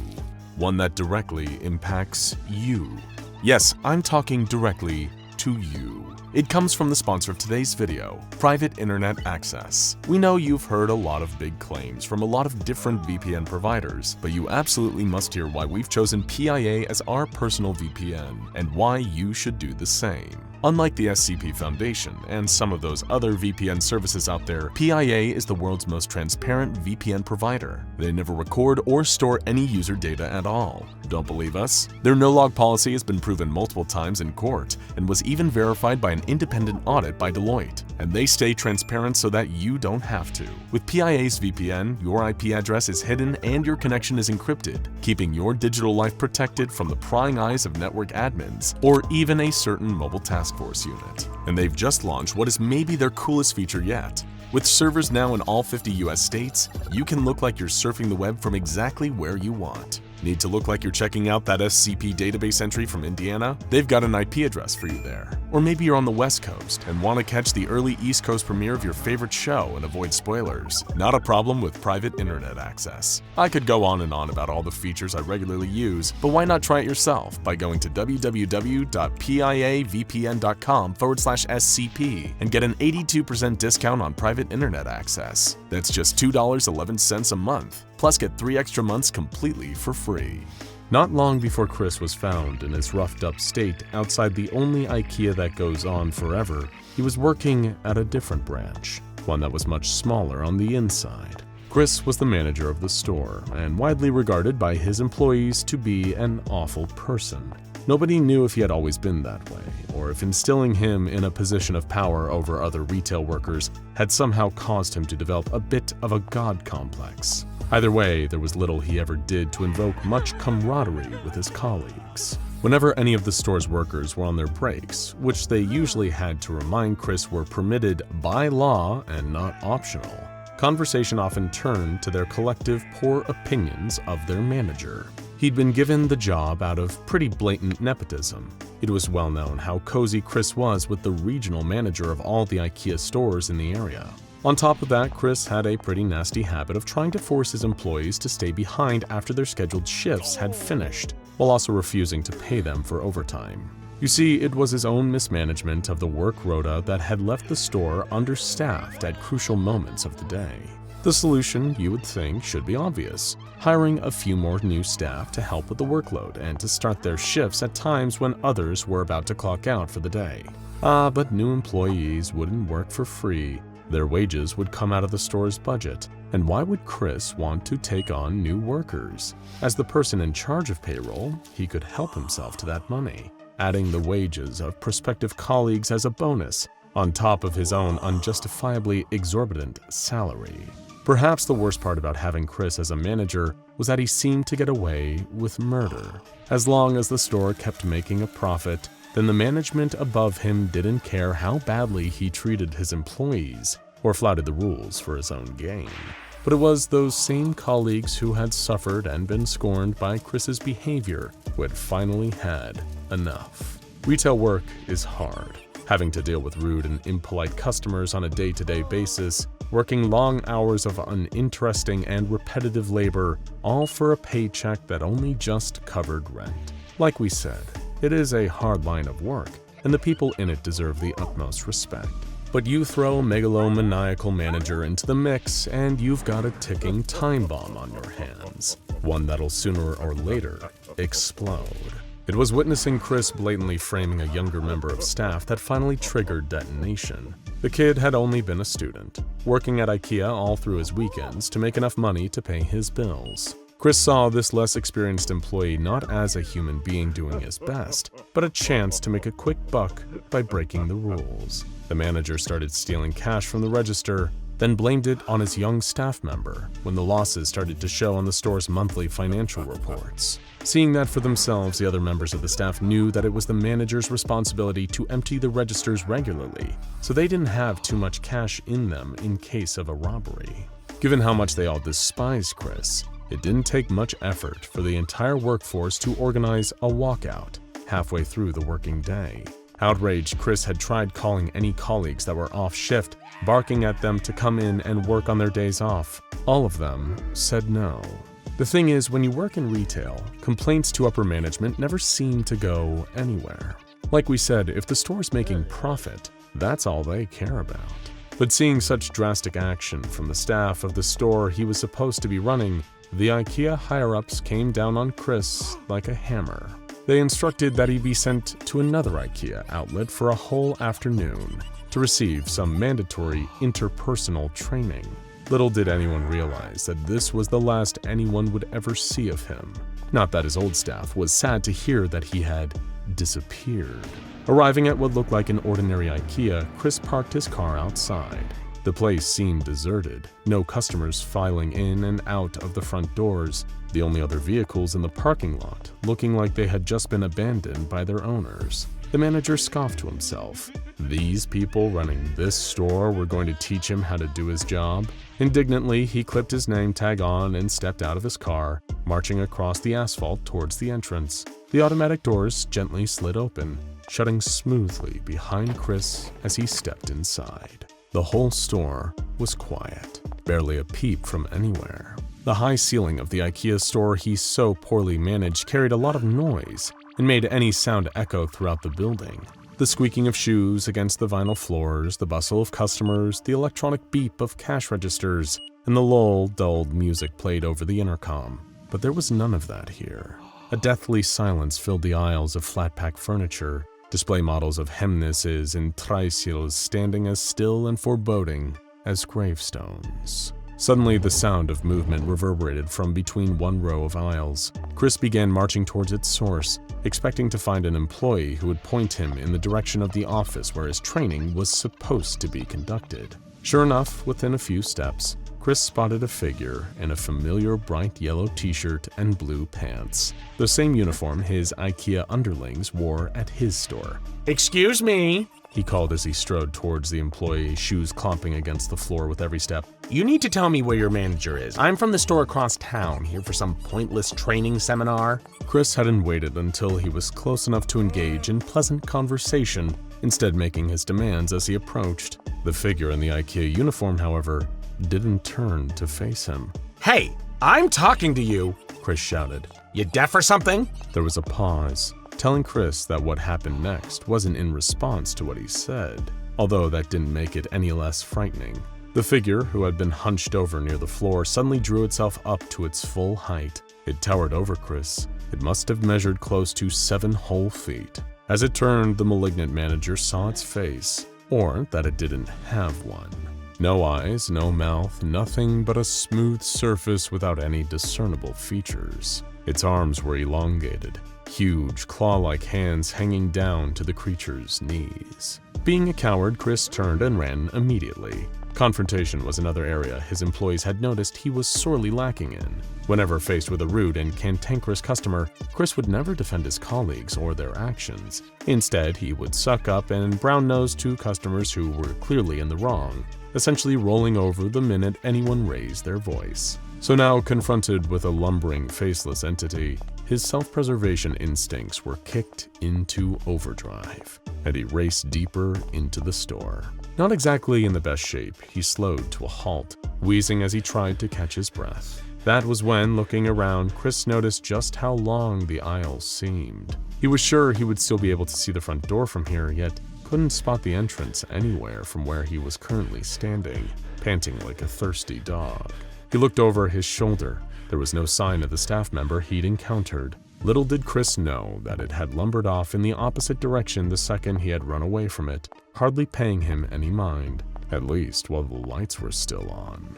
Unable to find the entrance or even a fire door he couldn't escape through, it didn't take long for the lights inside the infinite Ikea to dim, marking the start of the night cycle. Something about it being darker made the sounds of shuffling even more noticeable. There were more than one of those faceless, uniformed creatures. Trembling, Chris climbed inside a Klepstad, a wardrobe with a sliding door. Barely able to sleep with his knees tucked up under his chin, he spent the entire night inside the cramped, confined space. Every sound of movement from outside brought with it the mental image of one of the staff sliding open the outer door and reaching down to grab him. The whole sleepless while, Chris couldn't help but think about what he could have possibly done to deserve this cruel fate.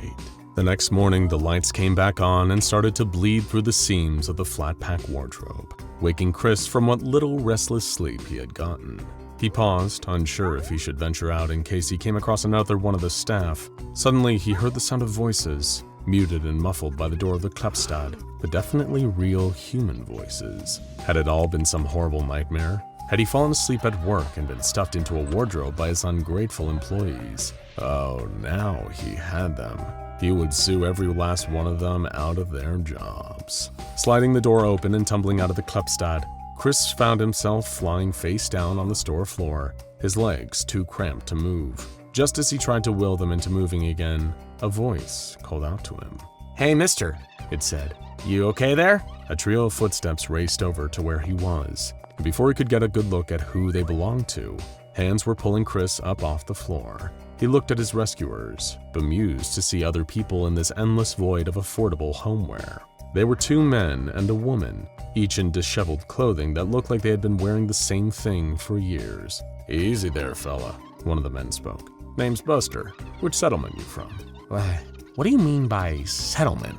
Chris asked, confused. Looks like we got another newbie. The woman chuckled dryly. When'd you get here? Yesterday, I think, the former manager answered. "Time can be a bit screwy in here," the second man chimed in. "I'm Nolan. This here is Janine. You got a name?" Chris. He nodded. You hungry, Chris? The three survivors led Chris through the winding expanse of the Ikea without an end, navigating the identical aisles with the expertise of people that had been here long enough to know their way around. In what felt like the tiniest fraction of the time that he had been lost the day before, they brought Chris to the food court. It was bustling with activity, more so than the one at his store, with people patiently lining up to take their fill of food from the Ikea menu. After joining the queue, Buster returned and handed Chris a plate of Swedish meatballs with mashed potato, peas, cream sauce, and lingonberry jam. So pleased to see food again, Chris began to gluttonously devour the whole plate, while the others explained some of what was going on here, although he was barely listening.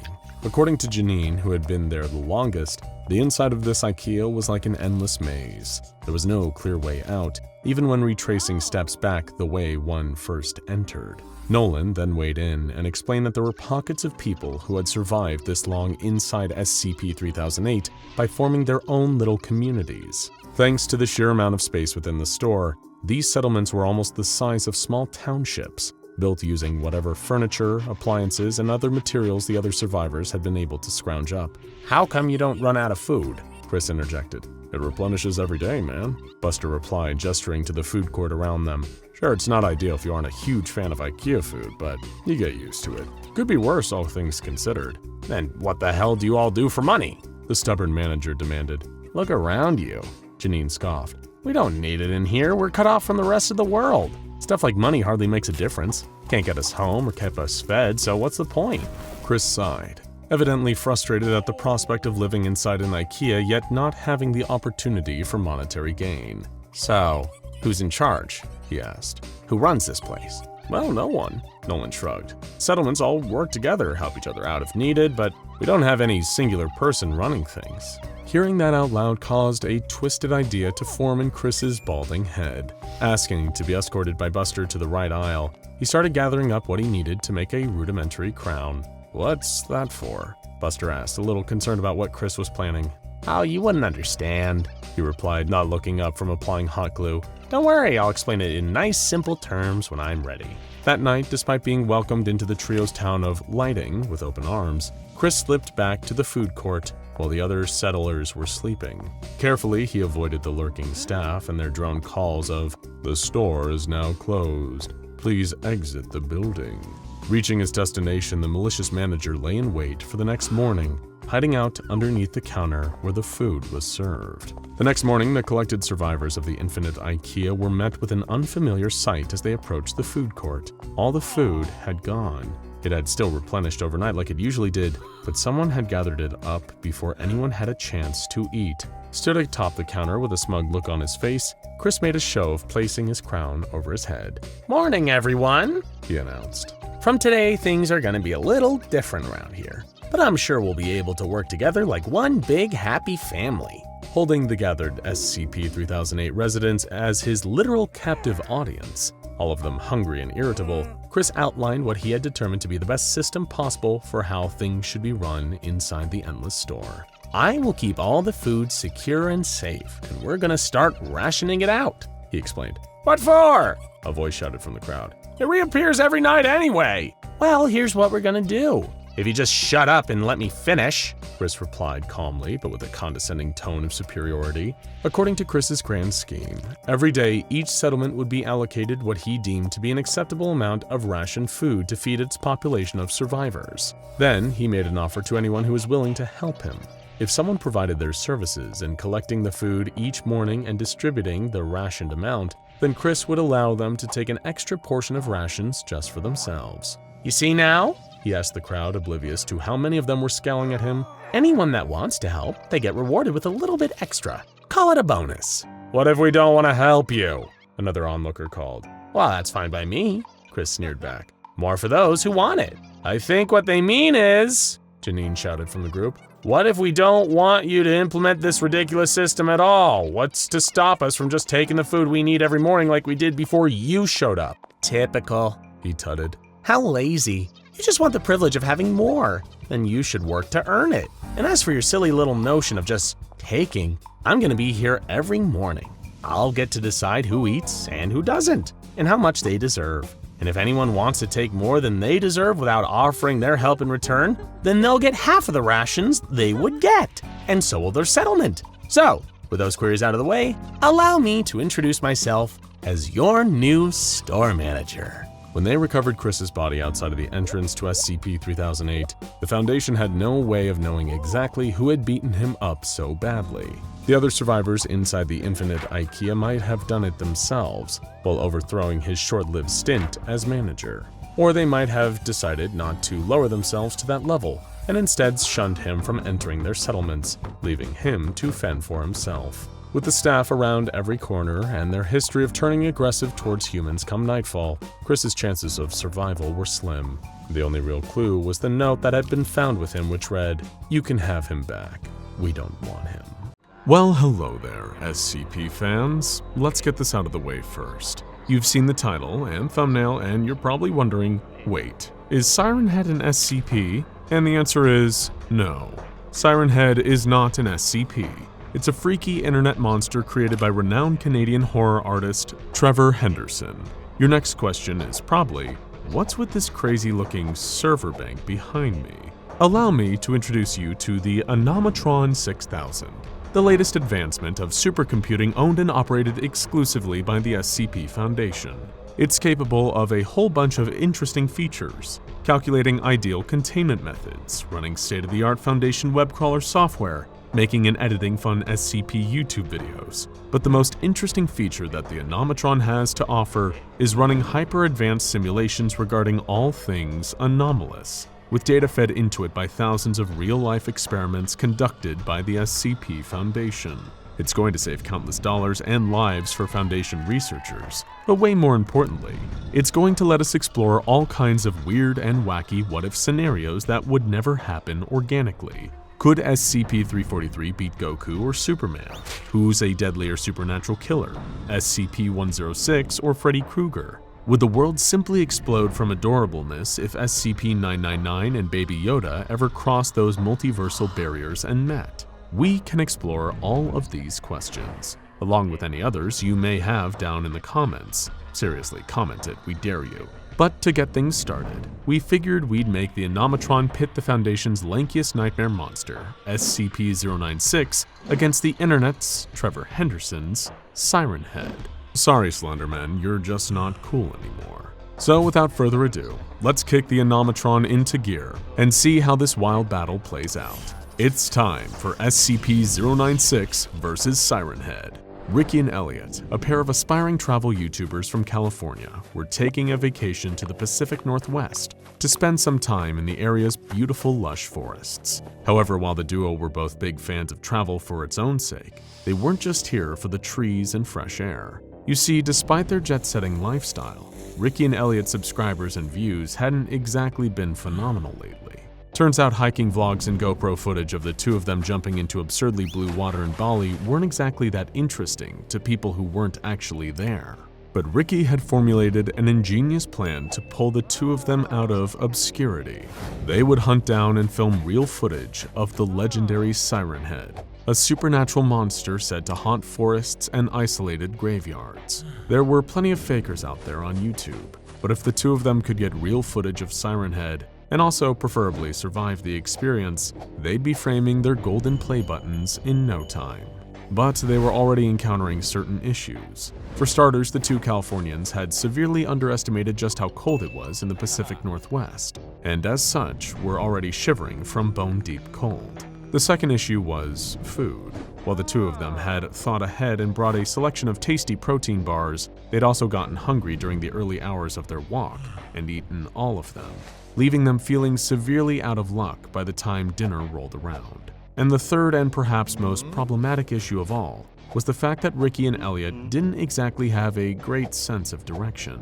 During all of their previous trips, they'd been on guided tours with local experts. In this instance, wanting to take all the Siren Head glory and clout for themselves, they decided to come in alone, with the incredibly janky Google Maps app to guide them.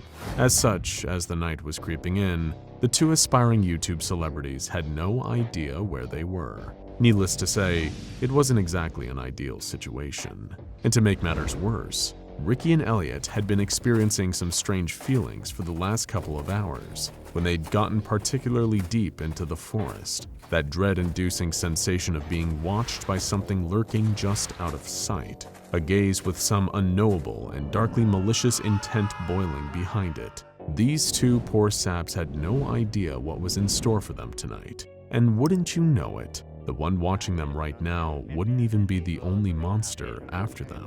After an expectable amount of bumbling and buffoonery, Ricky and Elliot managed to gather up enough tinder to make a semi-respectable campfire. They could sleep out here tonight, then set off in search of Siren Head or civilization, whichever came first, in the daylight the next day.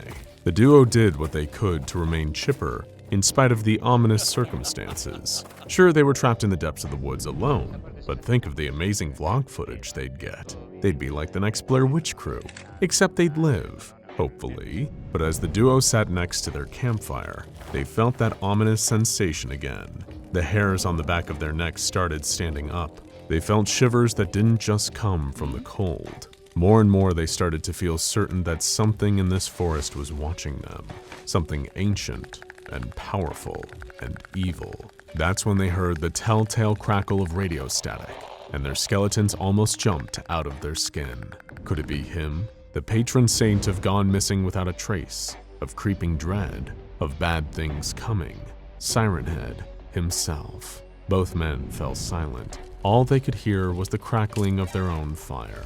Had the sound before just been an illusion? A product of a pair of paranoid minds also predisposed to sense siren-headed monsters lurking amongst the trees. They'd been reading about a higher rate of disappearances in this area, along with a number of frightening sightings of tall, thin beings and radio static that seemed perfectly consistent with siren head activity. That's why they'd come here in the first place. But had they come here to their deaths? The two needed to distract themselves, or they'd go mad from the paranoia. They decided to share a few fun little anecdotes of the travels they'd had before meeting one another, showing the photos they'd saved on their smartphones. Ricky had been to Hawaii, Tahiti, Bora Bora, Fiji, St. Lucia, and the Maldives. Clearly, he liked his vacations warm and sandy. Elliot, on the other hand, tended to like his trips to be a little more adventurous. He'd seen volcanoes, waterfalls, deep and treacherous cave systems, and, of course, a little guided mountaineering. One photo that Elliot showed Ricky was particularly breathtaking. He was standing in the foreground of a snowy landscape, with an incredible mountain range behind him. When Ricky asked Elliot where exactly he'd taken this picture, strangely enough, he drew a complete blank. Maybe somewhere in Canada or Siberia or something like that. But it was a hell of a trip, whatever the case. He remembered having a great time. It was such a tiny detail, but when looking at the photo, Ricky couldn't help but notice something in the background, a speck of white. Sure, not exactly newsworthy in the snowy mountain range, but this wasn't snow. It was a speck of white that seemed to be a slightly different shade than the rest of the mountain. Strange. Perhaps it was just some tiny particle stuck on the lens whenever the photo was taken. The two continued to chat and warmed their hands against the fire, having no idea of the horror they'd just awoken in doing so. Over 100 miles away, at an SCP Foundation containment site, researchers and guards walked around the perimeter of a huge airtight metal cube, reading off diagnostics and audio recordings. For reasons that should be obvious to everyone who's a fan of this channel, there were no camera feeds coming from the inside of the great metal cube, only a faint whimpering sound, like a sad, wounded animal, and the clanking of pacing feet moving back and forth over the metal, dragging forlorn knuckles. It turned every head in the room when the crying started to get louder. Soon it wasn't just quiet weeping, it was a series of horrendous, slobbering sobs, wails of pure pain and despair. Someone in the room screamed, "Close your eyes and hit the deck!" Knowing exactly what had happened. They learned well enough from the infamous Incident 096-1-A containment breach that there was no way of stopping this thing until it run its course. The best they could do was minimize their own fatalities in the process. Everyone in the room did as they were told, hitting the ground, closing their eyes, and covering them with their hands just to be safe. That's when the solid steel of the cube was torn open like crepe paper, and the howling, raging SCP-096 broke free. galloping on all fours through the nearest wall, shattering it, and spraying debris everywhere. As mobile task forces were dispatched to track the rampaging abomination and try their best to clear the path ahead as it sought out its target, one thought was going through the minds of everyone in the room. Woe betide the poor fools who saw that monster's face. Back in the deep dark forests of the Pacific Northwest, the presence of some unnerving force was becoming far harder to deny for Ricky and Elliot. They heard the sounds of garbled voices out in the woods, the squeals and crackles of radio static. They saw shapes moving amongst the trees, tall and thin, like long, spindly limbs. While neither wanted to voice their fear, they were both thinking similar things. If there really was a monster out here, why hadn't it killed them? It had all the time in the world to do it. But that was just it, wasn't it? It had all the time in the world, so why rush? It had every advantage. It could take its time and do this exactly how it wanted to. Ricky and Elliot had made themselves the perfect prey, and as they saw a huge, lithe figure suddenly separate itself from the trees, they began to wonder if it was really worth it to risk both of their lives for YouTube clout. Either way, it was now probably too late for regrets. Ricky and Elliot's jaws fell in horror as the monster emerged from the darkness before them. They recognized the awful, mottled skin stretched over the monster's 40-foot frame. They saw the grasping hands, and up above, the nightmarish faceless head split into a pair of sirens pointing in different directions, each one filled with gnashing teeth and slithering tongues. It was even more terrifying than they could possibly have imagined. Siren head speakers crackled into life and hissed out, 9, 18, 1, child, 17, remove, vile. Ricky and Elliot stumbled backwards as Siren Head advanced, its speakers still bleeding hateful static. Neither could move or speak, only watch as its long, gnarled fingers reached from the dark to grasp them. There was a terrible pained wail in the woods after that, but it wasn't coming from Ricky, Elliot, or Siren Head. It was distant at first, but soon became louder and louder as the force's point of origin came barreling towards them. Even Siren Head couldn't help but turn to see SCP-096, a flash of terrible white fury, come charging towards them in the dark, knocking down all the trees in its path. Leaves and pine needles scattered, trunks exploded into splinters. Nothing would stop the Shy Guy from claiming its prey. Nothing would stop it from destroying Ricky. And now as it approached, Elliot made the fatal mistake of looking at its face, too. 096 lunged, ready to go in for the kill when Siren Head's hands closed around the Shy Guy's slender torso. In one fluid motion with surprising strength for its scrawny build, it hurled the Shy Guy into the distance, smashing another several trees in its path. The words, My prey, mine, hissed out of its speakers. But 096 was only down for mere moments. It sprung back up on its hind and forelegs and started galloping towards Ricky and Elliot again, who were still frozen in place. This time, just before the Shy Guy's terrible claws could close around the two hapless wannabe YouTubers, down came Siren Head's clenched fist, pounding 096's head into the dirt. Overhead, Mobile Task Force helicopters circled, wearing their scramble goggles and trying to get a visual on the situation unfolding below. They could hardly believe what they were seeing down there. Was some other unclassified anomaly managing to intercept 096 in its rage state? Only a handful of anomalies on record have ever been shown of being capable of such a feat. It seemed that they were dealing with something serious here. Down below, the battle continued. Siren Head had a unique advantage over most other combatants facing SCP-096. It was an extra-dimensional being with no eyes, merely an innate psychic awareness of its victims around it. Not unlike how SCP-096 detect people seeing its face in photographs or videos, without need for any kind of direct contact. As such, it was impossible for Siren Head to see the Shy Guy's face, and thus impossible for the Shy Guy to ever actually direct its aggression against it. Whether or not 096 would steal Siren Head's intended prey was another matter entirely. In the night's first minor miracle, Ricky and Elliot remembered that they'd been born with working legs and decided that right now would be an excellent time to use them. They turned and began to run while Siren Head continued beating the Shy Guy into the dirt, sprinting with all their might. However, the growing distance between them only aggravated the Shy Guy further. It sprang out from the dirt with unstoppable force and broke away from Siren Head's grip. The Shy Guy never wasted time, ever. It always made a beeline for its intended victim with one directive in mind: total annihilation. Tonight is no different. Ricky and Elliot screamed as they heard its pounding gallop on the ground behind them. Closer, closer, closer. Then suddenly, defying all spatial reasoning, Siren Head emerged out from the darkness between Ricky, Elliot, and 096. Being 40 feet tall, Siren Head dwarfed even the Shy Guy. It lunged and grabbed the wailing white monstrosity, holding it as one would a particularly vicious cat, and trying to keep it in place. Siren Head wanted to crush the monster's bones and carry on stalking its feeble human prey, who were currently in the process of getting away, but somehow that was impossible. It was almost like the monster had an indestructible skeleton.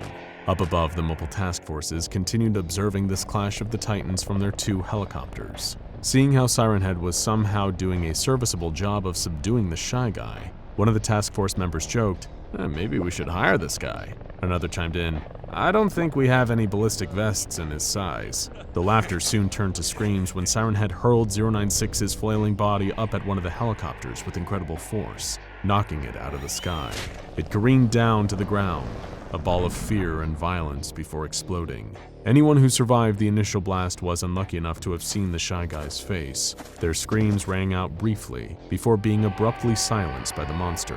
Helicopter Alpha had no survivors. Meanwhile, Ricky and Elliot had kept running until their lungs burned and their muscles pumped thumbtacks. Seeing that the chaos was so far behind them now, they took a moment to stop and breathe, recomposing themselves. In the second minor miracle of the night, it looked like the 2 of them had actually survived this ordeal.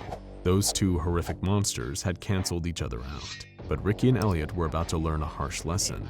They really weren't that lucky. The last thing the 2 of them ever saw was Siren Head emerging from the darkness once more. The last thing they ever felt was the monster's terrible gnarled fingers curling around their bodies, too fast for them to escape. And the last thing they ever heard was each other's screams, followed by a sickeningly meaty crunch. Elsewhere in the forest, SCP-096's wails died down to its usual maudlin sob. The rage state had ended. All of its targets had been destroyed. It just hadn't been the one to do all of the destroying, per se.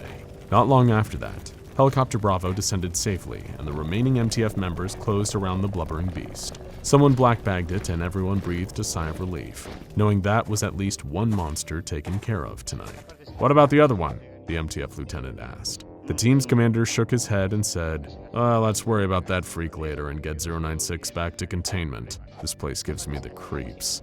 Hello, one and all, and welcome back to the Anomatron 6000, our patented device for projecting any seemingly improbable scenario for your viewing indulgence. And today, we decided to do something slightly different with it. Here at SCP Explained, we usually activate the Anomatron to bring you encounters between the anomalous denizens of the SCP universe and other fictional characters, like Dr. Strange fighting the Scarlet King, or Abel crossing paths with Batman. But this Anomatron experiment is one of our more unusual, to say the least. If you've been subscribed to us for a while, some of you might remember our video, What if SCP-096 was put inside SCP-914? In it, the Shy Guy was tricked into entering the input booth of the anomalous refinement machine during a containment breach. What emerged was maybe the handsomest man to ever live, beautiful both on the outside and within. A lot of our comments pointed out that this refined version of 096 felt akin to a Giga Chad, and that got us thinking, what if SCP-096 was to encounter the real Giga Chad? Well, the Anomatron 6000 has a few different answers for us. Scenario 1, or as we like to call it, the obvious outcome, pits the thin humanoid anomaly against the man behind the meme. Ernest Kalimov is a Russian fitness trainer and model, forever immortalized in the annals of internet history by a series of black and white photoshopped pictures that garnered him the nickname of Giga Chad. Thanks to his practically perfect 90-degree jawline and muscular physique, Kalimov seemingly unknowingly became the archetype for the ultra-masculine, handsome man. However, the man behind the Giga Chad meme is still just a man. The infamous photos of him were heavily edited for an art project known as Sleek in Tears, and while Ernest does sport some impressive muscles from all his time at the gym, that strength isn't enough to save him from the Shy Guy. After all, he is still just a man. According to the Anomatron's predictions, the most likely outcome if the two were ever to meet would end pretty similarly to the grim fate of many others who have gazed upon the face of SCP-096. The moment Ernest looks at the creature, he would, in all likelihood, activate 096's rage state. His physique and above-average level of fitness might give him a slight advantage, allowing him to perhaps outrun the Shy Guy for longer than most, but ultimately, Ernest Kalimov would be able to run, but not hide, from SCP-096. The creature would track him down and hone in on him with anomalous speed, dispatching him before returning to its usual docile sobbing state. The result? An SCP-096 victory. Now we know what you're thinking, is that really it? We had the same reaction too. But hold on for a minute. After giving the machine an additional set of variables, we were able to get a few more interesting outcomes out of the Anomatron. Which brings us to the result that we've given the title of Scenario 2, Shy Harder. Of course, Ernest Kalimov might be the face of an internet meme and ultimately just a very strong Russian man in comparison to the anomalous traits of SCP-096. But the Giga Chad? The Giga Chad is more than a man. So much more than the sum of his parts. Existing within the online zeitgeist since as early as 2017, the Giga Chad is far more powerful than a mere mortal. He doesn't just represent idealized standards of over-exaggerated masculinity like the action movie heroes of the 1980s. The Giga Chad embodies those ideas. He is the very notion of a physically perfected human specimen given form. You may not like it, but peak performance doesn't even come close to the Giga Chad, and neither does SCP-096. Even at the top of its game, the creature quite literally pales in comparison to its imposing opponent. In Scenario 2, Shy Harder, the Anomatron 6000 predicted that if the two were to meet, the scales would tip in the complete opposite direction from the first outcome. For that was SCP-096 against the man, but against the meme himself. Well, this fight is no contest. As a matter of fact, it's hardly even a fight, certainly not a fair one, and instead is more of an execution. From the moment the unstoppable tower of muscle and perfect angular jawline that is the Giga Chad clasps eyes on SCP-096, it's practically the beginning of the end. The Shy Guy doesn't even lift, bro. But Giga Chad can bench 1 million times his own body weight in his sleep. So when SCP-096 comes racing towards him, intent on killing him just for looking at its screeching wide-jawed face, the Giga Chad does what the Giga Chad does best. He lifts. Grabbing SCP-096 with ease as it comes to him screeching, Giga Chad casually hoists the creature off the ground. Although he's only using the tiniest portion of his immense and infinite strength, it's more than enough force to send the Shy Guy soaring upwards, crashing through multiple ceilings as it's sent hurtling up the numerous floors of the Foundation facility above. Of course, being lifted is hardly going to kill the Shy Guy outright. The creature is known to be invulnerable after all. But it's not like Giga Chad can go down easily either. Don't forget, this is no mere mortal, but an internet meme incarnate. And on the internet, nothing ever dies. His perpetual existence as part of online history aside, the Giga Chad is so strong that no doubt his abs could withstand the firepower of any conventional weapon. Realizing that even if it could reach him, it couldn't even scratch the Giga Chad, SCP-096 would undoubtedly begin a downward spiral. The Shy Guy is a creature so insecure in itself and its appearance that it kills anyone who so much as glances at its face in photos. So being presented with the living embodiment of an idea it could never even hope to attain, the biceps, the perfect right-angled jawline, it's all too much. Sending SCP-096 into a complete meltdown, the creature would be neutralized once and for all by the very existence of the Giga Chad, resulting in his victory. Okay, so we're 1 point to SCP-096 and 1 to Giga Chad, and most people would maybe consider leaving it there. But not us. We wanted more than that. You see, we quickly realized that the Anomatron's second scenario was based on a lot of earlier iterations of the Giga Chad meme. Don't get us wrong, that version of the Ultimate Man could still easily destroy the Shy Guy. But around March of 2021, the infamous photoshopped images of Ernst Kalimov started to be used in slightly different formats. That's the thing about memes. They're not only immortal, forever logged in the ancient texts of the Wayback Machine and compilation videos here on YouTube, but memes are also adaptable. They can evolve and change, finding new variations as time goes on. As such, the average fan versus average enjoyer meme saw a new use of the Giga Chad. Before the Giga Chad, this notion of the ideal ultra-masculine specimen was based on, let's be honest, some pretty outdated ideas about what it means to be a man. After all, it takes more than muscle to be a man. Not every man or masculine-presenting person has to work out until they're built like a brick wall. Perhaps the real measure of a man is how sincere, sensitive, and supportive you can be, as well as standing by your interests rather than caving to old societal standards of masculinity. And after we updated our data, the Anomatron 6000 was able to give us a new revised outcome, or what we like to call Scenario 3, the average SCP-096 enjoyer. In this projection, the Giga Chad's true strength isn't just his masculine physique and his unattainable standards. Instead, it's, in part, the inherent adaptability of his status as a meme, but also his compassion. Just like before, he's more than able to resist SCP-096's attacks, and the creature's insecurity comes out, put on full display when presented with Giga Chad's sharp jawline. But rather than overcome his anomalous adversary by fighting him, this scenario sees the Giga Chad comforting the Shy Guy. Through calm empathy and words of affirmation, he reminds SCP-096 that true acceptance of oneself comes from within, and that message strikes a chord with the creature. In a turn of events none of us saw coming, the Giga Chad offers to help SCP-096 overcome his crippling and deadly sense of insecurity.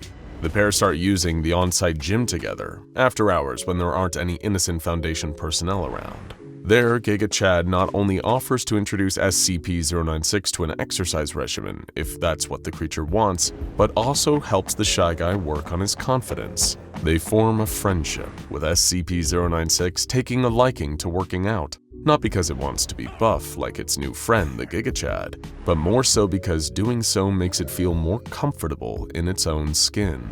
SCP-096 gradually starts to like itself more, even eating healthier thanks to Giga Chad's advice. Eventually, the Shy Guy begins looking far more content and even starts to develop self-confidence. It's not often that a story involving SCP-096 exists with the creature getting to achieve some semblance of happiness. Well, there is one that comes to mind. The very same Shy Guy story that sent us on this particular streak of pitting it against the Giga Chad in the first place. But what if we put them together? Would coming across a refined SCP-096 spell the end for the Giga Chad? Or would the muscular, masculine meme undo the Shy Guy's previous happy ending? Well, according to the Anomatron 6000, neither. When we last left him, after being turned into a handsome 9-foot-tall man, SCP-096 had just started going by the name David. SCP-978, the desired camera, had been used to photograph the refined Shy Guy. It showed him holding hands with the Foundation scientist responsible for his transformation, who had studied the new and improved SCP-096 in great detail. She had quite the understanding of him, but perhaps the photograph from the desired camera was more of a metaphor, and what SCP-096, or David, really desired wasn't specifically the researcher who'd studied him, but a partner who understood him, someone to call an equal. Enter the Giga Chad.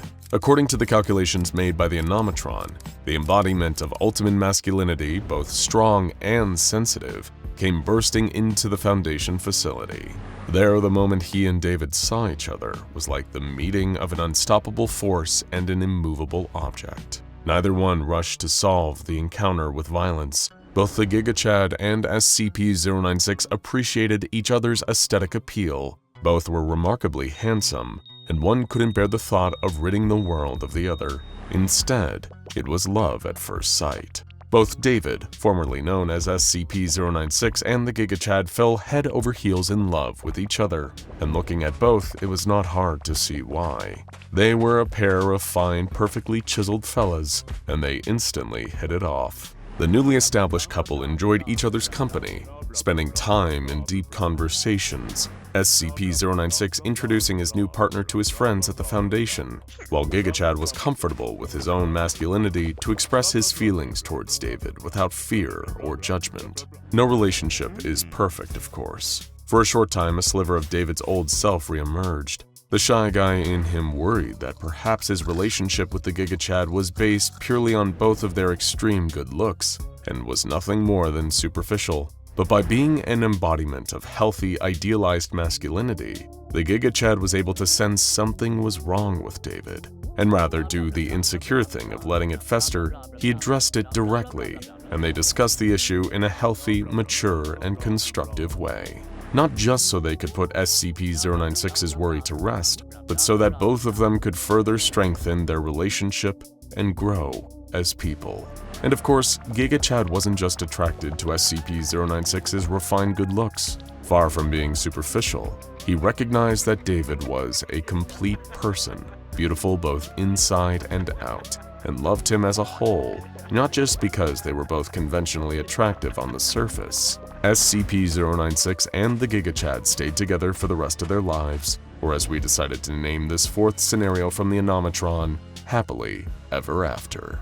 Here we are again with the Anomatron 6000, our state-of-the-art simulation computer that helps us create hyper-accurate simulations of some of the world's most bizarre scenarios. Whether it's SCP-096 versus Siren Head, Abel versus Chainsaw Man, or now perhaps our most ridiculous matchup yet, SCP-035, the Diabolical Possessive Mask, versus The Mask, the popular Jim Carrey character based on the hyper-violent comic book of the same name. So, what the heck are we waiting for? Let's crank up the machine and see what the results are. Somebody stop me!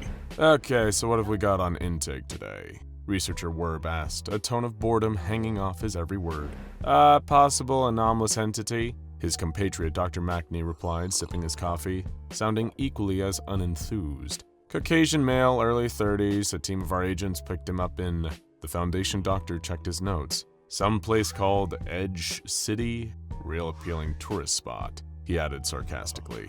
Now, what's so anomalous about him? Werb questioned. His eyes lazily scanned over a file Macney had handed him. Says here he's just an ordinary bank teller. There's one prior arrest on his record, but the charges were dropped later on. And this guy's a nobody.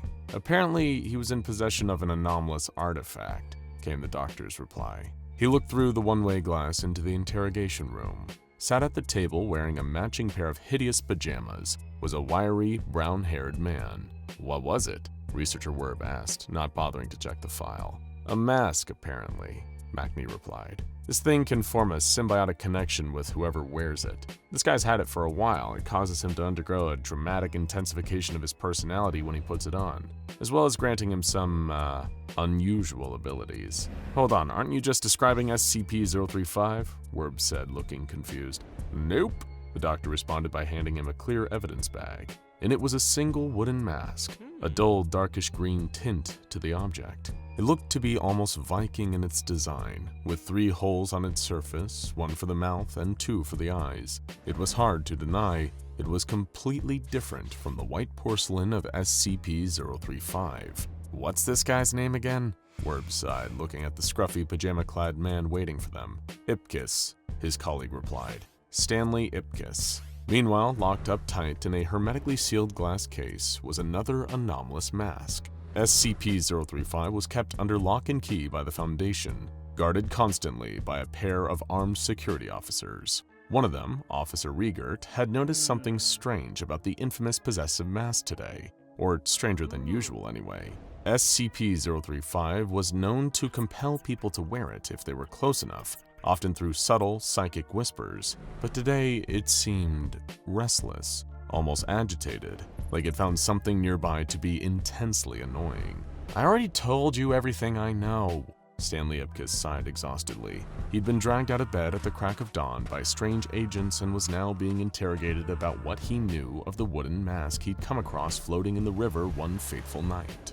I don't know where it came from, I swear. I didn't even realize I still had it. We threw it back in the river, but my dog must have swum out and fetched it, Stanley explained. You have no idea what this thing is, not even from any first-hand experience, Mr. Ipkiss? Dr. Macney asked, holding the mask up. Look, I did take it to a psychologist who told me it might be Scandinavian, a representation of some Norse night god, Loki, I think, he answered. We're not interested in this mask as a historical art piece, Researcher Werb retorted. Tell us what happens when you put it on. Stanley paused for a moment, clearly aware he was in real trouble, but nervous about coughing up the details to his shady captors. With a sigh, he decided it was best to confess. I don't know how it works, but whenever you put it on, it's like it brings your deepest desires to life. When I wear that mask, I can do anything, be anything, he described, remembering a key detail. But it only works at night. Dr. Macney and Researcher Werb exchanged looks, uncertain if Ipkiss was just a lunatic or if there was truth to what he was telling them. Assemble a security team, Macney sighed. We'll arrange a safe environment for you tonight, Mr. Ipkiss. Elsewhere in the facility, Riegert and his fellow security officer, Duggan, was watching over SCP-035 with growing concern. What do you reckon has this thing so agitated? Dugan wondered aloud. Who knows? Riegert sighed. I've already reported it to command, told them 035's in a mood. They said to proceed as normal. Suddenly, as the words left his mouth, Officer Riegert felt strange. It was like he had been hooked by an overwhelming urge to put the possessive mask on. He barely noticed he had reached to unlock the door sealing the area where SCP-035 was contained in its case, and as he stepped through, Officer Dugan's pleas for him to stop barely registered. The other officer tried in vain to pull Riegert back as he walked towards the possessive mask, only to feel his coworker grip his shirt and swing him face first over and over again into the glass case containing the anomalous object. His body going completely limp after being used to break the glass, Riegert dropped Dugan to the floor, too lost in his trance-like state to realize he'd just killed a fellow Foundation security officer. He was too focused on SCP-035 as he lifted it up and placed it over his face. Meanwhile, Stanley Ipkiss had been brought to a testing area, a team of security officers standing around him. The fact that they were all armed did little to ease Stanley's nerves. Dr. Macney strode up to him, pulling the green wooden mask out of the airtight bag it had been sealed in, and handed it to Stanley. No funny business, Mr. Ipkiss, the doctor warned. I really can't promise that, Stanley replied. He looked at the mask in his hands, noticed a green shimmer over the reverse side of it. As much as he had gladly given it up, part of him had missed wearing it. He could already hear the low rumbling of thunder outside as he lifted it towards his face, feeling it almost leap out of his hands and latch itself onto him. The green mask eagerly became attached to Stanley, the surface of it spreading out where it covered his face and wrapped around his entire head. Around him, the guards cautiously stepped back as they watched Stanley convulse and writhe around the place uncontrollably, like a man possessed. Both Researcher Werb and Dr. Macney looked at each other in wordless disbelief before turning back to the scene unfolding before their eyes. The booming noise of thunder and cracks of lightning rang out, despite this all taking place indoors, as Stanley Ipkiss vanished in the center of a miniature tornado that spun wildly around the testing area before slowing to a halt. In its place stood a maniacal, wide-eyed figure, dressed in a garish yellow zoot suit and wearing an enormous toothed grin on his bright green face. How do, fellas? The mask bombastically hooted at the guards. Having been trained to deal with absurd anomalies aplenty, the security team all defensively raised their weapons out of a mix of instinct and confusion. Ish, rough crowd, the green-faced lunatic stated to nobody. It looked like he had turned aside, as if addressing some invisible audience. Outstretching both arms and one leg, the mask instantly zipped off, hurling around the room in a whirlwind of absurdity, in the style of an old Tex Avery cartoon. The spinning, cackling combination of Stanley Ipkiss and the magical mask weaved in between the Foundation guards, all of whom tried in vain to restrain him until he disappeared out of the door. After him! Dr. Macney yelled with urgency in his voice. The guards all turned to run after the mask, only for each one of them to trip over and land face first on the floor of the testing area, as if something had tied them all up by their ankles. It was only after the security officers all struggled back up to their feet that they noticed their pants had been yanked down, leaving the Foundation's finest somewhat embarrassed, to say the least. Outside the testing area, Stanley, or rather the mask, had already closed the door behind him. Out of nowhere, he produced a series of wooden planks and began hammering them into the doorframe. boarding it up before speedily adding chains and padlocks to the mix. Sighing and in an over-exaggerated manner wiping the sweat from his brow, he turned around, only to be met with the sight of even more SCP Foundation guards lying in wait, their guns all trained on him. The mask gave a scream of pure terror that briefly sent his skull popping out of his head and his eyes shooting out of his skull, before everything zipped right back into its original place. His eyes darted around at the faces of the Foundation security, wondering how he was going to get out of this one. Oh gee, this all seems familiar, he said either to himself or his audience. Well, if it ain't broken, hit it! In the blink of an eye, the mask's bright yellow outfit had transformed, replaced by a silk blue rumba shirt with ruffled sleeves, white pants, and a wide-brimmed black hat. As they watched him stood at the ready, a few of the guards noticed the sound of music. Not one of them could tell where it was coming from, nor could they help starting to tap their feet or bob their heads to the rhythm of the Cuban Pete rumba. The entire security team quickly erupted into a full-blown dance number that anyone who saw it couldn't resist joining, all led by the mask, wildly waving maracas in the air and singing. Elsewhere in the facility, Officer Riegert was beginning to melt. He still had SCP-035 covering his face, the frown of the possessive mask conveying the entity's sheer discontent. The black ooze secreting from its porcelain surface had the unfortunate effect of corroding and melting down anyone that wore it, dissolving them entirely after a short period of time.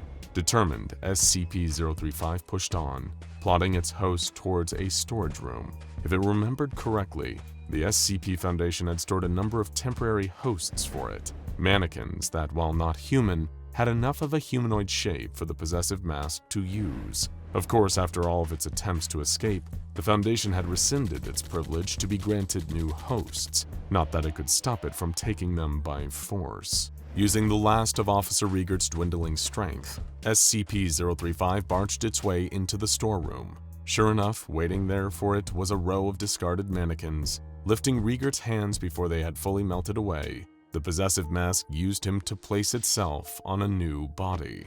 Elsewhere, not too far away in the Foundation facility, a conga line of security officers and research personnel was parading through the corridors, all happily dancing and jiving to the music, despite still no one being able to figure out where it was coming from. Dashing away from his spot at the front of the line, the mask zipped around a corner, his clothes having changed back to his signature brightly colored zoot suit. Never say no to a party, he exclaimed after having danced his way to freedom. The sound of something shuffling closer quickly caught the mask's attention. He turned around to find himself standing green face to porcelain face with SCP-035. You. The masked mannequin raised a hollow arm pointing a finger from its host at Stanley. You bear the god of mischief's carving. I could sense its presence since you arrived. Stealing my look, nobody likes a copycat fella, the mask replied. Although intimidation is the sincerest form of flattery, and that's how Jim Carrey's career started. He added, exploding with raucous laughter. Cease your prattling! SCP-035 hissed with spite. Say, perhaps we're related. The mask ignored it. Oh, we could be long-lost family. You know, I always wanted kids of my own. Son of the Mask has a nice ring to it, right? He paused, once again turning away to his unseen audience. On second thought, maybe not. The SCP-035 controlled mannequin leapt forward, gripping the mask's arm, causing him to scream in shock at the advance. His eyes bulged out of their sockets, zooming in on the corrosive black secretions oozing from SCP-035. The mannequin's other hand started reaching upwards, gripping his oversized green head as if it were trying to lift the mask right off of Stanley's face. Zooming away again, he sped down the nearest corridor, his arms stretching behind him, still clamped in SCP-035's grip. Coming to a screeching halt with the comical sound of car brakes, the mask wobbled his outstretched arm. A ripple traveled all the way along the elongated limb, as if it was made of elastic. His wrist still being held by the mannequin sporting the possessive mask, the force of the flailing rubbery arm was so great that it flung SCP-035's host body around, sending it head first into the ceiling, then plummeting back down to the ground. Its grip loosened, allowing the mask to reel back its stretchy arm, although it didn't return to normal length right away. His own hand pinged back and hit him in the face, only to start urgently trying to communicate of its own accord. What's that, boy? The mask said to his hand as it started performing a series of signals. Little Timmy stuck down a well. You'd like a Friday night off? There's a 2-bit chump wearing another mask walking menacingly down the hall towards us? The hand suddenly turned the mask's head to look in the right direction. Sure enough, SCP-035 was using the mannequin to walk down the hall towards him. His elongated arm quickly returned to its normal size, as the green-faced lunatic took a quick draw stance, facing his oncoming adversary. Now, you have to ask yourself one question.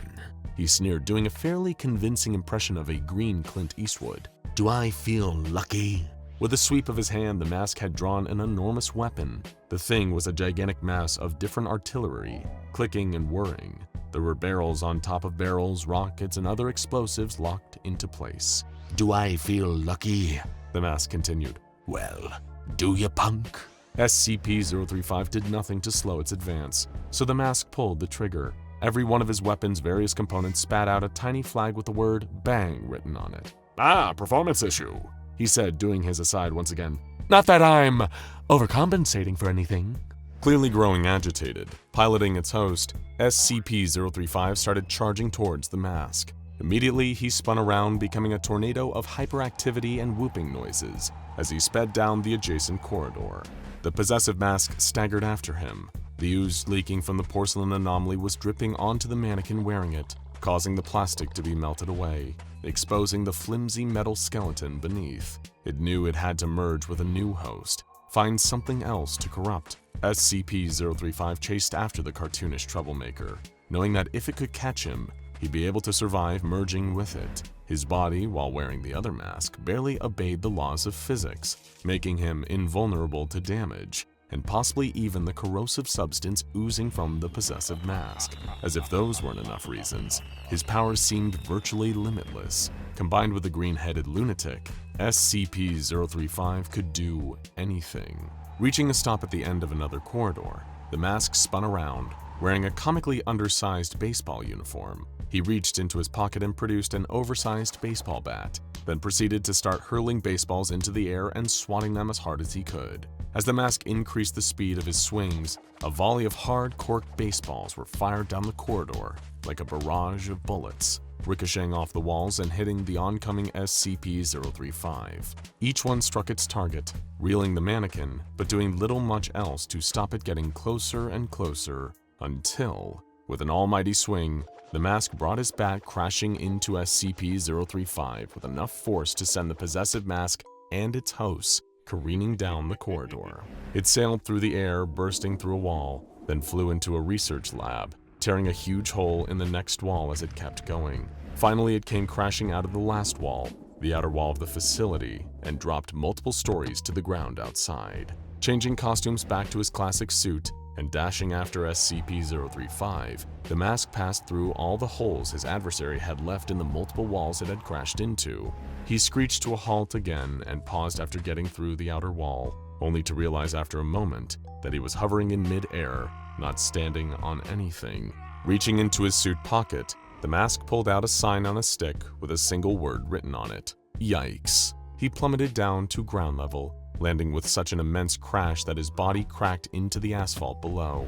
It left a perfect outline of him imprinted in the ground, causing the mask to go completely pancake flat head to toe. Suddenly, before he could peel himself up off the ground and go back to being three-dimensional, SCP-035 staggered to its host's feet and pinned the mask down. Finally, It growled. I've caught you. I've won. Your power is mine. Once I've combined with you, I will be able to ravage this world. I'm going to fuse to your face. Then I'll start with decimating those wretches that imprison me. The Foundation will fall, and then so will the rest of their precious world. Forcefully, the mannequin's hand wrenched the mask off the ground, but as SCP-035 turned to look at what it had hoped to be its next host, well, let's just say the tragedy frown carved into its porcelain face had never been more appropriate. It wasn't holding the mask, it was holding a life-size cardboard cutout of a photo of the mask, grinning out from one side. Enraged, the possessive mask tore the decoy in half with its mannequin's hands. Hey, Pachuco, Said a cartoonish voice from right behind it. did you miss me? The mask had reappeared for real this time, grinning with his huge teeth, clearly getting a kick out of having someone to torment. SCP-035, on the other hand, had been getting increasingly irritated by all the wacky cartoon antics. With all the aggression it could channel through its mannequin host, He'd gripped the mask by the throat, his eyes bulging out of his head again. "See, no need to get all choked up over it," he gagged. "You are so tiresome," the possessive mask yelled, having finally run out of patience. "You know what? I won't merge with you. I should just kill you and put an end to your buffoonery. Let me take this thing off you first, though." Its mannequin fingers started to hook into the mask's seam at the back of his bald green head. Wait! The mask begged, putting up both his hands in surrender. At least give me a final request, huh? Mask to mask! Before the possessive mask could respond, the mask had swept it off its dissolving mannequin feet. He started to spin it around in a wild, over-the-top dance number, bopping and swinging to a tune that seemed to be coming from nowhere. The longer it went on for, the more and more of SCP-035's host's body started to dissolve away, until the mannequin finally wasted away. All that was left was a bubbling pile of black goo on the ground with the possessive mask laying in the middle. The mask chuckled, noticing the fumes trailing upwards into the air as the corrosive substance melted away the last of SCP-035's host. Talk about smoking! Somehow, most likely through some nefarious means, a fateful postcard has been sent to one of the residents of the murky, mysterious Aranirum Island. Living on this particular island was already a strange and scary enough existence, given the horrors the inhabitants of Anarirum share their home with. But perhaps the only thing just as horrible as life on that island was being sent a postcard.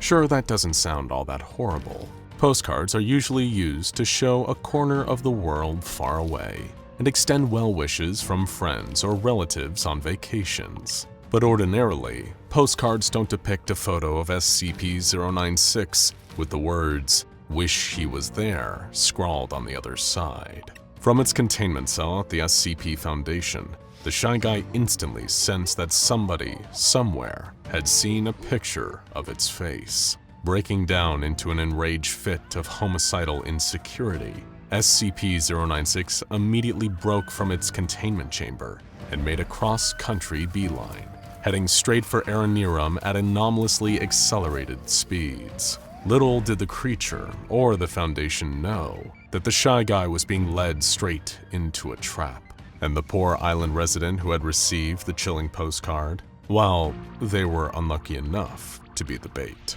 While the SCP Foundation started frantically trying to track down where it had gone, the Shy Guy had already made its way to a wooden cabin belonging to the unfortunate postcard recipient. Emerging from the now emptied home once the owner was no more, SCP-096 would have returned to his cell just as quickly as he left. That is, if he wasn't the only monstrous creature on the island. A loud and sudden noise caught the creature's attention, the sound of an old steam train whistle. It rang out once more, from somewhere off in the distance, but there was so much thick fog hanging in the air around Aranirum that it was almost impossible to see anything, especially with how dark it was. The second time the whistle sounded, it was closer, but there was another sound too, and not the loud chugging of a steam engine that you would expect. It was an erratic, heavy thudding, the noise of lots of somethings drumming against the ground, causing the earth itself to shudder. Legs. They were the steps of multiple huge legs, crawling across the surface of the island, heading straight towards SCP-096. A third piercing whistle rang out, even closer still. This time, the orange glow of a light could be seen, dulled by the surrounding fog, but getting brighter and clearer as it came closer. The light was casting shadows against the dark fog, long, spindly shapes of spidery appendages, until before the Shy Guy's eyes, a creature of pure nightmares came bursting out of the fog. It was a monstrous sight, even to SCP-096. Its body was the red front engine of an old-fashioned steam train, hoisted off the ground by 4 pairs of enormous black, spindly, spider-like legs that propelled the beast forwards at a terrifying speed.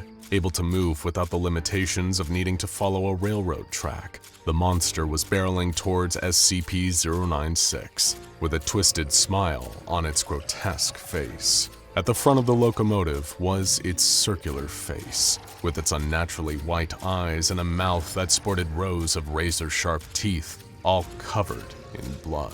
This hellish abomination, a being that was part steam engine and part giant spider, was the terror of Aranirum himself, the carnivorous CHOO Charles. Seeing Charles racing towards them on its 8 spider legs would be enough to make anyone freeze up and stop in their tracks out of sheer terror, and SCP-096 was compelled to do the same.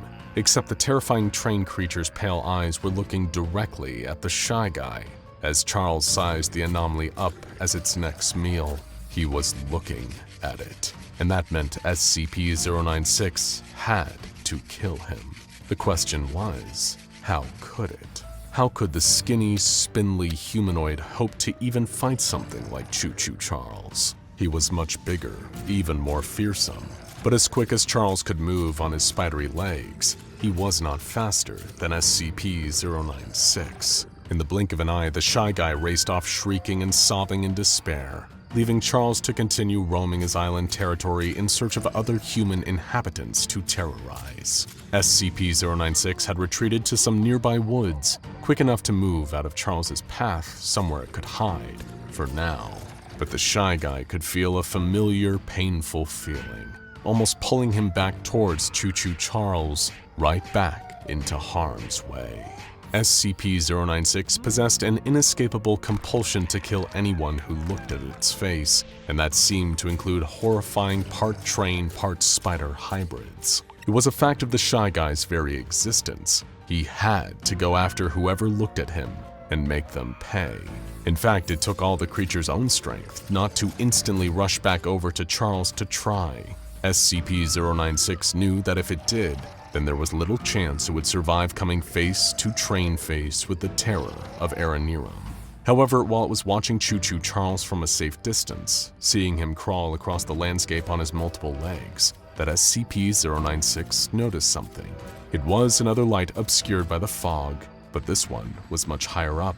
One could almost mistake it for the moon, if it wasn't getting closer, all the while accompanied by the sound of whirring rotors. While the Shy Guy had been evading CHOO Charles, the SCP Foundation had been tirelessly trying to track down its location, and now they'd found their runaway anomaly here on Aranirum Island. As the chopper carrying the mobile task force drew nearer, the tyrannical train turned and took notice. To SCP-096, the Foundation's arrival could have meant a way home and away from the spidery steam engine.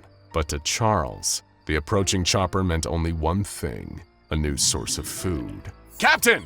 One of the MTF troops aboard the chopper called over his headset. What is it? Do we have eyes on SCP-096? The captain replied before realizing what he'd said. Well, not eyes on, because then it would have jumped up onto the chopper and killed us all. I mean, is there any sign of SCP-096 on the island? Negative, sir, although you should probably see this, the soldier replied. Begrudgingly, the captain unbuckled himself from his seat and snatched the Foundation operative's binoculars, using them to look down at Aranirum below. It didn't take him long to spot the massive, multi-legged monstrosity that was CHOO Charles, who had fallen still, waiting for the chopper to descend low enough for him to reach. Good gravy, what on earth is that thing? The captain exclaimed, before taking another look through the binoculars. Is that? Wait, what is an instance of SCP-2086 doing out here? SCP-2086 was an infamous anomalous species the Foundation had encountered before. Much like Charles, they were anthropod-like creatures with multiple long legs that protruded from a body resembling a man-made mode of transport. However, SCP-2086s usually took on the appearance of buses while in vehicle form. Sir, I don't think that's an SCP-2086, the lookout replied. To me, it looks more like an instance of SCP-3023. Impossible, all the way out here? The captain retorted. We're nowhere near the region where the anomaly occurs. It could have scurried its way from Germany and taken nest here, sir, the trooper responded. Yet another anomaly that CHOO Charles bore a striking resemblance to. SCP-3023 was a rare phenomenon that was known to occur at random, but was limited to a specific area of central Germany. The effect of this phenomenon caused ordinary, everyday, inanimate objects of any shape or size to suddenly turn into aggressive spiders, sporting 8 legs that grew from whatever was affected by SCP-3023. Perhaps CHOO Charles was indeed an instance of SCP-3023, or some distant evolutionary offshoot of SCP-2086. It was hard to say for sure. The only thing for sure was that Charles was a man-eating beast, more so than an insidious villain. And being so highly territorial, he considered the entire island of Aranirum to be his natural habitat and his hunting ground. Anything that arrived in his vicinity was prey to the terrifying train, and his ravenous craving for human flesh meant he was ready to attack the descending SCP Foundation chopper. All right, let's go, go, go! The MTF captain called to his troops, signaling them to start rappelling out of the helicopter and down to the island. Keep your scramble goggles on max, we still need to recapture 096. But first priority is taking down this big ugly beast. Wearing goggles specifically designed to distort the Shy Guy from their view, the team began abseiling out of the aircraft. But CHOO Charles was already waiting for them. Rearing back on its 4 back legs, the nightmarish train spider swiped at the descending MTF operatives. What first seemed like an instinctive, uncoordinated assault quickly became precise and relentless strikes as Charles sliced through some of the cables the MTF troops were using to rappel down. Their lifeline cut, the unlucky Foundation operatives plummeted from mid-air, right down towards where the terror of Aranirum was waiting for them to fall. A few of the MTFs made it to the ground alive, and immediately began retaliating against CHOO Charles. The gunfire from their weapons flickered all around the carnivorous creature, but their bullets could barely chip the red paintwork on his steam-train body. Dashing towards his helpless human prey on his many legs, Charles began to feast. Then suddenly, something started pulling at one of his huge spider legs, pulling Charles back moments before he had a chance to claim his latest victim, the captain of the Foundation's MTF. It was SCP-096, having zipped out of hiding and shrieking wildly as it used all of its strength to wrench one of CHOO Charles's multiple limbs. Angered that it couldn't reach the MTF captain, the part spider, part train hybrid stomped the leg that was being pulled in a successful attempt to free itself from the Shy Guy's grip. But in the same instant, SCP-096 used its anomalous speed to reappear in front of the already angered locomotive monster. With his railroad rage about to reach its breaking point, Charles entered into a relentless rampage, making quick work of the leftover MTF troops before setting his sights squarely on SCP-096. But doing that was his biggest mistake. Now CHOO Charles had seen the Shy Guy twice, and to the insecure anomaly, that meant Charles had to go. Traveling faster than even the multi-legged monstrosity could perceive, SCP-096 began racing towards CHOO Charles's many legs. The Shy Guy had realized that it didn't stand a chance of dealing with the terror of Aranirum the same way it handled all the others that had seen its face. So instead, it had settled on a new approach, specifically tailored to taking down the spider-legged steam engine. One by one, SCP-096 started knocking Charles's many legs out from underneath him, effectively tripping him up over and over again. The Shy Guy moved so quick that the cumbersome Charles could barely react in time, having one leg after the other knocked out from beneath him, causing him to tumble to the ground. Normally, CHOO Charles was smart enough to retreat if he encountered something that could fight back. If he was injured badly enough, the spider-like creature would scuttle out of harm's way in order to heal his wounds. But the rage at being constantly tripped up by SCP-096 was distracting Charles from the Shy Guy's true ploy. With every leg it knocked out from underneath the spidery steam train, SCP-096 had been gradually directing Charles towards a nearby gorge. With a terrifying burst of anomalous speed, the Shy Guy caused CHOO Charles to topple over sideways, rolling over himself until he landed upside down in the bottom of the rocky gorge. The multi-legged locomotive monster's spindly legs flailed desperately as he tried to reposition himself, but with no luck. SCP-096 had managed what first seemed to be impossible and beaten the terror of Aranirum, CHOO Charles. Or, for now, at least. The year was 2015. Lewis, Joseph, and Sydney were like a lot of kids their age, which is to say 11 years old. They secretly stay up past their bedtime watching scary videos on the internet when their moms and dads think they're sleeping. They go to school every day and daydream about all the fun things they're going to do when that school bell finally rings at the end of the day. And of course, they play a lot, and we mean a lot, of Minecraft. Whenever they're not at school, hanging out at the local park and filming goofy TikTok videos, or watching those aforementioned scary videos on the internet, there's a good chance that they'll be online together, logging a few extra hours building bases, digging big holes, or playing survival mode, and seeing how long they can last against the onslaught of mobs. But there's one particular pursuit they have while playing Minecraft together that takes up the majority of their playtime. One quixotic quest that drives them forward, despite all the naysayers and doubters, tracking down and finding the legendary Minecraft creepypasta entity, Herobrine. For those who weren't around on the internet back then, creepypastas like Herobrine were all the rage. Like any video game, the new frontier of Minecraft with all of its procedurally generated landscapes felt like it held new mysteries, and mysteries are equal parts exciting and frightening. After all, who really knows what's going on behind a closed door? Herobrine was a Minecraft-specific little urban legend. Stories told of a default Minecraft skin with eerily white eyes manifesting in the game, even in solo matches, and terrorizing players. One internet sleuth who looked into the mystery of Herobrine claimed it to be the haunted soul of the dead brother of Minecraft's creator, Marcus Persson, also known as Notch. In the years since the legend first started, Notch himself has come forward and disavowed the claim, saying that, in fact, he didn't even have a brother and never had, so the rumors were completely baseless. But as we here at the SCP Foundation know, the truth has never gotten in the way of a good story. So Lewis, Joseph, and Sydney were happy to remain believers as long as they could keep having fun chasing alleged digital ghosts. How could any of these boys know that in the midst of their fun, they'd run into a real monster amidst Minecraft's blocky vistas? It was a school night like any other when they made that first fateful expedition. It was 7:15 p.m., and the boys were all in their shared server. Lewis had chicken tenders, Joseph had chicken nuggets, and Sydney, who'd eaten his dinner earlier than the others, was snacking on a pack of Skittles. They'd all outfitted their characters with full diamond armor, with diamond swords to match, because Joseph had somehow convinced the others that diamonds were ghost-proof. He read it on the internet, he claimed. Together, the three boys had made themselves an impressive Minecraft castle to be the base of their Herobrine hunting operations. A safe haven surrounded by high stone walls and mob-repelling torches to keep them safe if ever they got a little too spooked while playing. Though playing was perhaps too mild a word for it. In the minds of these three boys, they were doing extremely important investigative work.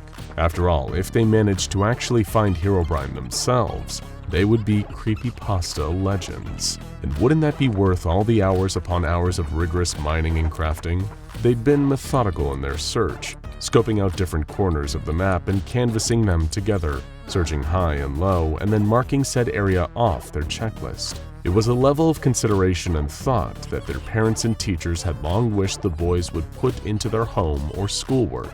But alas, seeing as none of the homework was find Herobrine, they really weren't that interested. Today, they were searching an area deep in the misty forests in the dead of night. They fought off a few spiders and sword-wielding skeletons, thankfully no creepers, aw man, and kept foraging on into the darkness. It's so creepy out here, Lewis said over his headset. Why do we have to come out here at night? It's way more dangerous with all the mobs. The night is like the perfect time for ghosts, Sydney retorted. You think a ghost is gonna start hanging around in the middle of the day? No way, it's gotta be at night, man. And Lewis simply could not argue with such incredibly sound logic.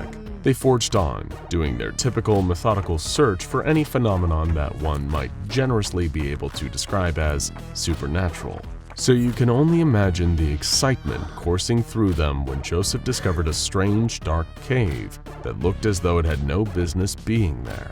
While each held their own private reservations, they all knew what they needed to do: go inside and investigate. As they entered the cave, a few strange realizations occurred to them, such as the fact that there were seemingly no mobs down here.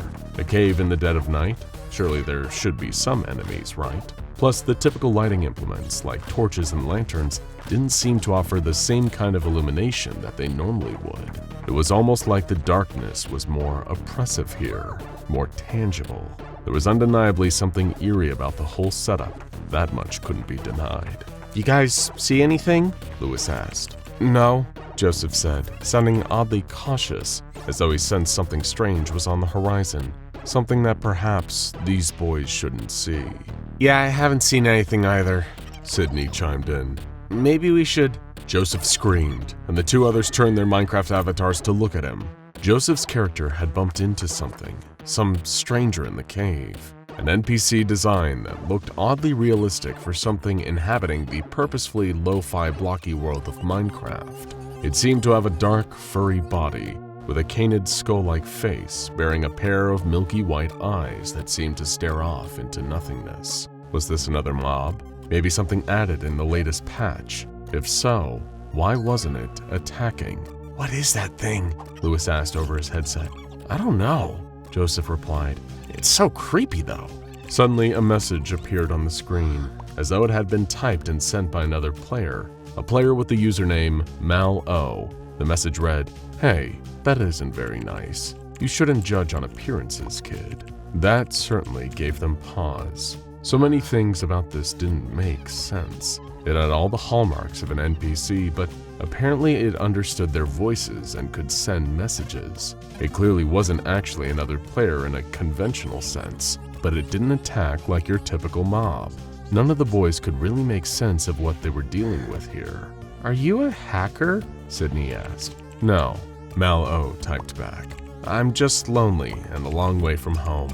It's nice to have your company down here, though. I don't get visitors often. Have you heard of Herobrine? Lewis asked. MalO typed back. Is he a friend of yours? You should introduce him to me.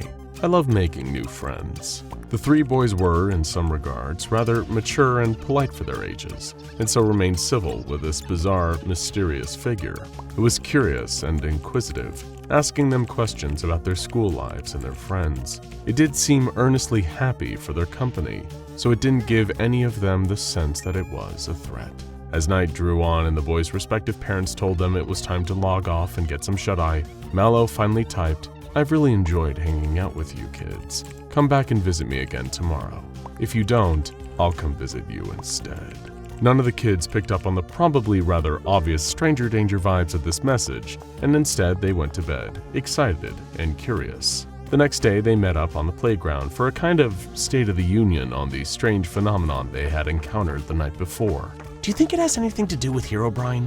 Lewis asked. Forget Herobrine, Sydney replied, eliciting gasps from the two others. All the other people have Herobrine. We have something better, something only we've discovered. We've got MalO. Later that night, Joseph, who was probably the most studious of the group, tried to do a little background research on MalO. Everything seemed to turn up dead ends, aside from one slightly shady-looking app called MalO version 1.0.0. Its description read, "Never settle for those awkward feelings of being alone ever again. MalO is an exciting and interactive experience that will keep you engaged and intrigued. The anxiety of social situations can be nerve-wracking, but just after a few hours of MalO, you will soon forget all about those painful emotions of disappointment. Be part of the new craze that is quickly becoming the next social substitute. Remember, the more you participate, the more MalO will engage you. Your experience is completely up to you. Absolutely no ads. Enjoy." Weird. So unless the thing they encountered on Minecraft was some kind of weird viral marketing campaign for the app, it was probably just a coincidence. Maybe it was a popular character from Japan or something.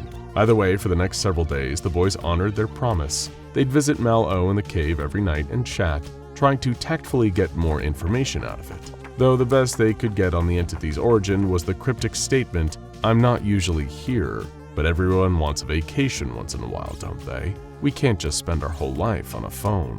They'd become so acclimated to MalO over the days that they forgot what the entity had said to them the very first day they met. "Come back and visit me again tomorrow. If you don't, I'll come visit you instead." But on the day that they didn't come and visit MalO, because Miss Grayson had sent a particularly challenging piece of English homework, they received a frightening reminder. That very night, they all started receiving strange texts on their phones. As you can probably expect, they were all photographs, each and every one depicting some regular haunt that the boys all liked to frequent, with one addition. MalO's grinning skull face hiding somewhere in the image, like some kind of demented parody of Where's Waldo. The strangeness of this new development left all the boys shaken, and they hopped back onto Minecraft as quickly as possible to go find and talk to MalO in its cave. However, this time the cave was empty, and MalO was nowhere to be seen. But the text still didn't stop. They'd come in so frequently, with MalO getting closer to home, literally in each one. The boys thought about telling their parents, but would their parents believe them? They'd probably lump MalO in with the same tall tales of childhood imagination as Herobrine, and write it off as bored kids playing a prank, even though in this case, it was anything but. More photos arrived. In these ones, MalO was right outside each of the children's homes, lurking, watching. In some of the photos, they could see themselves in the windows, going about their evening business, having no idea of the creature lurking just outside. None of the boys felt like playing Minecraft that night. It wasn't fun anymore. Instead, they shut themselves up in their rooms, closed and locked their windows, and pulled down the blinds, after checking under the beds with flashlights, of course. But still more photos came in, all depicting MalO getting closer and closer and closer. Right about the time they were wondering whether the scratching on the outside of their bedroom door was real or just a figment of their imagination, another dark irony had occurred to them. All this time trying to find something supernatural, and in the very end, something supernatural had instead found them. SCP-096, the Shy Guy, woke up in an unfamiliar room without a thought in its head. However, one thing quickly occurred to it. This was not its containment chamber. No, the solid steel cube that had kept it locked up for decades now didn't have a front desk or walls covered in strange childlike murals or tinny party music playing over old speakers. Wherever SCP-096 had found itself, it certainly wasn't the place it had come to call home. If it could read, it would have registered the words behind the front desk, painted onto the wall: BANBAN's Kindergarten, where joy comes alive. Little did 096 know, something really did come to life here at BANBAN's Kindergarten, but it definitely wasn't joy. SCP-096 was typically used to a much more confined space, so presented with so much strange freedom, its natural instinct was to wander around, whimpering quietly to itself. This place was certainly peculiar, with multiple large reinforced doors, each one having a large red button fixed to the wall above them. A strange green creature was painted on the wall, with an affixed speech bubble that read, "Jumbo Josh says, eat fruits and vegetables if you want to be strong like me." Though 096 paid no mind to such things. This place looked like an SCP Foundation containment facility, mixed with an off-brand Chuck E. Cheese, and some tiny part of the Shy Guy's dim and dismal brain wanted to see more of it. What other secrets could it hold? The Shy Guy pressed one of the big red buttons, causing the doors to open underneath it. There was a faint sound of childish laughter somewhere down the distant hall. How had it ever found its way into such a strange place? The deeper the Shy Guy wandered, the more strange murals it saw on the wall. There was one for a large orange cartoon jellyfish with one staring eye, where the speech bubble read, "Stinger Flynn says, having many arms allows me to help a lot of people." Then, a squat blue gorilla-like creature with sharp lower teeth had a speech bubble that read, "Captain Fiddles says, ooga booga, booga ooga." A white feminine cat-like creature had the speech bubble, "Banbalina says, kindness is free, so sprinkle it everywhere." A misshapen pink bird creature had the speech bubble, "Opila Bird says, laughter is the best medicine, so make sure to smile." And of course, most importantly of all, presiding over the creativity room, was a mural of a grinning red creature wearing a pair of party hats on its head like horns. His speech bubble read, "Banban says, sharing is caring. Your pancreas is mine." A whiteboard not far from this mural had the words, "Run for your lives," hastily scrawled onto it. To anyone but the Shy Guy, who had no point of reference, this was clearly not a normal kindergarten. As the Shy Guy passed into the hallway, slowly lumbering along, it suddenly felt an intense spike of burning pain right through its forehead. Rising like a fever pitch, the Shy Guy's subdued whimpers quickly escalated into horrifying wails of animalistic rage. This could only mean one thing. somewhere, something had made the terrible mistake of gazing at the Shy Guy's face. In fact, not 10 feet away, the unfortunate Opala bird had made that very mistake. It typically peeked out from behind one of the hallway's pillars to get a good look at any potential intruders or new prey wandering into its midst. But this time, the beastly bird's curiosity had taken it from predator to prey itself, though it wouldn't realize this until it was already too late. As the mutant bird creature skittered back into the cavernous hall filled with plastic trees and an underwhelming play area, the Shy Guy came galloping after it on all fours, roaring with fury. The Opala bird was shocked to see the creature giving chase. This doesn't make sense. I meant to chase you. You're not meant to chase me. But things are rarely fair when it comes to the Shy Guy. Arguably one of the most dangerous Euclid-class creatures ever kept in Foundation containment. The Opala bird flapped desperately towards the boarded-up escape hatch, but the Shy Guy was so much faster.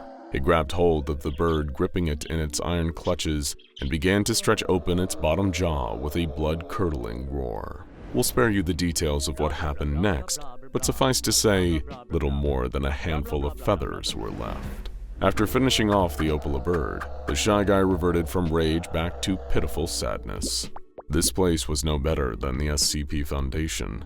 There were still creatures here to look at its face and drive it into a state of extreme emotional distress. It was horrible. The Shy Guy needed to find a way to hide himself away again, so he decided to tear away the planks covering up the escape hatch and loped down the narrow hall.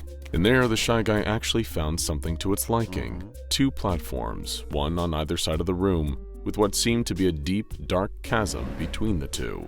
For most, there was an electrical lift system for carrying them between the platforms, but the Shy Guy had no interest in the platforms. He only sought the darkness below, where nobody could see his face. That would suit him just fine. The Shy Guy jumped over the guardrail and plummeted down below into the dark. Feeling the air against its cold gray skin as it felt wonderful.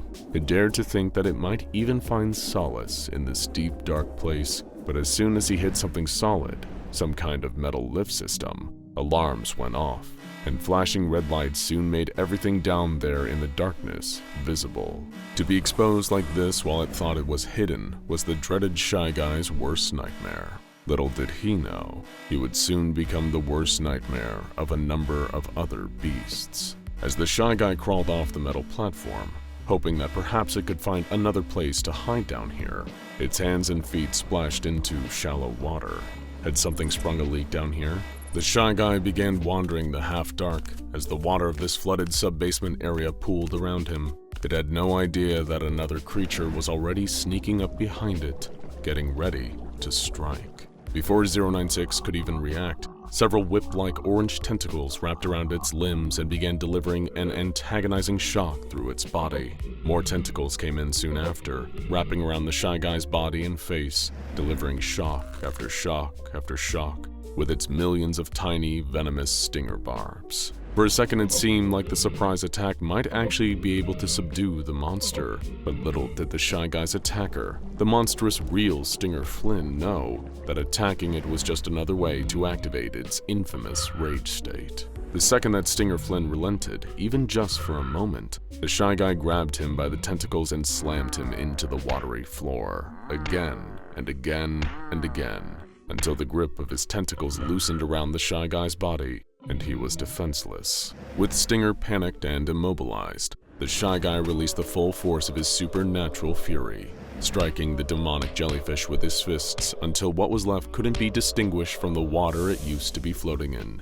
Stinger Flynn had been completely annihilated. The Shy Guy once again temporarily returned to a state of calm and wandered out of this watery basement into a nearby hallway, where everything was bright and dry. The walls were painted in garish, childlike drawings of a jungle with janky-looking animals. The Shy Guy paid no mind to any of it. All he wanted was to find somewhere that he could actually be alone, and away from prying eyes of all these freaks. This dream was short-lived, because as soon as the Shy Guy found a new room, a wide-open auditorium filled with inflatable jungle trees, like a crude play area, he was being stalked yet again. a powerful, muscular predator with veins stretching over its bulging muscles and blue skin. It knew that this intruder had already killed 2 of its fellow garden dwellers, but this time, it would put this spindly, pale stranger in its place. The Shy Guy heard something rumbling towards it from behind and turned upon hearing the blood-curdling war cry of Ooga Booga Booga Ooga. It was the gorilla-like Captain Fiddles, with strands of saliva hanging from his tusks. He leaped onto the Shy Guy and began pounding into its hideous face with his huge blue fists. Captain Fiddles would destroy the Shy Guy, pound him into the concrete until he stopped moving. The one thing that Captain Fiddles didn't expect was for the Shy Guy to start fighting back. And he was about to learn the hard truth that the Shy Guy could fight a lot harder than him.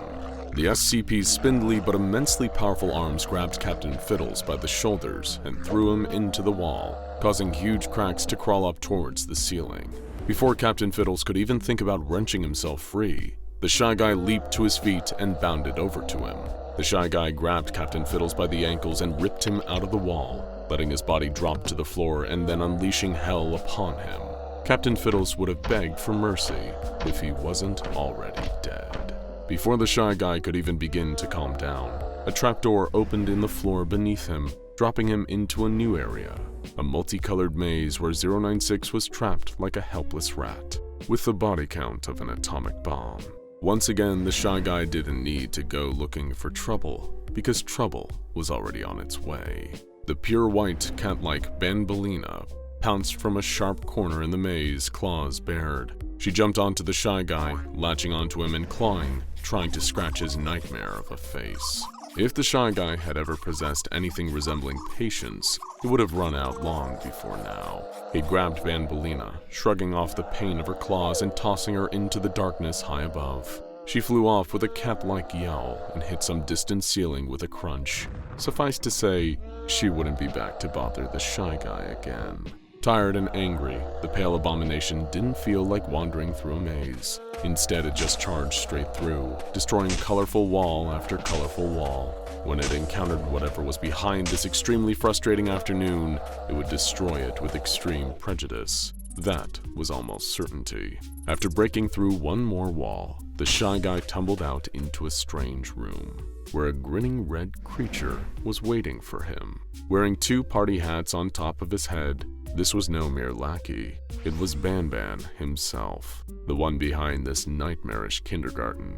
He stared right into the Shy Guy's face with no fear at all, almost like he knew something that the Shy Guy didn't. And it was true. He had no plan to fight the Shy Guy himself. He'd brought a champion with him.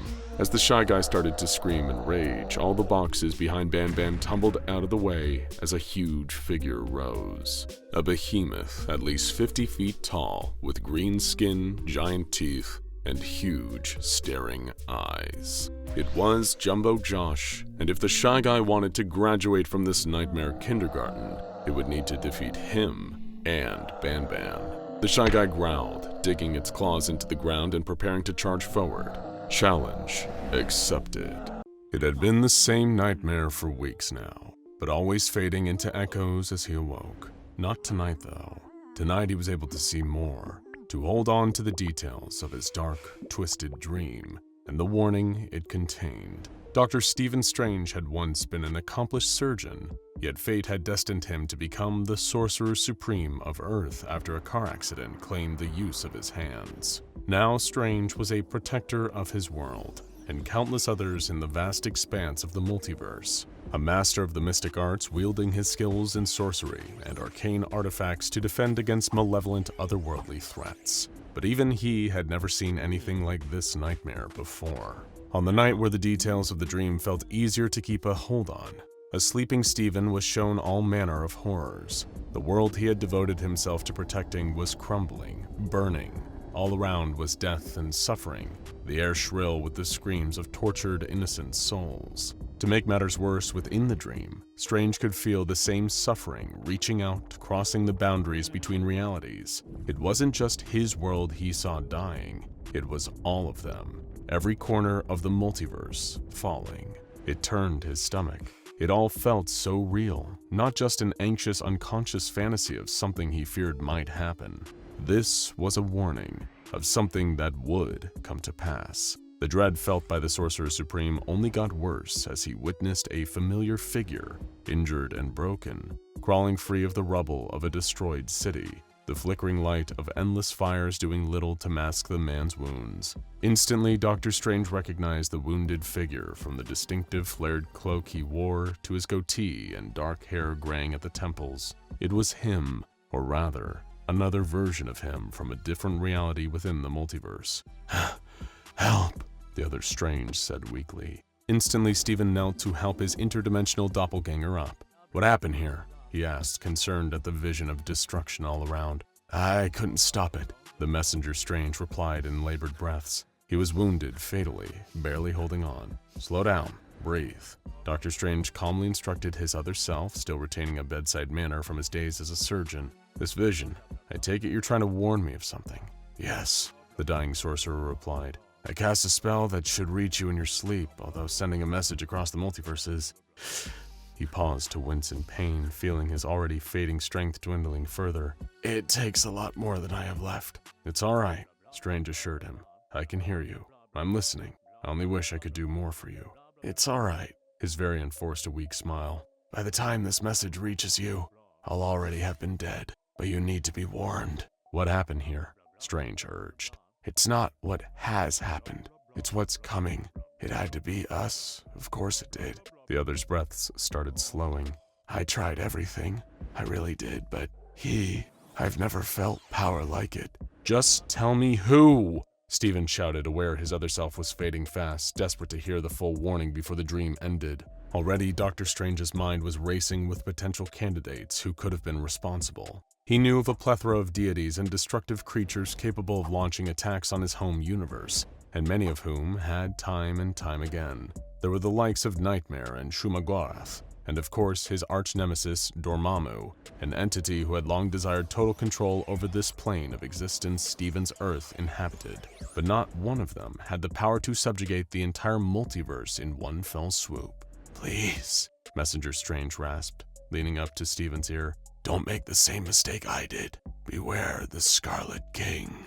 He collapsed. His breathing stopped as Dr. Strange looked at the horrific sight of a man almost identical to him dying, having failed to prevent the chaos that was now consuming everything. The Sorcerer Supreme had an encyclopedic knowledge of the mystic arts and all kinds of occult beings, but he had never heard of the Scarlet King. As he woke in a cold sweat, still feeling the same dread he felt in the dream, Dr. Strange could remember the warning from his other multiversal self. It had to be him. He had to stop the Scarlet King. "The Scarlet who?" repeated Wong, Steven's trusted friend and confidant, an expert in both mystic and martial arts, as well as an accomplished scholar. "Scarlet King. The other me was adamant that this thing had to be stopped by another version of me," Dr. Strange explained. Having woken up flustered with growing concern over his vision, Steven had spent the whole morning in the library. The Sanctum Sanctorium had long been Strange's home and base of operations, since he had inherited the title of Sorcerer Supreme from the Ancient One. Additionally, the magical building in the heart of New York's Greenwich Village also possessed a sprawling library filled with tomes that contained what was thought to be the sum total of all occult knowledge. His books were filled with useful information on spells, other planes of existence, even detailing accounts of threats Steven had already faced, like Dormammu. And yet, there was no mention of any Scarlet King. "I don't understand it. My other self, he mentioned it specifically by name, but I can't find a single reference to it in any texts." Strange sighed in frustration. "The Book of Cagliostro, nothing. No mention of a Scarlet King." "Strange," Wong mused. "What?" "No, I mean it's unusual you found nothing," his friend answered, trying to hide a smile at catching Steven in a joke. "Perhaps the Book of Vishanti holds more answers. It contains all of the knowledge the great sorcerer Agamotto collected on the mystic—" "Nope, already tried that," Dr. Strange interrupted. "I consulted our copy on the Darkhold too while I was at it." "You did what?" Wong exclaimed, ever concerned by Steven's arrogant and reckless behavior. The Darkhold was a dangerous tome, a book of spells used only for pure evil, written by an elder god named Kython. Even though the original true Darkhold was out of reach, the knowledge contained within the copy Steven possessed was still perilous to be exposed to. "Oh, relax," Strange replied in a rather blasé manner, still absent-mindedly flicking through the pages of another book, the Codex Imperium. "Damn it, I need to know what it is I'm up against," he yelled in frustration. Wong, you didn't see what I saw in that dream. It was chaos, destruction unlike anything I've ever felt before. I understand, Stephen, his fellow sorcerer answered. And as Sorcerer Supreme, you hold a duty to protect this reality from those that would seek to threaten its safety. But this is dangerous. A being we know nothing about is rare. Perhaps consider if there's a reason why we know nothing of this Scarlet King. There is some knowledge that is not meant to be uncovered. Knowledge is power, old friend, Dr. Strange retorted. And if I'm going to do my duty to protect our reality, I need to know anything that will give me an edge. I'll be in my study. With that, the Sorcerer Supreme strode off to a private corner of the sanctum. He spent the next few restless hours using his mastery of the occult to peer into the future. Understanding the mystical mechanics of time in the way he did meant Stephen was aware that there was no singular future, but rather millions upon millions of possible outcomes, a web of potential courses that fate could take, and any decision made could create a new strand in this already tangled mess. Still, there was no outcome where any Scarlet King existed.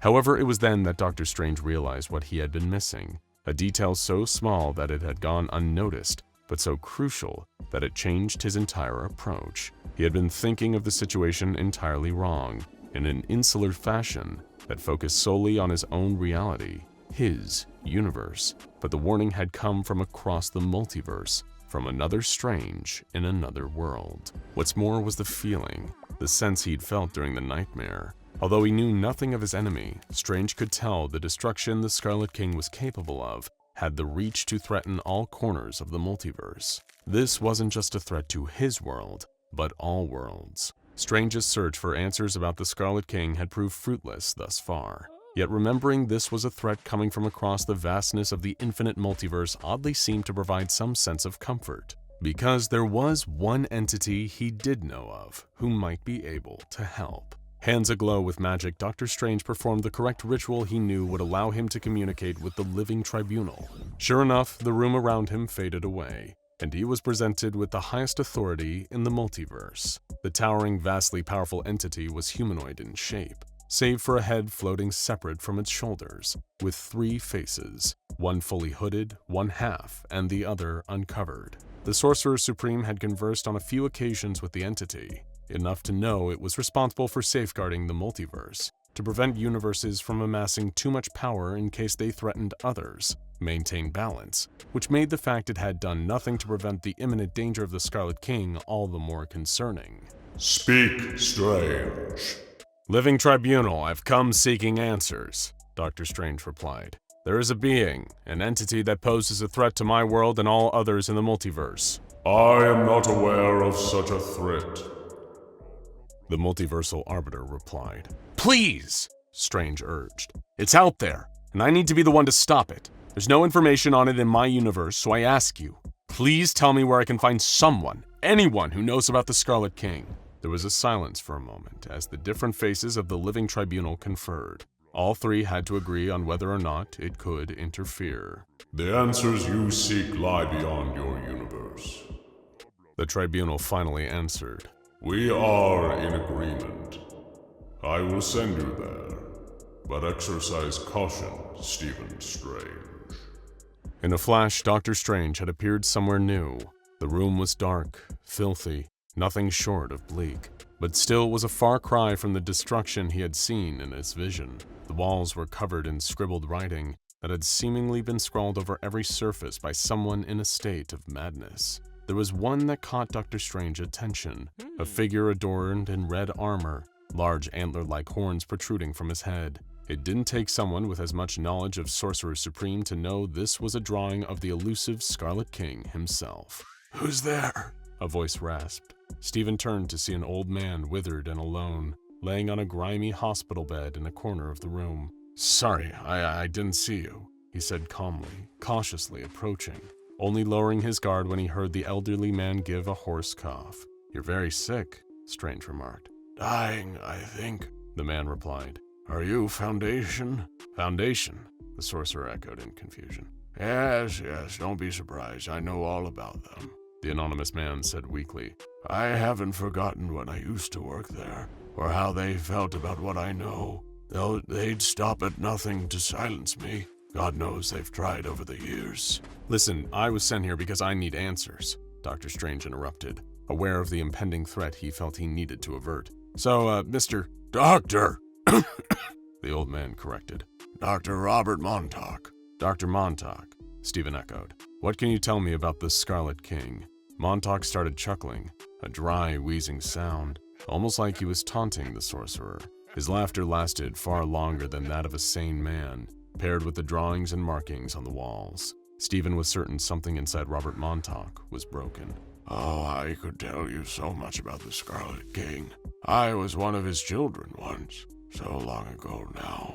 He sighed, a loud hacking cough brought on by his laughter forcing its way out of Montauk's throat. But that's his strength, you see. Being known, being understood. Look, this being is threatening my world. I need to know how I'm supposed to stop him, Strange asked. Stop him? Dr. Montauk chuckled at him. What makes you think you can? I was told I have to, the Sorcerer Supreme admitted. It has to be me. And if you won't tell me what I need to know, then I'm very sorry.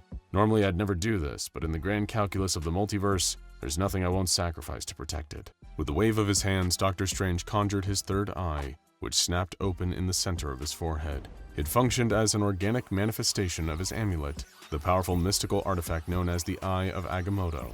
And through it, Stephen peered into Dr. Montauk's fractured mind, seeking out the information he was withholding about the Scarlet King. No, no, no, you can't! Montauk shouted, his frail, withered hands gripping his temples as he felt the sorcerer invading his memories. I'm sorry, Strange repeated, but knowledge is power, and I need to know how to stop the Scarlet King. You think knowledge is power? The old man rasped. It's more than that to him. It's a weapon. His weapon. The more we know about him. It was too late. Dr. Strange had found what he was looking for. Years earlier, Dr. Robert Montauk had been working at the SCP Foundation and had uncovered the true nature of SCP-001, Tufto's proposal, otherwise known as the Scarlet King. The King was an elder god, a force of pure chaos and the manifestation of a hatred for modernity. But it was far worse than that. A huge crimson crack split through the concrete wall, a doorway to the Scarlet King's domain. Pulling himself out of Robert Montauk's mind the second he realized his mistake, Dr. Strange was still reeling as the portal opened. How could he have been so stupid? His nightmare hadn't been a warning to prevent what was coming. It was either a warning to stay away or a trap. Snapping back to awareness, Stephen found he was no longer in the filthy room where the dying Dr. Robert Montauk lay. Instead, he was in a vast multiversal void, a space between universes. And there, among the huge expanse of nothingness, stood the Scarlet King. He towered over Dr. Strange, his physical form adorned in armor the shade of blood. Atop his head was a crown-like ornament, the large antlers jutting out above. His hands were gnarled claws clenched into massive fists, and his many eyes were looking at Stephen. Having seen inside Montauk's mind, Dr. Strange had realized all too late that the Scarlet King was more than just an ancient evil being, and a desire to return to a more violent age. But if nobody talked about him, he would gain no further power. The Scarlet King had only grown in strength the more the SCP Foundation had tried to learn about him. And now the Sorcerer Supreme himself had done the same. The King had achieved even greater power thanks to Strange falling into his trap, enough to open a gateway and bring him here. You already know, don't you, Sorcerer? The Scarlet King snarled, his voice sounding like billions upon billions of insects chittering. Through Montauk, you know. Stephen looked in horror at the interdimensional abomination. Even just by observing him, being able to perceive his physical form, he was unintentionally empowering the entity. But living idea or not, Strange had seen the destruction that the Scarlet King could unfurl on the multiverse. By the hoary hosts of Hoggoth, Dr. Strange declared, summoning up a spell that he hoped would reverse whatever power the king possessed. You will not harm my world, nor any others. Unleashing his magic in a blast of light, the beam struck the Scarlet King. The elder god was harmed, but not undone, the force of the mystic arts being almost as ancient as the Scarlet King was, and thus he could still be hurt. The Scarlet King raised a mighty fist, bringing it slamming down towards Stephen. He was barely able to cast the Shield of Seraphim, creating a protective circle of mystical energy that formed a barrier between Strange and the oncoming attack. As the descending gigantic fist of the Scarlet King was deflected, he instantly brought his other down in a vicious attack. The sheer force of it broke Steven's concentration, causing the shield to dissipate, barely withstanding enough of the King's physical strength to prevent the sorcerer from being knocked down. It was like one magically powered ant fighting against a being impossibly bigger that could stomp Strange out of existence in seconds. But even failing to the imperceptible ground of the void, Dr. Strange didn't let up, refusing to relent and let the Scarlet King unleash his wrath on the multiverse. His cloak of levitation lifted him back to his feet, and with a wave of both hands, Steven burst into multiple astral projected copies of himself, the images of Icon. The multiple Doctor Stranges floated independently through the air, surrounding the Scarlet King. Then, as every Steven gave an outward flick of his wrist, the crimson bands of Siren flew from their hands. The bright red belts of energy, virtually indestructible, bound the powerful chaotic king lashing around his physical form. Doctor Strange, being able to see and perceive the Scarlet King, was granting his adversary power. He pulled with all his physical strength, the crimson bands starting to wane, slackening despite Strange's efforts to keep all his duplicates holding on. Gripping the bands in his huge, gnarled hands, the Scarlet King swung the multiple Stranges around, forcing them all back into the same singular body as they collided. Still holding the one remaining crimson band of Siren, the Scarlet King started to drag Steven towards him. The King didn't want him dead. Strange knew it. He'd be tortured, made and unmade, even until the entity forced him to use his third eye again, like he had done to Dr. Montauk. If Doctor Strange could fully comprehend the Scarlet King's nature, origin, and ideology, then the King would be able to achieve his full strength. That was the trap the Sorcerer Supreme had been lured into. His own arrogance, his need to be the one who saved the multiverse. The man holding the scalpel was a weakness the Scarlet King was prepared to exploit in order to achieve the power he needed to overthrow the multiverse. There was only one thing left that Doctor Strange could do, one last-ditch effort. It was a long shot, but he hoped it would be enough. Releasing his remaining band, Steven began casting a spell to send a message to another of his selves somewhere else in the multiverse. He could hear the Scarlet King looming behind him, ready to strike. Maybe the King would kill him, but Strange wouldn't let that stopping him cast his spell. His warning would reach the other self even after death in the form of a dream. A warning not to make the same mistake as this Strange had, to not go searching for the Scarlet King. Now go check out Deadpool vs SCP-682 and SCP-001 The Scarlet King for more wild battles and eldritch monsters.